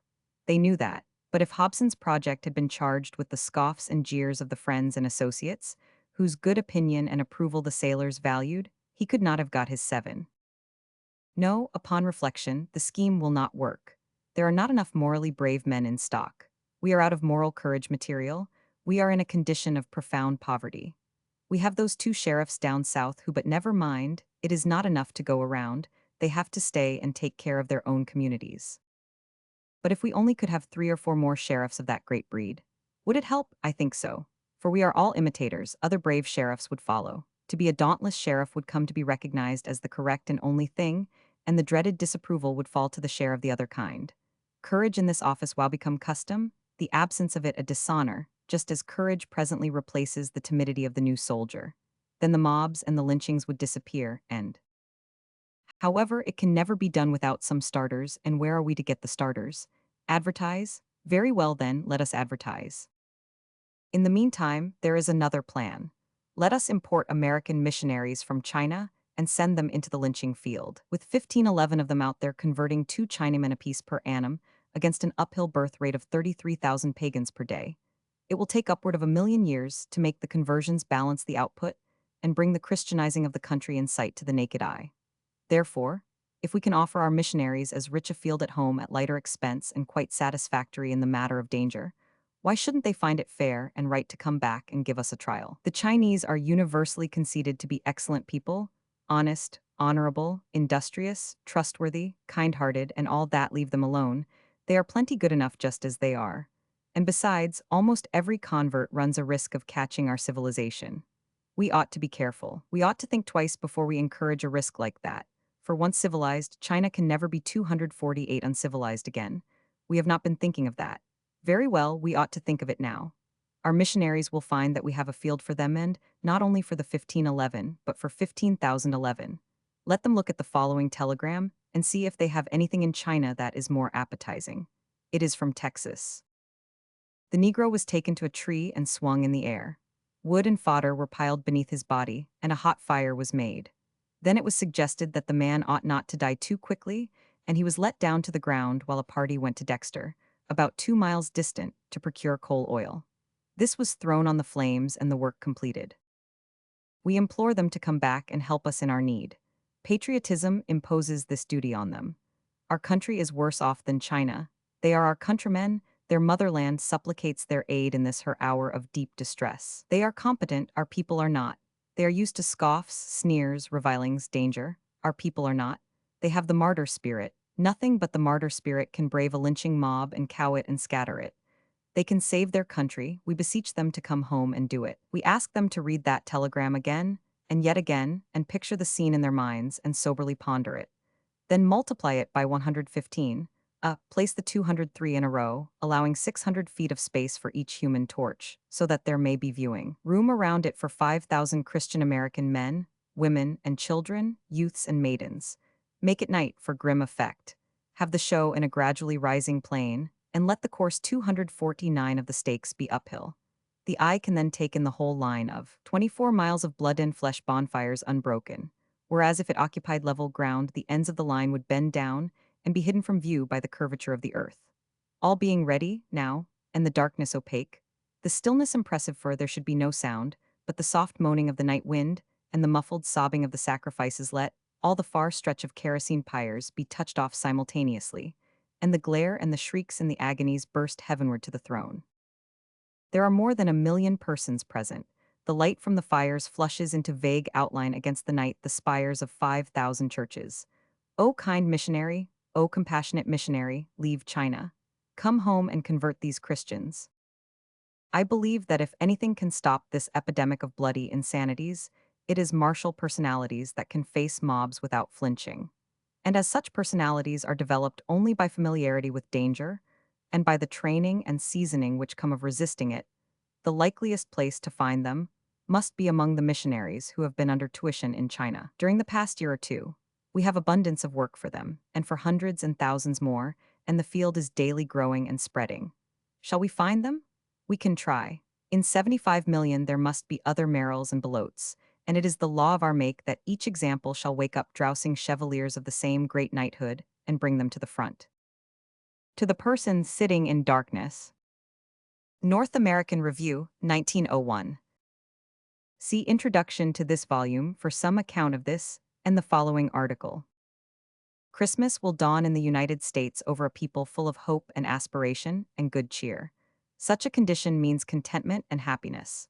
The carping grumbler who may here and there go forth will find few to listen to him. The majority will wonder what is the matter with him and pass on. New York Tribune on Christmas Eve. From the Sun of New York. The purpose of this article is not to describe the terrible offenses against humanity committed in the name of politics in some of the most notorious East Side districts. They could not be described, even verbally, but it is the intention to let the great mass of more or less careless citizens of this beautiful metropolis of the New World get some conception of the havoc and ruin wrought to man, woman, and child in the most densely populated and least known section of the city. Name, date, and place can be supplied to those of little faith or to any man who feels himself aggrieved. It is a plain statement of record and observation, written without license and without garnish. Imagine, if you can, a section of the city territory completely dominated by one man, without whose permission neither legitimate nor illegitimate business can be conducted, where illegitimate business is encouraged and legitimate business discouraged, where the respectable residents have to fasten their doors and windows summer nights and sit in their rooms with asphyxiating air and degree temperature, rather than try to catch the faint whiff of breeze in their natural breathing places, the stoops of their homes, where naked women dance by night in the streets, and unsexed men prowl like vultures through the darkness on business, not only permitted but encouraged by the police. 251, where the education of infants begins with the knowledge of prostitution, and the training of little girls is training in the arts of frying, where American girls brought up with the refinements of American homes are imported from small towns upstate, Massachusetts, Connecticut, and New Jersey, and kept as virtually prisoners as if they were locked up behind jail bars until they have lost all semblance of womanhood, where small boys are taught to solicit for the women of disorderly houses, where there is an organized society of young men whose sole business in life is to corrupt young girls and turn them over to bawdy houses, where men walking with their wives along the street are openly insulted, where children that have adult diseases are the chief patrons of the hospitals and dispensaries, where it is the rule, rather than the exception, that murder, rape, robbery, and theft go unpunished, in short, where the premium of the most awful forms of vice is the profit of the politicians. The following news from China appeared in the Sun of New York on Christmas Eve. The italics are mine. The Rev. Mr. Ament, of the American Board of Foreign Missions, has returned from a trip which he made for the purpose of collecting indemnities for damages done by boxers. Everywhere he went, he compelled the Chinese to pay. He says that all his native Christians are now provided for. He have them under his charge and were killed. He has collect tales for each of these murders and has compelled full payment for all the property belonging to Christians that was destroyed. He also assessed fines amounting to 13 times the amount of the indemnity. This money will be used for the propagation of the gospel. Mr. Ament declares that the compensation he has collected is moderate when compared with the amount secured by the Catholics, who demand, in addition to money, head for head. They collect 500 taels for each murder of a Catholic. In the Wenchu country, 680 Catholics were killed, and for this the European Catholics here demand 0 strings of cash and heads. In the course of a conversation, Mr. Ament referred to the attitude of the missionaries toward the Chinese. He said, 252, I deny emphatically that the missionaries are vindictive, that they generally looted, or that they have done anything since the siege that the circumstances did not demand. I criticize the Americans. The soft hand of the Americans is not as good as the mailed fist of the Germans. If you deal with the Chinese with a soft hand, they will take advantage of it. The statement that the French government will return the loot taken by the French soldiers is the source of the greatest amusement here. The French soldiers were more systematic looters than the Germans, and it is a fact that today Catholic Christians, carrying French flags and armed with modern guns, are looting villages in the province of Chile. By happy luck, we get all these glad tidings on Christmas Eve just in time enable us to celebrate the day with proper gaiety and enthusiasm. Our spirits soar, and we find we can even make jokes. Tails, I win, heads you lose. Our Reverend Ament is the right man in the right place. What we want of our missionaries out there is, not that they shall merely represent in their acts and persons the grace and gentleness and charity and loving kindness of our religion, but that they shall also represent the American spirit. The oldest Americans are the Pawnees. Macallum's history says, when a white boxer kills a Pawnee and destroys his property, the other Pawnees do not trouble to seek him out, they kill any white person that comes along. Also, they make some white village pay deceased. Heirs the full cash value of deceased, together with full cash value of the property destroyed. They also make the village pay, in addition, 13 times the value of that property into a fund for the dissemination of the Pawnee religion, which they regard as the best of all religions, for the softening and humanizing of the heart of man. It is their idea that it is only fair and right that the innocent should be made to suffer for the guilty, and that it is better that 99 innocent should suffer than that one guilty person should escape. 253. Our Reverend Ament is justifiably jealous of those enterprising Catholics, who not only get big money for each lost convert, but get head for head besides. But he should soothe himself with the reflections that the entirety of their exactions are for their own pockets, whereas he, less selfishly, devotes only 300 taels per head to that service, and gives the whole vast 13 repetitions of the property indemnity to the service of propagating the gospel.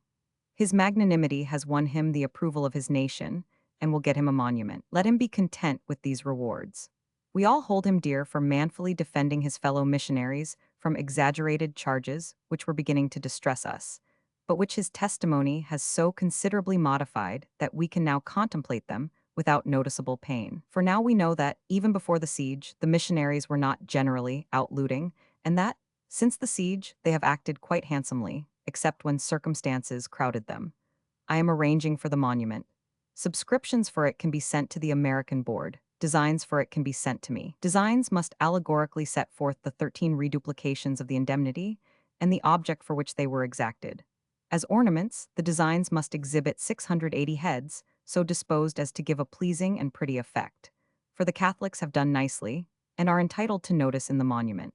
Mottos may be suggested, if any shall be discovered that will satisfactorily cover the ground. Mr. Ament's financial feat of squeezing a 13-fold indemnity out of the pauper peasants to square other people's offenses, thus condemning them, and their women and innocent little children, to inevitable starvation and lingering death, in order that the blood money so acquired might be used for the propagation of the gospel, does not flutter my serenity, although the act and the words, taken together, concrete a blasphemy so hideous and so colossal that, without doubt, its mate is not findable in the history of this or of any other age. Yet, if a layman had done that thing and justified it with those words, I should have shuddered, I know, Or, if I had done the thing and said the words myself, however, the thought is unthinkable, irreverent as some imperfectly informed people think me. Sometimes an ordained minister sets out to be blasphemous. When this happens, the layman is out of the running. He stands no chance. We have Mr. Ament's impassioned assurance that the missionaries are not vindictive.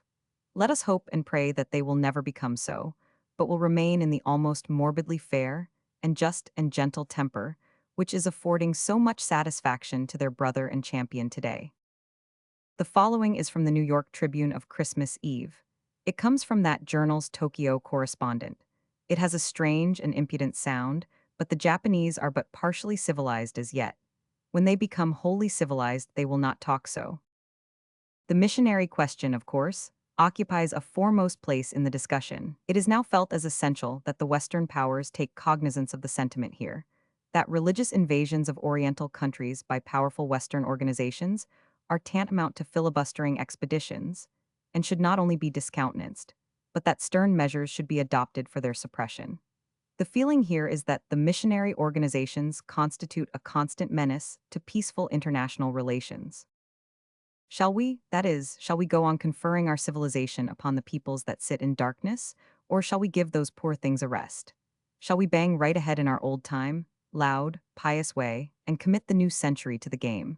Or shall we sober up and sit down and think it over first? Would it not be prudent to get our civilization tools together, and see how much stock is left on hand in the way of glass beads and theology, and maxim guns and hymn books, and trade gin and torches of progress and enlightenment, pat adjustable ones, good to fire villages with, upon occasion, and balance the books and arrive at the profit and loss, so that we may intelligently decide whether to continue the business or sell out the property and start a new civilization scheme on the proceeds. Extending the blessings of civilization to our brother who sits in darkness has been a good trade and has paid well, on the whole. And there is money in it yet, if carefully worked, but not enough, in my judgment, to make any considerable risk advisable. The people that sit in darkness are getting to be too scarce, and too shy. And such 256 darkness as is now left is really of but an indifferent quality, and not dark enough for the game. The most of those people that sit in darkness have been furnished with more light than was good for them or profitable for us. We have been injudicious. The blessings of civilization trust, wisely and cautiously administered, is a daisy. There is more money in it, more territory, more sovereignty, and other kinds of emolument than there is in any other game that is played. But Christendom has been playing it badly of late years, and must certainly suffer by it, in my opinion. She has been so eager to get every stake that appeared on the green cloth, that the people who sit in darkness have noticed it, and have begun to show alarm. They have become suspicious of the blessings of civilization. More, they have begun to examine them. This is not well. The blessings of civilization are all right and a good commercial property. There could not be a better in a dim light. In the right kind of a light, and at a proper distance, with the goods a little out of focus, they furnish this desirable exhibit to the gentlemen who sit in darkness. Love, law, and order. Justice, liberty. Gentleness, equality. Christianity, honorable dealing. Protection to the weak, mercy. Temperance, education. And so on. 257 there. Is it good, sir? It is pie. It will bring into camp any idiot that sits in darkness anywhere, but not if we adulterate it. It is proper to be emphatic upon that point. This brand is strictly for export apparently. Privately and confidentially, it is nothing of the kind. Privately and confidentially, it is merely an outside cover, gay and pretty and attractive, displaying the special patterns of our civilization which we reserve for home consumption, while inside the bale is the actual thing that the customer sitting in darkness buys with his blood and tears and land and liberty. That actual thing is, indeed, civilization, but it is only for export. Is there a difference between the two brands? In some of the details, yes. We all know that the business is being ruined. The reason is not far to seek. It is because our Mr. McKinley and Mr. Chamberlain and the Kaiser and the Tsar and the French have been exporting the actual thing with the outside cover left off. This is bad for the game. It shows that these new players of it are not sufficiently acquainted with it. It is a distress to look on and note the mismoves. They are so strange and so awkward. Mr. Chamberlain manufactures a war out of materials so inadequate and so fanciful that they make the boxes grieve and the gallery laugh. And he tries hard to persuade himself that it isn't purely a private raid for cash, but has a sort of dim, vague respectability about it somewhere, if he could only find the spot, and that, by and by, he can scour the flag clean again after he has finished dragging it through the 258 mud, and make it shine and flash in the vault of heaven once more as it had shone, and flashed there 1,000 years in the world's respect, until he laid his unfaithful hand upon it. It is bad play bad, for it exposes the actual thing to them that sit in darkness, and they say, "What, Christian against Christian, and only for money? Is this a case of magnanimity, forbearance, love, gentleness, mercy, protection of the weak, this strange and overshowy onslaught of an elephant upon a nest of field mice, on the pretext that the mice had squeaked in insolence at him conduct which no self-respecting government could allow to pass unavenged?" As Mr. Chamberlain said, was that a good pretext in a small case, when it had not been a good pretext in a large one? For only recently Russia had affronted the elephant 3 times and survived alive and unsmitten. Is this civilization in progress? Is it something better than we already possess? These harryings and burnings and desert makings in the Transvaals, this an improvement on our darkness? Is it, perhaps, possible that there are two kinds of civilization, one for home consumption and one for the heathen market? Then they that sit in darkness are troubled, and shake their heads. And they read this extract from a letter of a British private, recounting his exploits in one of Methuen's victories, some days before the affair of Madgersfontein, and they are troubled again. We tore up the hill and into the entrenchments, and the Boers saw we had them. So they dropped their guns and went down 259 on their knees and put up their hands clasped and begged for mercy. And we gave it them with the long spoon. The long spoon is the bayonet. See Lloyd's Weekly, London, of those days. The same number and the same column contains some quite unconscious satire in the form of shocked and bitter upbraidings of the Boers for their brutalities and inhumanities. Next, to our heavy damage, the Kaiser went to playing the game without first mastering it.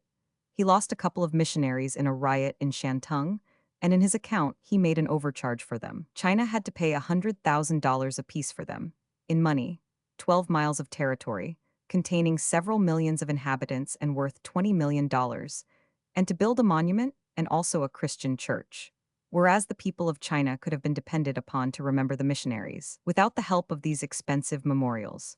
This was all bad play. Bad because it would not, and could not, and will not now or ever, deceive the person sitting in darkness. He knows that it was an overcharge. He knows that a missionary is like any other man. He is worth merely what you can supply his place for, and no more. He is useful, but so is a doctor, so is a sheriff, so is an editor, but a just emperor does not charge war prices for such. A diligent, intelligent, but obscure missionary, and a diligent, intelligent country editor are worth much, and we know it, but they are not worth the earth. We esteem such an editor, and we are sorry to see him go. But when he 260 goes, we should consider 12 miles of territory, and a church, and a fortune overcompensation for his loss. I mean, if he was a Chinese editor, and we had to settle for him. It is no proper figure for an editor or a missionary. One can get shop-worn kings for less. It was bad play on the Kaiser's part. It got this property, true, but it produced the Chinese revolt, the indignant uprising of China's traduced patriots, the Boxers. The results have been expensive to Germany and to the other disseminators of progress and the blessings of civilization. The Kaiser's claim was paid, yet it was bad play, for it could not fail to have an evil effect upon persons sitting in darkness in China. They would muse upon the event and be likely to say, "Civilization is gracious and beautiful, for such is its reputation, but can we afford it? There are rich Chinamen, perhaps they can afford it, but this tax is not laid upon them, it is laid upon the peasants of Shantung. It is they that must pay this mighty sum, and their wages are but 4 cents a day. Is a better civilization than ours, and holier and higher and nobler? Is not this rapacity? Is not this extortion? Would Germany charge America $200,000 for 2 missionaries, and shake the mailed fist in her face, and send warships and send soldiers, and say, 'Seize 12 miles of territory, worth $20 millions as additional pay for the missionaries, and make those peasants build a monument to the missionaries, and a costly Christian church to remember them by?' And later would Germany say to her soldiers, 'March through 261 America and slay, giving no quarter. Make the German face there, as has been our Hun face here, a terror for 1,000 years. March through the great republic and slay, slay, slay, carving a road for our offended religion through its heart and bowels.' Would Germany do like this to America, to England, to France, to Russia? Or only to China, the helpless imitating the elephant's assault upon the field mice? Had we better invest in this civilization, which called Napoleon a buccaneer for carrying off Venice's bronze horses, but which steals our ancient astronomical instruments from our walls and goes looting like common bandits. That is, all the alien soldiers except America's. And Americans again accepted, storms frighten villages and cables the result to glad journals at home every day. Chinese losses, 450 killed, ours, 1 officer and 2 men wounded. Shall proceed against neighboring village tomorrow, where a massacre is reported. Can we afford civilization? And next, Russia must go and play the game injudiciously. She affronts England once or twice with the person sitting in darkness observing and noting. By moral assistance of France and Germany, she robs Japan of her hard-earned spoil. All swimming in Chinese blood-port Arthur the person again observing and noting. Then she seizes Manchuria, raids its villages, and chokes its great river with the swollen corpses of countless massacred peasants, that astonished person still observing and noting. And perhaps he is saying to himself, it is yet another civilized power, with its banner of the 262 Prince of Peace in one hand, and its loot basket, and its butcher knife in the other. Is there no salvation for us but to adopt civilization and lift ourselves down to its level? And by comes America, and our master of the game plays it badly, plays it as Mr. Chamberlain was playing it in South Africa. It was a mistake to do that. Also, it was one which was quite unlooked for in a master who was playing it so well in Cuba.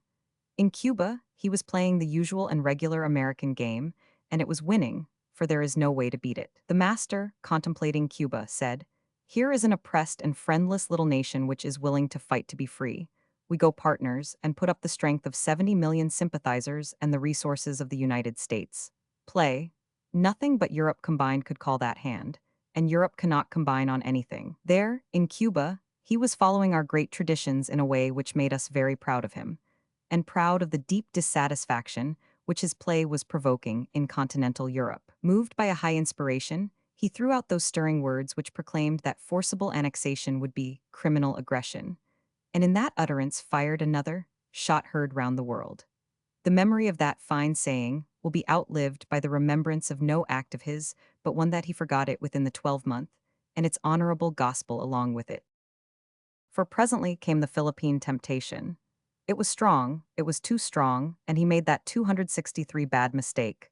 He played the European game, the Chamberlain game. It was a pity, it was a great pity, that error, that one grievous error, that irrevocable error. For it was the very place and time to play the American game again, and at no cost.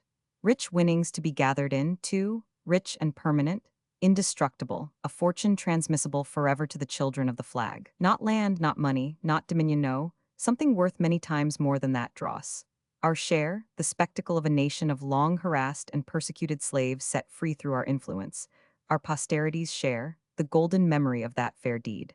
The game was in our hands. If it had been played according to the American rules, Dewey would have sailed away from Manila as soon as he had destroyed the Spanish fleet after, putting up a sign on shore guaranteeing foreign property and life against damage by the Filipinos, and warning the powers that interference with the emancipated patriots would be regarded as an act unfriendly to the United States. The powers cannot combine, in even a bad cause, and the sign would not have been molested. Dewey could have gone about his affairs elsewhere, and left the competent Filipino army to starve out the little Spanish garrison and send it home, and the Filipino citizens to set up the form of government they might prefer, and deal with the friars and their doubtful acquisitions according to Filipino ideas of fairness and justice, ideas which have since been tested and found to be of as high an order as any that prevail in Europe or America. 264, but we played the Chamberlain game, and lost the chance to add another Cuba and another honorable deed to our good record. The more we examine the mistake, the more clearly we perceive that it is going to be bad for the business. The person sitting in darkness is almost sure to say, there is something curious about this, curious and unaccountable. There must be two Americas, one that sets the captive free, and one that takes a once captive's new freedom away from him, and picks a quarrel with him with nothing to found it on, then kills him to get his land. The truth is, the person sitting in darkness is saying things like that, and for the sake of the business we must persuade him to look at the Philippine matter in another and healthier way. We must arrange his opinions for him. I believe it can be done, for Mr. Chamberlain has arranged England's opinion of the South African matter, and done it most cleverly and successfully. He presented the facts, some of the facts, and showed those confiding people what the facts meant. He did it statistically, which is a good way. He used the formula, twice 2 are 14, and fro leaves 35. Figures are effective. Figures will convince the elect. Now my plan is a still bolder one than Mr. Chamberlain. Though apparently a copy of it. Let us be franker than Mr. Chamberlain. Let us audaciously present the whole of the facts, shirking none, then explain them according to Mr. Chamberlain's formula. This daring truthfulness will astonish and dazzle the person sitting in darkness, and he take the explanation down before his mental vision has had time to get back into focus. Let us say to him, our case is simple. On the 1st of May, Dewey destroyed the Spanish fleet. This left the archipelago in the hands of its proper and rightful owners, the Filipino nation. Their army number, 0 men, and they were competent to whip out or starve out the little Spanish garrison. Then the people could set up a government of their own devising. Our traditions required that Dewey should now set up his warning sign and go away. But the master of the game happened to think of another plan, the European plan. He acted upon it. This was to send out an army ostensibly to help the native patriots put the finishing touch upon their long and plucky struggle for independence, but really to take their land away from them and keep it. That is, in the interest of progress and civilization. The plan developed, stage by stage, and quite satisfactorily. We entered into a military alliance with the trusting Filipinos, and they hemmed in Manila on the land side. And by their valuable help, the place, with its garrison of 8,000 or 10,000 Spaniards, was captured, a thing which we could not have accomplished unaided at that time. We got their help by ingenuity.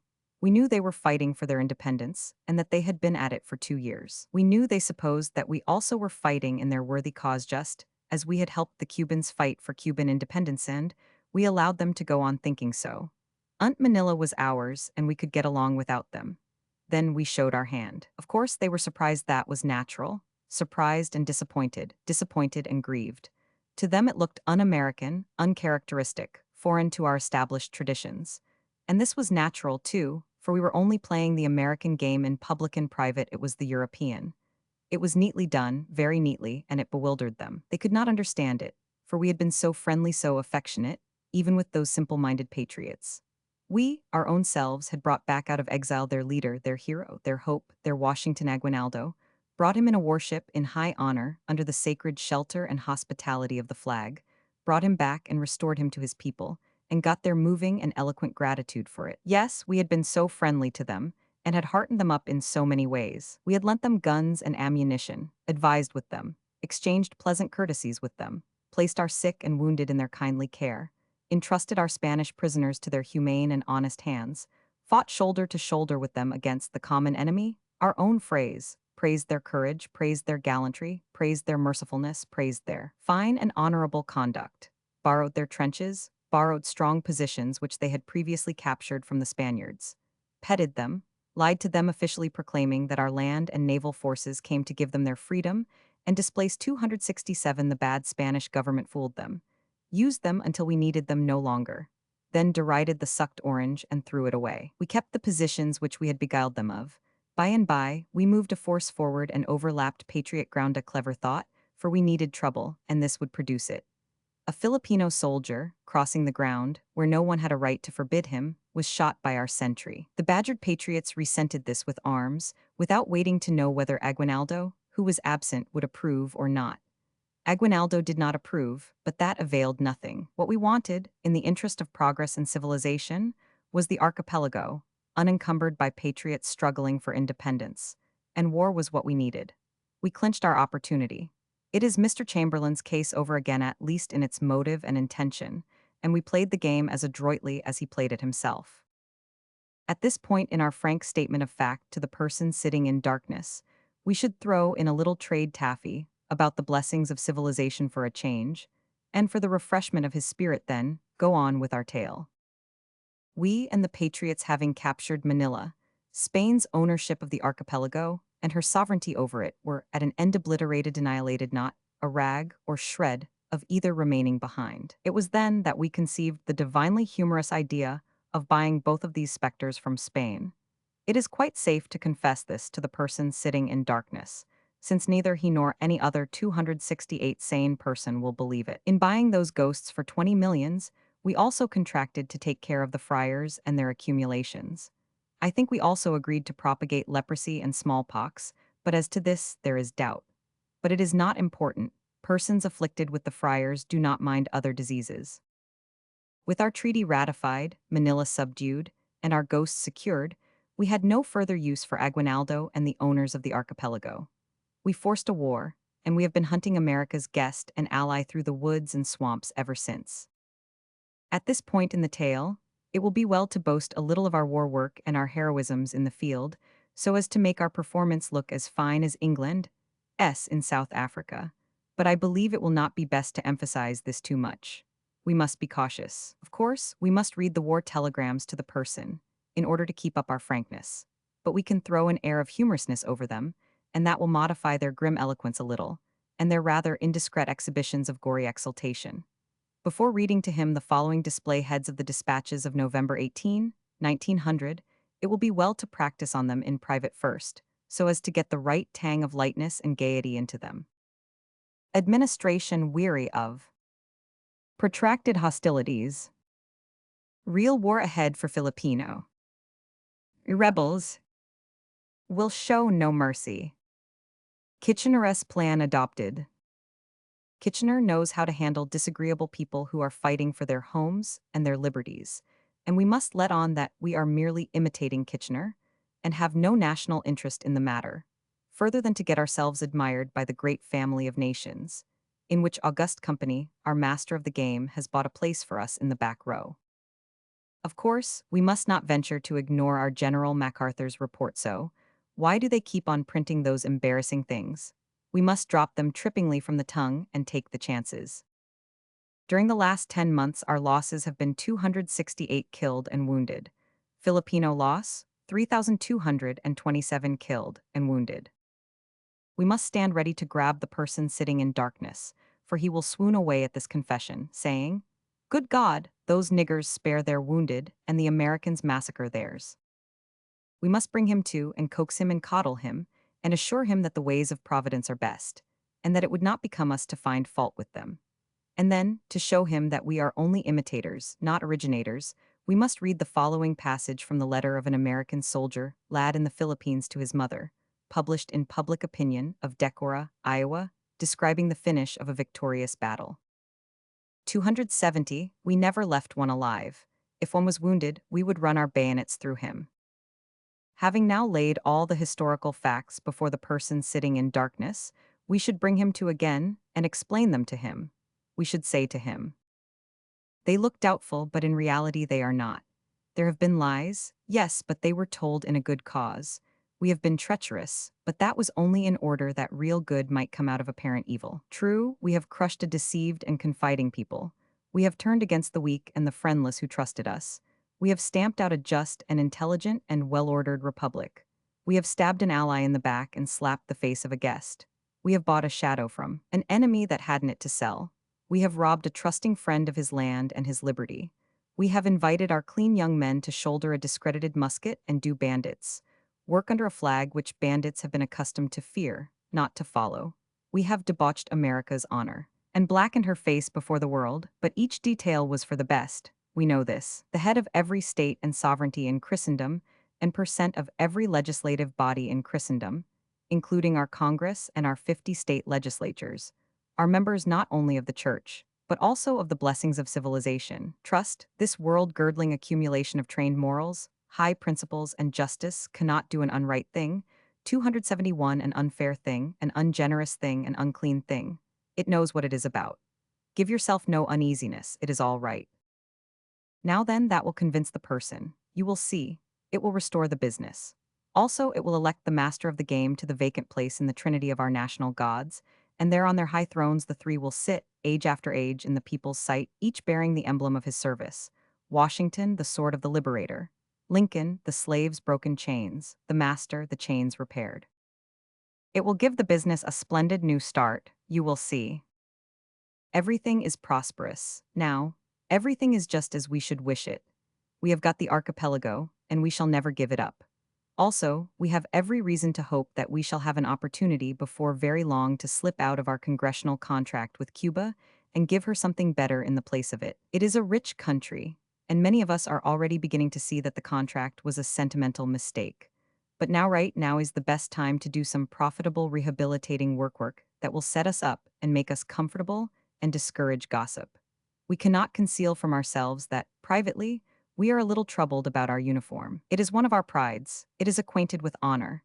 It is familiar with great deeds and noble. We love it, we revere it, and so this errand it is on makes us uneasy. And our flag another pride of ours, our chiefest. We have worship it so, and when we have seen it in far lands glimpsing it unexpectedly in that strange sky, waving its welcome and benediction to us we have caught our breaths, and uncovered our heads, and couldn't speak, for a moment, for the thought of what it was to us and the great ideals it stood for. Indeed, we must do something about these things. It is easily managed. We can have a special 1 hour states do it. We can have just our usual flag, with the white stripes painted black and the stars replaced by the skull and crossbones. And we do not need that civil commission out there. Having no powers, it has to invent them, and that kind of work cannot be effectively done by just anybody. An expert is required. Mr. Croker can be spared. We do not want the United States represented there, but only the game. By help of these suggested amendments, progress and civilization in that country can have a boom, and it will take in the persons who are sitting in darkness, and we can resume business at the old stand, rebels. Mumble that funny word, don't let the person catch it distinctly. To my missionary critics, North American Review, 1901.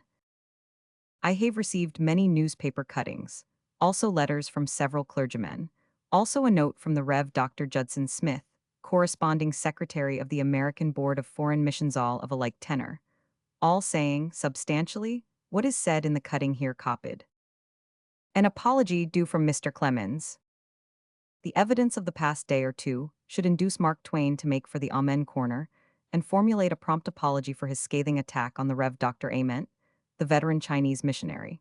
The assault was based on a Peking dispatch to the New York Sun, which said that Dr. Ament had collected from the Chinese in various places damages 13 times in excess of actual losses. So Mark Twain charged Mr. Ament with bullyragging, extortion, and things. A Peking dispatch to the Sun yesterday, however, explains that the amount collected was not 13 times the damage sustained, but 1/3 in excess of the indemnities, and that the blunder was due to a cable error in transmission. The 13D got converted into 13. Yesterday, the Rev. Judson Smith, secretary of the American Board, received a dispatch from Dr. Ament, calling attention to the cable blunder, and declaring that all the collections which he made were approved by the Chinese officials. The fractional amount that was collected in excess of actual losses, he explains, is being used for the support of widows and orphans.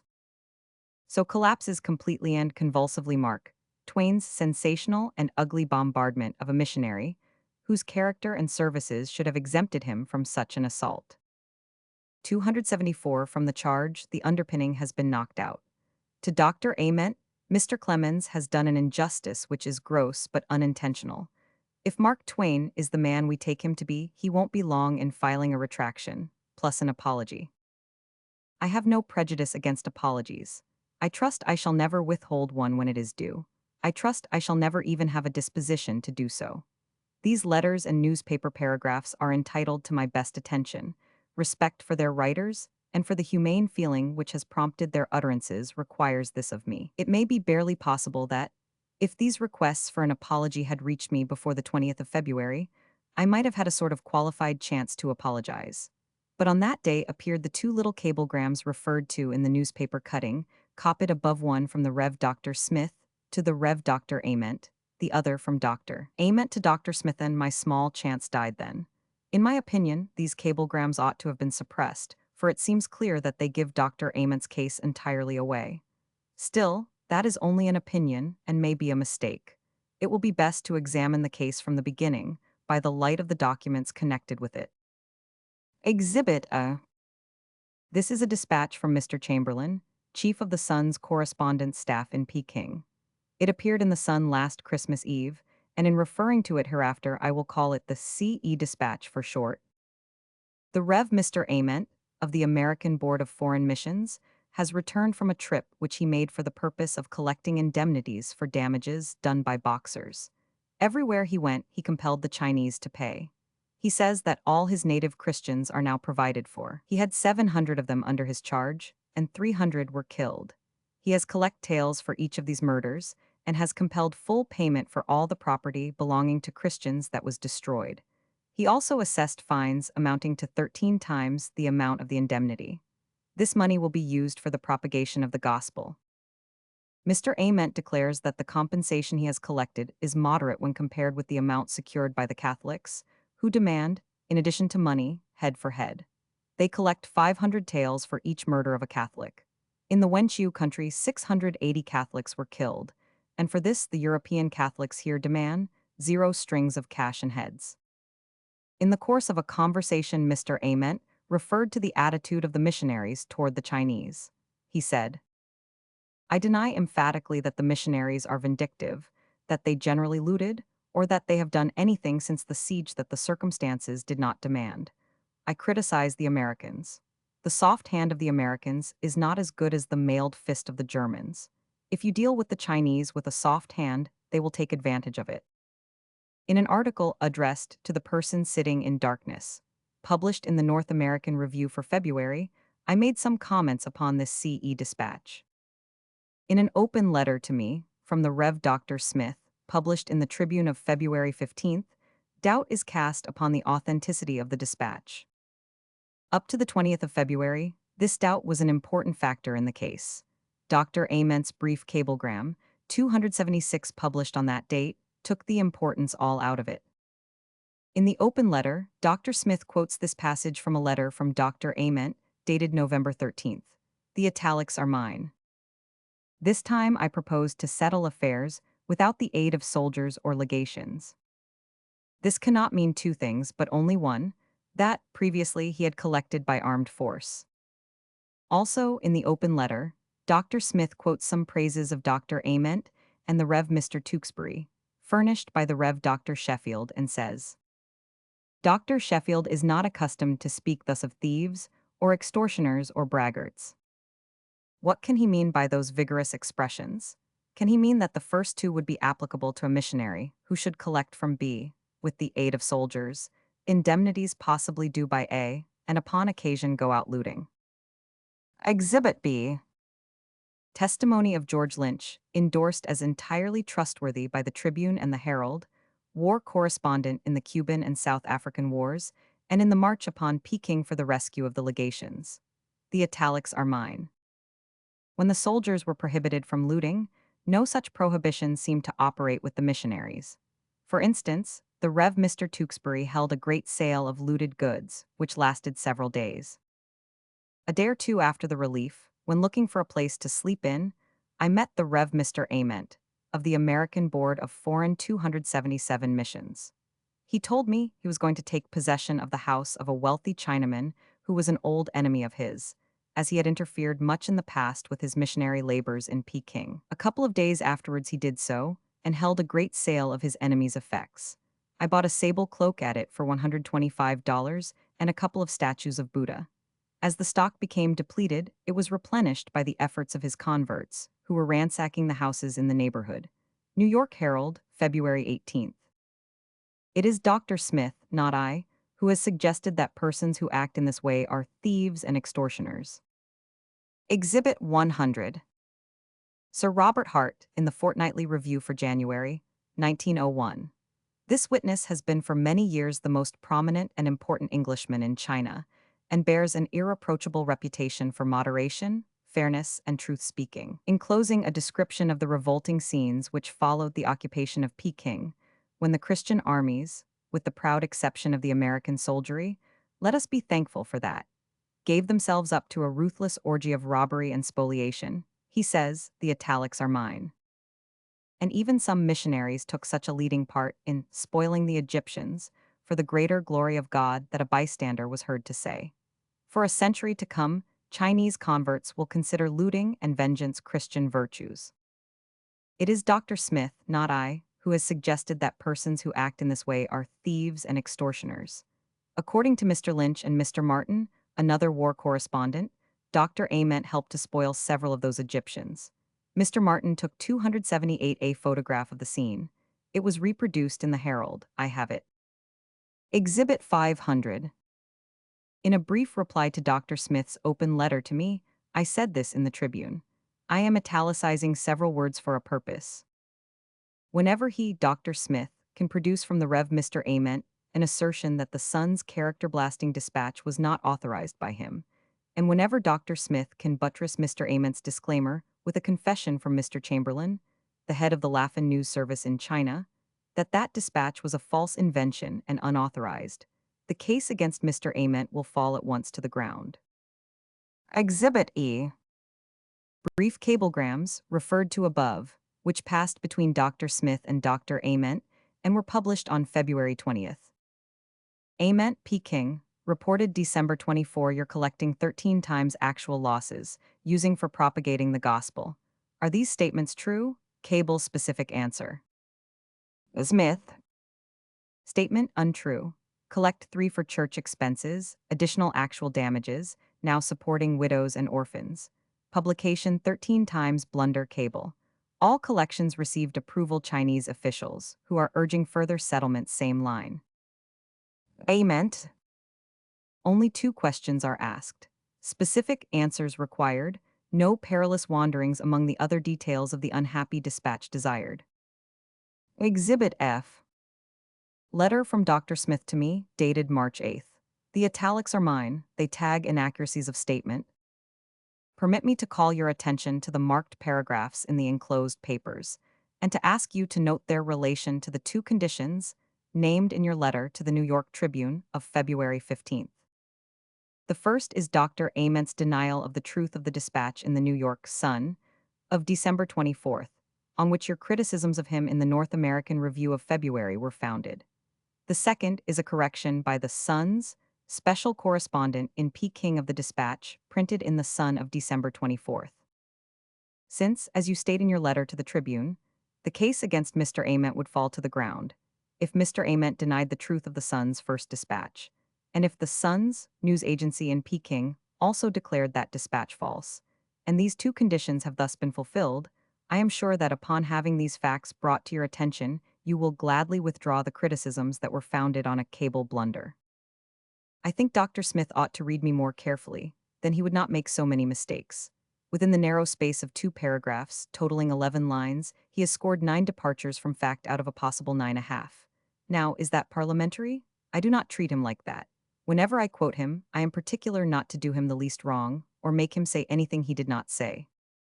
1. Mr. Ament doesn't deny the truth of the CE dispatch. He merely changes one of its phrases, without materially changing the meaning, and immaterially corrects a cable blunder, which correction I accept. He was asked no question about the other 4/5 of the CE dispatch. 2. I said nothing about special correspondence. I named the right and responsible man, Mr. Chamberlain. The correction referred to is a repetition of the one I have just accepted, which immaterially, 280 changes, 13 times to 1/3 extra tax. 3. I did not say anything about the Sun's news agency. I said Chamberlain. I have every confidence in Mr. Chamberlain, but I am not personally acquainted with the others. 4. Once more, Mr. Ament didn't deny the truth of the CE dispatch, but merely made unimportant emendations of a couple of its many details. 5. I did not say, if Mr. Ament denied the truth of the CE dispatch, I said, if he would assert that the dispatch was not authorized by him.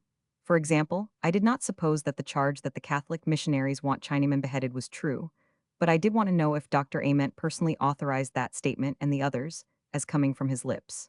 Another detail. One of my conditions was that Mr. Chamberlain must not stop with confessing that the CE was a false invention. He must also confess that it was unauthorized. Dr. Smith has left out that large detail. 6. The Sun's news agency did not declare the CE dispatch false, but confined itself to correcting one unimportant detail of its long list, the change of 13 times to 1/3 extra. 7. The 2 conditions have not been fulfilled, far from it. 8. Those details labeled facts are only fancies. 9. Finally, my criticisms were by no means confined to that detail of the CE dispatch which we now accept as having been a cable blunder. Setting to one side these 9 departures from fact, I find that what is left of the 11 lines is straight and true. I am not blaming Dr. Smith for these discrepancies. At 281 would not be right, it would not be fair. I make the proper allowances. He has not been a journalist, as I have been a trade wherein a person is brought to book by the rest of the press so often for divergencies that, by and by, he gets to be almost morbidly afraid to indulge in them. It is so with me. I always have the disposition to tell what is not so. I was born with it, we all have it. but I try not to do it now because I have found out that it is unsafe. But with the doctor, of course, it is different. Exhibit G. I wanted to get at the whole of the facts as regards the CE dispatch, and so I wrote to China for them when I found that the board was not going to do it. But I am not allowed to wait. It seemed quite within the possibilities that a full detail of the facts might furnish me a chance to make an apology to Mr. Ament, a chance which, I give you my word, I would have honestly used and not abused. But it is no matter. If the board is not troubled about the bulk of that lurid dispatch, why should I be? I answered the apology-urging letters of several clergymen, with the information that I had written to China for the details, and said I thought it was the only sure way of getting into a position to do fair and full justice to all concerned. But a couple of them replied that it was not a matter that could wait. That is to say, groping your way out of a jungle in the dark with guesses and conjectures is 282 better than a straight march out in the sunlight of fact. It seems a curious idea. However, those two clergymen were in a large measure right from their point of view and the board, which is, putting it in the form of a couple of questions. In the opinion of the two clergymen and of the board, these 2 points are the only important ones in the whole CE dispatch. I accept that, therefore let us throw out the rest of the dispatch as being no longer a part of Dr. Ament's case. Exhibit H. The two clergymen and the board are quite content with Dr. Ament's answers upon the 2 points. Upon the first point of the two, my own viewpoint may be indicated by a question. Chapter 999. Dr. Ament collect from B, whether by compulsion or simple demand, even so much as a penny in 283 payment for murders or depredations, without knowing, beyond question, that B, and not another, committed the murders or the depredations. Or, in other words, Chapter 999. Dr. Ament ever, by chance or through ignorance, make the innocent pay the debts of the guilty. In the article entitled To the Person Sitting in Darkness, I put forward that point in a paragraph taken from Macallum's Imaginary History. Exhibit I. When a white boxer kills a Pawnee and destroys his property, the other Pawnees do not trouble to seek him out. They kill any white person that comes along. Also, they make some white village pay deceased heirs the full cash value of deceased, together with full cash value of the property destroyed. They also make the village pay, in addition, 13 times the value of that property into a fund for the dissemination of the Pawnee religion, which they regard as the best of all religions, for the softening and humanizing of the heart of man. It is their idea that it is only fair and right that the innocent should be made to suffer for the guilty, and that it is better that 90 and innocent should suffer than that one guilty person should escape. We all know that Dr. Ament did not bring suspected persons into a duly organized court and try them by just and fair Christian and civilized methods, but proclaimed his conditions, and collected damages from the innocent and the guilty alike, without any court proceedings at all. That he himself, and not the villagers, made the conditions, we learn from his letter of November 13th, already quoted from the one in which he remarked that, upon that occasion he brought no soldiers with him. The italics are mine. After our conditions were known, many villagers came of their own accord and brought their money with them. Not all, but many. The board really believes that those hunted and harried paupers out there were not only willing to strip themselves to pay boxer damages, whether they owed them or not, but were sentimentally eager to do it. Mr. Ament says, in his letter, the villagers were extremely grateful because I brought no foreign soldiers, and were glad to settle on the terms proposed.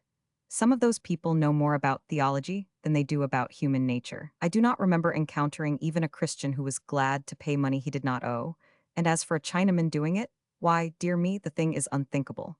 We have all seen Chinamen, many Chinamen, but not that kind. It is a new kind, an invention of the Bourdain soldiers. Concerning the collections, what was the 1/3 extra? Money due? No, was it a theft then? Putting aside the 1/3 extra, what was the remainder of the exacted indemnity, if collected from persons not known to owe it and without Christian and civilized forms of procedure? Was it theft? Was it robbery?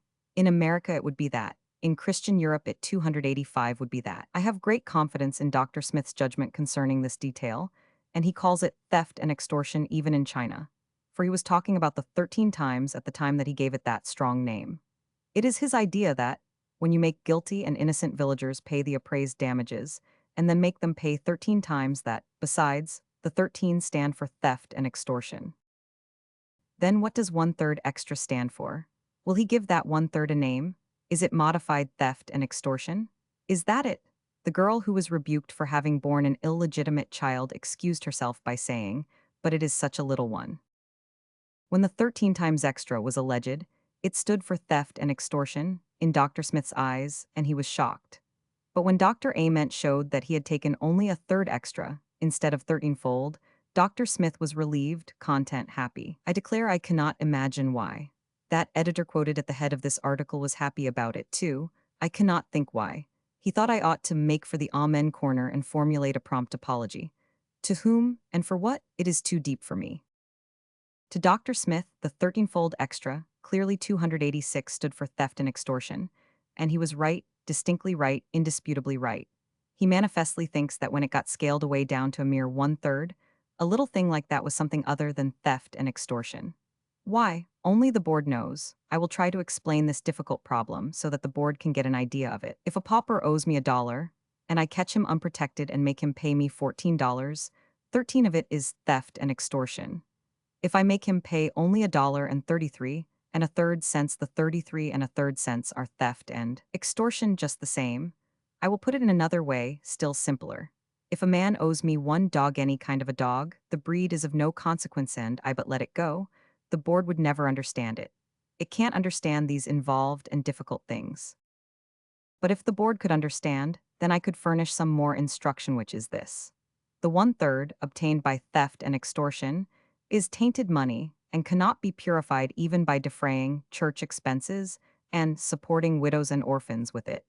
It has to be restored to the people it was taken from. Also, there is another view of these things. By our Christian code of morals and law, the whole $1. 33 $1.3, if taken from a man not formally proven to have committed the damage the dollar represents, is theft and extortion. It cannot be honestly used for any purpose at all. It must be handed back to the man it was taken fro. Is there no way, then, to justify these thefts and extortions and make them clean and fair and honorable? Yes, there is. It can be done. It has been done. It continues to be done by revising the 10 Commandments and bringing them down to date, for use in pagan lands, for example. Thou shalt not steal except when it is the custom of the country. This way out is recognized and approved by all the best authorities, including the board. I will cite witnesses. The newspaper cutting, above, Dr. Ament declares that all the collections which he made were approved by the Chinese officials. The editor is satisfied. Dr. Ament's cable to Dr. Smith, all collections received approval Chinese officials. Dr. Ament is satisfied. Letters from 8 clergymen all to the same effect. Dr. Ament merely did as the Chinese do, so they are satisfied. Mr. Ward of the Independent. The Rev. Dr. Washington Gladden. I have mislaid the letters of these gentlemen and cannot quote their words, but they are of the satisfied. The Rev. Dr. Smith, in his open letter, published in the Tribune, the whole procedure is in accordance with a custom among the Chinese of holding a village responsible for wrongs suffered in that village, and especially making the head man of the village accountable for wrongs committed there. Dr. Smith is satisfied, which means that the board is satisfy the head man. Why then this poor rascal, innocent or guilty, must pay the whole bill if he cannot squeeze it out of his poor devil neighbors. But indeed he can be depended upon to try, even to the skinning them of their last brass farthing, their last rag of clothing, their last ounce of food. He can be depended upon to get the indemnity out of them, though it costs stripes and blows, blood, tears, and flesh. The Tale of the King and His Treasurer. How strange and remote and romantic and oriental and Arabian Nighty it all seems and is. It brings back the old forgotten tales, and we hear the king say to his treasurer, "Bring me 30,000 gold tamons." "Allah preserve us, sire, the treasury is empty." "Do you hear? Bring the money in 10 days. Else send me your head in a basket." "I hear and obey." The treasurer summons the head men of 100 villages, and says to one, "Bring me 100 gold tamons." To another, "Bring me 500. To another, "Bring 1,000. In 10 days, your head is the forfeit." Your slaves kiss your feet? Ah, high and mighty Lord, be merciful to our hard-pressed villagers. They are poor, they are naked, they starve. Oh, these impossible sums, even the half. Go, grind it out of them, crush it out of them, turn the blood of the fathers, the tears of the mothers, the milk of the babes to money or take the consequences. Have you heard? 289. His will be done, who is the fount of love and mercy and compassion, who layeth this heavy burden upon us by the hand of his anointed servants, blessed be his holy name. The father shall bleed, the mother shall faint for hunger, the babe shall perish at the dry breast. The chosen of God have commanded, it shall be as they say. I am not meaning to object to the substitution of pagan customs for Christian, here and there and now and then, when the Christian ones are inconvenient. No, I like it and admire it. I do it myself. And I admire the alertness of the board in watching out for chances to trade board morals for Chinese morals and get the best of the swap. For I cannot endure those people, they are yellow, and I have never considered yellow becoming. I have always been like the board, perfectly well-meaning, but destitute of the moral sense. Now, one of the main reasons why it is so hard to make the board understand that there is no moral difference between a big filch and a little filch, but only a legal one, is that vacancy in its makeup. Morally, there are no degrees in stealing. The commandment merely says, "Thou shalt not steal," and stops there. It doesn't recognize any difference between stealing a third and stealing 13-fold. If I could think of a way to put it before the board in such a plain and the watermelons. I have it now. Many years ago, when I was studying for the gallows, I had a dear comrade, a youth who was not in my line, but still a thoroughly 290 good fellow, though devious. He was preparing to qualify for a place on the board, for there was going to be a vacancy by superannuation in about 5 years. This was down south in the slavery days. It was the nature of the Negro then, as now, to steal watermelons. They stole 3 of the melons of an adoptive brother of mine, the only good ones he had. I suspected 3 of a neighbor's Negroes, but there was no proof. And besides, the watermelons in those Negroes, private patches, were all green and small, and not up to indemnity standard. But in the private patches of 3 other Negroes, there were a number of competent melons. I consulted with my comrade, the understudy of the board. He said that if I would approve his arrangements, he would arrange. I said, "Consider me the board, I approve, arrange." So he took a gun and went and collected 3 large melons for my brother on the half-shell and one over. I was greatly pleased and asked, "Who gets the extra one?" "Widows and orphans." "A good idea, too. Why didn't you take 13? It would have been wrong, a crime in fact, theft and extortion. What is the 1/3 extra, the odd melon, the same?" It caused him to reflect, but there was no result. The justice of the peace was a stern man. On the trial, he found fault with the scheme and required us to explain upon what we based our strange conduct, as he called it. The understudy said, 291, on the custom of the niggers, they all do it. The justice forgot his dignity and descended to sarcasm. Custom of the niggers, are our morals so inadequate that we have to borrow of niggers? Then he said to the jury, 3 melons were owing, they were collected from persons not proven to owe them, this is theft. They were collected by compulsion, this is extortion. A melon was added for the widows and orphans. It was owed by no one. It is another theft, another extortion. Return it whence it came, with the others. It is not permissible here to apply to any object goods dishonestly obtained, not even to the feeding of widows and orphans, for that would be to put a shame upon charity and dishonor it. He said it in open court before everybody, and to me it did not seem very kind. A clergyman in a letter to me reminds me with a touch of reproach that many of the missionaries are good men, kind-hearted, earnest, devoted to their work. Certainly they are, no one is disputing it. Instead of many, he could have said almost all, and still said the truth, no doubt. I know many missionaries. I have met them all about the globe, and have known only 1 or 2 who could not fill that bill and answer to that description. Almost all comes near to being a proportion and a description applicable also to lawyers, authors, editors, merchants, manufacturers, in fact, to most guilds and vocations. Without a doubt, Dr. Ament did what he believed to be right, and I concede that when a 292 man is doing what he believes to be right, there is argument on his side. I differ with Dr. Ament, but that is only because he got his training from the board and I got mine outside. Neither of us is responsible, altogether. Recapitulation. But there is no need to sum up. Mr. Ament has acknowledged the 1/3 extra. No other witness is necessary. The Rev. Dr. Smith has carefully considered the act and labeled it with a stern name, and his verdict seems to have no flaw in it. The morals of the act are Chinese, but are approved by the board, and by some of the clergy and some of the newspapers, as being a valuable improvement upon Christian ones, which leaves me with a closed mouth, though with a pain in my heart. Is the American board on trial? Do I think that Dr. Ament and certain of his fellow missionaries are as bad as their conduct? No, I do not. They are the product of their training. And now that I understand the whole case, and where they got their ideals, and that they are merely subordinates and subject to authority, I comprehend that they are rather accessories than principals, and that their acts only show faulty heads curiously trained, not bad hearts. Mainly, as it seems to me, it is the American board that is on trial. And again, it is a case of the head, not of the heart. 293 That it has a heart which has never harbored an evil intention, no one will deny, no one will question.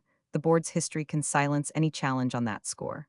The board's heart is not in court. It is its head that is on trial. It is a sufficiently strange head. Its ways baffle comprehension. Its ideas are like no one else's. Its methods are novelties to the practical world. Its judgments are surprises. When one thinks it is going to speak and must speak, it is silent. When one thinks it ought to be silent and must be silent, it speaks. Put your finger where you think it ought to be, it is not there. Put it where you think it ought not to be, there you find it. When its servant in China seemed to be charging himself with amazing things, in a reputable journal, a dispatch which was copied into many other papers, the board was as silent about it as any dead man could have been who was informed that his house was burning over his head. An exchange of cablegrams could have enabled it, within 2 days, to prove to the world possibly that the damaging dispatch had not proceeded from the mouth of its servant. Yet it sat silent and asked no questions about the matter. Was silent during 38 days. Then the dispatch came into prominence again. It chanced that I was the occasion of it. A break in the stillness followed. In what form? An exchange of cablegrams, resulting in proof that the damaging dispatch had not been authorized? No, in the form of an open letter by the corresponding Secretary 294 of the American Board, the Rev. Dr. Smith, in which it was argued that Dr. Ament could not have said and done the things set forth in the dispatch. Surely, this was bad politics. A repudiating telegram would have been worth more than a library of argument. An extension of the silence would have been better than the open letter, I think. I thought so at the time. It seemed to me that mistakes enough had been made and harm enough done. I thought it questionable policy to publish the letter, for I did not think it likely that Dr. Ament would disown the dispatch, and I telegraphed that to the Rev. Dr. Smith. Personally, I had nothing against Dr. Ament, and that is my attitude yet. Once more it was a good time for an extension of the silence. But no, the board has its own ways, and one of them is to do the unwise thing when occasion offers. After having waited 56 days, it cabled to Dr. Ament. No one can divine why it did so then, instead of 56 days earlier. It got a fatal reply and was not aware of it. That was that curious confession about the one-third extra. Its application, not to the propagation of the gospel, but only to church expenses, support of widows and orphans, and on top of this confession, that other strange one revealing the dizzying fact that our missionaries, who went to China to teach Christian morals and justice, had adopted pagan morals and justice in their place. That cablegram was dynamite. It seems odd that the board did not see that that revelation made the case far worse than it was before. For there was a saving doubt, before a doubt which was a Gibraltar for strength, and should have been carefully left undisturbed. Why did the board allow that revelation to get into print? Why did the board not suppress it and keep still? But no, in the board's opinion, this was once more the time for speech.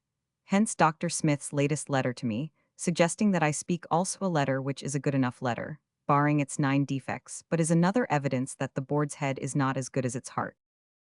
A missionary is a man who is pretty nearly all heart, else he would not be in a calling which requires of him such large sacrifices of one kind and another.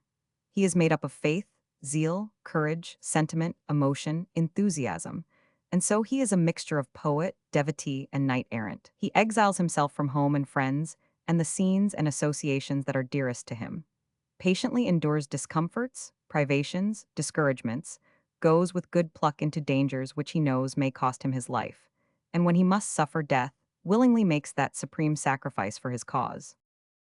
Sometimes the headpiece of that kind of a man can be of an inferior sort, and error of judgment can result as we have seen.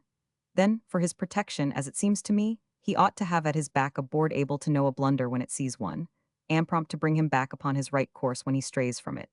That is to say, I think the captain of a ship ought to understand navigation. Whether he does or not, he will have to take a captain's share of the blame, if the crew bring the vessel to grief. Thomas Brackett Reed. He wore no shell, his ways were frank and open, and the road to his large sympathies was straight and unobstructed. His was a nature which invited affection compelled it, in fact and met it halfway. Hence he was Tom to the most of his friends, and to half of the nation. The abbreviating of such a man's name is a patent of nobility, and is conferred from the heart. Mr. Reed had a very strong and decided character, and he may have had enemies. I do not know. If he had them outside of politics, they did not know the man. He was transparently honest and honorable, there were no furtivenesses about him, and whoever came to know him trusted him and was not disappointed. He was wise, he was shrewd and alert, he was a clear and capable thinker, a logical reasoner, and a strong and convincing speaker. His manner was easy and engaging. His speeches sparkled with felicities of phrasing thrown off without apparent effort, and when he needed the happy help of humor, he had a mine of it as deep and rich as Kimberley to draw from. His services to his country were great, and they were gratefully acknowledged. I cannot remember back to a time when he was not Tom, Read to me, nor to a time when he would have been offended at being so addressed by me. Cannot remember back to a time when I could let him alone in an after-dinner speech if he was present, nor to a time when he did not take my extravagances concerning him and misstatements about him in good part, nor yet to a time when he did not pay them back with usury when his turn came. The last speech he made was at my birthday dinner at the end of November, when naturally I was his text. My last word to him was in a letter the next day. A day later, I was illustrating a fantastic article on art with his portrait, among others a portrait now, to be laid reverently away among the jests that begin in humor and end in pathos. These things happened only 8 days ago, and now he is gone from us, and the nation is speaking of him as one who was. It seems incredible, impossible. Such a man, such a friend, seems to us a permanent possession. His vanishing from our midst is unthinkable as was the vanishing of the campanile that had stood for 1,000 years and was turned to dust in a moment. I have no wish at this time to enter upon light and humorous reminiscences connected with yachting voyages with Mr. Reed in northern and southern seas, nor with other recreations in his company in other places. They do not belong in this paper. They do not invite me, they would jar upon me. I have only wished to say how fine and beautiful was his life and character, and to take him by the hand and say good-bye, as to a fortunate friend who has done well his work and goes a pleasant journey. The finished book. On finishing Joan of Arc. Paris, 1895. Do you know that shock? I mean when you come, at your regular hour, into the sick room where you have watched for months, and find the medicine bottles all gone, the night table removed, the bed stripped, the furniture set stiffly to rights, the windows up, the room cold, stark, vacant, and you catch your breath. Do you know that shock? The man who has written a long book has that experience the morning after he has revised it for the last time, seen the bearers convey it from the house, and sent it away to the printer. He steps into his study at the hour established by the habit of month's end, he gets that little shock. All the litter and the confusion are gone. The piles of dusty reference books are gone from the chairs, the maps from the floor. The chaos of letters, manuscripts, notebooks, paper knives, pipes, matches, photographs, tobacco jars, and cigar boxes is gone from the writing table. The furniture is back where it used to be in the long ago. The housemaid, forbidden the place for 5 months, has been there and tidied it up and scoured it clean and made it repellent and awful. I stand here this morning, contemplating this desolation, and I realize that if I would bring back the 300 spirit that made this hospital homelike and pleasant to me, I must restore the aids to lingering dissolution to their wonted places, and nurse another patient through, and send it forth for the last rites, with many or few to assist there as may happen, and that I will do. As regards patriotism. About 1900. It is agreed, in this country, that if a man can arrange his religion so that it perfectly satisfies his conscience, it is not incumbent upon him to care whether the arrangement is satisfactory to anyone else or not. In Austria and some other countries this is not the case. There the state arranges a man's religion for him, he has no voice in it himself. Patriotism is merely a religion love of country, worship of country, devotion to the country's flag and honor and welfare. In absolute monarchies it is furnished from the throne, cut and dried, to the subject. In England and America it is furnished, cut and dried, to the citizen by the politician and the newspaper. The newspaper and politician manufactured patriot often gags in private over his dose, but he takes it and keeps it on his stomach the best he can. Blessed are the meek. Sometimes, in the beginning of an insane, shabby political upheaval, he is strongly moved to revolt, but he doesn't do it, he knows better. He knows that his maker would find it out, the maker of his patriotism, the windy and incoherent $6 sub-editor of his village newspaper, and would bray 302 out in print and call him a traitor. And how dreadful that would be. It makes him tuck his tail between his legs and shiver. We all know, the reader knows it quite well, that 2 or 3 years ago 9/10 of the human tales in England and America performed just that act. Which is to say, 9/10 of the patriots in England and America turned traitor to keep from being called traitor. Isn't it true? You know it to be true. Isn't it curious? Yet it was not a thing to be very seriously ashamed of. A man can seldom, very seldom fight a winning fight against his training. The odds are too heavy.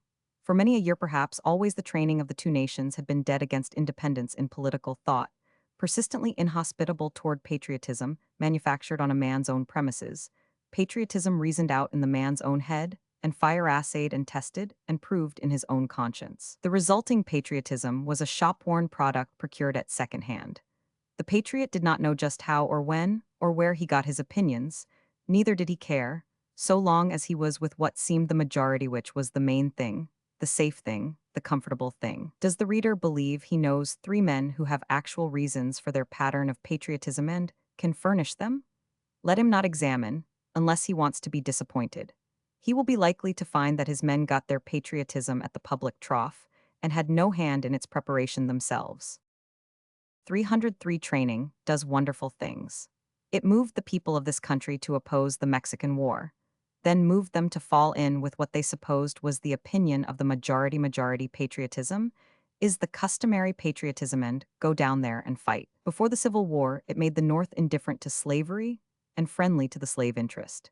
In that interest, it made Massachusetts hostile to the American flag, and she would not allow it to be hoisted on her state house. In her eyes, it was the flag of a faction. Then by and by, training swung Massachusetts the other way, and she went raging south to fight under that very flag and against that aforetime protected interest of hers. There is nothing that training cannot do. Nothing is above its reach or below it. It can turn bad morals to good, good morals to bad. It can destroy principles, it can recreate them. It can debase angels to men and lift men to angelship. And it can do any one of these miracles in a year, even in 6 months.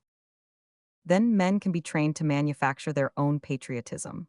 They can be trained to labor it out in their own heads and hearts, and in the privacy and independence of their own premises. It can train them to stop taking it by command, as the Austrian takes his religion. Dr. Loeb's incredible discovery.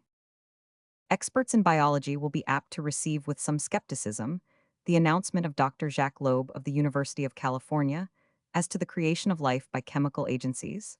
Dr. Loeb is a very bright and ingenious experimenter, but a consensus of opinion among biologists would show that he is voted rather as a man of lively imagination than an inerrant investigator of natural phenomena. New York Times, March 2d. I wish I could be as young as that again. Although I seem so old now, I was once as young as that. I remember, as if it were but 30 or 40 years ago, how a paralyzing consensus of opinion accumulated from experts assetting around, about brother experts who had patiently and laboriously cold-chiseled their way into one or another of nature's safe deposit vaults, and were reporting that they had found something valuable was a plenty for me. It settled it. But it isn't so now, no. Because, in the drift of the years, I by and by found out that a consensus examines a new thing with its feelings rather oftener than with its mind. You know yourself that that is so. Do those people examine with feelings that are friendly to evidence? You know they don't. It is the other way about. They do the examining by the light of their prejudices. Now, is that true? With curious results, yes. So curious that you wonder the consensuses do not go out of the business. 305 Do you know of a case where a consensus won a game? You can go back as far as you want to, and you will find history furnishing you this, until now, unwritten maxim for your guidance and profit. Whatever new thing a consensus coppers colloquial for bets against, bet your money on that very card, and do not be afraid. There was that primitive steam engine ages back, in Greek times, a consensus made fun of it. There was the Marquis of Worcester's steam engine, 250 years ago, a consensus made fun of it. There was Fulton's steamboat of a century ago, a French consensus, including the great Napoleon, made fun of it. There was Priestley with his oxygen, a consensus scoffed at him, mobbed him, burned him out, banished him. While a consensus was proving, by statistics and things, that a steamship could not cross the Atlantic, a steamship did it. A consensus consisting of all the medical experts in Great Britain made fun of Jenner and inoculation.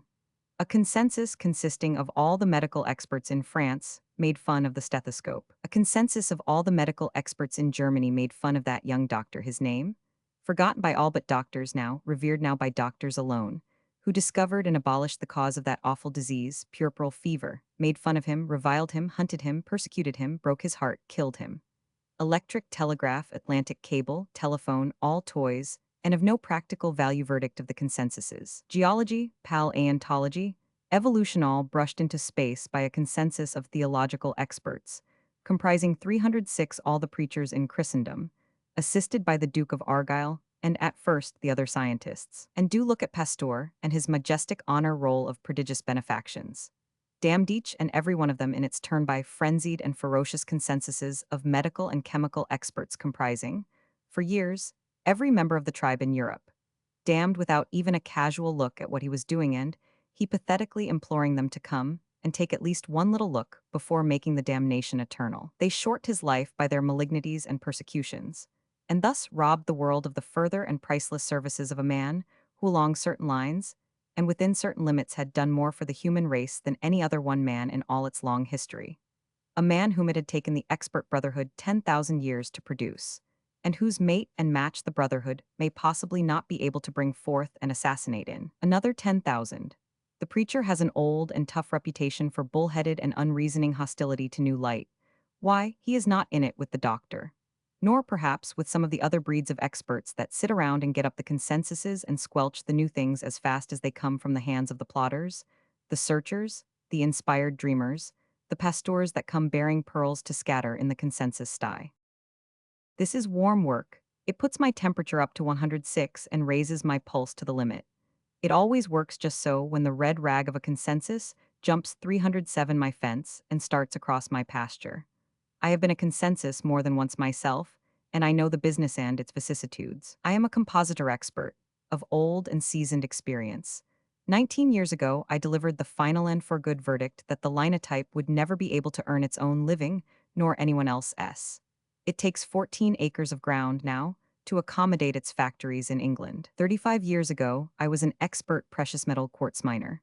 There was an outcrop in my neighborhood that assayed $600 a ton gold, but every fleck of gold in it was shut up tight and fast in an intractable and impersuadable base metal shell. Acting as a consensus, I delivered the finality verdict that no human ingenuity would ever be able to set free $2 worth of gold out of a ton of that rock.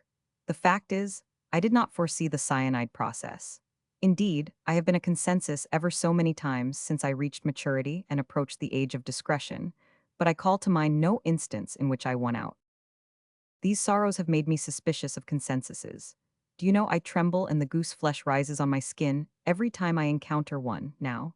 I sheer warily off and get behind something, saying to myself, it looks innocent and all right, but no matter, 10 to 1 there's a cyanide process under that thing somewhere. Now as concerns this creation of life by chemical agencies.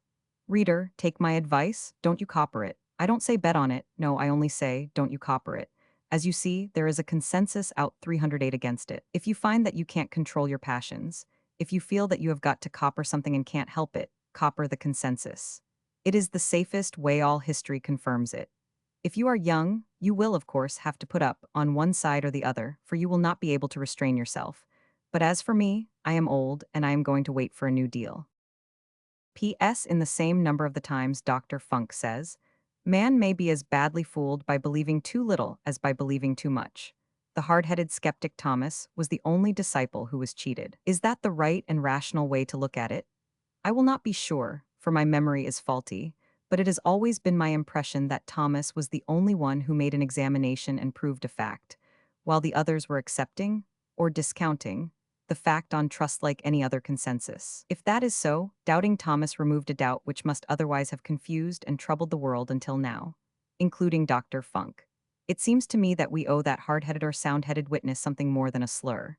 Why does Dr. Funk examine into spiritism and then throw stones at Thomas? Why doesn't he take it on trust? Has inconsistency become a jewel in Lafayette Place? Old man afraid of the consensus.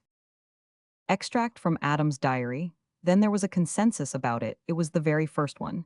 It sat 6 days and nights. It was then delivered of the verdict that a world could not be made out of 309 nothing, that such small things as sun and moon and stars might maybe, but it would take years and years, if there was considerable many of them.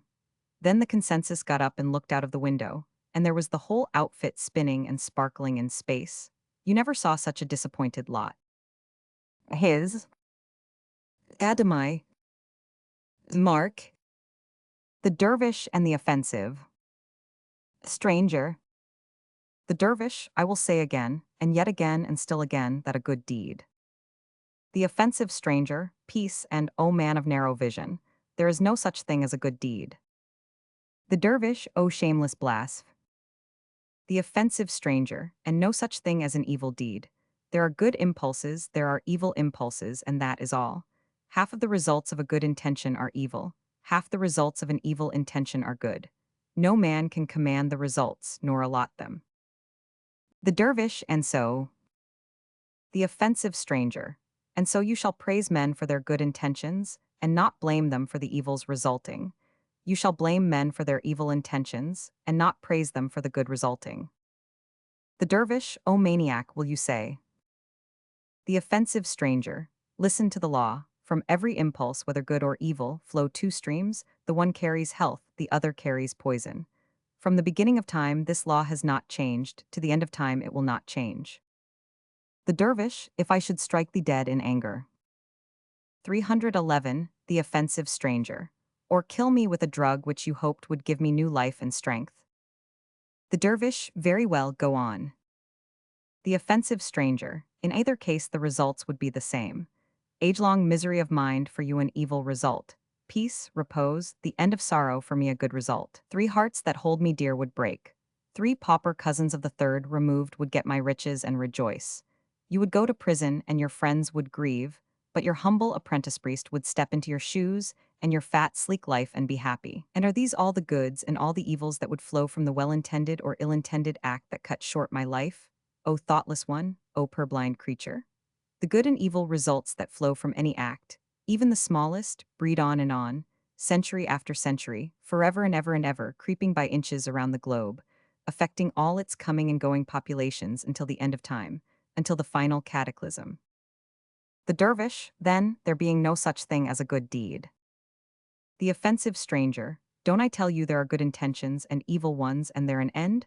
The results are not foreseeable. They are of both kinds in all cases. It is the law. Listen, this is far western history. Voices out of Utah.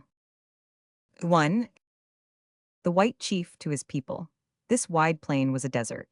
By our heaven-blessed industry, we have 312 dammed the river and utilized its waters, and turned the desert into smiling fields whose fruitage makes prosperous and happy 1,000 homes where poverty and hunger dwelt before. How noble, how beneficent is civilization. Chapter 2. Indian chief to his people. This wide plain, which the Spanish priests taught our fathers to irrigate, was a smiling field, whose fruitage made our homes prosperous and happy. The white American has dammed our river, taken away our water for his own valley, and turned our field into a desert, wherefore we starve. The dervish, I perceive that the good intention did really bring both good and evil results in equal measure, but a single case cannot prove the rule. Try again. The offensive stranger, pardon me, all cases prove it. Columbus discovered a new world and gave to the plodding poor and the landless of Europe farms and breathing space and plenty and happiness. The dervish, a good result. The offensive stranger, and they hunted and harried the original owners of the soil and robbed them, beggared them, drove them from their homes and exterminated them, root and branch. The dervish, an evil result, yes. The offensive stranger. The French Revolution brought desolation to the hearts and homes of 313 million families and drenched the country with blood and turned its wealth to poverty. The dervish, an evil result. The offensive stranger. But every great and precious liberty enjoyed by the nations of continental Europe today are the gift of that revolution. The dervish, a good result, I concede it. The offensive stranger. In our well-meant effort to lift up the Filipino to our own moral altitude with a musket, We have slipped on the ice and fallen down to his. The dervish, a large evil result. The offensive stranger, but as an offset we are a world power. The dervish, give me time, I must think this one over, pass on. The offensive stranger. By help of 300,000 soldiers and $800 million, England has succeeded in her good purpose of lifting up the unwilling Boers and making them better and purer and happier than they could ever have become by their own devices. The dervish, certainly that is a good result.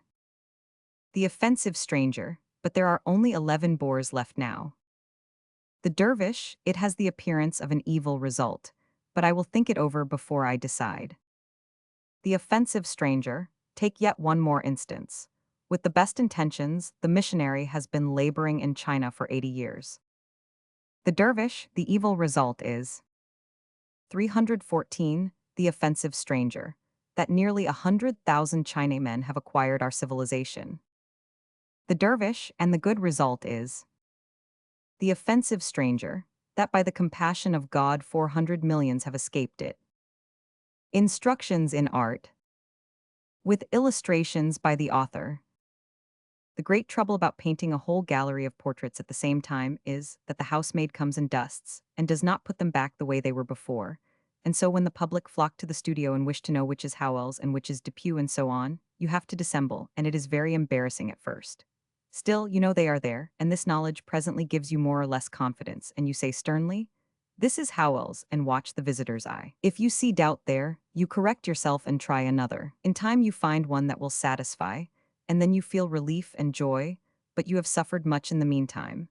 And you know that this joy is only temporary, for the next inquirer will settle on another Howells of a quite different aspect, and one which you suspect is Edward Roman VII or Cromwell, though you keep that to yourself, of course.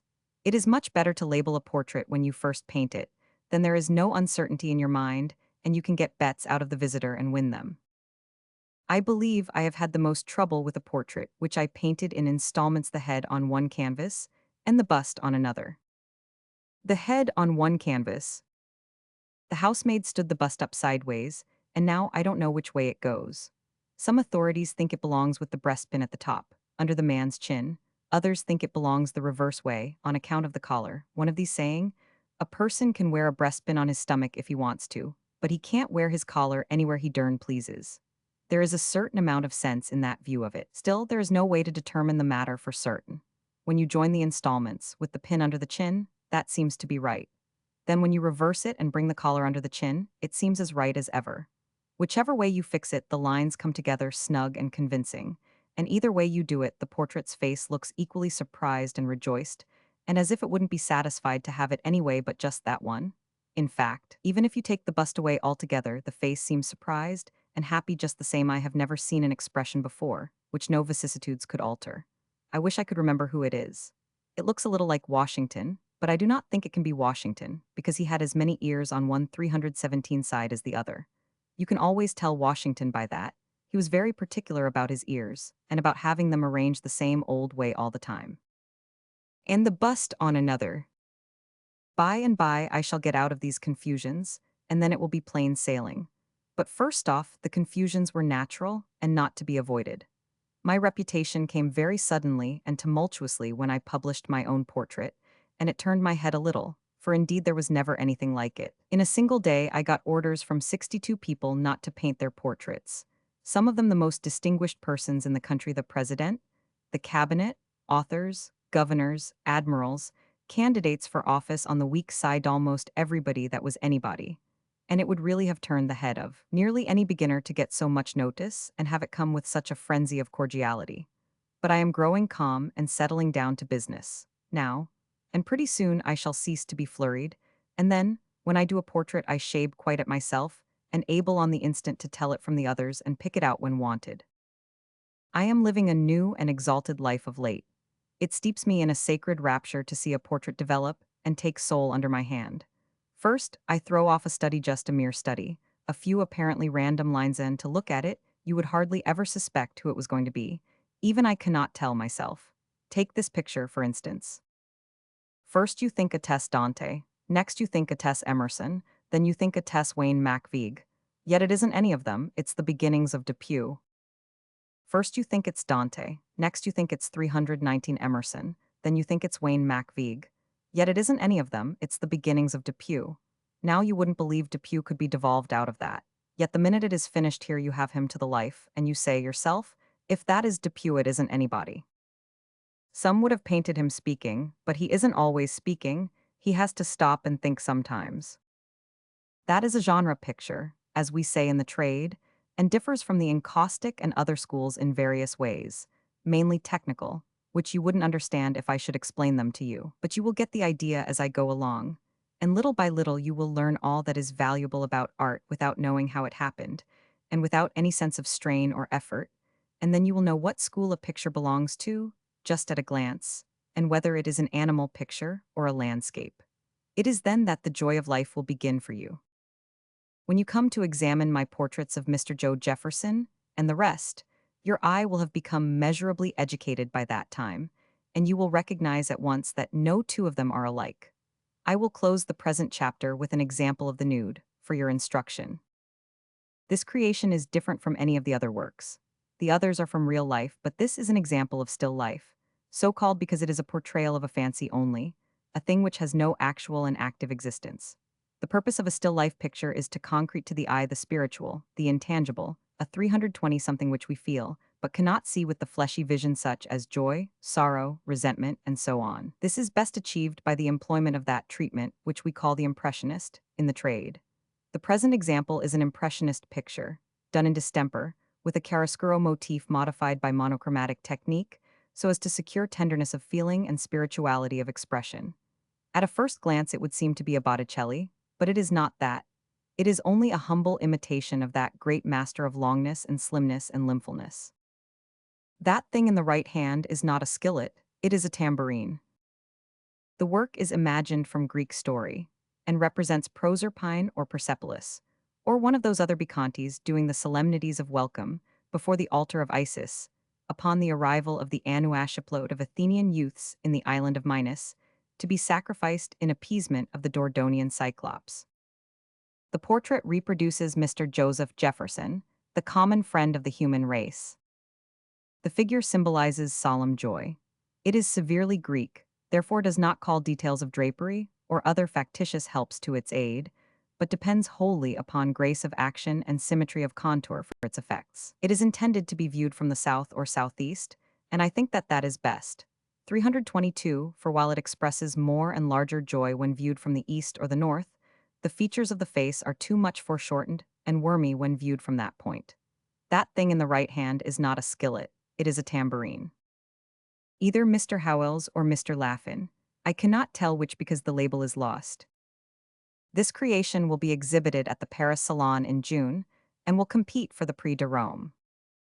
The above is a marine picture and is intended to educate the eye in the important matters of perspective and foreshortening. The mountainous and bounding waves in the foreground, contrasted with the tranquil ship fading away as in a dream the other side of the fishing pole, convey to us the idea of space and distance as no words could do. Such is the miracle wrought by that wondrous device, perspective. The portrait reproduces Mr. Joseph Jefferson, the common friend of the human race. He is fishing and is not catching anything. This is finely expressed by the moisture in the eye and the anguish of the 323 mouth. The mouth is holding back words. The pole is bamboo, the line is foreshortened. This foreshortening, together with the smoothness of the water away out there where the cork is, gives a powerful impression of distance and is another way of achieving a perspective effect.